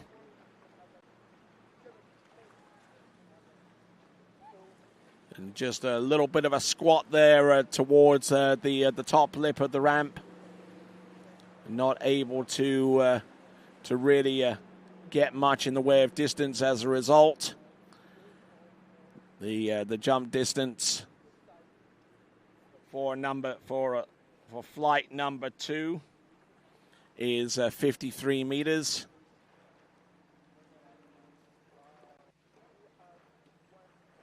53.3 meters, but he does have one jump remaining as we get ready for our next competitor on the starting dock. On deck now is Eduardo Lamalfa.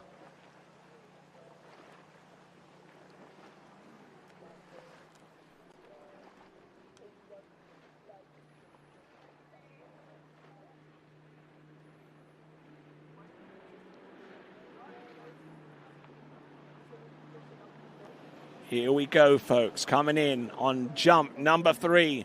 Oh my word, he's going in deep there off that turn. And I think he needs to check 2 things. 1 is jump fin and 2 is shorts. Well, he's gone through the first check anyway. Oh my word, he had enough slack in the line, didn't he? And he just continued on with the jump there and a big old squat. Deciding not to take the distance on that jump there. So it's going to be 54.9 meters, and that jump could have ended up so much worse.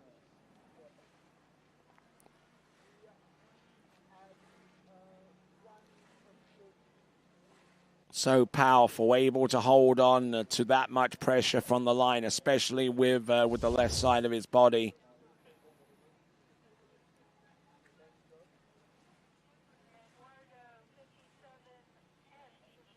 So as we take a scan around the site and see Jeremy, our tower camera operator, doing some fine work out there today.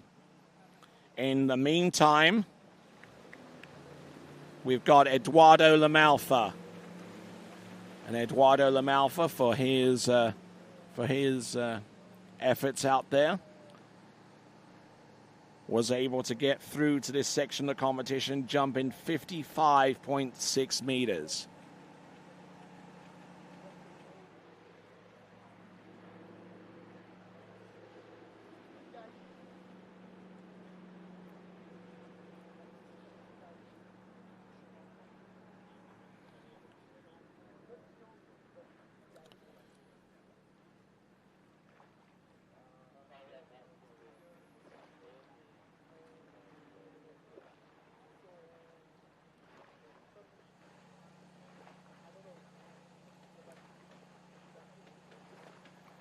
So Eduardo Lamalfa, as we see some folks there from the Italian delegation looking on and checking to see what continues to transpire here with the jump event. Eduardo Lamalfa Let's see if he can uncork a huge jump here. Eduardo Lamalfa, what has he got on jump number 1? Not much, I'm afraid. Deciding to cut loose and ski around the bottom left-hand corner. Has jumped 55.5 meters previously, which is only 0.1 of a meter below what he produced here at this competition a few hours ago to make it through to jump final. So he's a consistent jumper around about the 55.5 meter range.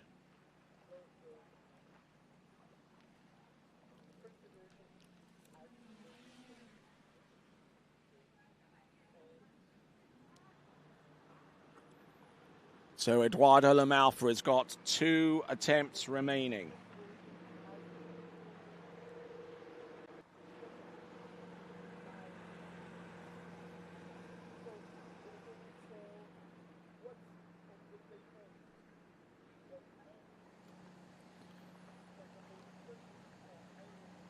So just waiting to see what Eduardo Lamalfa can do by way of an adjustment.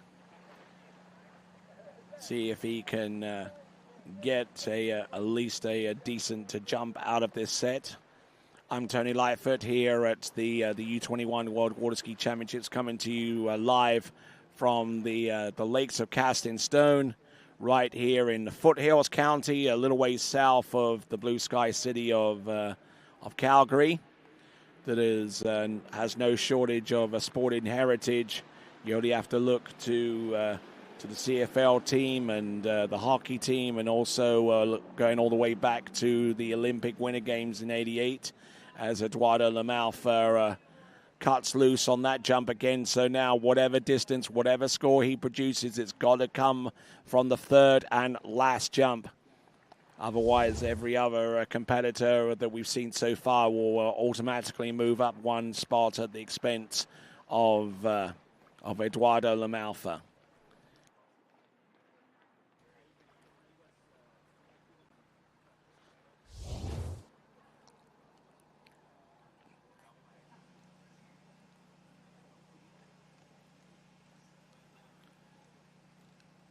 So 0 scores so far there for Eduardo Lamalfa. So what has he got to do? He's got to dig deep. Question is, will he come up with the golden solution?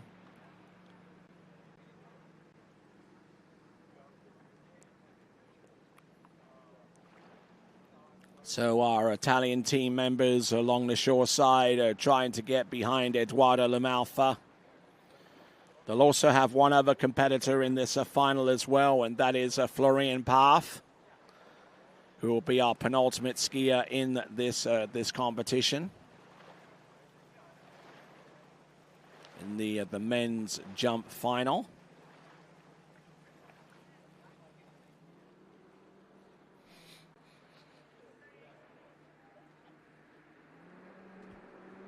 Here we go, Eduardo Lamalfa. It's all or nothing now.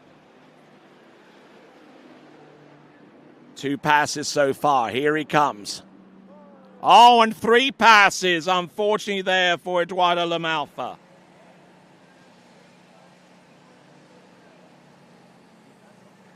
So wanted to put everything into that jump set, but unfortunately, not even yielding him one distance or 1 score. So Eduardo Lamalfa passing on all 3 attempts.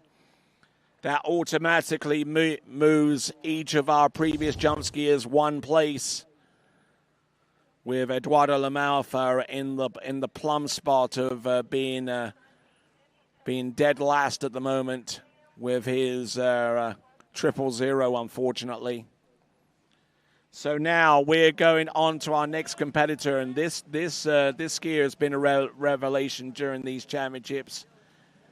In practice, in the jump event, he was banging out to jumps closer to 60 meters, and here he comes. He represents Chile. This is Santiago Berencius.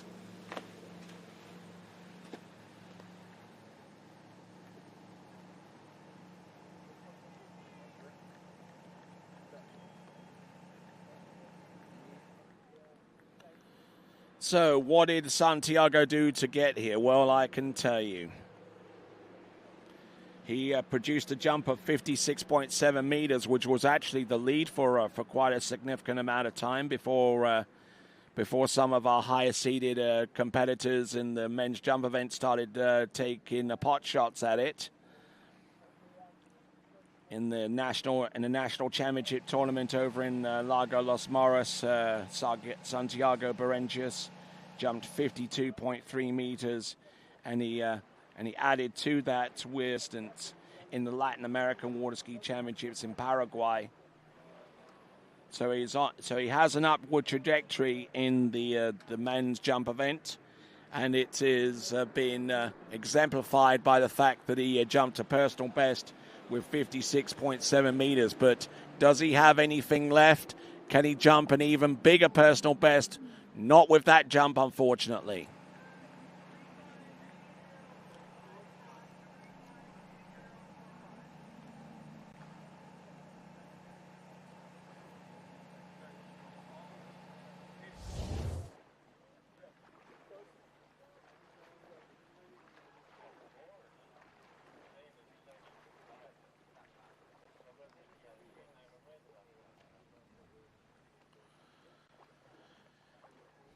So Santiago Berenches on jump number one, taking a pass, and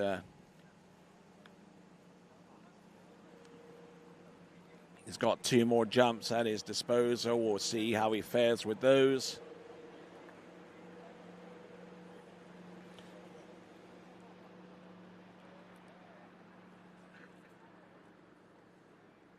So as he makes his way to the end, let me tell you about Nautique. In addition to building the world's best ski boats, Nautique has been dedicated to making a difference off the water, working with charitable organizations all over the world as part of the Nautique Cares initiative. The world's best ski boat, the world's best wake boat, and the company that cares. That's Nautique. Go to nautiquecares.com to learn more. That's nautiquecares.com. All right, here we go, folks. Santiago Berenches going 2 feet wide on the boat path, letter S, and max speed. Let's see what he's got here. Good turn, good drive. There you go. That's a beauty of a jump there for Santiago. Wind blowing at the back of our jumpers, which is going to be a cause for concern going forwards.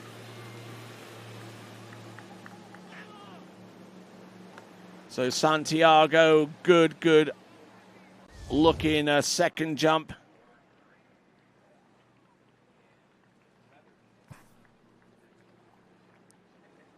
So 54.3 meters or 178.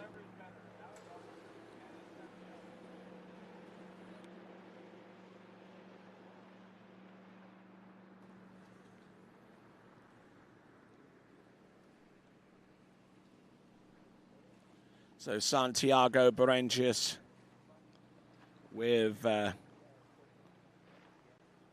his jump there on the opener, with the second jump of 54.3 meters.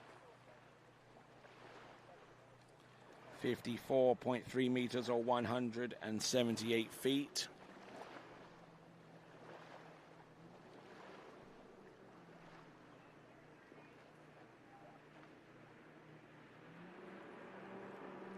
All right, here it comes. Third and last attempt.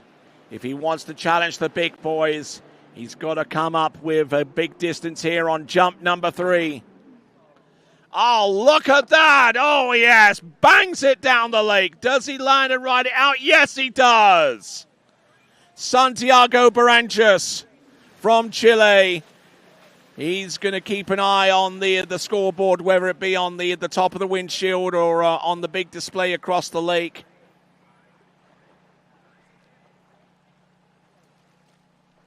The distance coming through, it's 56.3, 56.3. So coming away from these championships with his 2 best jumps of the year, Santiago Berenches with 56.7 in the elimination round and 56.3 in this round in the men's jump final. Santiago Berenches with his jump distance of 56.3 meters. That slots him a little over half a meter, separating himself from Damir Flaratov. Damir Flaratov currently in the lead with 56.9. And second on the leaderboard right now is Santiago Berenches. And we'll see how things transpire going forwards as we look to see our next competitor on the water. It is going to be B.G. Binkley.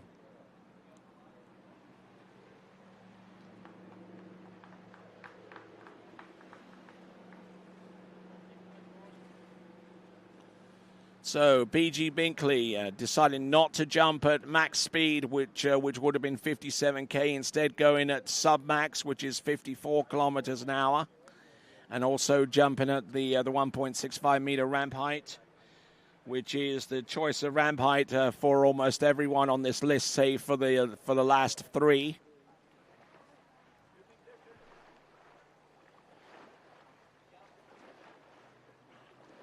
So B.G. Binkley, who absolutely set the competition alight not too long ago with his biggest jump ever of 57.2. Let's see what he has on jump number one. Little bit delayed in the turn.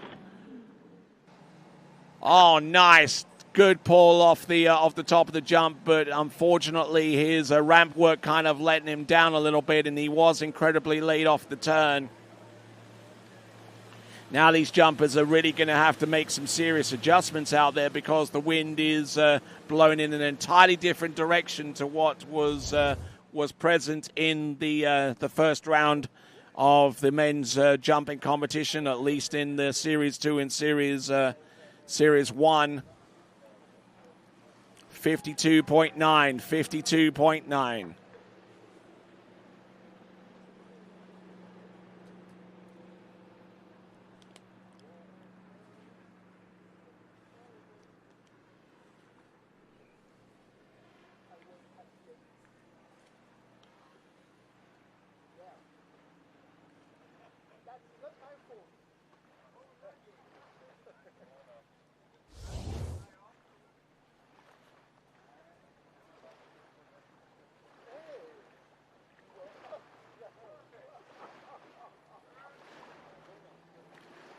So looking at our lead competitor, Damir Flaratov from Ukraine. He's in the lead with 56.9 meters. He's made some inroads in terms of the men's overall as well.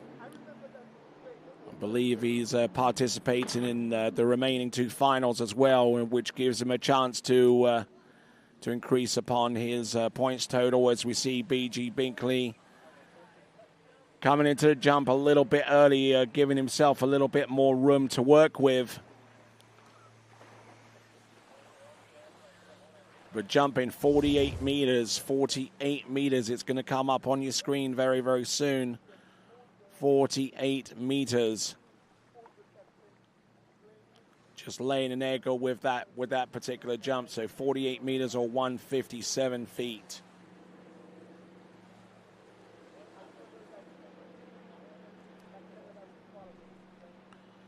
So 157 feet. Now let's see what B.G. Binkley can do with the remaining jump that he has at his disposal.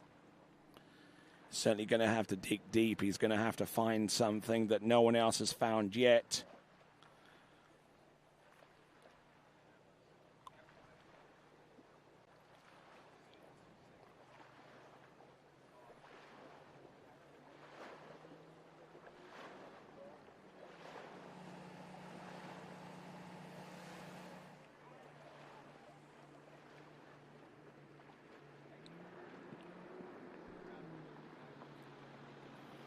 Here we go, folks. BG Binkley, third and last attempt.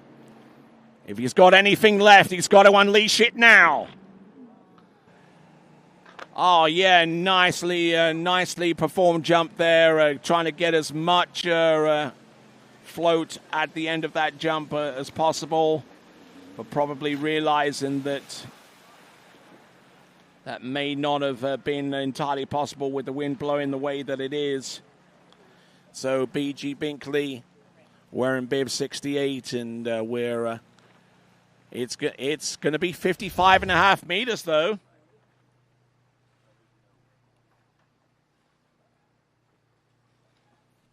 55.5 meters, so still getting a good dose of distance on jump number 3.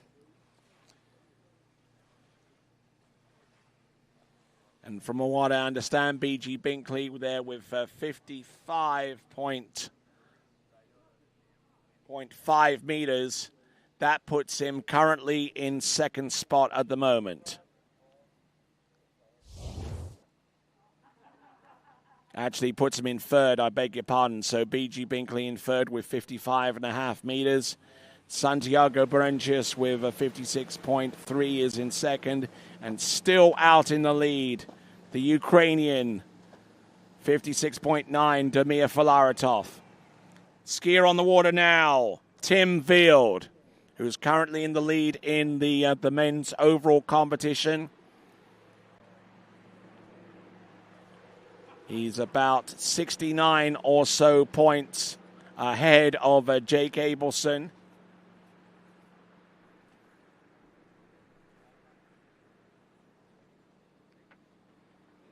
But looking to see if he can try and open up a little bit more of a gap between himself and the American. Tim Field currently on 25.90.13. Jake Abelson on 25.21.59. So not that much to separate the two. But any opportunity that Tim has to try and increase that margin beyond arm's length, he's got to try and take. Here he comes. This is Tim Field. Ah, look at this. Good looking jump there. Yes, he's excited about that. But is that jump going to be more than 57.5 meters? The jump that he used to make it to this section of the competition.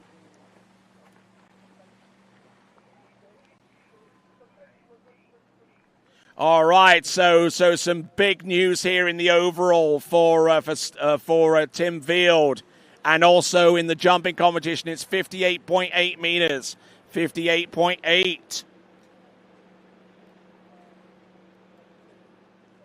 So what about an opportunity taken effectively there from Tim Field? 58.8 meters. A jump into the 190s and significantly helping his cause in the overall competition, because that jump distance exceeded his original distance to make it through to the final rounds. And just like that, with that amount of distance added to Tim Field's score, it's now opened up a points total which is well in excess of 105 overall points in the overall, ahead of Jake Abelson. Here we go. Jump number 2, 58.8 on jump number 1, and a drop in the handle, losing a little bit on the timing.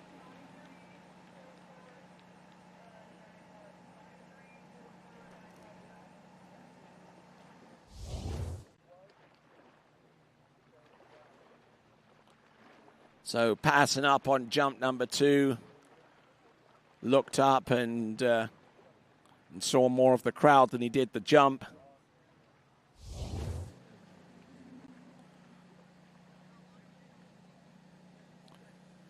So Tim Field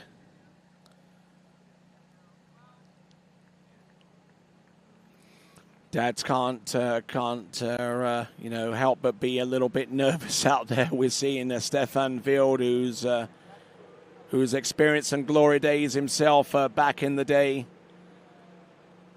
Our earliest appearance that I've seen from Stefan Wild was in the Junior World Championships way back in the late 80s, where he won the Junior World overall title, won several other titles, especially at a professional tour level, in an event that he really ruled with an iron fist, especially where it came to securing European titles, the jump event, and just translating some of that expertise and advice through to Tim Wild as he now gets set for jump number 3.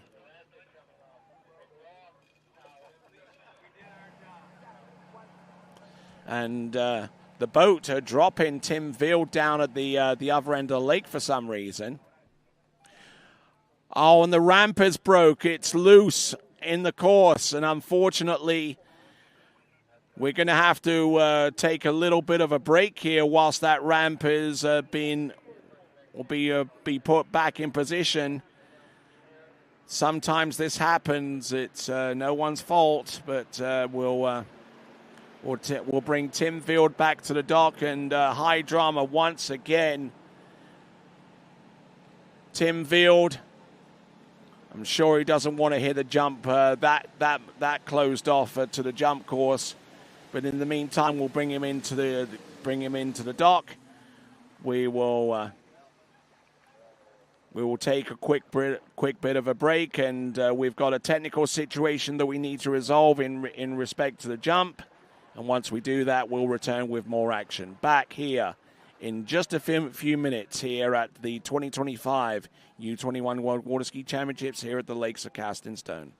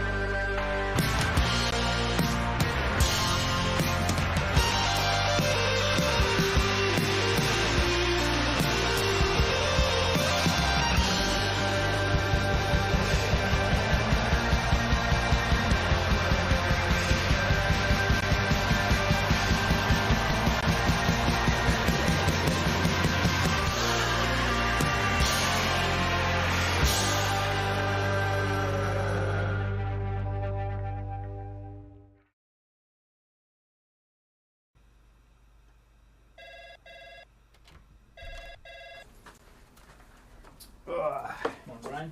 Hey, morning. You have a good weekend? Yeah, got out on the water a couple times. How about you?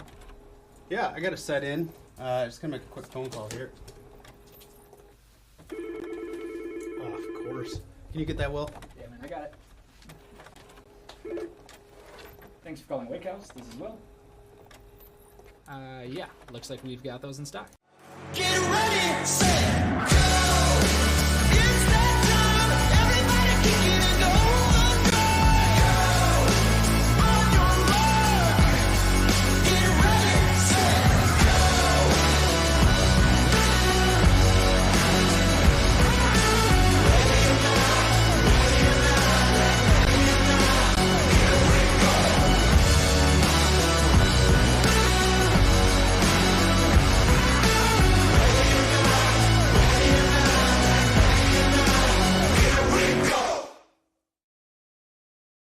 For skiers and water enthusiasts, Florida lakes are what dreams are made of. Combined with world-class golf, remarkable weather, natural beauty, theme parks, and so much more, it's easy to see that Florida is paradise. For more than 30 years, I've enjoyed Florida's lakes and many offerings. If you are interested in Florida real estate, let me be your guide and trusted advisor as you search for your paradise. Together, we can make your dreams a reality.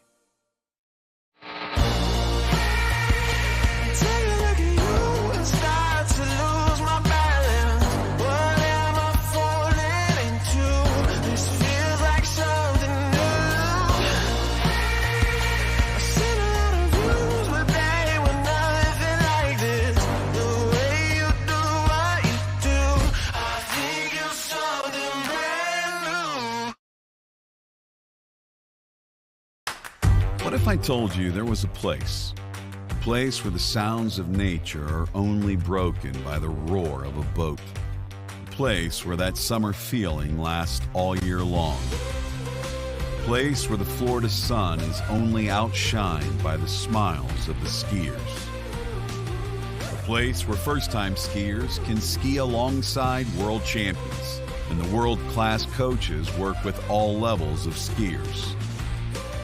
What if I told you there was a place where life slows down and your only job is to make lifelong memories? That place is Swiss Water Ski Resort. Book your trip at SwissWaterSkiResort.com.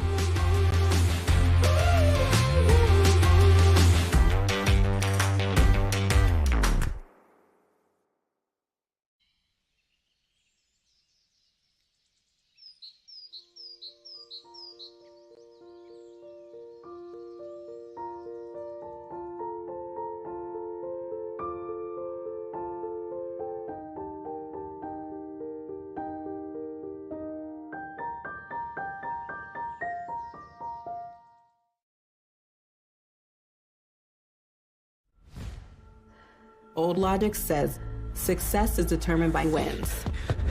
It says you can't be a mother and a professional athlete, that you can't take on giants. New logic says watch me. Watch me become the most decorated track and field athlete in the world. Watch me start a brand designed by women, for women. When old logic holds us back, it's up to us to defy it.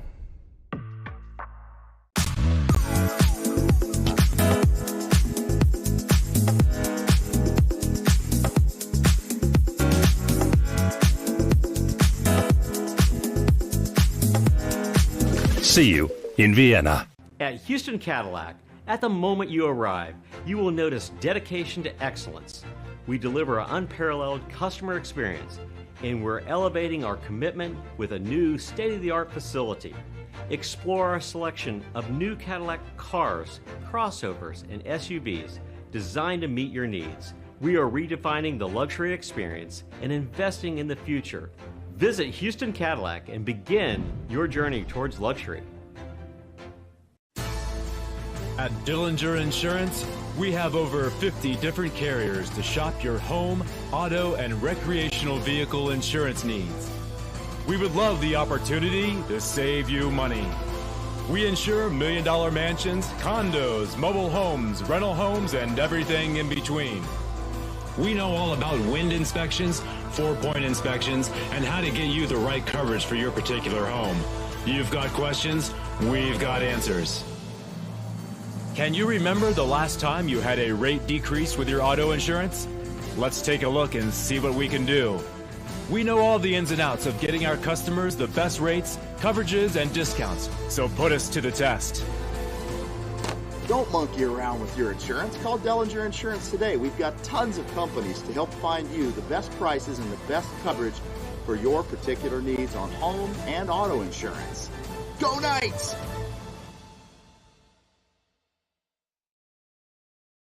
My name is Thibaut Dalen and I'm the broker of Dalen Real Estate. And today I want to show you some of our special listings located in Florida's world famous water ski hotspots.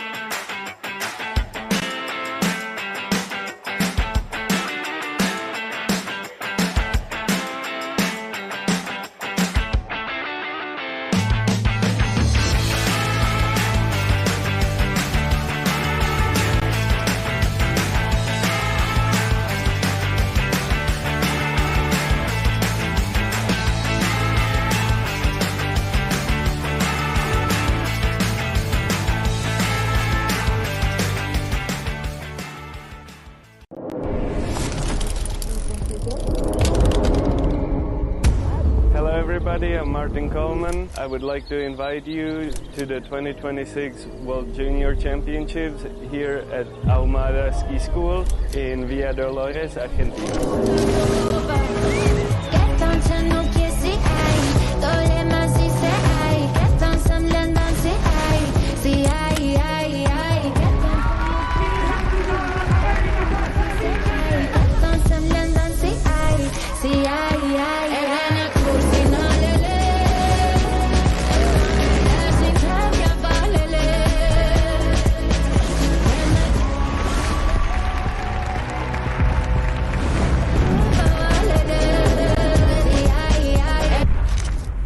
Sí, llevo 15 días acá y 16 asados.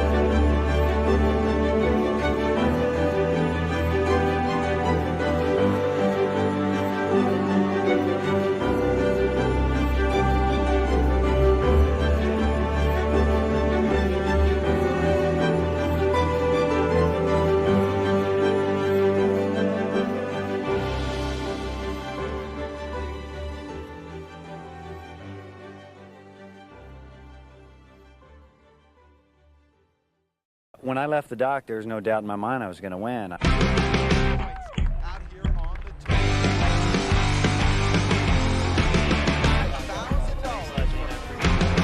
Number 4 needs a ball when he gets over.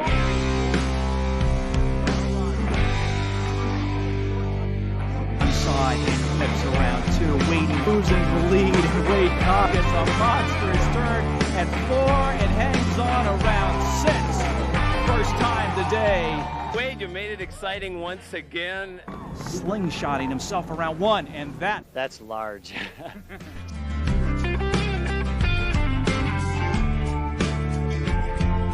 here to put you up in front. Wow, this is like my dream come true.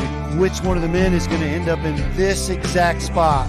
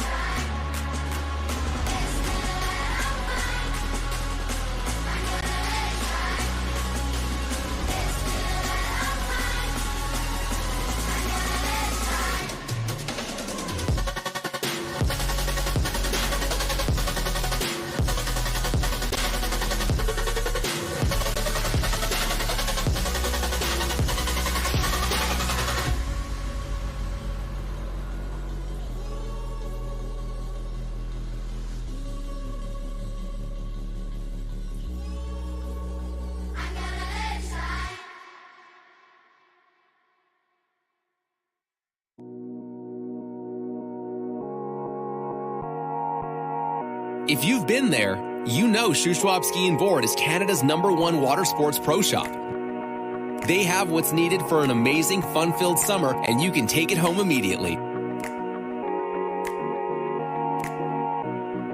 Shuswap Ski and Board on 58th Avenue Southeast in Calgary, on Main Street in Sicamous, and online at skiandboard.ca. Remember, it's always summer at Shuswap Ski and Board.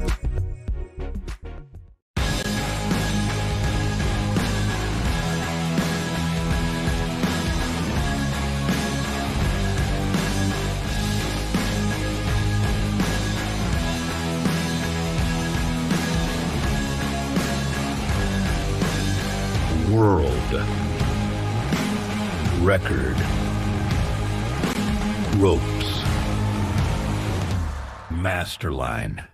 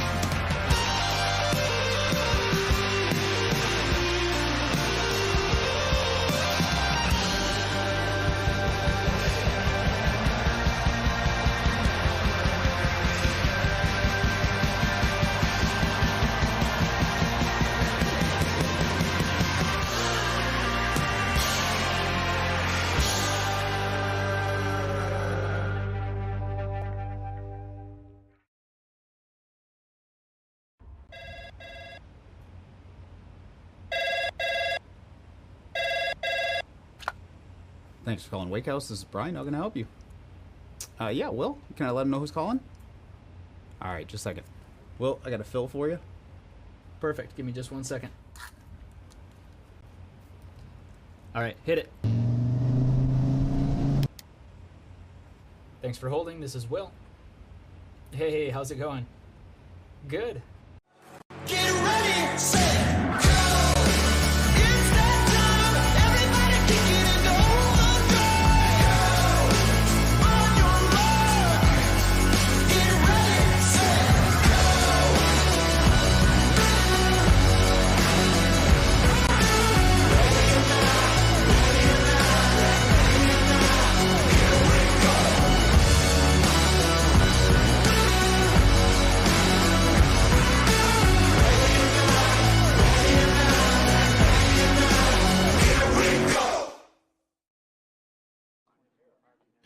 All right, welcome back to live and continuing action here at the U21 World Water Ski Championships, coming to you from the lakes of Cast in Stone, just outside the blue sky city that is Calgary.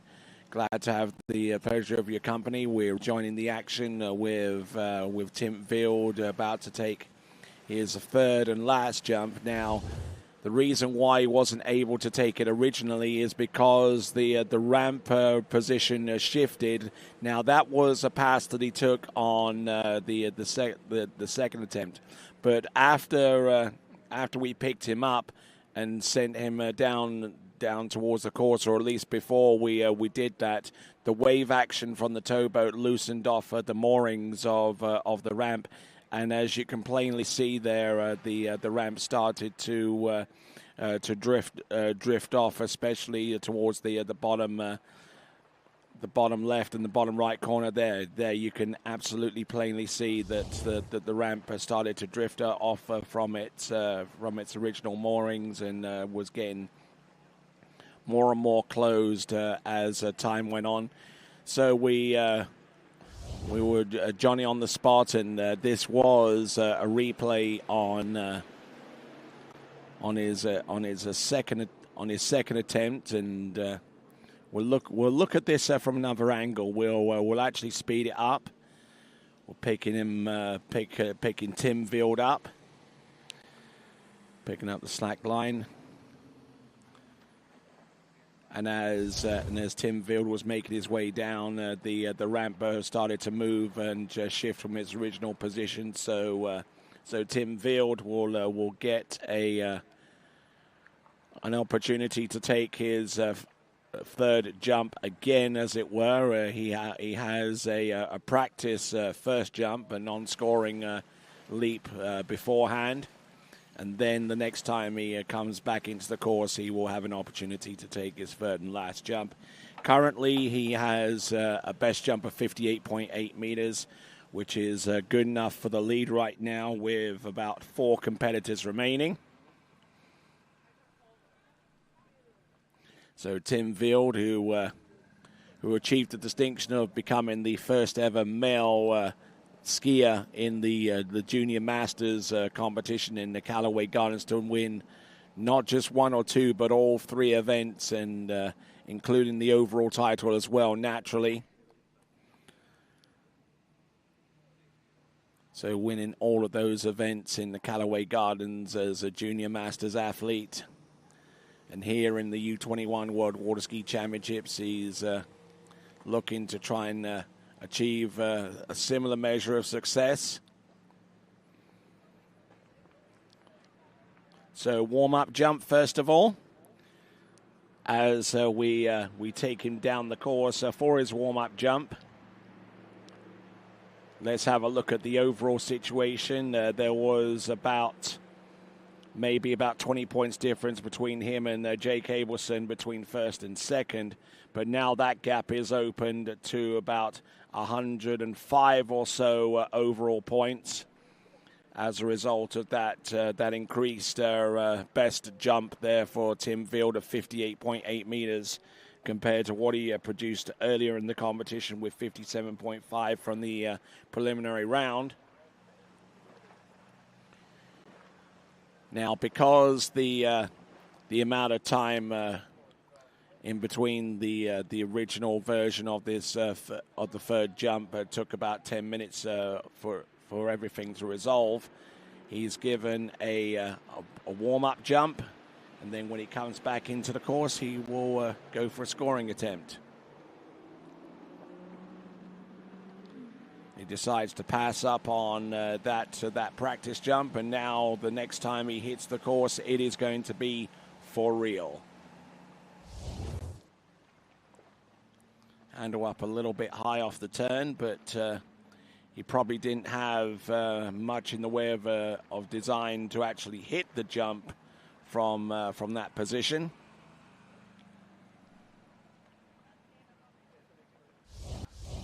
But Tim Field, who's already had a jump that is taking the lead and will know within about the next 2 or 3 competitors whether his position is good enough for a podium spot.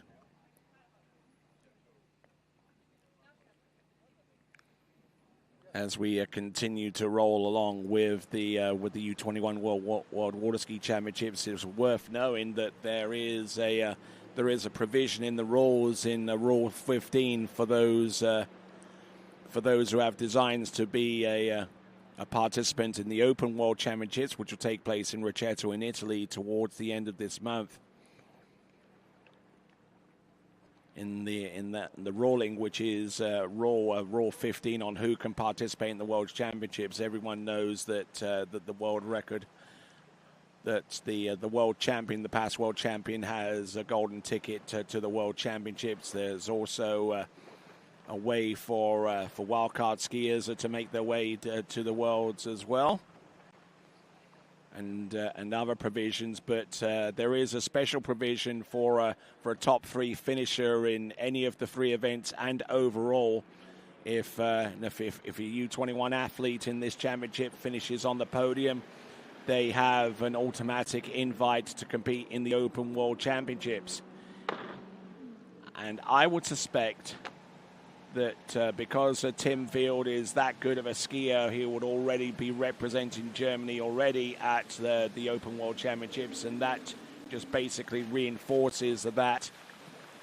And beautiful conditions. There's hardly a breeze out there, so the time that it took between the original attempt at the third jump and this one has yielded a 59.4 meter jump. 59.4 meters. That's his best jump in this competition, and is just a little over half a meter away from going over 60 meters. I'm not too sure whether this is a PB or not, but 59.4 meters, just absolutely crushing this jump in the best way possible.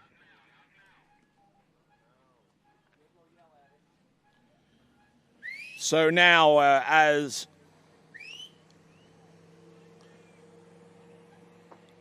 Tim Field has jumped a new lead distance of 59.4.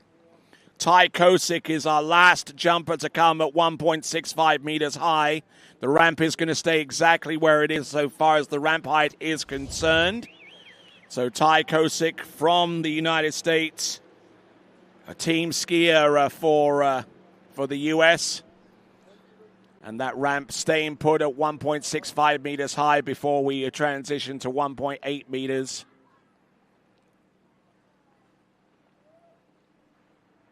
So Tim Field, and I tell you what, that distance is going to have a huge, huge effect on the overall competition for Tim Field in a positive way. Matter of fact, the point differential between Tim Field and Jake Abelson in the men's overall competition has increased from about 105 overall points between first and second to about 122 points. That's the difference in terms of points in relation to distance. Here he comes, Ty Kosick, jump number 1. Pass on that leap there.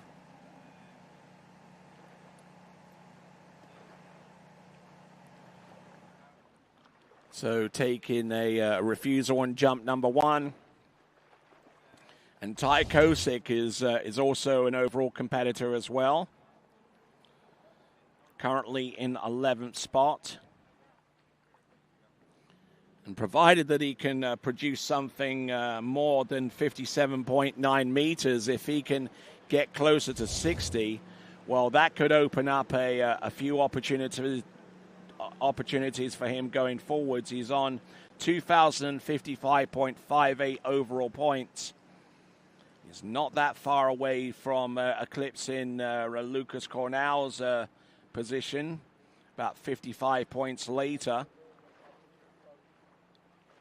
And then there is a close differential between a lot of these competitors. So if Ty Kosick unleashes a huge jump, he could be going places so far as the men's overall is concerned. So now, Ty Kosick passing up on jump number 1. Jumped 57.9 to make it to this section of the competition. Here he comes. Oh, and kind of laid an egg a little bit with that one, rocking back as he came off the jump and just wasn't able to get much of anything going off that ramp.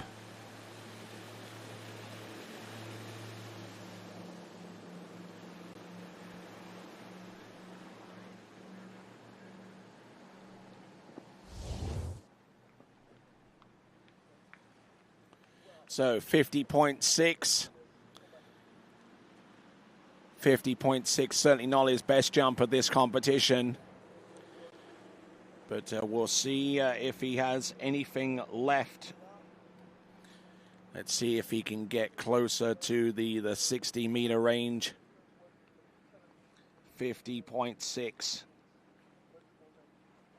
So the lead distance is in the possession of Tim Field with 59.4 meters.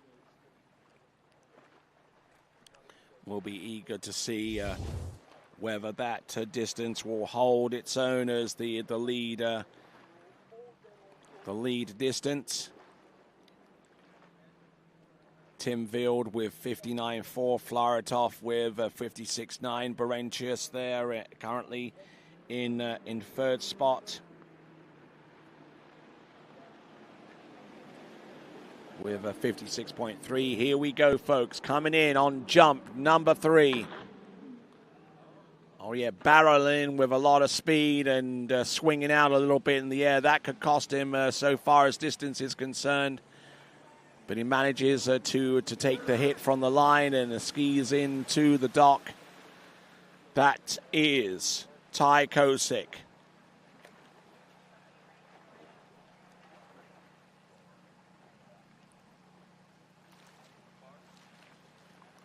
So we're waiting on the distance, and yes, there it is, 57.4,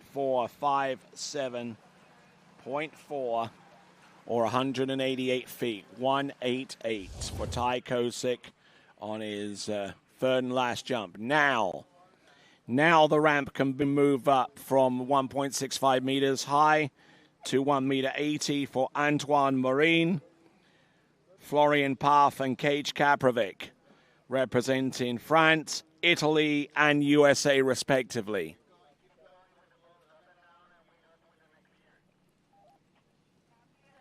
So Ty Kosick looking at this instant replay.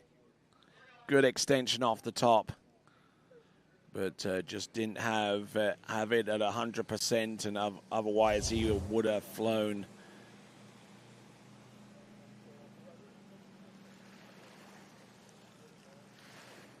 So Antoine Marin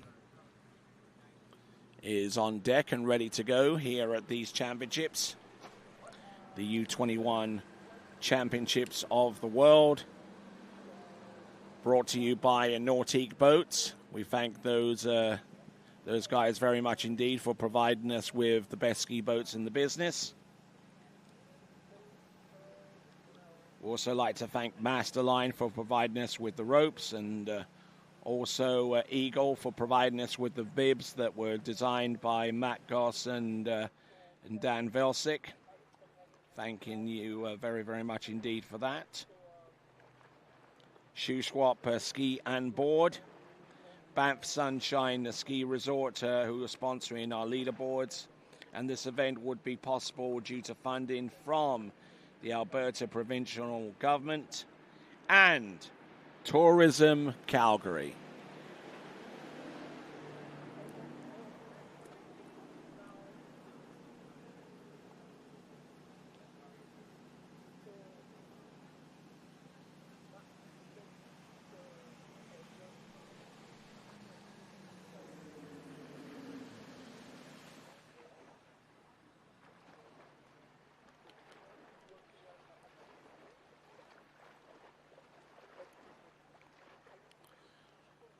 So we're down to 3 competitors left in the men's jump event. And by that token, anyone who takes the lead at this point will have a guaranteed spot on the podium. Not only that, but any podium spot will be rewarded with that coveted U21 golden ticket. Anyone that gets a top 3 position in any event, including overall, has an automatic invite to compete in the Open World Water Ski Championships, which will take place at the latter part of this month.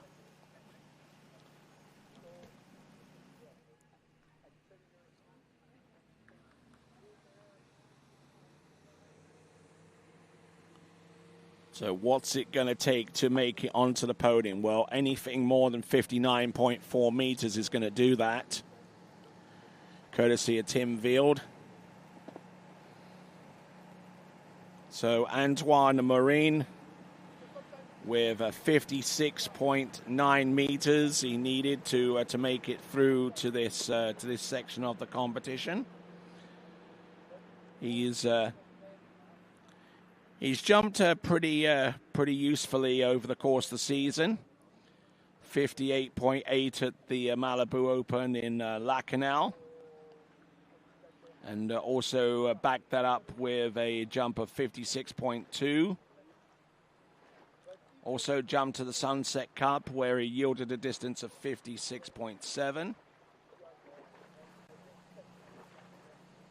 So now, let's see what Antoine can do from France. Emerging through the trees and out towards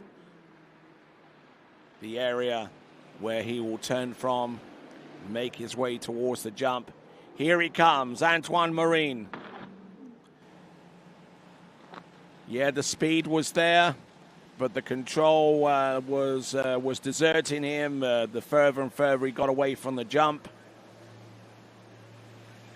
He certainly had the speed, and it's going to be well in excess of about a 53 or 54 meter jump.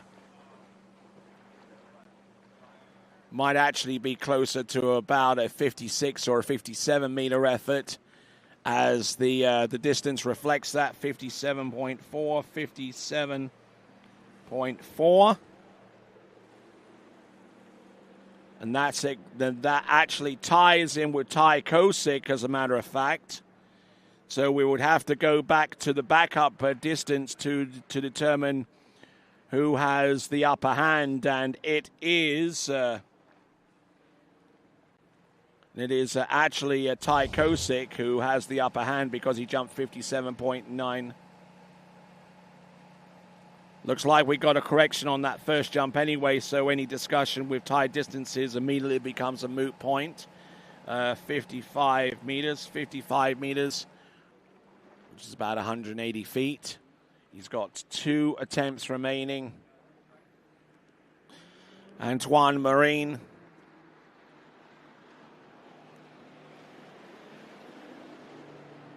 Waiting on the boat and now turns in, drives it on home. Tidier looking jump, but just still couldn't get much out of the ramp in this instance.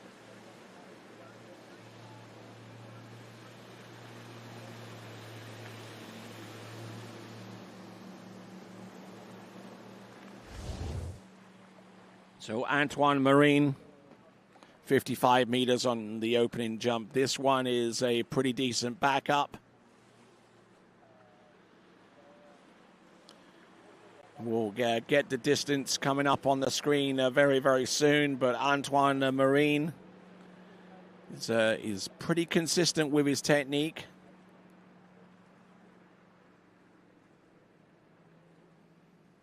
I suspect it's going to be about a 55-meter jump. Just waiting on the official distance to come through. Antoine Marine, as we see Florian Parfer pace up and down the dock, waiting eagerly for his opportunity to get on out there. Oh, look at this. Antoine Marine, 60.6 meters, 60.6. He takes the lead away from Tim Field, and with 2 skiers remaining, Antoine Marine has put himself on the podium, has given himself a shot at the golden ticket for the Open World Championships. Antoine Marine So 60.6 meters, 199 feet, as he has a guaranteed podium spot with 2 competitors remaining.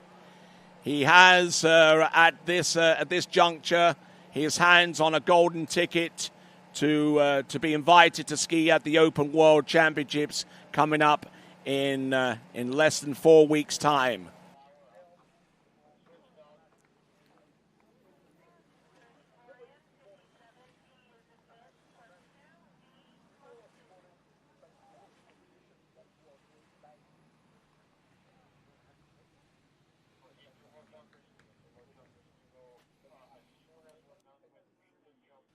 So Antoine Maureen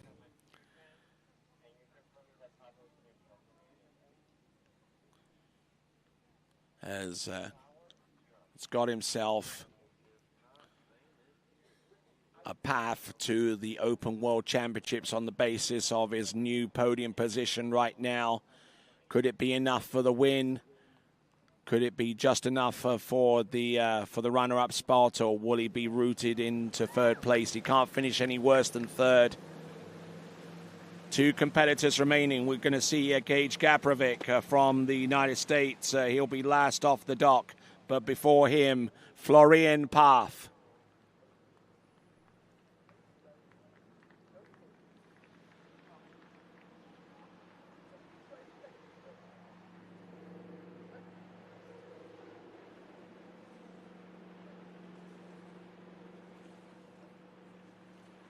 So Florian Path, already a member of Team Italia, so would naturally be a part of the setup with the Open World Championships coming up on his home water in Italy.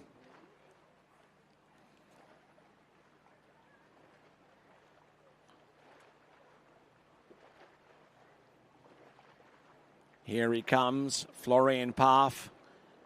Not only a member of Team Italia, but also a member of Team Raging Cajun as well. Competes in National Collegiate Water Ski Association events in the fall and in the spring in the United States. Here he comes, Florian Path, taking this, and unfortunately for him, unable to keep hold of the handle on his approach to jump number 1, taking a rather early approach.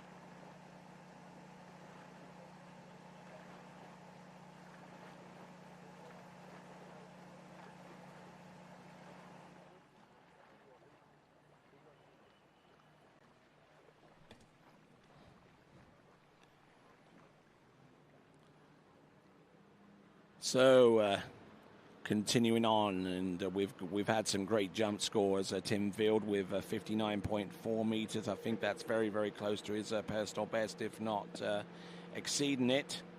Antoine Marine, I think that's his best jump of the season. Yeah, absolutely his best jump of the season by at least a couple of meters. So he's assured himself a final spot on the podium. Third place at the very least. Could end up winning it if scores go his way.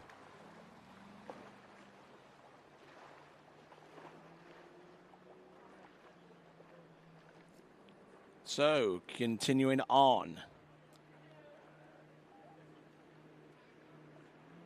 Florian Path coming in with his second attempt of 3.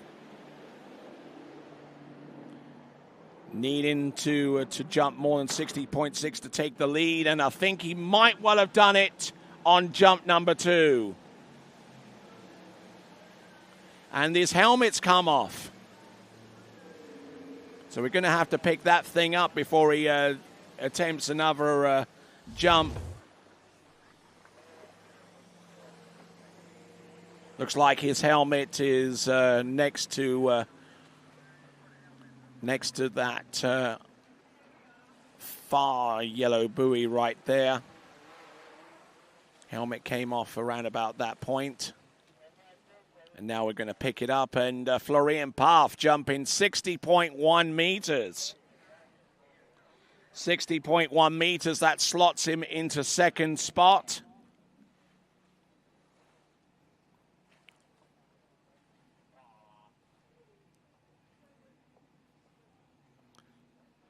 Yep, you saw that as clearly as I did with the jump helmet coming off almost upon the landing, and our boat judge taking a look at the helmet to see if it's safe for continued use.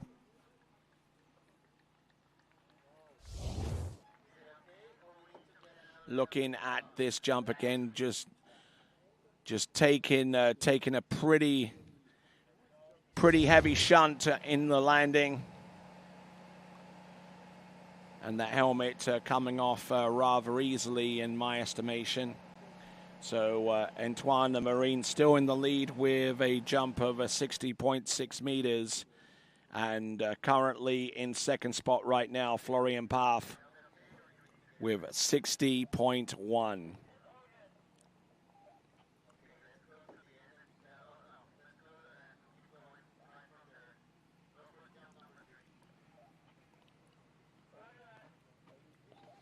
So it looks like everything's on the up and up there for Florian Paff. No score on the first jump, took a pass there.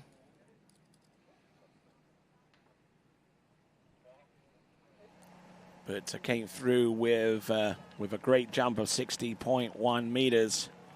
Now he needs a little more than half a meter more on top of what he's already jumped to take the lead, and guarantee himself a place no worse than second in the final leaderboard. But don't forget, Cage Kaprovic has already jumped well in excess of 60 meters already, and he's our last competitor to go.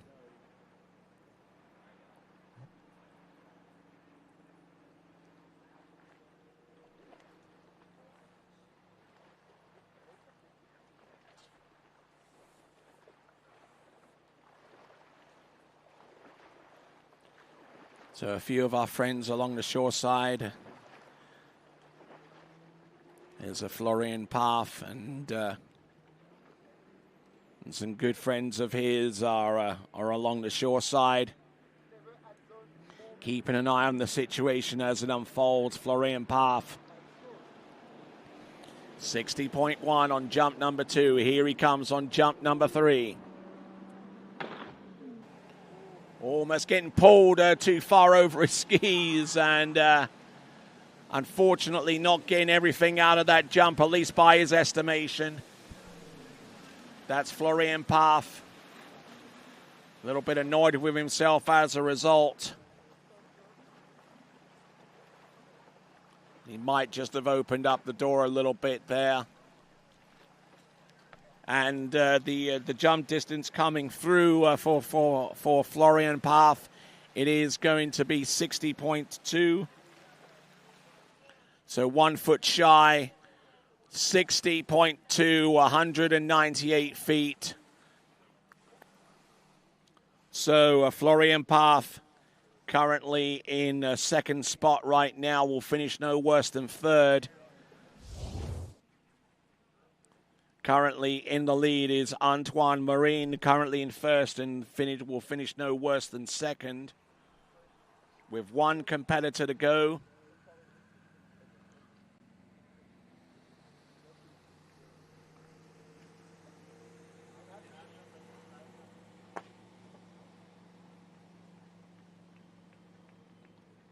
Just looking at this jump once again, good position off the wakes, but just moving around too much off the top of the ramp and losing a lot of distance as a result of that. A jump could have been well in excess of 60 meters.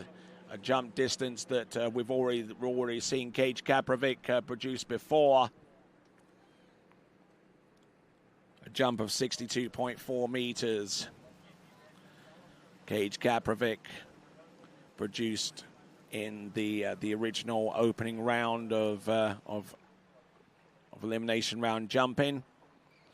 He's got 3 jumps to determine the destiny of the World Championship title. Antoine Marine currently in first place, will finish no worse than second. Florian Parf in second place right now, will finish no worse than third. Let's see how things shape up towards the final leaderboard. Here comes Cage Kaprovic. Oh no, and he goes completely out the back there on jump number 1.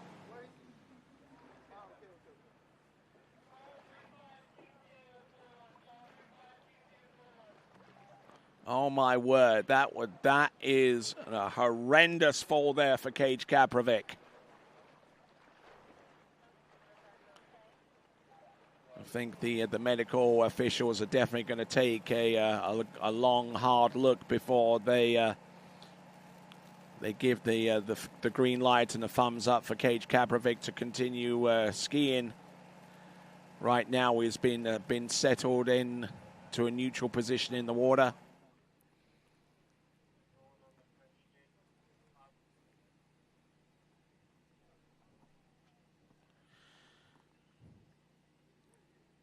So Antoine Marine along the shore side, pacing up and down. He's currently in first place right now, but I would highly doubt that he'd want to win this way.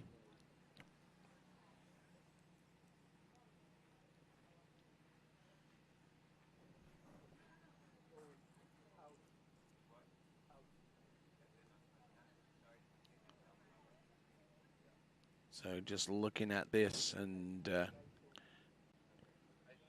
ski started to work their way towards the left, and was unable to arrest that direction. Cage Kaprovic, he's having to be helped on to the back platform. Looks like much of what the impact that he took with the upper half of his body. Cage Kaprovic, who comes to us from the Lone Star State of Texas, they breed him tough there.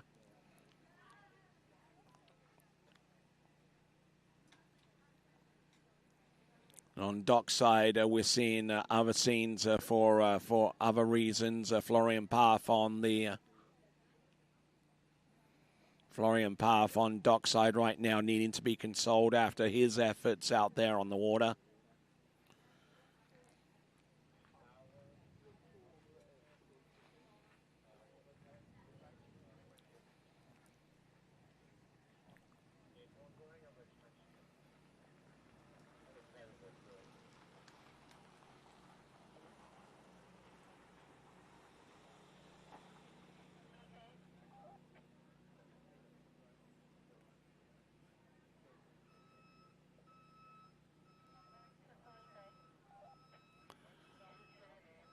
Okay, so we're receiving an indication that Cage Kaprovic will not be in a position to continue competing, which means that our podium for the men's jump competition is set, and our winner. So our winner in the U21 men's jumping event is Antoine Marine of France with his jump distance of 60.6 meters. That puts him ahead of 60.2 meters of jump distance courtesy of Florian Parf. And Tim Field clutches the bronze medal, final podium position. So there we go. Antoine Marine, your jump champion, your world jump champion in the U21s. And at the same time that he wins, and at the same time, let's have a look at the podium. Antoine Marine from France, ahead of Italy's Florian Parf, and ahead of Germany's Tim Wild. Huge commiserations there to Cage Kaprovic. So let's have a look at that jump leaderboard one last time. Men's jump leaderboard, Antoine Marine. with 60.6 meters, 199 feet. He takes the win. Florian Parf of Italy with 60.2, 198. Tim Field with 195 or 59.4. And according to rule, those top three finishers each have an invite to compete in the Open World Water Ski Championships in Rocchetto in less than a month's time. So congratulations to those three. Ty Kosek in fourth, Damir Filaretov in fifth, Santiago Berentius in sixth, B.G. Bickley in seventh, Vincent Ahama in eighth, Clarence Laveau in ninth, Tom Parkin in 10th, Eduardo Lamalfa and Gage Gabrivic unfortunately unable to land distances, so they both tie for 11th. All right, a lot of moving parts, a lot of things going on, and we will go on to our next event, our last complete event of the day. It's going to be the women's slalom final.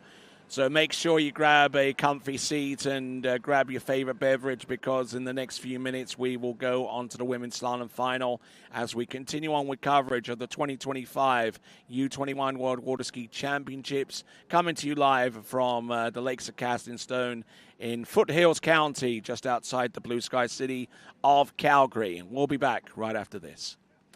For skiers and water enthusiasts, Florida lakes are what dreams are made of. Combined with world-class golf, remarkable weather, natural beauty, theme parks, and so much more, it's easy to see that Florida is paradise. For more than 30 years, I've enjoyed Florida's lakes and many offerings. If you are interested in Florida real estate, let me be your guide and trusted advisor as you search for your paradise. Together, we can make your dreams a reality.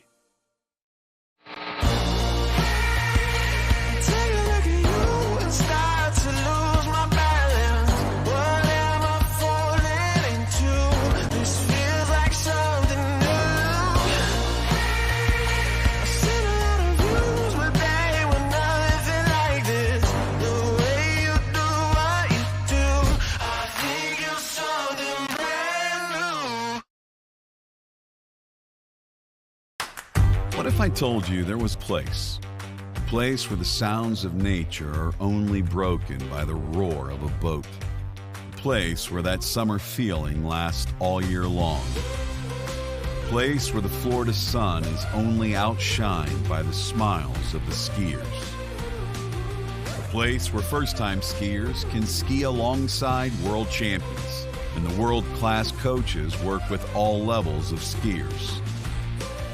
What if I told you there was a place where life slows down and your only job is to make lifelong memories? That place is Swiss Water Ski Resort. Book your trip at SwissWaterSkiResort.com.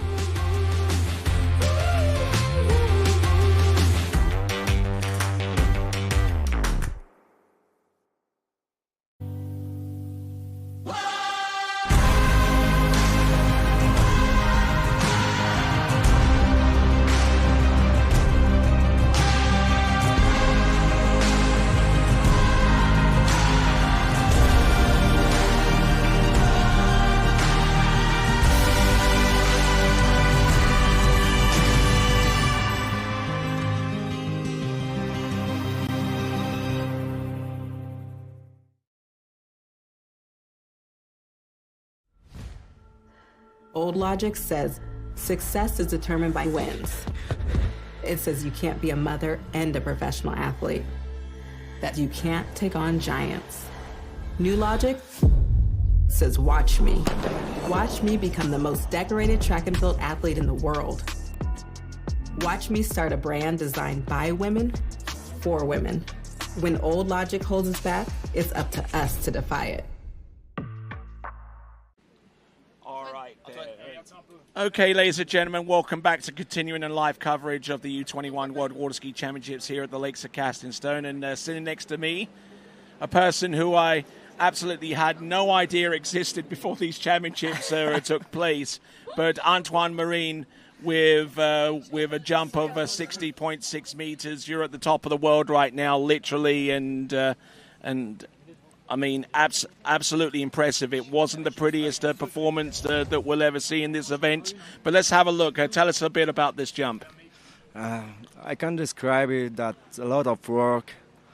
I'm just so happy. I don't have words to describe how I feel right now, but I want to thank my father, all of my sponsors, and very happy to be here to celebrate this moment now.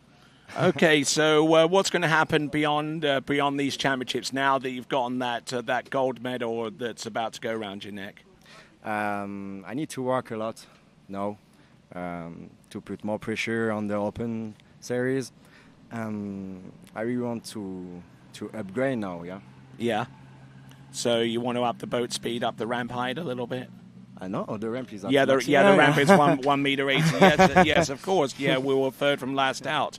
But I mean, we're looking at some of these pictures right here immediately after you knew that you were the world champion. I think it's gonna be the best memory of all my life now. Yeah. It's my first title, so. Yeah, absolutely. I mean, in Canada, you're gonna remember this. You won't ever forget what happened here. So going forwards, did you have any? Just trying to phrase this the best that I can, but were you already intending to ski in the World Championships, the Open World Championships coming up? No, I think I can't ski at Open World Championship because I don't have the level right now, but in few next years, yeah. Well, sure. I can tell you that if you look at Rule 15 in the rule book, there is a section there on who can participate in the Open World Championships, and it says that anyone who finishes in the top 3 in the most recently held U21 World Water Ski Championships gets an invite to compete in the World Championships at the open level. So I'll be there? Yes. Yeah. I don't know that, but I'll be there. Merci les gars. All right then, so how do you feel about that now? I can't describe it. I'm just so happy. A lot of pressure go out of me, so I just want to celebrate that with my family and all my friends and my girlfriend. I love you. Well, okay. Well, ladies and gentlemen, let's give it up for our big old winner. Mon Timo. All right, and that big ups there, big well done to you, sir. I'm sure we're gonna hear a lot more of you in the future, no doubt. For sure. All right. But before we leave, let's take a look at this final performance from Gage Kaprovic that kind of sealed the deal for you here. Kind of describe this a little bit from us. What were you seeing? He's really late, a little bit on his back foot, and I'm so sorry for him. That's the sport. He do his best, but it's gonna be not today for him. So. Yeah, exactly. I want the best for him, so. All right then. So there we see Gage Kaprovic, the jump there that unfortunately there for him, but picking up the pieces and using that 60.6 meter jump to take the world title and give you an open World Championship invite. So, as I say, congratulations to you once again. Thank you. And best of luck going forwards as we continue on with live coverage here at the 2025 U21 World Water Ski Championships here at the lakes of the lakes at Cast in Stone, and we'll be back right after this. Where do competition standards meet the highest culinary standards? Where do the old masters meet the new masters? Where do first-class conditions meet first-class hotels? Where does the purest joie de vivre meet the purest drinking water quality? Only 30 minutes from the airport and Vienna city center.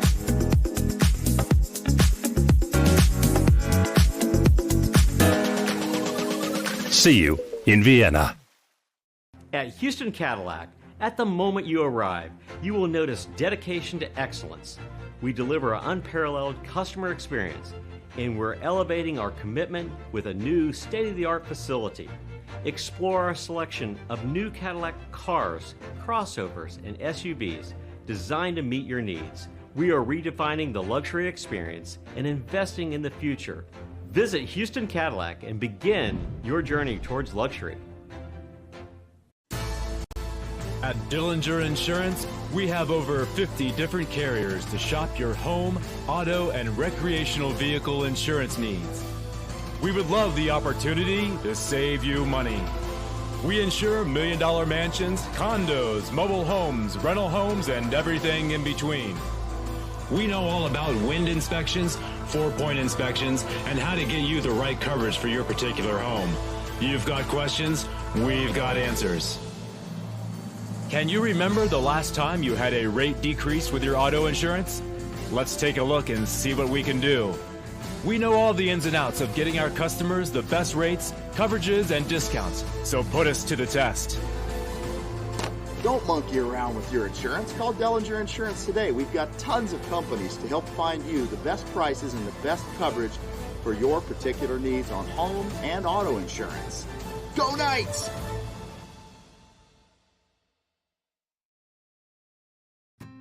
As the broker of Dayland Real Estate and a professional water skier, I understand what clients are looking for in their dream water ski home. Our company is dedicated to helping you and your family invest in your future together in Florida. If it's time to move on to your next adventure, let us help you find the perfect match for your home. Our team offers service in English, French, Spanish, and German. Whenever you are ready, just give us a call. We will be suited up and ready to assist. Dayland Real Estate, where expertise meets passion.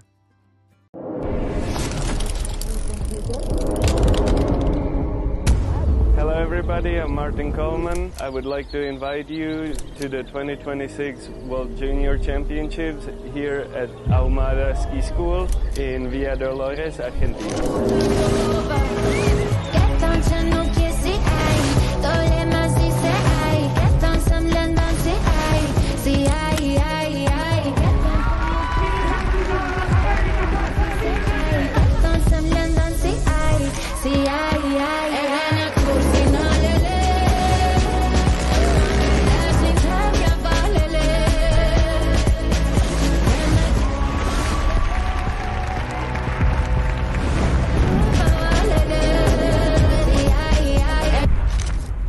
Sí, llevo 15 días acá y 16 asados.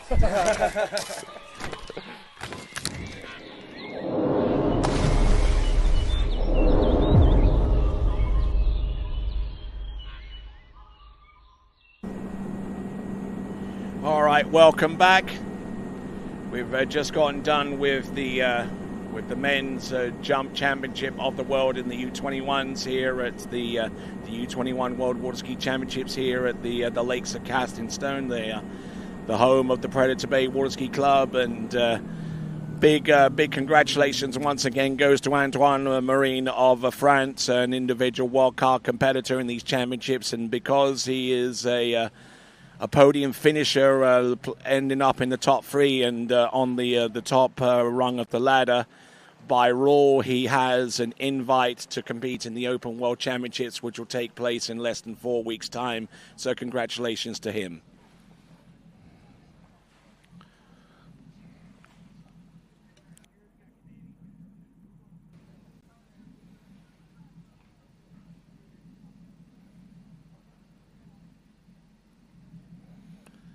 Okay, so let's have a look at the start list. Emma Davis will be our lead-off skier in the women's slalom final, followed by Olivia Shute, Lisa Gusenbauer, Solly Stenger, Lily Steiner, Kate Pinsino, Elena Jones, Lexi Abelson, Dominga Gonzalez, Trinidad Espinal, Daniela Kretzmer, and our final skier to leave the dock in this event is going to be Cristiana de Osma.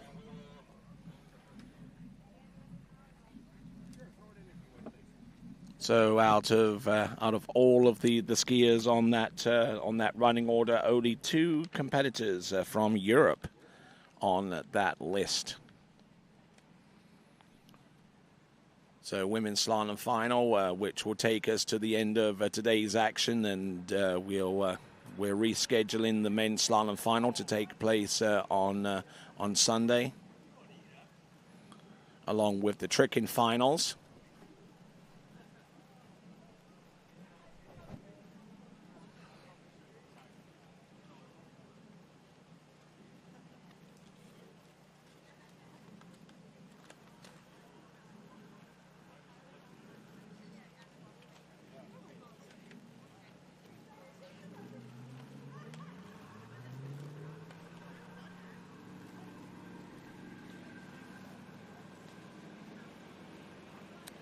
All right. Going to go with the simulation passes to make sure that all the conditions for all concerned are equal.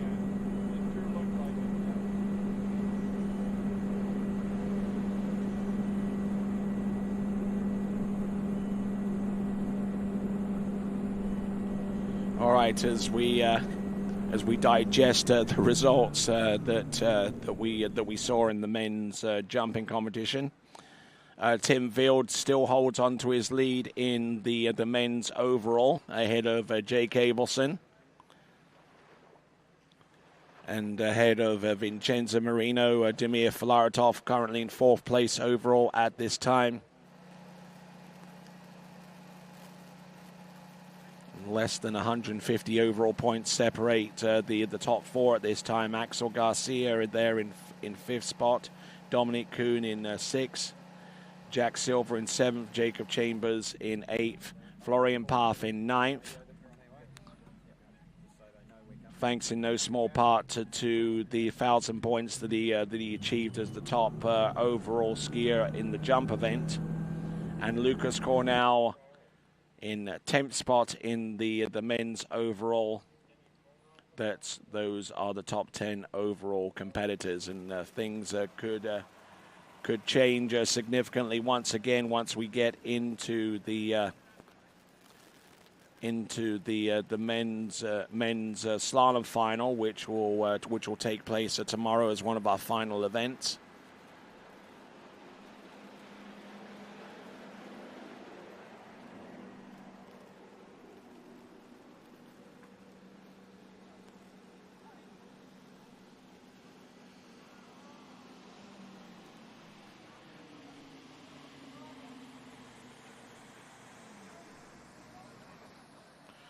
So now the boats are returning to the dock. Emma Davis is our lead-off skier.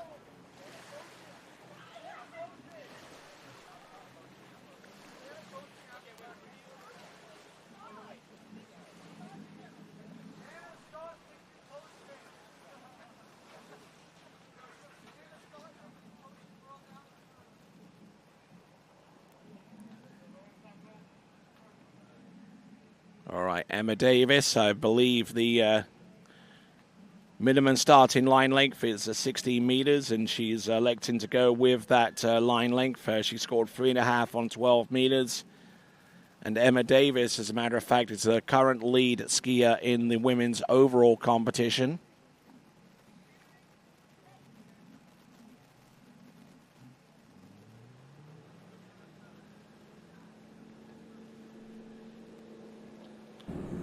All right, coming in for her opening pass. It is going to be 16 meters. We'll see what she does here. For those of you watching us for the first time, watching tournament water skiing for the first time, we certainly appreciate you doing that through a CBC Sports YouTube channel. We've got the slalom event. The slalom event consists of a slalom course that has 3 buoys on either side, preceded by an entry gate and an exit gate. And the object is, in order to complete a pass, you go through the entrance gates around 6 buoys, 3 on either side, and go through the exit gates to constitute a pass. And once each pass is cleared, the line gets shortened from one pass to the next. And the performance ends with either a fall or a miss. We're seeing Emma Davis, who comes to us from the Badger State of Wisconsin.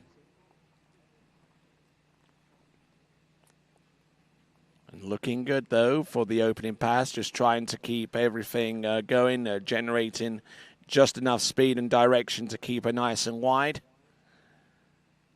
But also just trying to reel in her speed and her motivation and her momentum to prevent herself from over-skiing the course.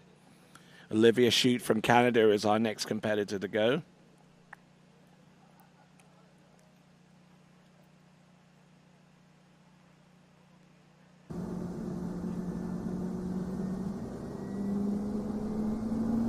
All right, here we go, Emma Davis.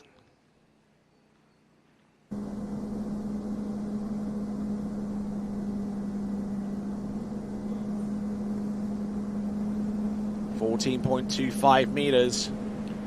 Just trying to stay ahead of the pass.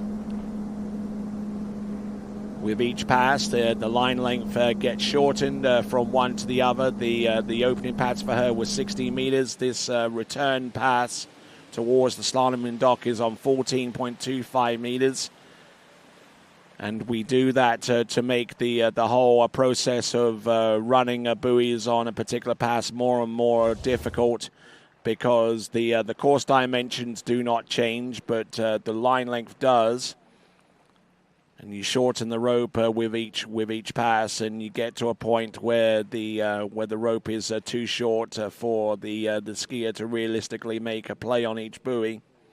Right now we're on 14.25 meters. The course itself, the course width, is 11 and a half meters wide. So once we get to 11.25 meters, then it gets really tricky because the handle doesn't reach outside buoy's width. But we've set scores and records with line length shortenings that have been way inside the buoy width. As I'm joined here with Zane Nicholson. So how's your day gone? The day's been awesome. We just saw Misa in the women's jump event place second place, so that was huge for her. I know she was excited with how she jumped. So Team Denmark is happy tonight.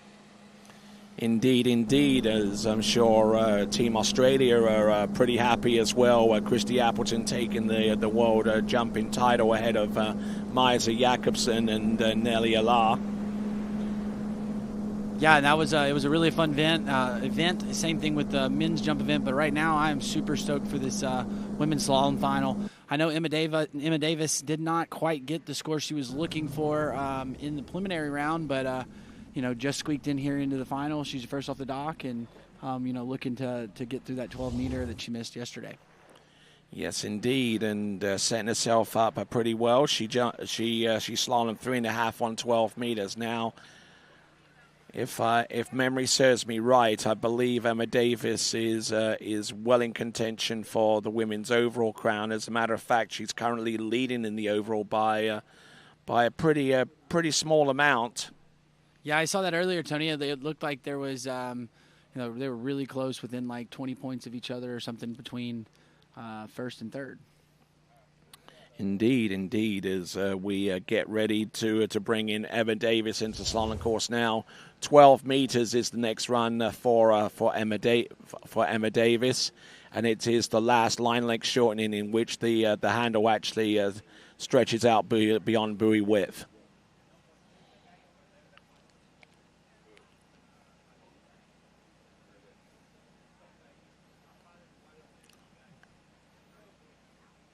So with the inclement weather forecast being realized with rainstorms and what have you, it's changed the schedule, and it's meant that some of our skiers that had designs on being on site for just tomorrow's action had to come back to the site early to be a part of these festivities here. And Emma Davis getting round number 2 and getting a little bit outside number 3. So it looks like it is going to be 2.5, I believe, on the 12-meter line there, Zane. Yeah, no, and just not quite getting the start she wanted, and as you alluded to, Tony, having to change the schedule for the weather. That could play a factor to these girls because, they woke up this morning and weren't expecting to ski today, and then now halfway through the day they get called and say, hey, we're changing this event around, and that can really throw you off just depending on what kind of ski you are. As we take a look here at the replay, we see Emma Davis getting a little bit slow out of 1, and then she pulls a little bit long there to 2. So now she's just trying to get outside that buoy there, throws the ski out, does not get back before the boat guide, so it'll be a score of 2.5 at 12 meters, and that'll be, the start point that everybody's chasing here in this final. And because Emma Davis didn't improve upon the score that she produced yesterday of 3.5, that doesn't help her too much in terms of the women's overall competition. If if she wanted to open up more of a gap, then she needed to score more than 3.5, and unfortunately not on the cards today, unfortunately for her. So moving on from Emma Davis, who scores 2.5 on 12 meters, we now move on to our next competitor from Canada. It is Olivia Shute. All right, and I believe this is a 16-meter start there, Tony. So same setup that Emma Davis had. Looking good here at the start of this pass, and just kind of getting her legs up under, getting the nerves calmed down. It is the final here at the Under-21 Worlds, and that's a strong opening pass for Olivia Shute. Yes, in very good shape there on the opening pass, and pretty much the whole notion of going on an earlier easy pass is much like high jumping, where the athletes select their height. It's kind of not quite as high, and then they kind of like build up through each successive jump until they can no longer clear the bar. Yeah, and I mean, I equate it to like playing any other sport. You always want to kind of stretch and get warmed up before you actually go and full game time during game. So kind of what these skiers are doing here, they use these first couple passes just to get the body warmed up, loosened up, get their timing in, and get everything dialed so when they get to the shorter line lengths, they can attack the pass and, hopefully get through their hard line lengths. Right, you are. So Olivia Shute through 60 meters as we take another wonderful look at our facility here. The lakes are cast in stone, the home of the Predator Bay Water Ski Club. And we're just a little ways south of the blue sky city that is Calgary. And the first of those two lakes was completed in 1996, and the second of them completed in 2006, just in time for the 2009 World Water Ski Championships. All right, here we go. This is 14 meters. This is Olivia Shute out of Canada, hometown girl. Looking nice and strong here. Same thing like last pass, Tony, just kind of looking like she's getting warmed up and getting dialed in, and she sure looks nice and smooth here as we get the shot of her going around 6-ball there. Right, you are. That is Olivia Shute, who skis for Florida Southern College Moccasins during the collegiate season, and that's always a great opportunity for these athletes to be a part of, getting themselves a high quality college education, as well as the camaraderie that's associated with competing with and against your friends. Yeah, no, the college scene is definitely a super fun atmosphere and experience to do as a young skier. I know Olivia's down at Florida Southern. That's where I went to college at, and she's been a part of that team for a couple years now, and she's looking strong here today. So Olivia Shute is actually in the final stages of her studies at Florida Southern College. Had a chance to speak with her. So she'll be graduating relatively soon if she hasn't already done so. But let's have a look and see what Olivia Shute has in store for us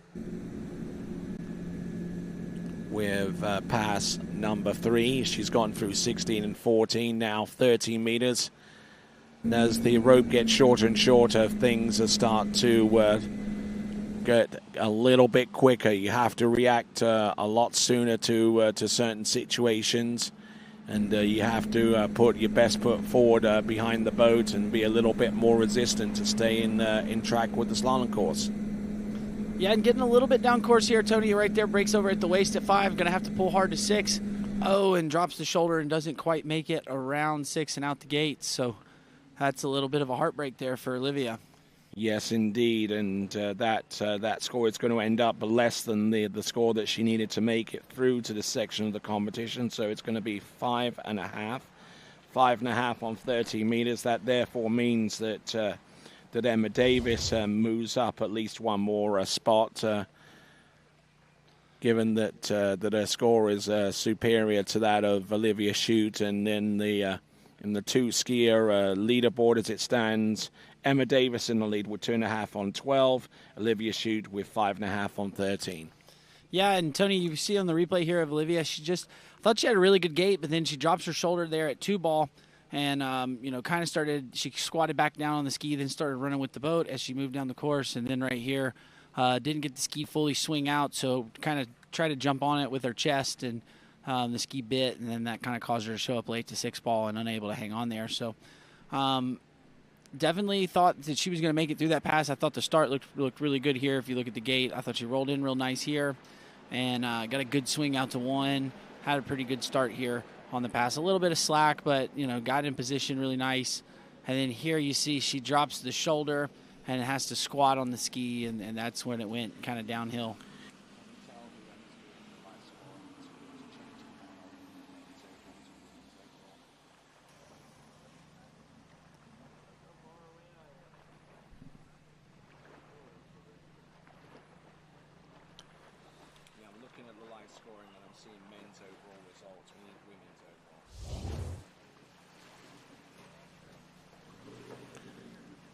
Okay, so our officials are getting the job done out there, out on the boat. There's Nigel Sparrow there, our driver. There's Dan Van Dyck from the Midwest region of the United States, getting ready for our next competitor. It's going to be Lisa Gusenbauer.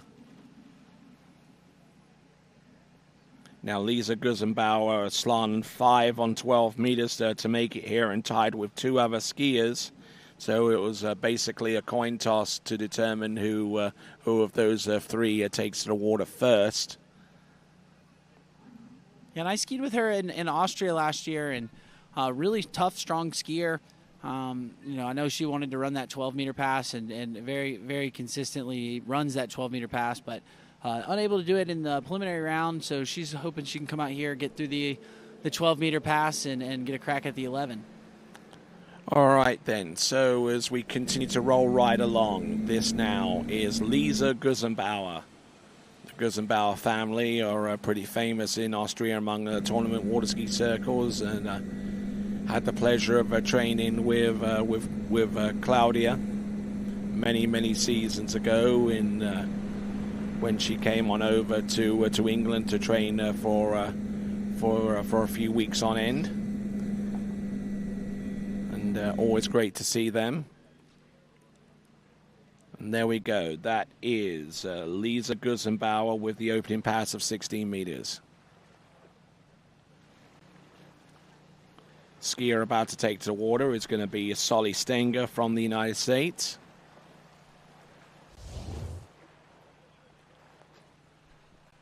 And Lisa looking strong here on this opening pass. You can really see she's got her gait dialed in, and really attacks the start of the pass and sets herself up just to have a good swing throughout the course, and really strong textbook opening pass here for Lisa. All right, as we continue to roll right along, not only is the slalom in title up at stake right now, the women's overall competition looking fairly close right now. Emma Davis in the lead in the women's overall by about 25 or so points ahead of Daniela Verschweivel. Christy Appleton currently in 3rd place, earning 1,000 points as the best overall jumper. And Alicia Steiner, who I'm not too sure whether she has made it through to the final, but she did sustain an injury in the jump event, which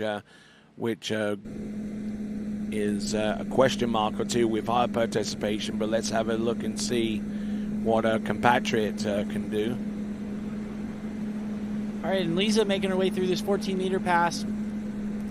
Looking pretty strong, a little bit slow there on 4-ball, but just staying over her feet and getting through the pass, and really just getting a feel for everything. Again, we changed the order of events, so these girls weren't planning on skiing, so having to get their mind in the right spot for this, this under-21 final. Right, you are, Lisa Gusenbauer.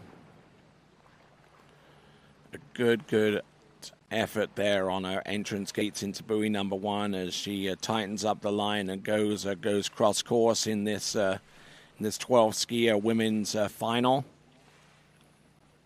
So good to have each and every one of you present here and watching the live action here at the Lakes of Casting Stone, home of the Predator Bay Water Ski Club. And this area is steeped in sporting lore and history. Obviously, you can look towards the greatest show on earth, which is the Calgary Stampede, for evidence of that.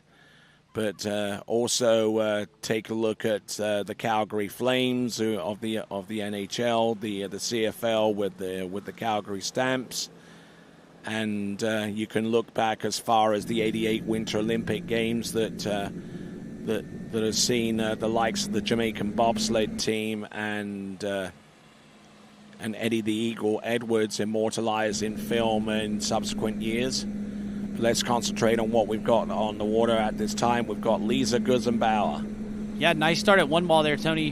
Really, again, I really like her gait now. She's rocking on the back here at 3, so going to have to be patient and stay over the ski. Pulls a little long there to 5. That's kind of why you're seeing that ski kind of slow turn on 1 through 5. She pulls a touch long there, so got a little too much speed, but got a really good start there, which kind of gave her some room to make some bobbles, and now we're going to get a crack at the 12-meter pass. Indeed, with each successive run, the whole process of running around all 6 buoys becomes progressively harder. It requires whole new sets of technique that need to be implemented to allow for the ski to get underneath the line. I mean, certainly those warm-up passes are necessary, but as you get through the runs, there needs to be adjustments, a change in technique in order to stay ahead of the course. As we see Solly Stenger on the starting dock waiting to see if Lisa Gusenbauer can make it through the 12-meter line. She got fairly close with a 5-buoy count in the elimination round, and so too did Solly and Lily Steiner.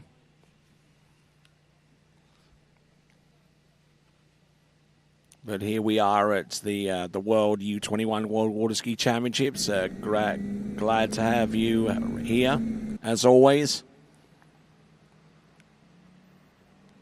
Here is Lisa Gusenbauer. Take it away, Zane. All right, here we go. Got a good roll in at the gate.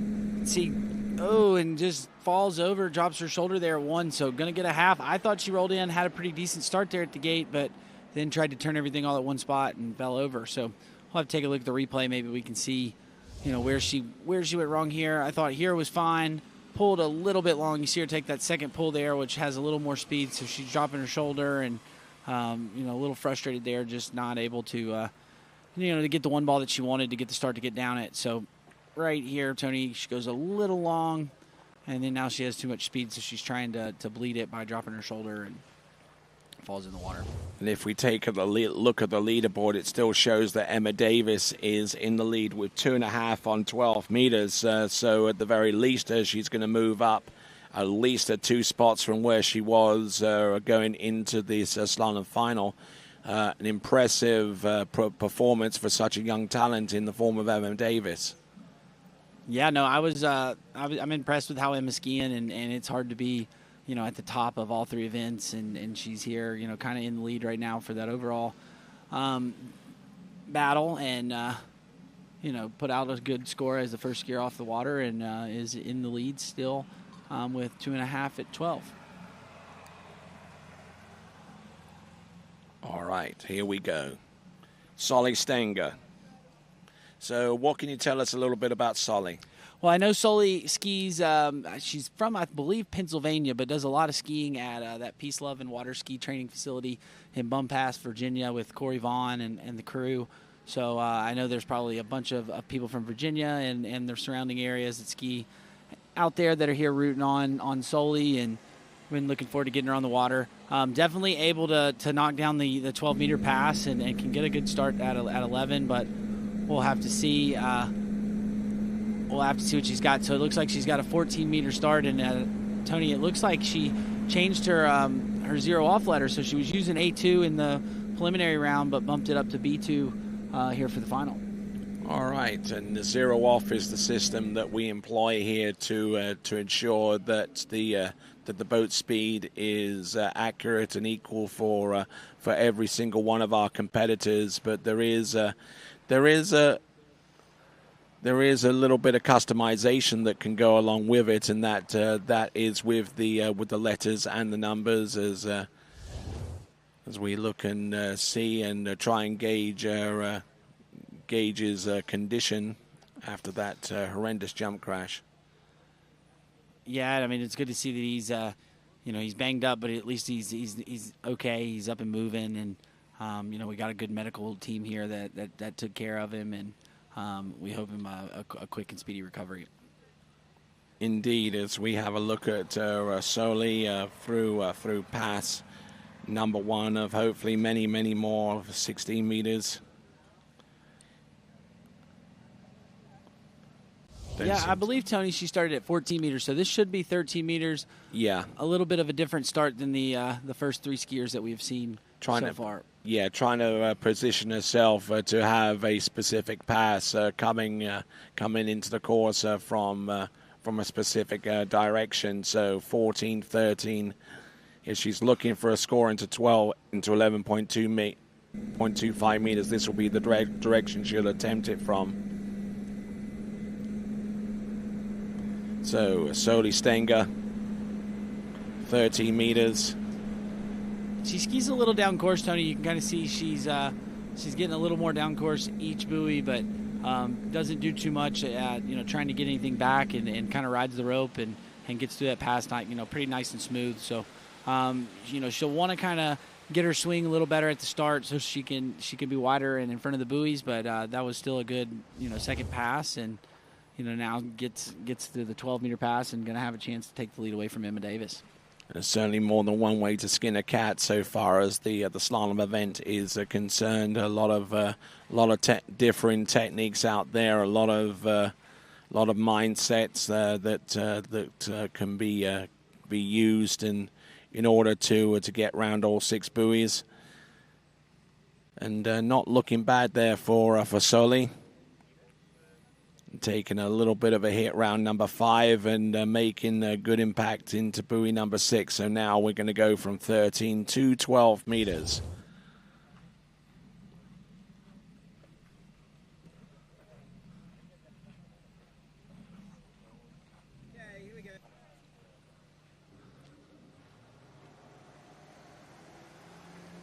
So looking at a couple of our competitors in the background getting warmed up for their run out there on the slalom course. All right, 12 meters, Tony. You gotta get a really good start here at the gate if you want to get down, if you want to run it. Soli got 5 in the preliminary round, so looking to get all the way through it a little bit early on the gate, so she's going to be running with the boat here, but still doing a great job riding the rope. There you go at 3. She just kind of takes everything down course and doesn't stress too much. No! Oh, no, and that was not what I was expecting to happen there as she turned 4-ball, Tony.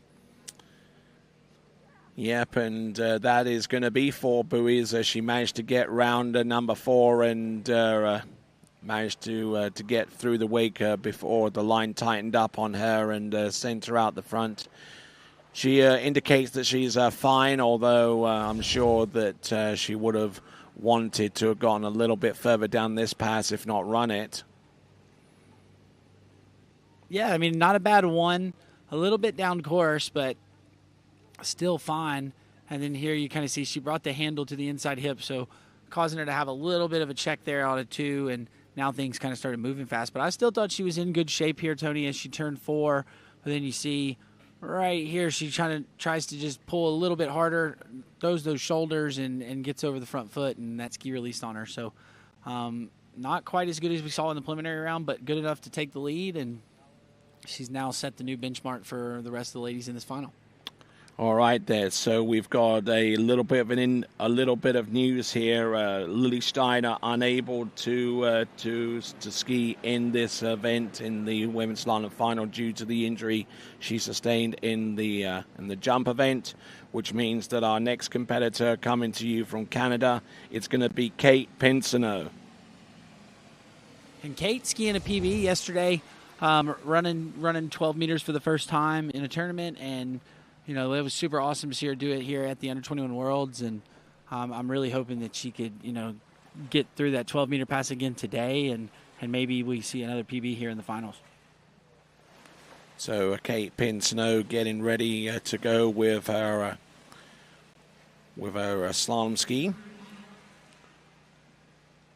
And being one of the top overall skiers with the slalom event, with currently 965 overall points from the slalom event, it's she's almost maxed out so far as the 1,000 points are concerned. But if she can conjure up a little bit more of a score on 11.25 meters, it might be enough to dilute some of the other scores around her when it comes to totting up the points for the overall competition.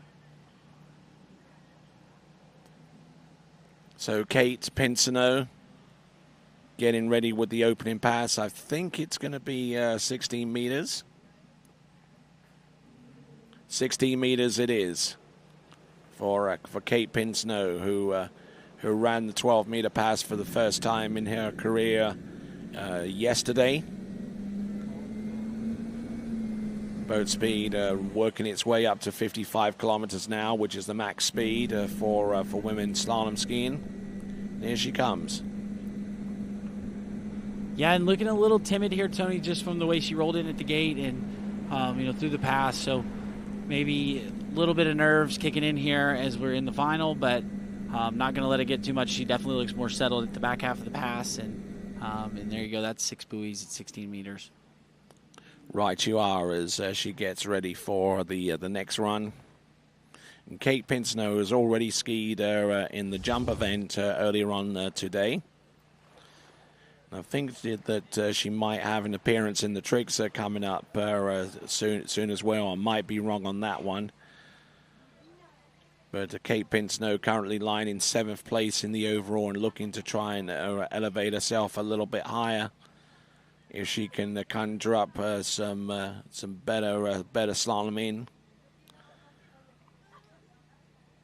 it might open up a whole new world of possibilities for her going forward. Kate Pinsnow from Canada. We'll have a look at some of the scores that she's produced in the past.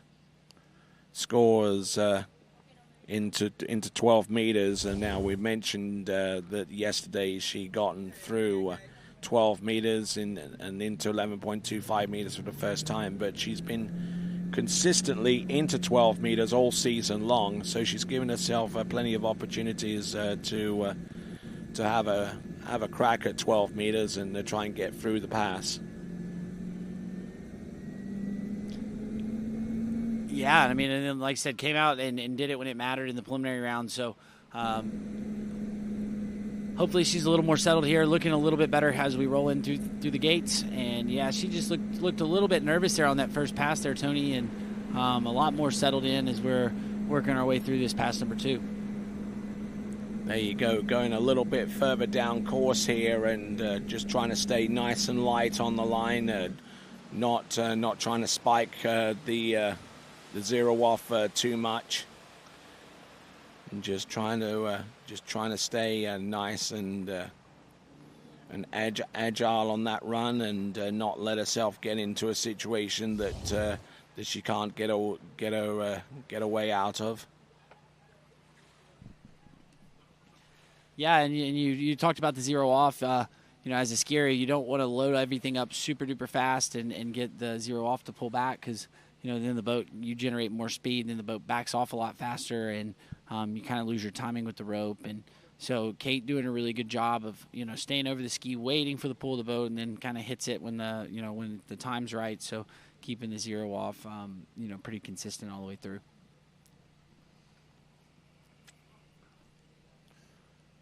Looking good, looking relatively smooth on that run for Kate Pinsnow. She's gone through 16 and 14 now. This is 13 meters.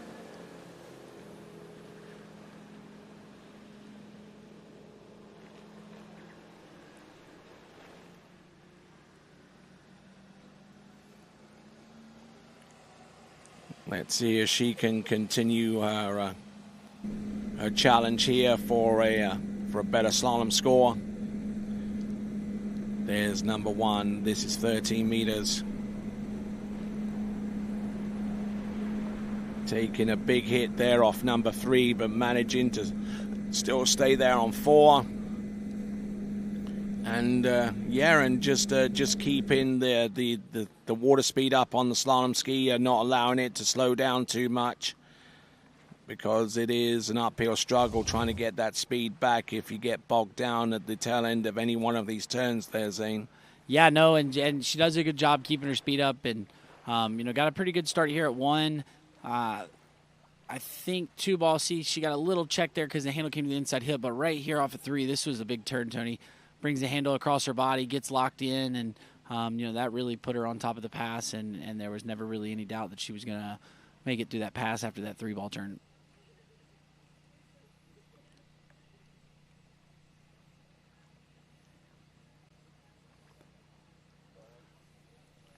So wonderful skiing there. So far, so good, and getting ready for 12 meters. So she's been consistent in running 13 meters and at every given opportunity so far this season, Kate Pinsino.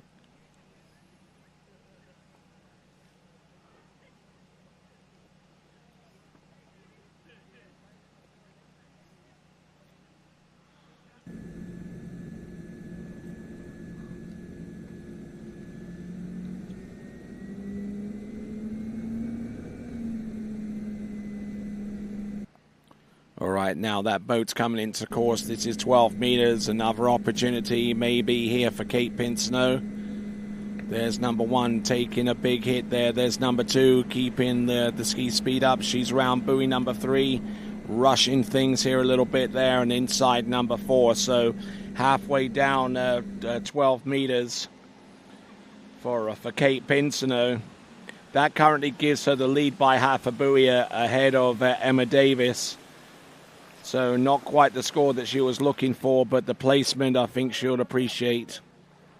Yeah, no, I think that slots her into second place there, Tony. I believe Sully Stinger had a score of 4 at 12, so that is still your current lead. And then we've got Kate at 3.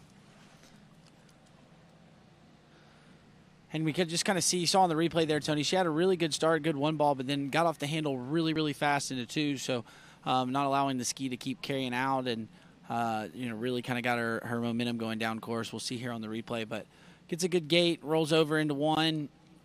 I thought was pretty good here. And then right there, you just see she gets off the handle, and she's way too early on that, so the ski runs, doesn't quite want to turn, and now she's moving down course here at 3. And then unable to get over to 4.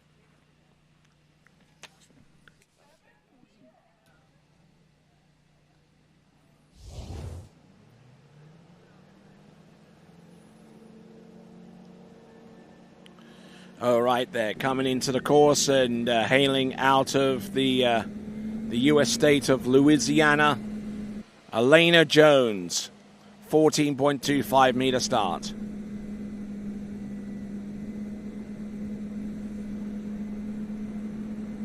So Solly Stenger in the lead, just to confirm, with 4 on 12 meters. Kate Pinsino in second with 3, 2.5 for Emma Davis on that same line length. So those are your top 3, and looking to make an impression upon those scores and set a new lead score for herself is Elena Jones. And I think she's probably the tallest skier that we'll see in this women's slalom final. Yeah, no, definitely, and she rides the ski really well. Doesn't move her upper body too much, stays nice and still, and you can see how she stays really tall on her ski and uses her height to leverage behind the boat, and doesn't spike the boat too much, and this was a really nice looking opening pass there. Very well composed, and just didn't rock the boat too much, as it were. Getting around all 6 buoys and making that pass look relatively straightforward as we see Lexi Abelson get ready to tackle the slalom course.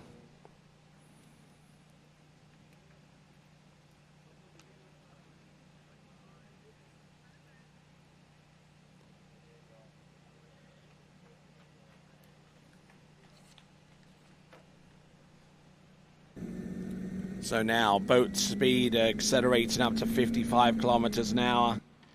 The next pass for Elena Jones.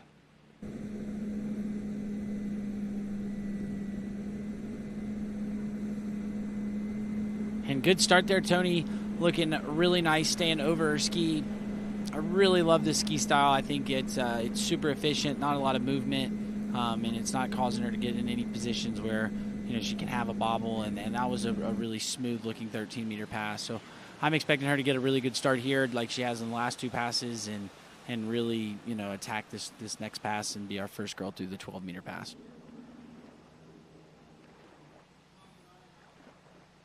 All right, so 2 passes down and already getting ready for the pass of 12 meters. She's run through 14 and 13 and really, really aggressively takes down buoy number 1 and number 2. And once she's established a decent rhythm here, then it's just a case of just running on automatic, as it were. Just using your slalom intuition and allowing the ski to do exactly what it's designed to do, and that's to turn and to go cross course.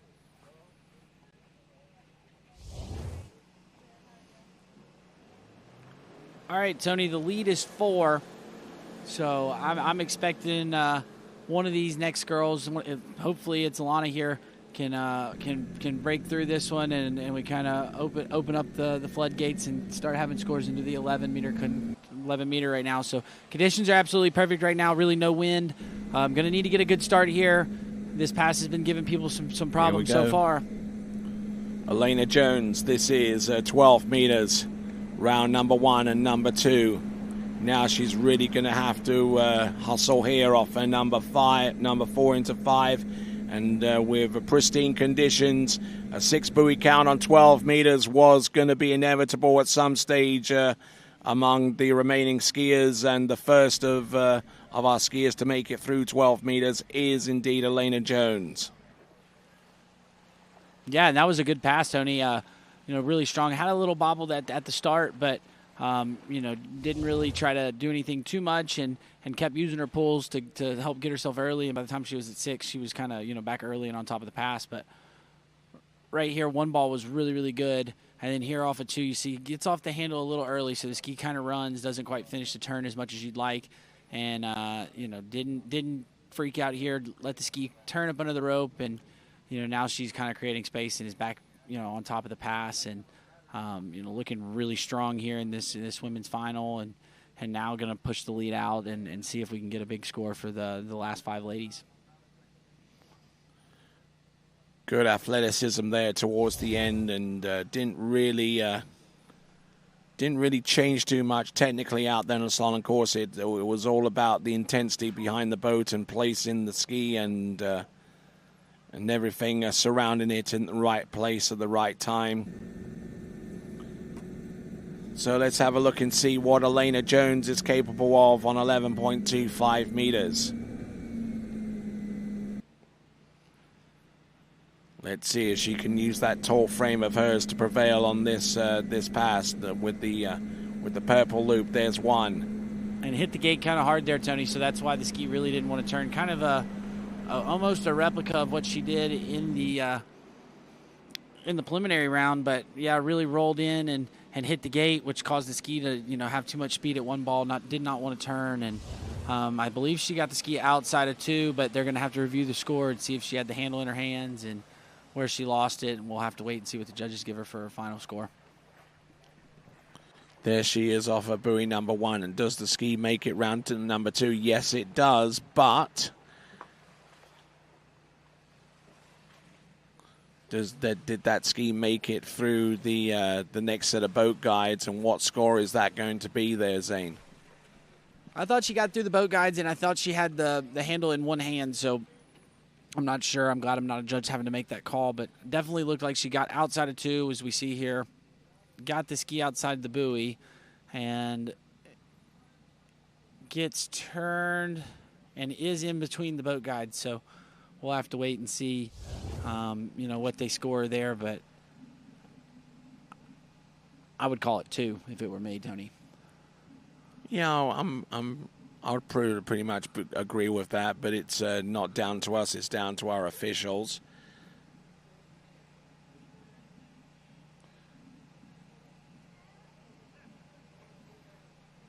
It is 2. All right, 2 confirmed, Tony. So that is the new benchmark for these ladies to chase. And you see our next skier in the water, Lexi Abelson, getting ready. They're getting ready to pull her up. And I believe she will be having a 14-meter start. I expect all the rest of the girls in this final to start at 14 meters and take the 11-meter pass from the far end. All right, Lexi Abelson from the Granite State of New Hampshire in the United States.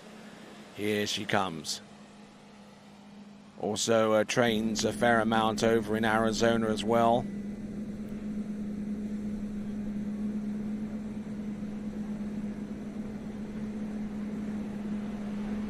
Looking good, and not over skiing this pass on the 14.25 meters, and that's an important element to this whole slalom deal that we kind of discussed a little bit yesterday. The whole ability to slalom, kind of conservatively, not overdoing things. Yeah, no, she was. Again, I think this first pass, Tony, is really just a warm-up pass and getting the nerves settled, and being in the final, that definitely will heighten the nerves. Also, not being quite prepared to ski. I'm not saying that they weren't prepared, but they were thinking they skied on Sunday and then having to ski late in the evening on Saturday afternoon. That can kind of throw the nerves off. So right now we're just seeing her kind of get through, shake those off, and I'm expecting this next pass to be a little bit more in attack mode and a little more aggressive at the start. Yep, and here we go. We've got Lexi Abelson with one pass under her belt on 14.25 meters. 13 meters comes up next as we work our way down this list and look at potential athletes that can have a severe impact upon the results to determine the IWWF U21 Women's Slalom World Championship.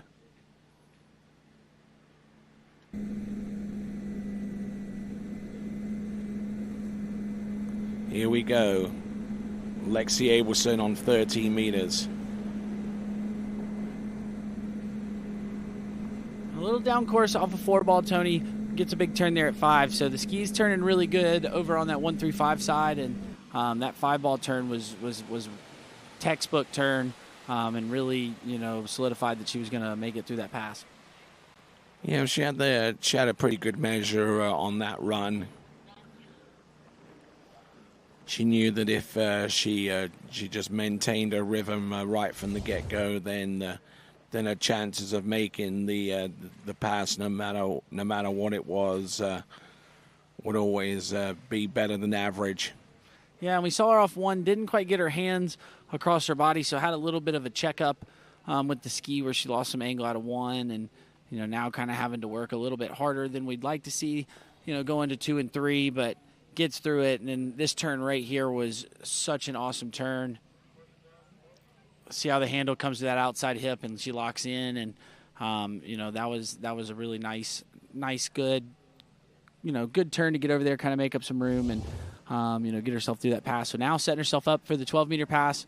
We just saw Alana Jones run it, so she's now knows that it is doable, and going to need to get a good start and hopefully a little bit better one than she had on the 13 if she wants to make it through this pass. All right, here we go. This is Lexi Abelson.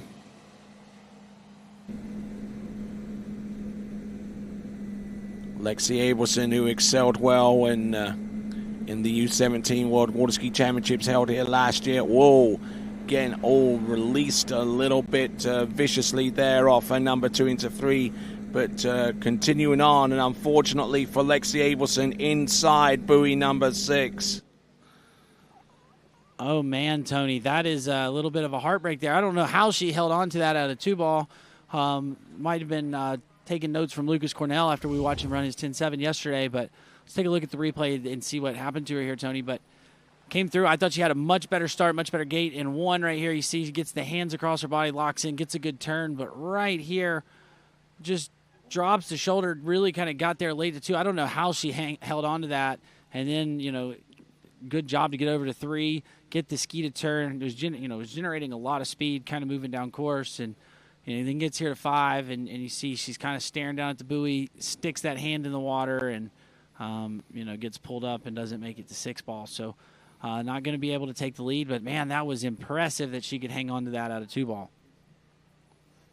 And Lexi Abelson, who really needed an enhanced slalom score to help dilute the overall scores for her rivals that were surrounding her in the overall competition. Lexi Abelson looks like she's going to have to make do with the amount of points that she has with the slalom, barring no improvement that we've seen here so far in the slalom event from her.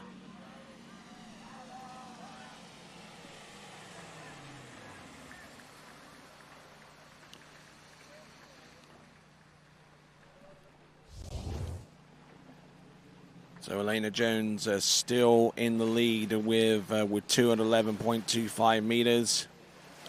Lexi Abelson with 5 on 12 slots in to second spot. Soli Stenga with 4 on 12 meters. Kate Pinsnow 3 on 12 meters. And Emma Davis with 2.5 on 12 meters, running off the top 5 as it stands right now. Yeah, and we're down to our last 4 skiers, Tony, and we're right here with our Chilean slalom team. So we've got 3 Chileans right back-to-back, and I'm looking forward to getting these girls on the water. But right now we've got our first one of the 3. Dominga Gonzalez. It is Dominga Gonzalez, and I believe that is a 14-meter start, Tony. Yep, for 14.25-meter start, and Dominga Gonzalez has been really racking up some good slalom scores recently. Dominga Gonzalez, let's have a look and tell you what, the amount of tournaments that she's done so far as runs into 2 pages has gone into 11.25 meters more often than not.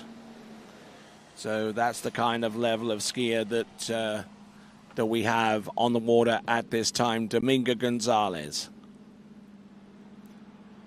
Yeah, and I remember her style from yesterday, Tony. I was really impressed with how she works off the second wake and keeps those hands in, which really pulls those hips up over her front foot and allows her to kind of move her hips to the turn. And you see that big, the big turn that she gets with the ski. The nose of the ski engages through the turn, and really nice ski style out of this young Chilean.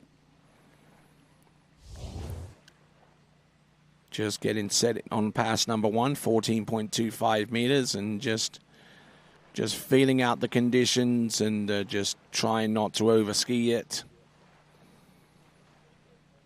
Bringing the handle forward and then just setting the weight over the front foot of the ski, allowing the tip of the ski to engage into the turn, and a little bit of counter rotation just for good measure there. On both sides, it is Dominga Gonzalez.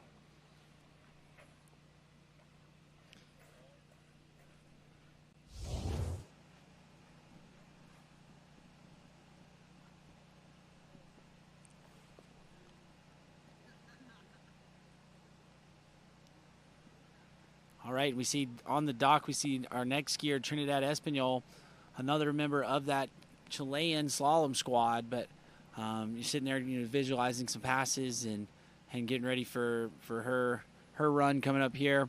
We're into our last 4 skiers, so we're getting ready to start, being able to guarantee medals to some people. And right now we got Dominga Gonzalez on the water. This is 13 meters. Okay, looking through some of the live chat messages, and one in particular I'm going to read off very, very soon as we look at Dominga Gonzalez here on 13 meters, the return pass towards the dock. Not looking too bad at all with all 6 buoys there on the pass number 2 for Dominga Gonzalez. Now, I'm sure some of you that have been watching earlier saw the crash taken by Gage Kaprovic. Just got a message from his family in the live chat saying that he has a dislocated shoulder and a mild concussion, but for the most part he's going to be okay, and that's good news going forward there, Zane. Yeah, no, that is great news. We really wish him the best. It's very unfortunate to see what happened there in that final of that men's final, but with all things being said, it's good that he is okay, and we hope him a quick and speedy recovery and wish him the best. Indeed, I certainly share that sentiment going forwards with as we've seen Dominga Gonzalez run through her opening 2 passes and gets ready for the 12-meter line. Here at Predator Bay, and specifically the lakes of Casting Stone, this is the U21 World Water Ski Championship. This is the women's slalom final. An event final which we had to move forward due to concerns about the weather. Let's have a look and see how things play out for Dominga Gonzalez. Nice start off of 1 there, Tony. Little bit late out of 2, but nice pull over to 3. A little slow out of 3 though, so gonna have to work here. She makes her way over to 4, round 5, and there you go. That's our that's 12 meters. Second one of this event taken down. So now gonna have a chance to challenge the lead, and I guarantee is looking to put out a big score for the last 3 skiers left on the dock, and guarantee yourself a spot on the podium. Indeed, and looking in great shape here, Dominga Gonzalez. She's been running this pass at almost every tournament so far this season. You can basically count on one hand the amount of times that she's produced a score of less than the pass of 11.25 meter, or less than an attempt at 11.25 meters. She has been absolutely on fire this season. Yeah, and I mean, she ran 2 at 11 in the preliminary round, so going to need to get more than that if she's going to really, give herself a shot to make make a medal. I mean, I know some crazy things can happen, but we still have the 3 really good skiers left to come up after her, so going to look to go get a good start at the gate. Really good, strong one like she had there on that 12-meter pass, and see if we can get a good start and get down this pass. Looking at the starting dock and seeing one of the Chilean coaches, that's Totti Miranda, who was a pretty useful skier himself back in the day. Remember him jumping at the World Championships way back in 2009 right here at the Lakes of Casting Stone. Here we go, Dominga Gonzalez, 11.25 meters, purple loop. There's number 1. There's number 2. She's still there, but unfortunately unable to get outside buoy number 3, which means that there is a 2-way tie for the lead with Elena Jones.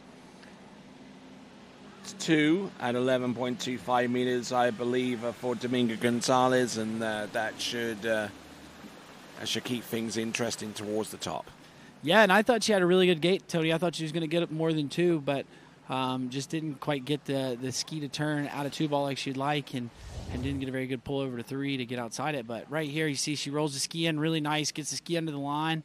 I thought she had a really good start here off of 1, really good. Now here, you see she didn't quite take the angle across course that, as much as she would like, and kind of got over there a little bit late to 2 ball. But she had a really good 1, and just didn't keep rotating the body behind the boat. And so that is... that'll put her in a tie with Alana, but I do believe she's got the better backup score right now with the 2 at 11 meters on the preliminary round. So very consistent skiing, Tony. Yep, very, very consistent, and it could end up being a runoff. You know, if things continue in the direction that we're seeing right now, and a 30-meter start for Trinidad Espinal. Now, I wasn't expecting this, Tony. I really didn't think we would see a 13-meter start here, but Trinidad getting to work right here from the get-go, and nice start there off of 1. This is an awesome shot from the drone pilot, Connor Pauly, and you can just see Trinidad out there working on this opening pass and looking super smooth and dialed in as she round 6 and out the gates there for 13 meters. Great effort there from Trinidad Espinal. Certainly not the first time that we've seen her run through 30 meters in the Swiss Pro Slalom. That's the minimum starting line length for round number 2. So, and was able to run that, and so too her good friend Daniela Kretzmer, who tend to travel together to a lot of these tournaments around the world, and you know, the camaraderie among the Chilean skiers is something that's remarkable.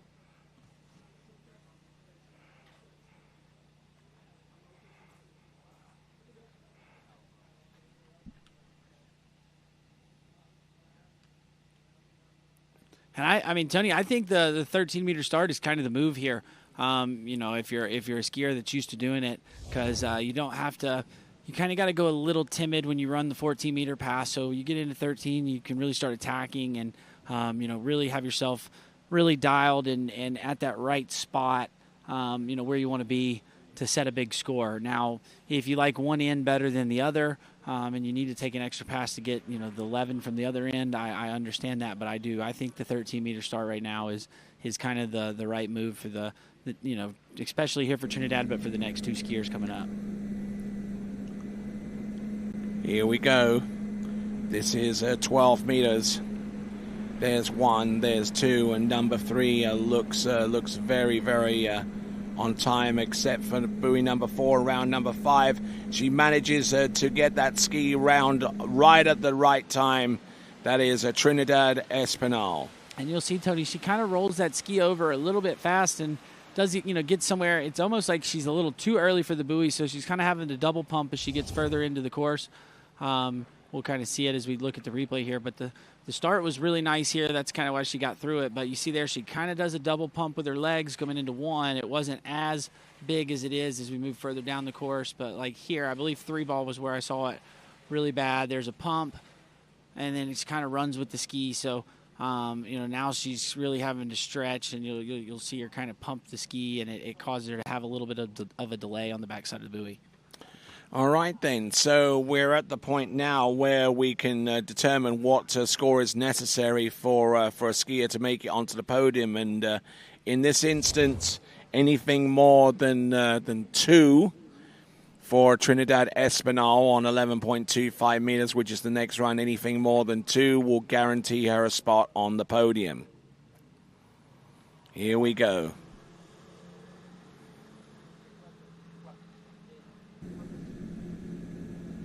And if we get a score of 2, Tony, we get some extra skiing. We'll have we will have a runoff, if it is for first place, I believe. Indeed. The runoff is only invoked for a first place placement.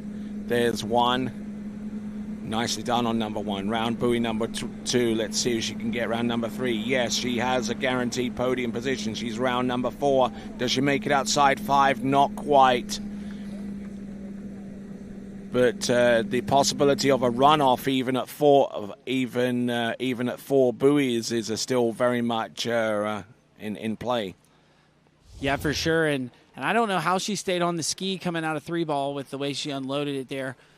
Here, I thought she did a pretty good job at 1. You see, she gets off the handle a little bit early and comes up narrow into the buoy, but runs a little bit with the boat here out of 2. But watch the ski, Tony, when she unloads here. It comes almost completely out of the water and jumps really fast, and I was impressive that she got it to turn and was able to get over and around 4 ball. But big score out of Trinidad, and now setting a pretty high benchmark for the last two skiers, and just guaranteed herself a medal. Now she'll have to sit and wait to see what color that medal will be.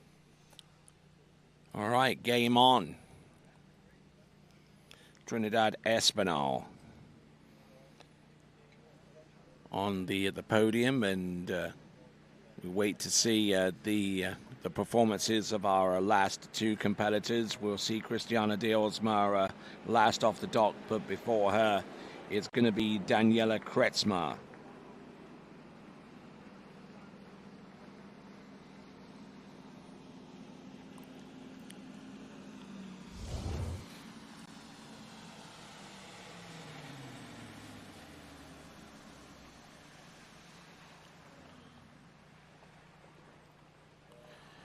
So as Trinidad Espinal works her way back to the dock, we now bring on our next competitor, also from Chile. It's going to be Daniela Kretzmer, a wild card individual competitor from Chile, Daniela Kretzmer.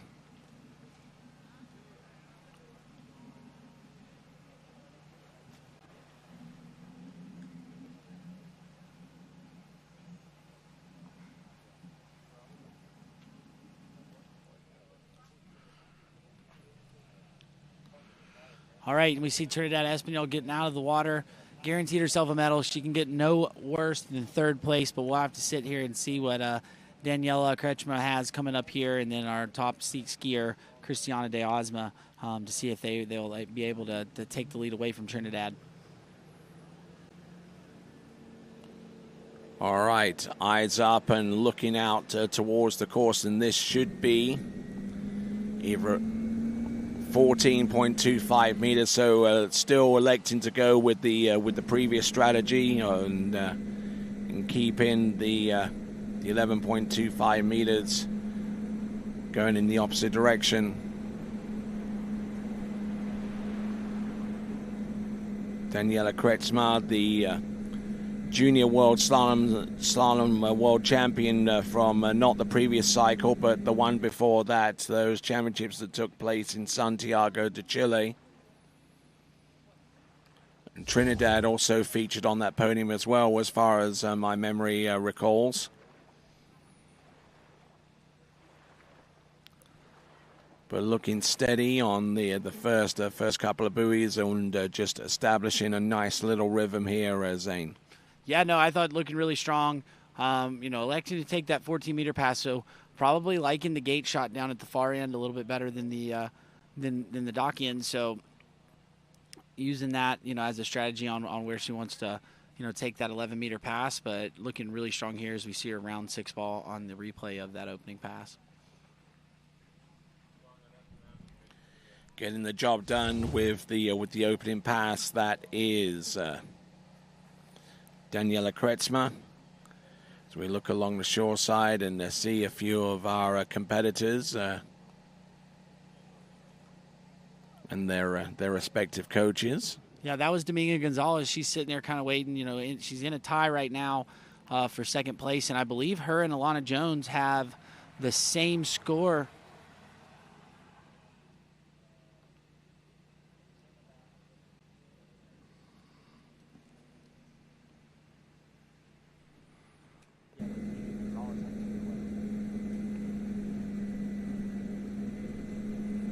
All right, here we go. We've got Daniela Kretzmer coming in. This is 13 meters.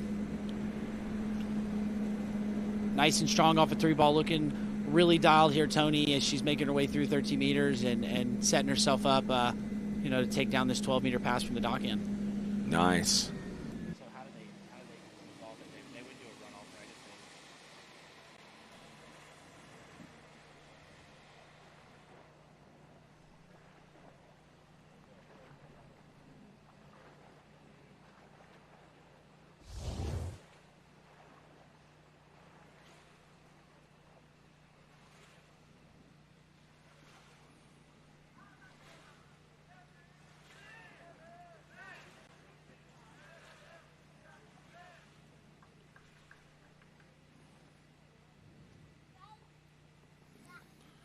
right, looking at this one more time, Daniela Kretzmer just really working hard and offering some greater resistance behind the boat. Good release of the inside edge, and not looking bad at all there with pass number 2. She's run 14 and 13 now. 12 meters is imminent. Yeah, I mean, I thought that was a really strong textbook pass there, Tony. So I'm expecting her to carry that into this 12-meter pass, and you're going to get a good start. You know, she knows in the back of her mind she's got to get deep down 11. Really thinking probably about running it because Cristiana de Osma ran it yesterday in the preliminary round. So really thinking she needs to get a big score to challenge the top skier. But right here, it's 12 meters. That's a pretty good start there off of 1, Tony. A little slow off of 2, though. There was a delay, so now we're running down course. But big turn out of 3, looking good off of 4. So she's still there, you know. Yeah, just trying to kind of bleed speed, make sure she doesn't fall off the ski. A little bit nervous there at the end. You see her kind of check her speed up at 5 ball and causing her to be a little bit late to 6, but got through it. Now can have a sigh of relief, and now going to get to go take a crack at 11 meters and knows that she's going to get, have to get the 5 ball, but really thinking she really needs to run it if she's going to, take home this women's slalom world champion. Yeah, she certainly knows the skill level and the determination of Cristiana de Osma, who is waiting in the wings, representing Peru. And Peru is actually going to be hosting the U21 Worlds, I believe, in the next cycle. So wanting to bring home the gold medal for Peru and really set off the celebrations in fine style. But it's one pass after the other. So Daniela Kretzmer of Chile.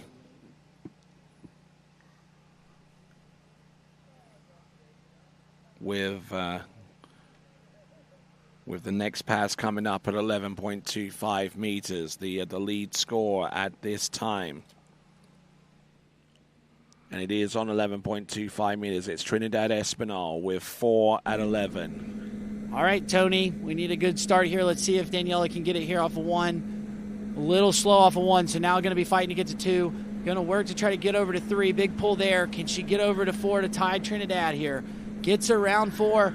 Big pull. Oh, and out my the front. Word. But I believe that's going to be a full 4 there. Hopefully she looks like she looks like she might be a little bit, might have had the wind knocked out of her. She kind of gave a wave, so we'll have to wait and see if she is okay or, but I believe she gave a wave.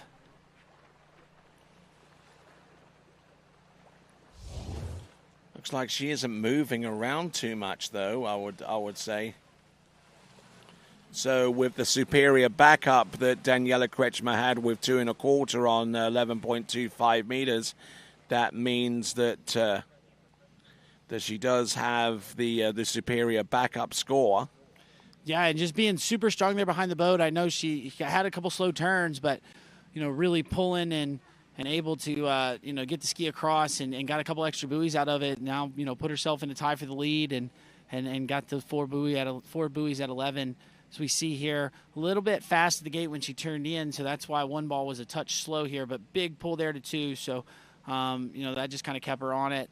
And in there, kind of pulling a little harder than she needed, but right here gives a big pull to 4, throws the ski outside of it. Doesn't try to crank the turn too hard so the ski can get up under her, but then, kind of getting over her front foot with her shoulders, and you're going to have that tie right now for 4th, with 4 at 11. All right, here we go. Our final skier to take to the water. It's it is Cristiana de Osma. So both Trinidad and Daniela have secured themselves at least a podium position and a medal as a result. Cristiana de Osma of Peru. And we've certainly seen a huge ascendance of slalom talent from Latin America in recent seasons. And illustrating that point are our Chilean female slalomers and a one Peruvian, Cristiana de Osma.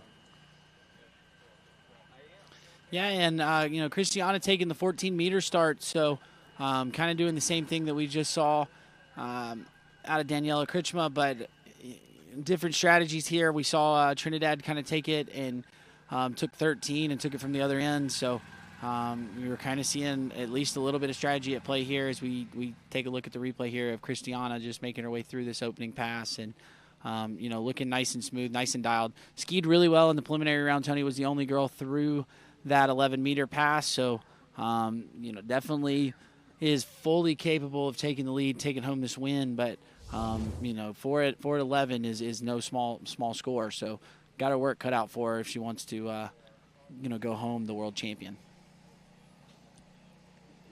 Yeah, it's crunch time at the moment, and we're seeing Cristiana de Osma come into the course. It's going to be 13 meters. As Daniela Kretschmer being offered congratulations for her score that has put herself on the podium and would finish no worse than second. Daniela's still in the lead. But chasing her down is Cristiana de Osma of Peru.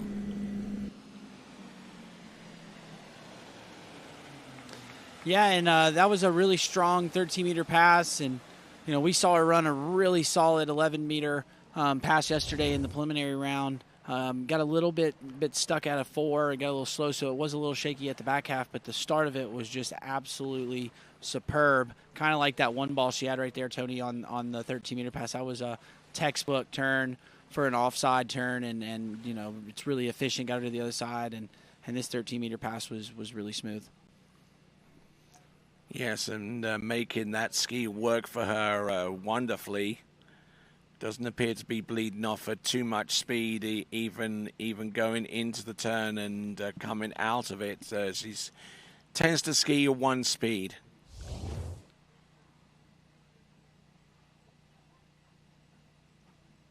All right, we see Daniela Kretschmer getting a ride back around the lake. We saw her kind of took that fall, go into 5-ball there at 11 and was on the far side of the bank. So lucky she didn't have to walk all the way around. Somebody grabbed her with the truck and given her a ride back, and we're glad to see that she's okay. And, she might have herself a runoff situation here. We'll have to wait and see what Christiana's got here as we're bringing her in. This is pass number 3. This will be 12 meters, so got to run this one if she wants to have a chance to take home the title. Here she comes, 12 meters, getting the good hit there off buoy number 1. Round number 3, a little bit open on number 4, almost edge change too early, but still managing to stay on top of the water and get through 12 meters. Yeah, and Tony, I really like her 1-3-5 side. That offside turn is really nice. She brings the handle right across her body, gets it, locked to that outside hip at the finish of the turn, and just makes a quick turn and exits turn. It's super efficient, and it's almost a better turn than the onside, but we see right here on the replay, gives a really good roll in here at the gate, but watch her right when she finishes, you see where the hands go. They go right in that pulling position, and, here at 2-4-6, comes a little bit to the inside, so you see there's just a little bit of a hesitation, but here off 3 again, hands right where she wants them, and she's got a really, really, really strong 1-3-5 side. All right, so at this present time, Cristiana de Osma, with on the strength of that 6-buoy pass at 12 meters, is currently in 5th spot. We'll see if she can rise even higher. So 4 buoys is the lead. It's Peru versus Chile at the moment, with Peru very much in the driving seat. So let's see. For the win, she needs to get more than 4. Entrance round buoy number 1 takes the hit. Round number 2 continuing to roll here. Round number 3. Takes it to go around buoy number 4. Does she make it outside 5? I don't think she did, Tony. I don't think she did.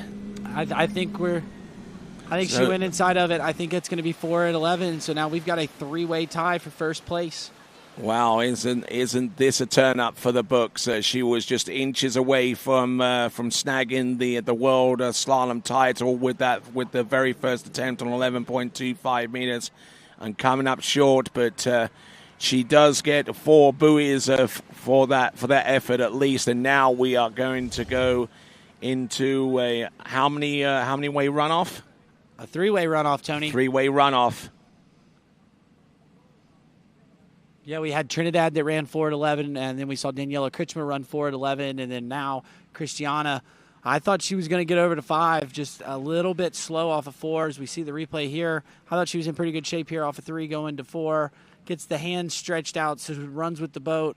Ski didn't want to turn, and then when she pulls, she throws the ski, but no, did not go outside of 5 ball. So there we go. We've got a 3-way runoff. I know they'll sort it out, figure out the order, and we'll have a little bit of free extra skiing here to figure out who's going to be the world champion. Mm-hmm. Time right now is just before 7:30 in the evening here on Saturday, August the 2nd.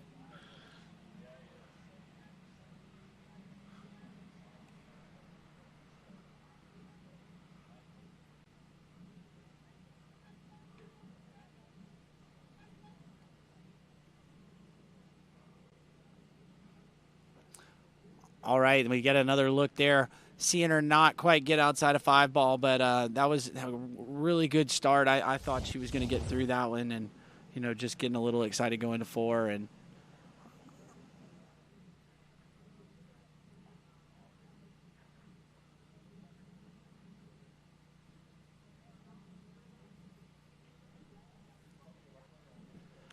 all right, then. So now we're in a 3-way runoff situation. So who gets to take to the water first? It'll come down to a draw at the dockside to determine that. Looks like that draw might have actually taken place with Daniela Kretschmer being the first skier to take to the water. It would certainly be indicated by the skis and the equipment being on dockside. So Daniela Kretschmer will be our lead-off skier in this 3-way runoff for the World U21 Women's Slalom title. And the rules for the runoff are quite simple. You go in on the last completed run, which for each of these individuals is going to be 12 meters.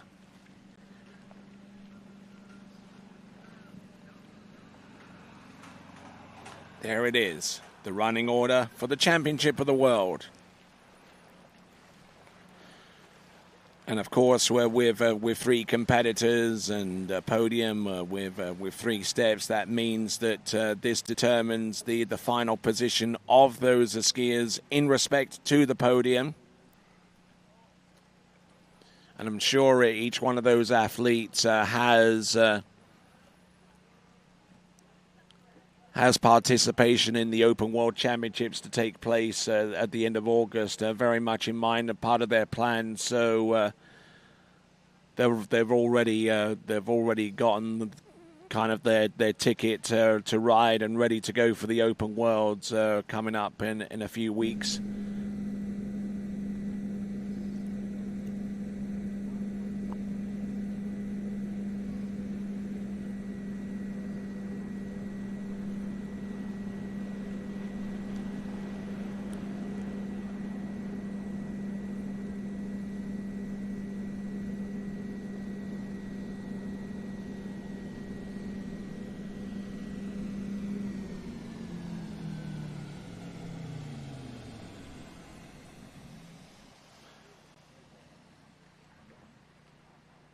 all right, the boat just did its phantom pass, and it's going to come back, and it's going to grab Daniela, our first skier in this runoff. Saw her take a little bit of a tumble, Tony, trying to go to 5 ball at 11 meters a couple skiers ago, so hopefully not banged up. and everything's moving right and able to, go super strong here for this, cold off the dock 12-meter pass.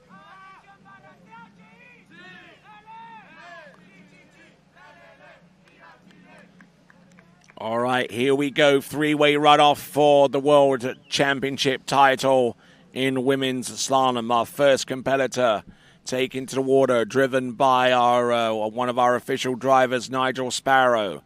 It is going to be Daniela Kretzmer.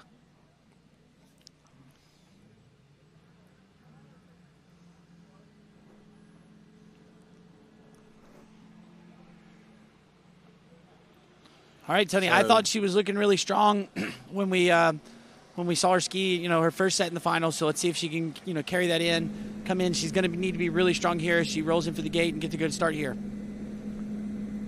All right, a little slow, little hesitation off of 1, but not too bad. Big turn there off of 2, Tony. So getting her way through it and, looking good here over to 4. Can she get around 5 ball out here and gets a good pull over here to 6? So there you go. First one in, taking down the 12-meter pass. So going to get another crack at the 11 meters and, going to need to push out a huge score. I bet you she's really wanting to run it and put the pressure on for the last 2 skiers. And showing no ill effects from that crash that she took off buoy number 4 on 11.25 meters.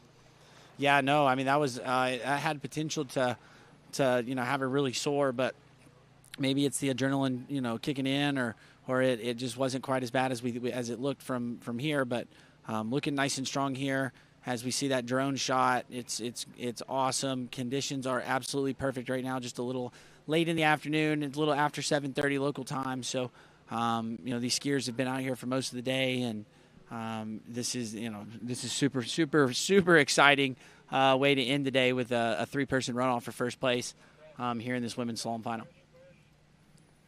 Fantastic effort there on pass number 1 for Daniela Kretzmer as we see our second skier in the runoff getting ready to go herself. That is Christiana de Osma.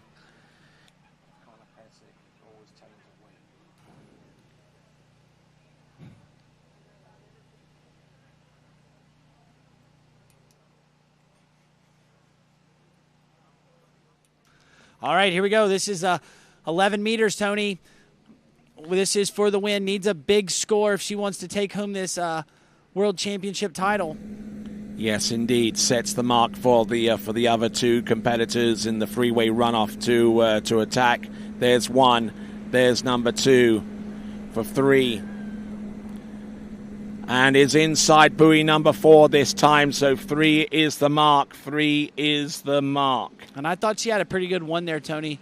And then just not quite getting the 2 ball that she needed to get down that pass, and able to get over to 3, but not as many as she got in the first round. So that is the bar for everybody to beat, and it's still a tough score to beat, especially coming off the dock, kind of running I know they skied just a few skiers ago, but running a cold 12 off the dock. So as we see right here on the replay, gets a really good 1 ball. I mean, a little bit of the ski came up, but right here you see how far the arms get away from her super quick, and that's what gave that slack line and a bit of delay on the turn out of 2. And now carrying a lot of speed down course, and you see it, catch her out there at 3 ball. A good effort there, a good a viable target for our remaining 2 competitors in this 3-way runoff situation to try and attack. We'll see Trinidad Espinal in a few minutes, but before her, our second skier in the 3-way runoff is going to be Christiana de Osma.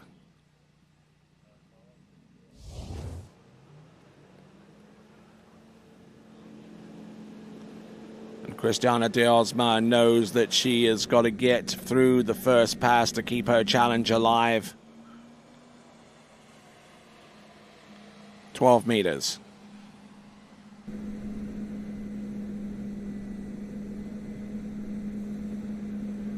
Nice start there, Tony. Little bit down course off of 2, but waiting on 3 ball, so she's made it up by the time she got to 3. A little slow off of 4, but still looking good around 5. And there you go. That's the second skier in, and the second one to take down the 12-meter pass. So now she knows she's got to get more than 3 but would be looking to, put out a huge score here and really put the pressure on for Trinidad, the last skier in this runoff. Nervous faces and expressions around dockside as we see Daniela Kretzmer wondering if her score is good enough to take the victory here at the Lakes of Casting Stone. The world junior slalom champion from 2 cycles ago in 2022 in Santiago de Chile.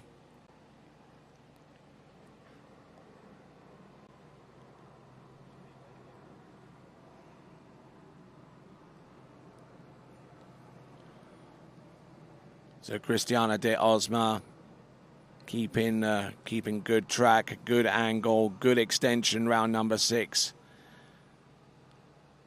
Making it relatively straightforward there, the 12-meter start.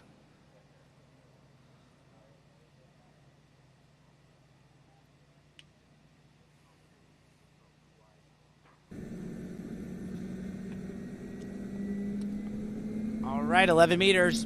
Right now the bar is 3 at 11, so Christiana's going to need to get a good start and need to get more than 3 if she wants to give herself a chance to be the leader here in this event. Big 1 ball, nice start there. Really good off of 2 there, Tony. So there's 3. That's the tie there. Is. So got the 4 ball. Yes, she breaks the tie. Here she comes. There's number 5 and round number 6 at 11.25 meters. So by that virtue, she is guaranteed no worse than second, but she has the lead thus far. Yeah, and that was strong skiing there, Tony, and you can see she's super excited. She knows that's a huge score. That's going to be tough for Trinidad to go out there and take the lead from her, but now she's going to try to get the heart rate back, settle down, get everything nice and calm because she's still got another pass coming up. This will be the 10-7. We saw her get 1.5 yesterday in the preliminary round, so definitely going to want to try to get the same start that she got as we see on the replay here of that 1 and 2 that she got here. This is 11 meters and really good start there. That's what really put her on top of this pass and allowed her to get down it. Here off at 3, had a little bit of a hiccup on the ski there, but still fine at 4 there. She's kind of checking up to make sure she gets the full 4, and now she's working her rear end off, trying to get over here and gets the ski outside of 6. And right here, she knows she's got it, and you can see she's already screaming right there, super excited. And now we get to see 10-7 and putting the pressure on to your final skier in this runoff. All right, there. Eyes over towards the slalom course. We see on the water Cristiana de Osma from Peru. Entrance, round buoy number 1, takes that one to go. There's round number 2 to the wakes and scores 10.75 meters. Yeah, and she knows that's a huge score. She knows that's going to be tough to beat, and really fired up, and that's what we like to see. Here out of our skiers, and knows she set herself up in a really good spot to possibly be the new world champion. Watch this 1 ball here, Tony. I thought she had a really good 1. Really big, strong turn here, and then pulled. And she knows that getting that 2, you see her pull a little long there to make sure she gets outside of 2. But she knows, getting more than 2 is going to be a tough task for Trinidad. And, great skiing out of Christiana. I'm expecting big things out of her in the next few seasons. We're going to start seeing her hop on the Pro Tour. And, she's one of these young and upcoming skiers that's getting ready to hop into the pro women scene. Right you are, as Cristiana de Osma S-turns, takes up the slack to the wake. In time for the boat guides there for that next buoy.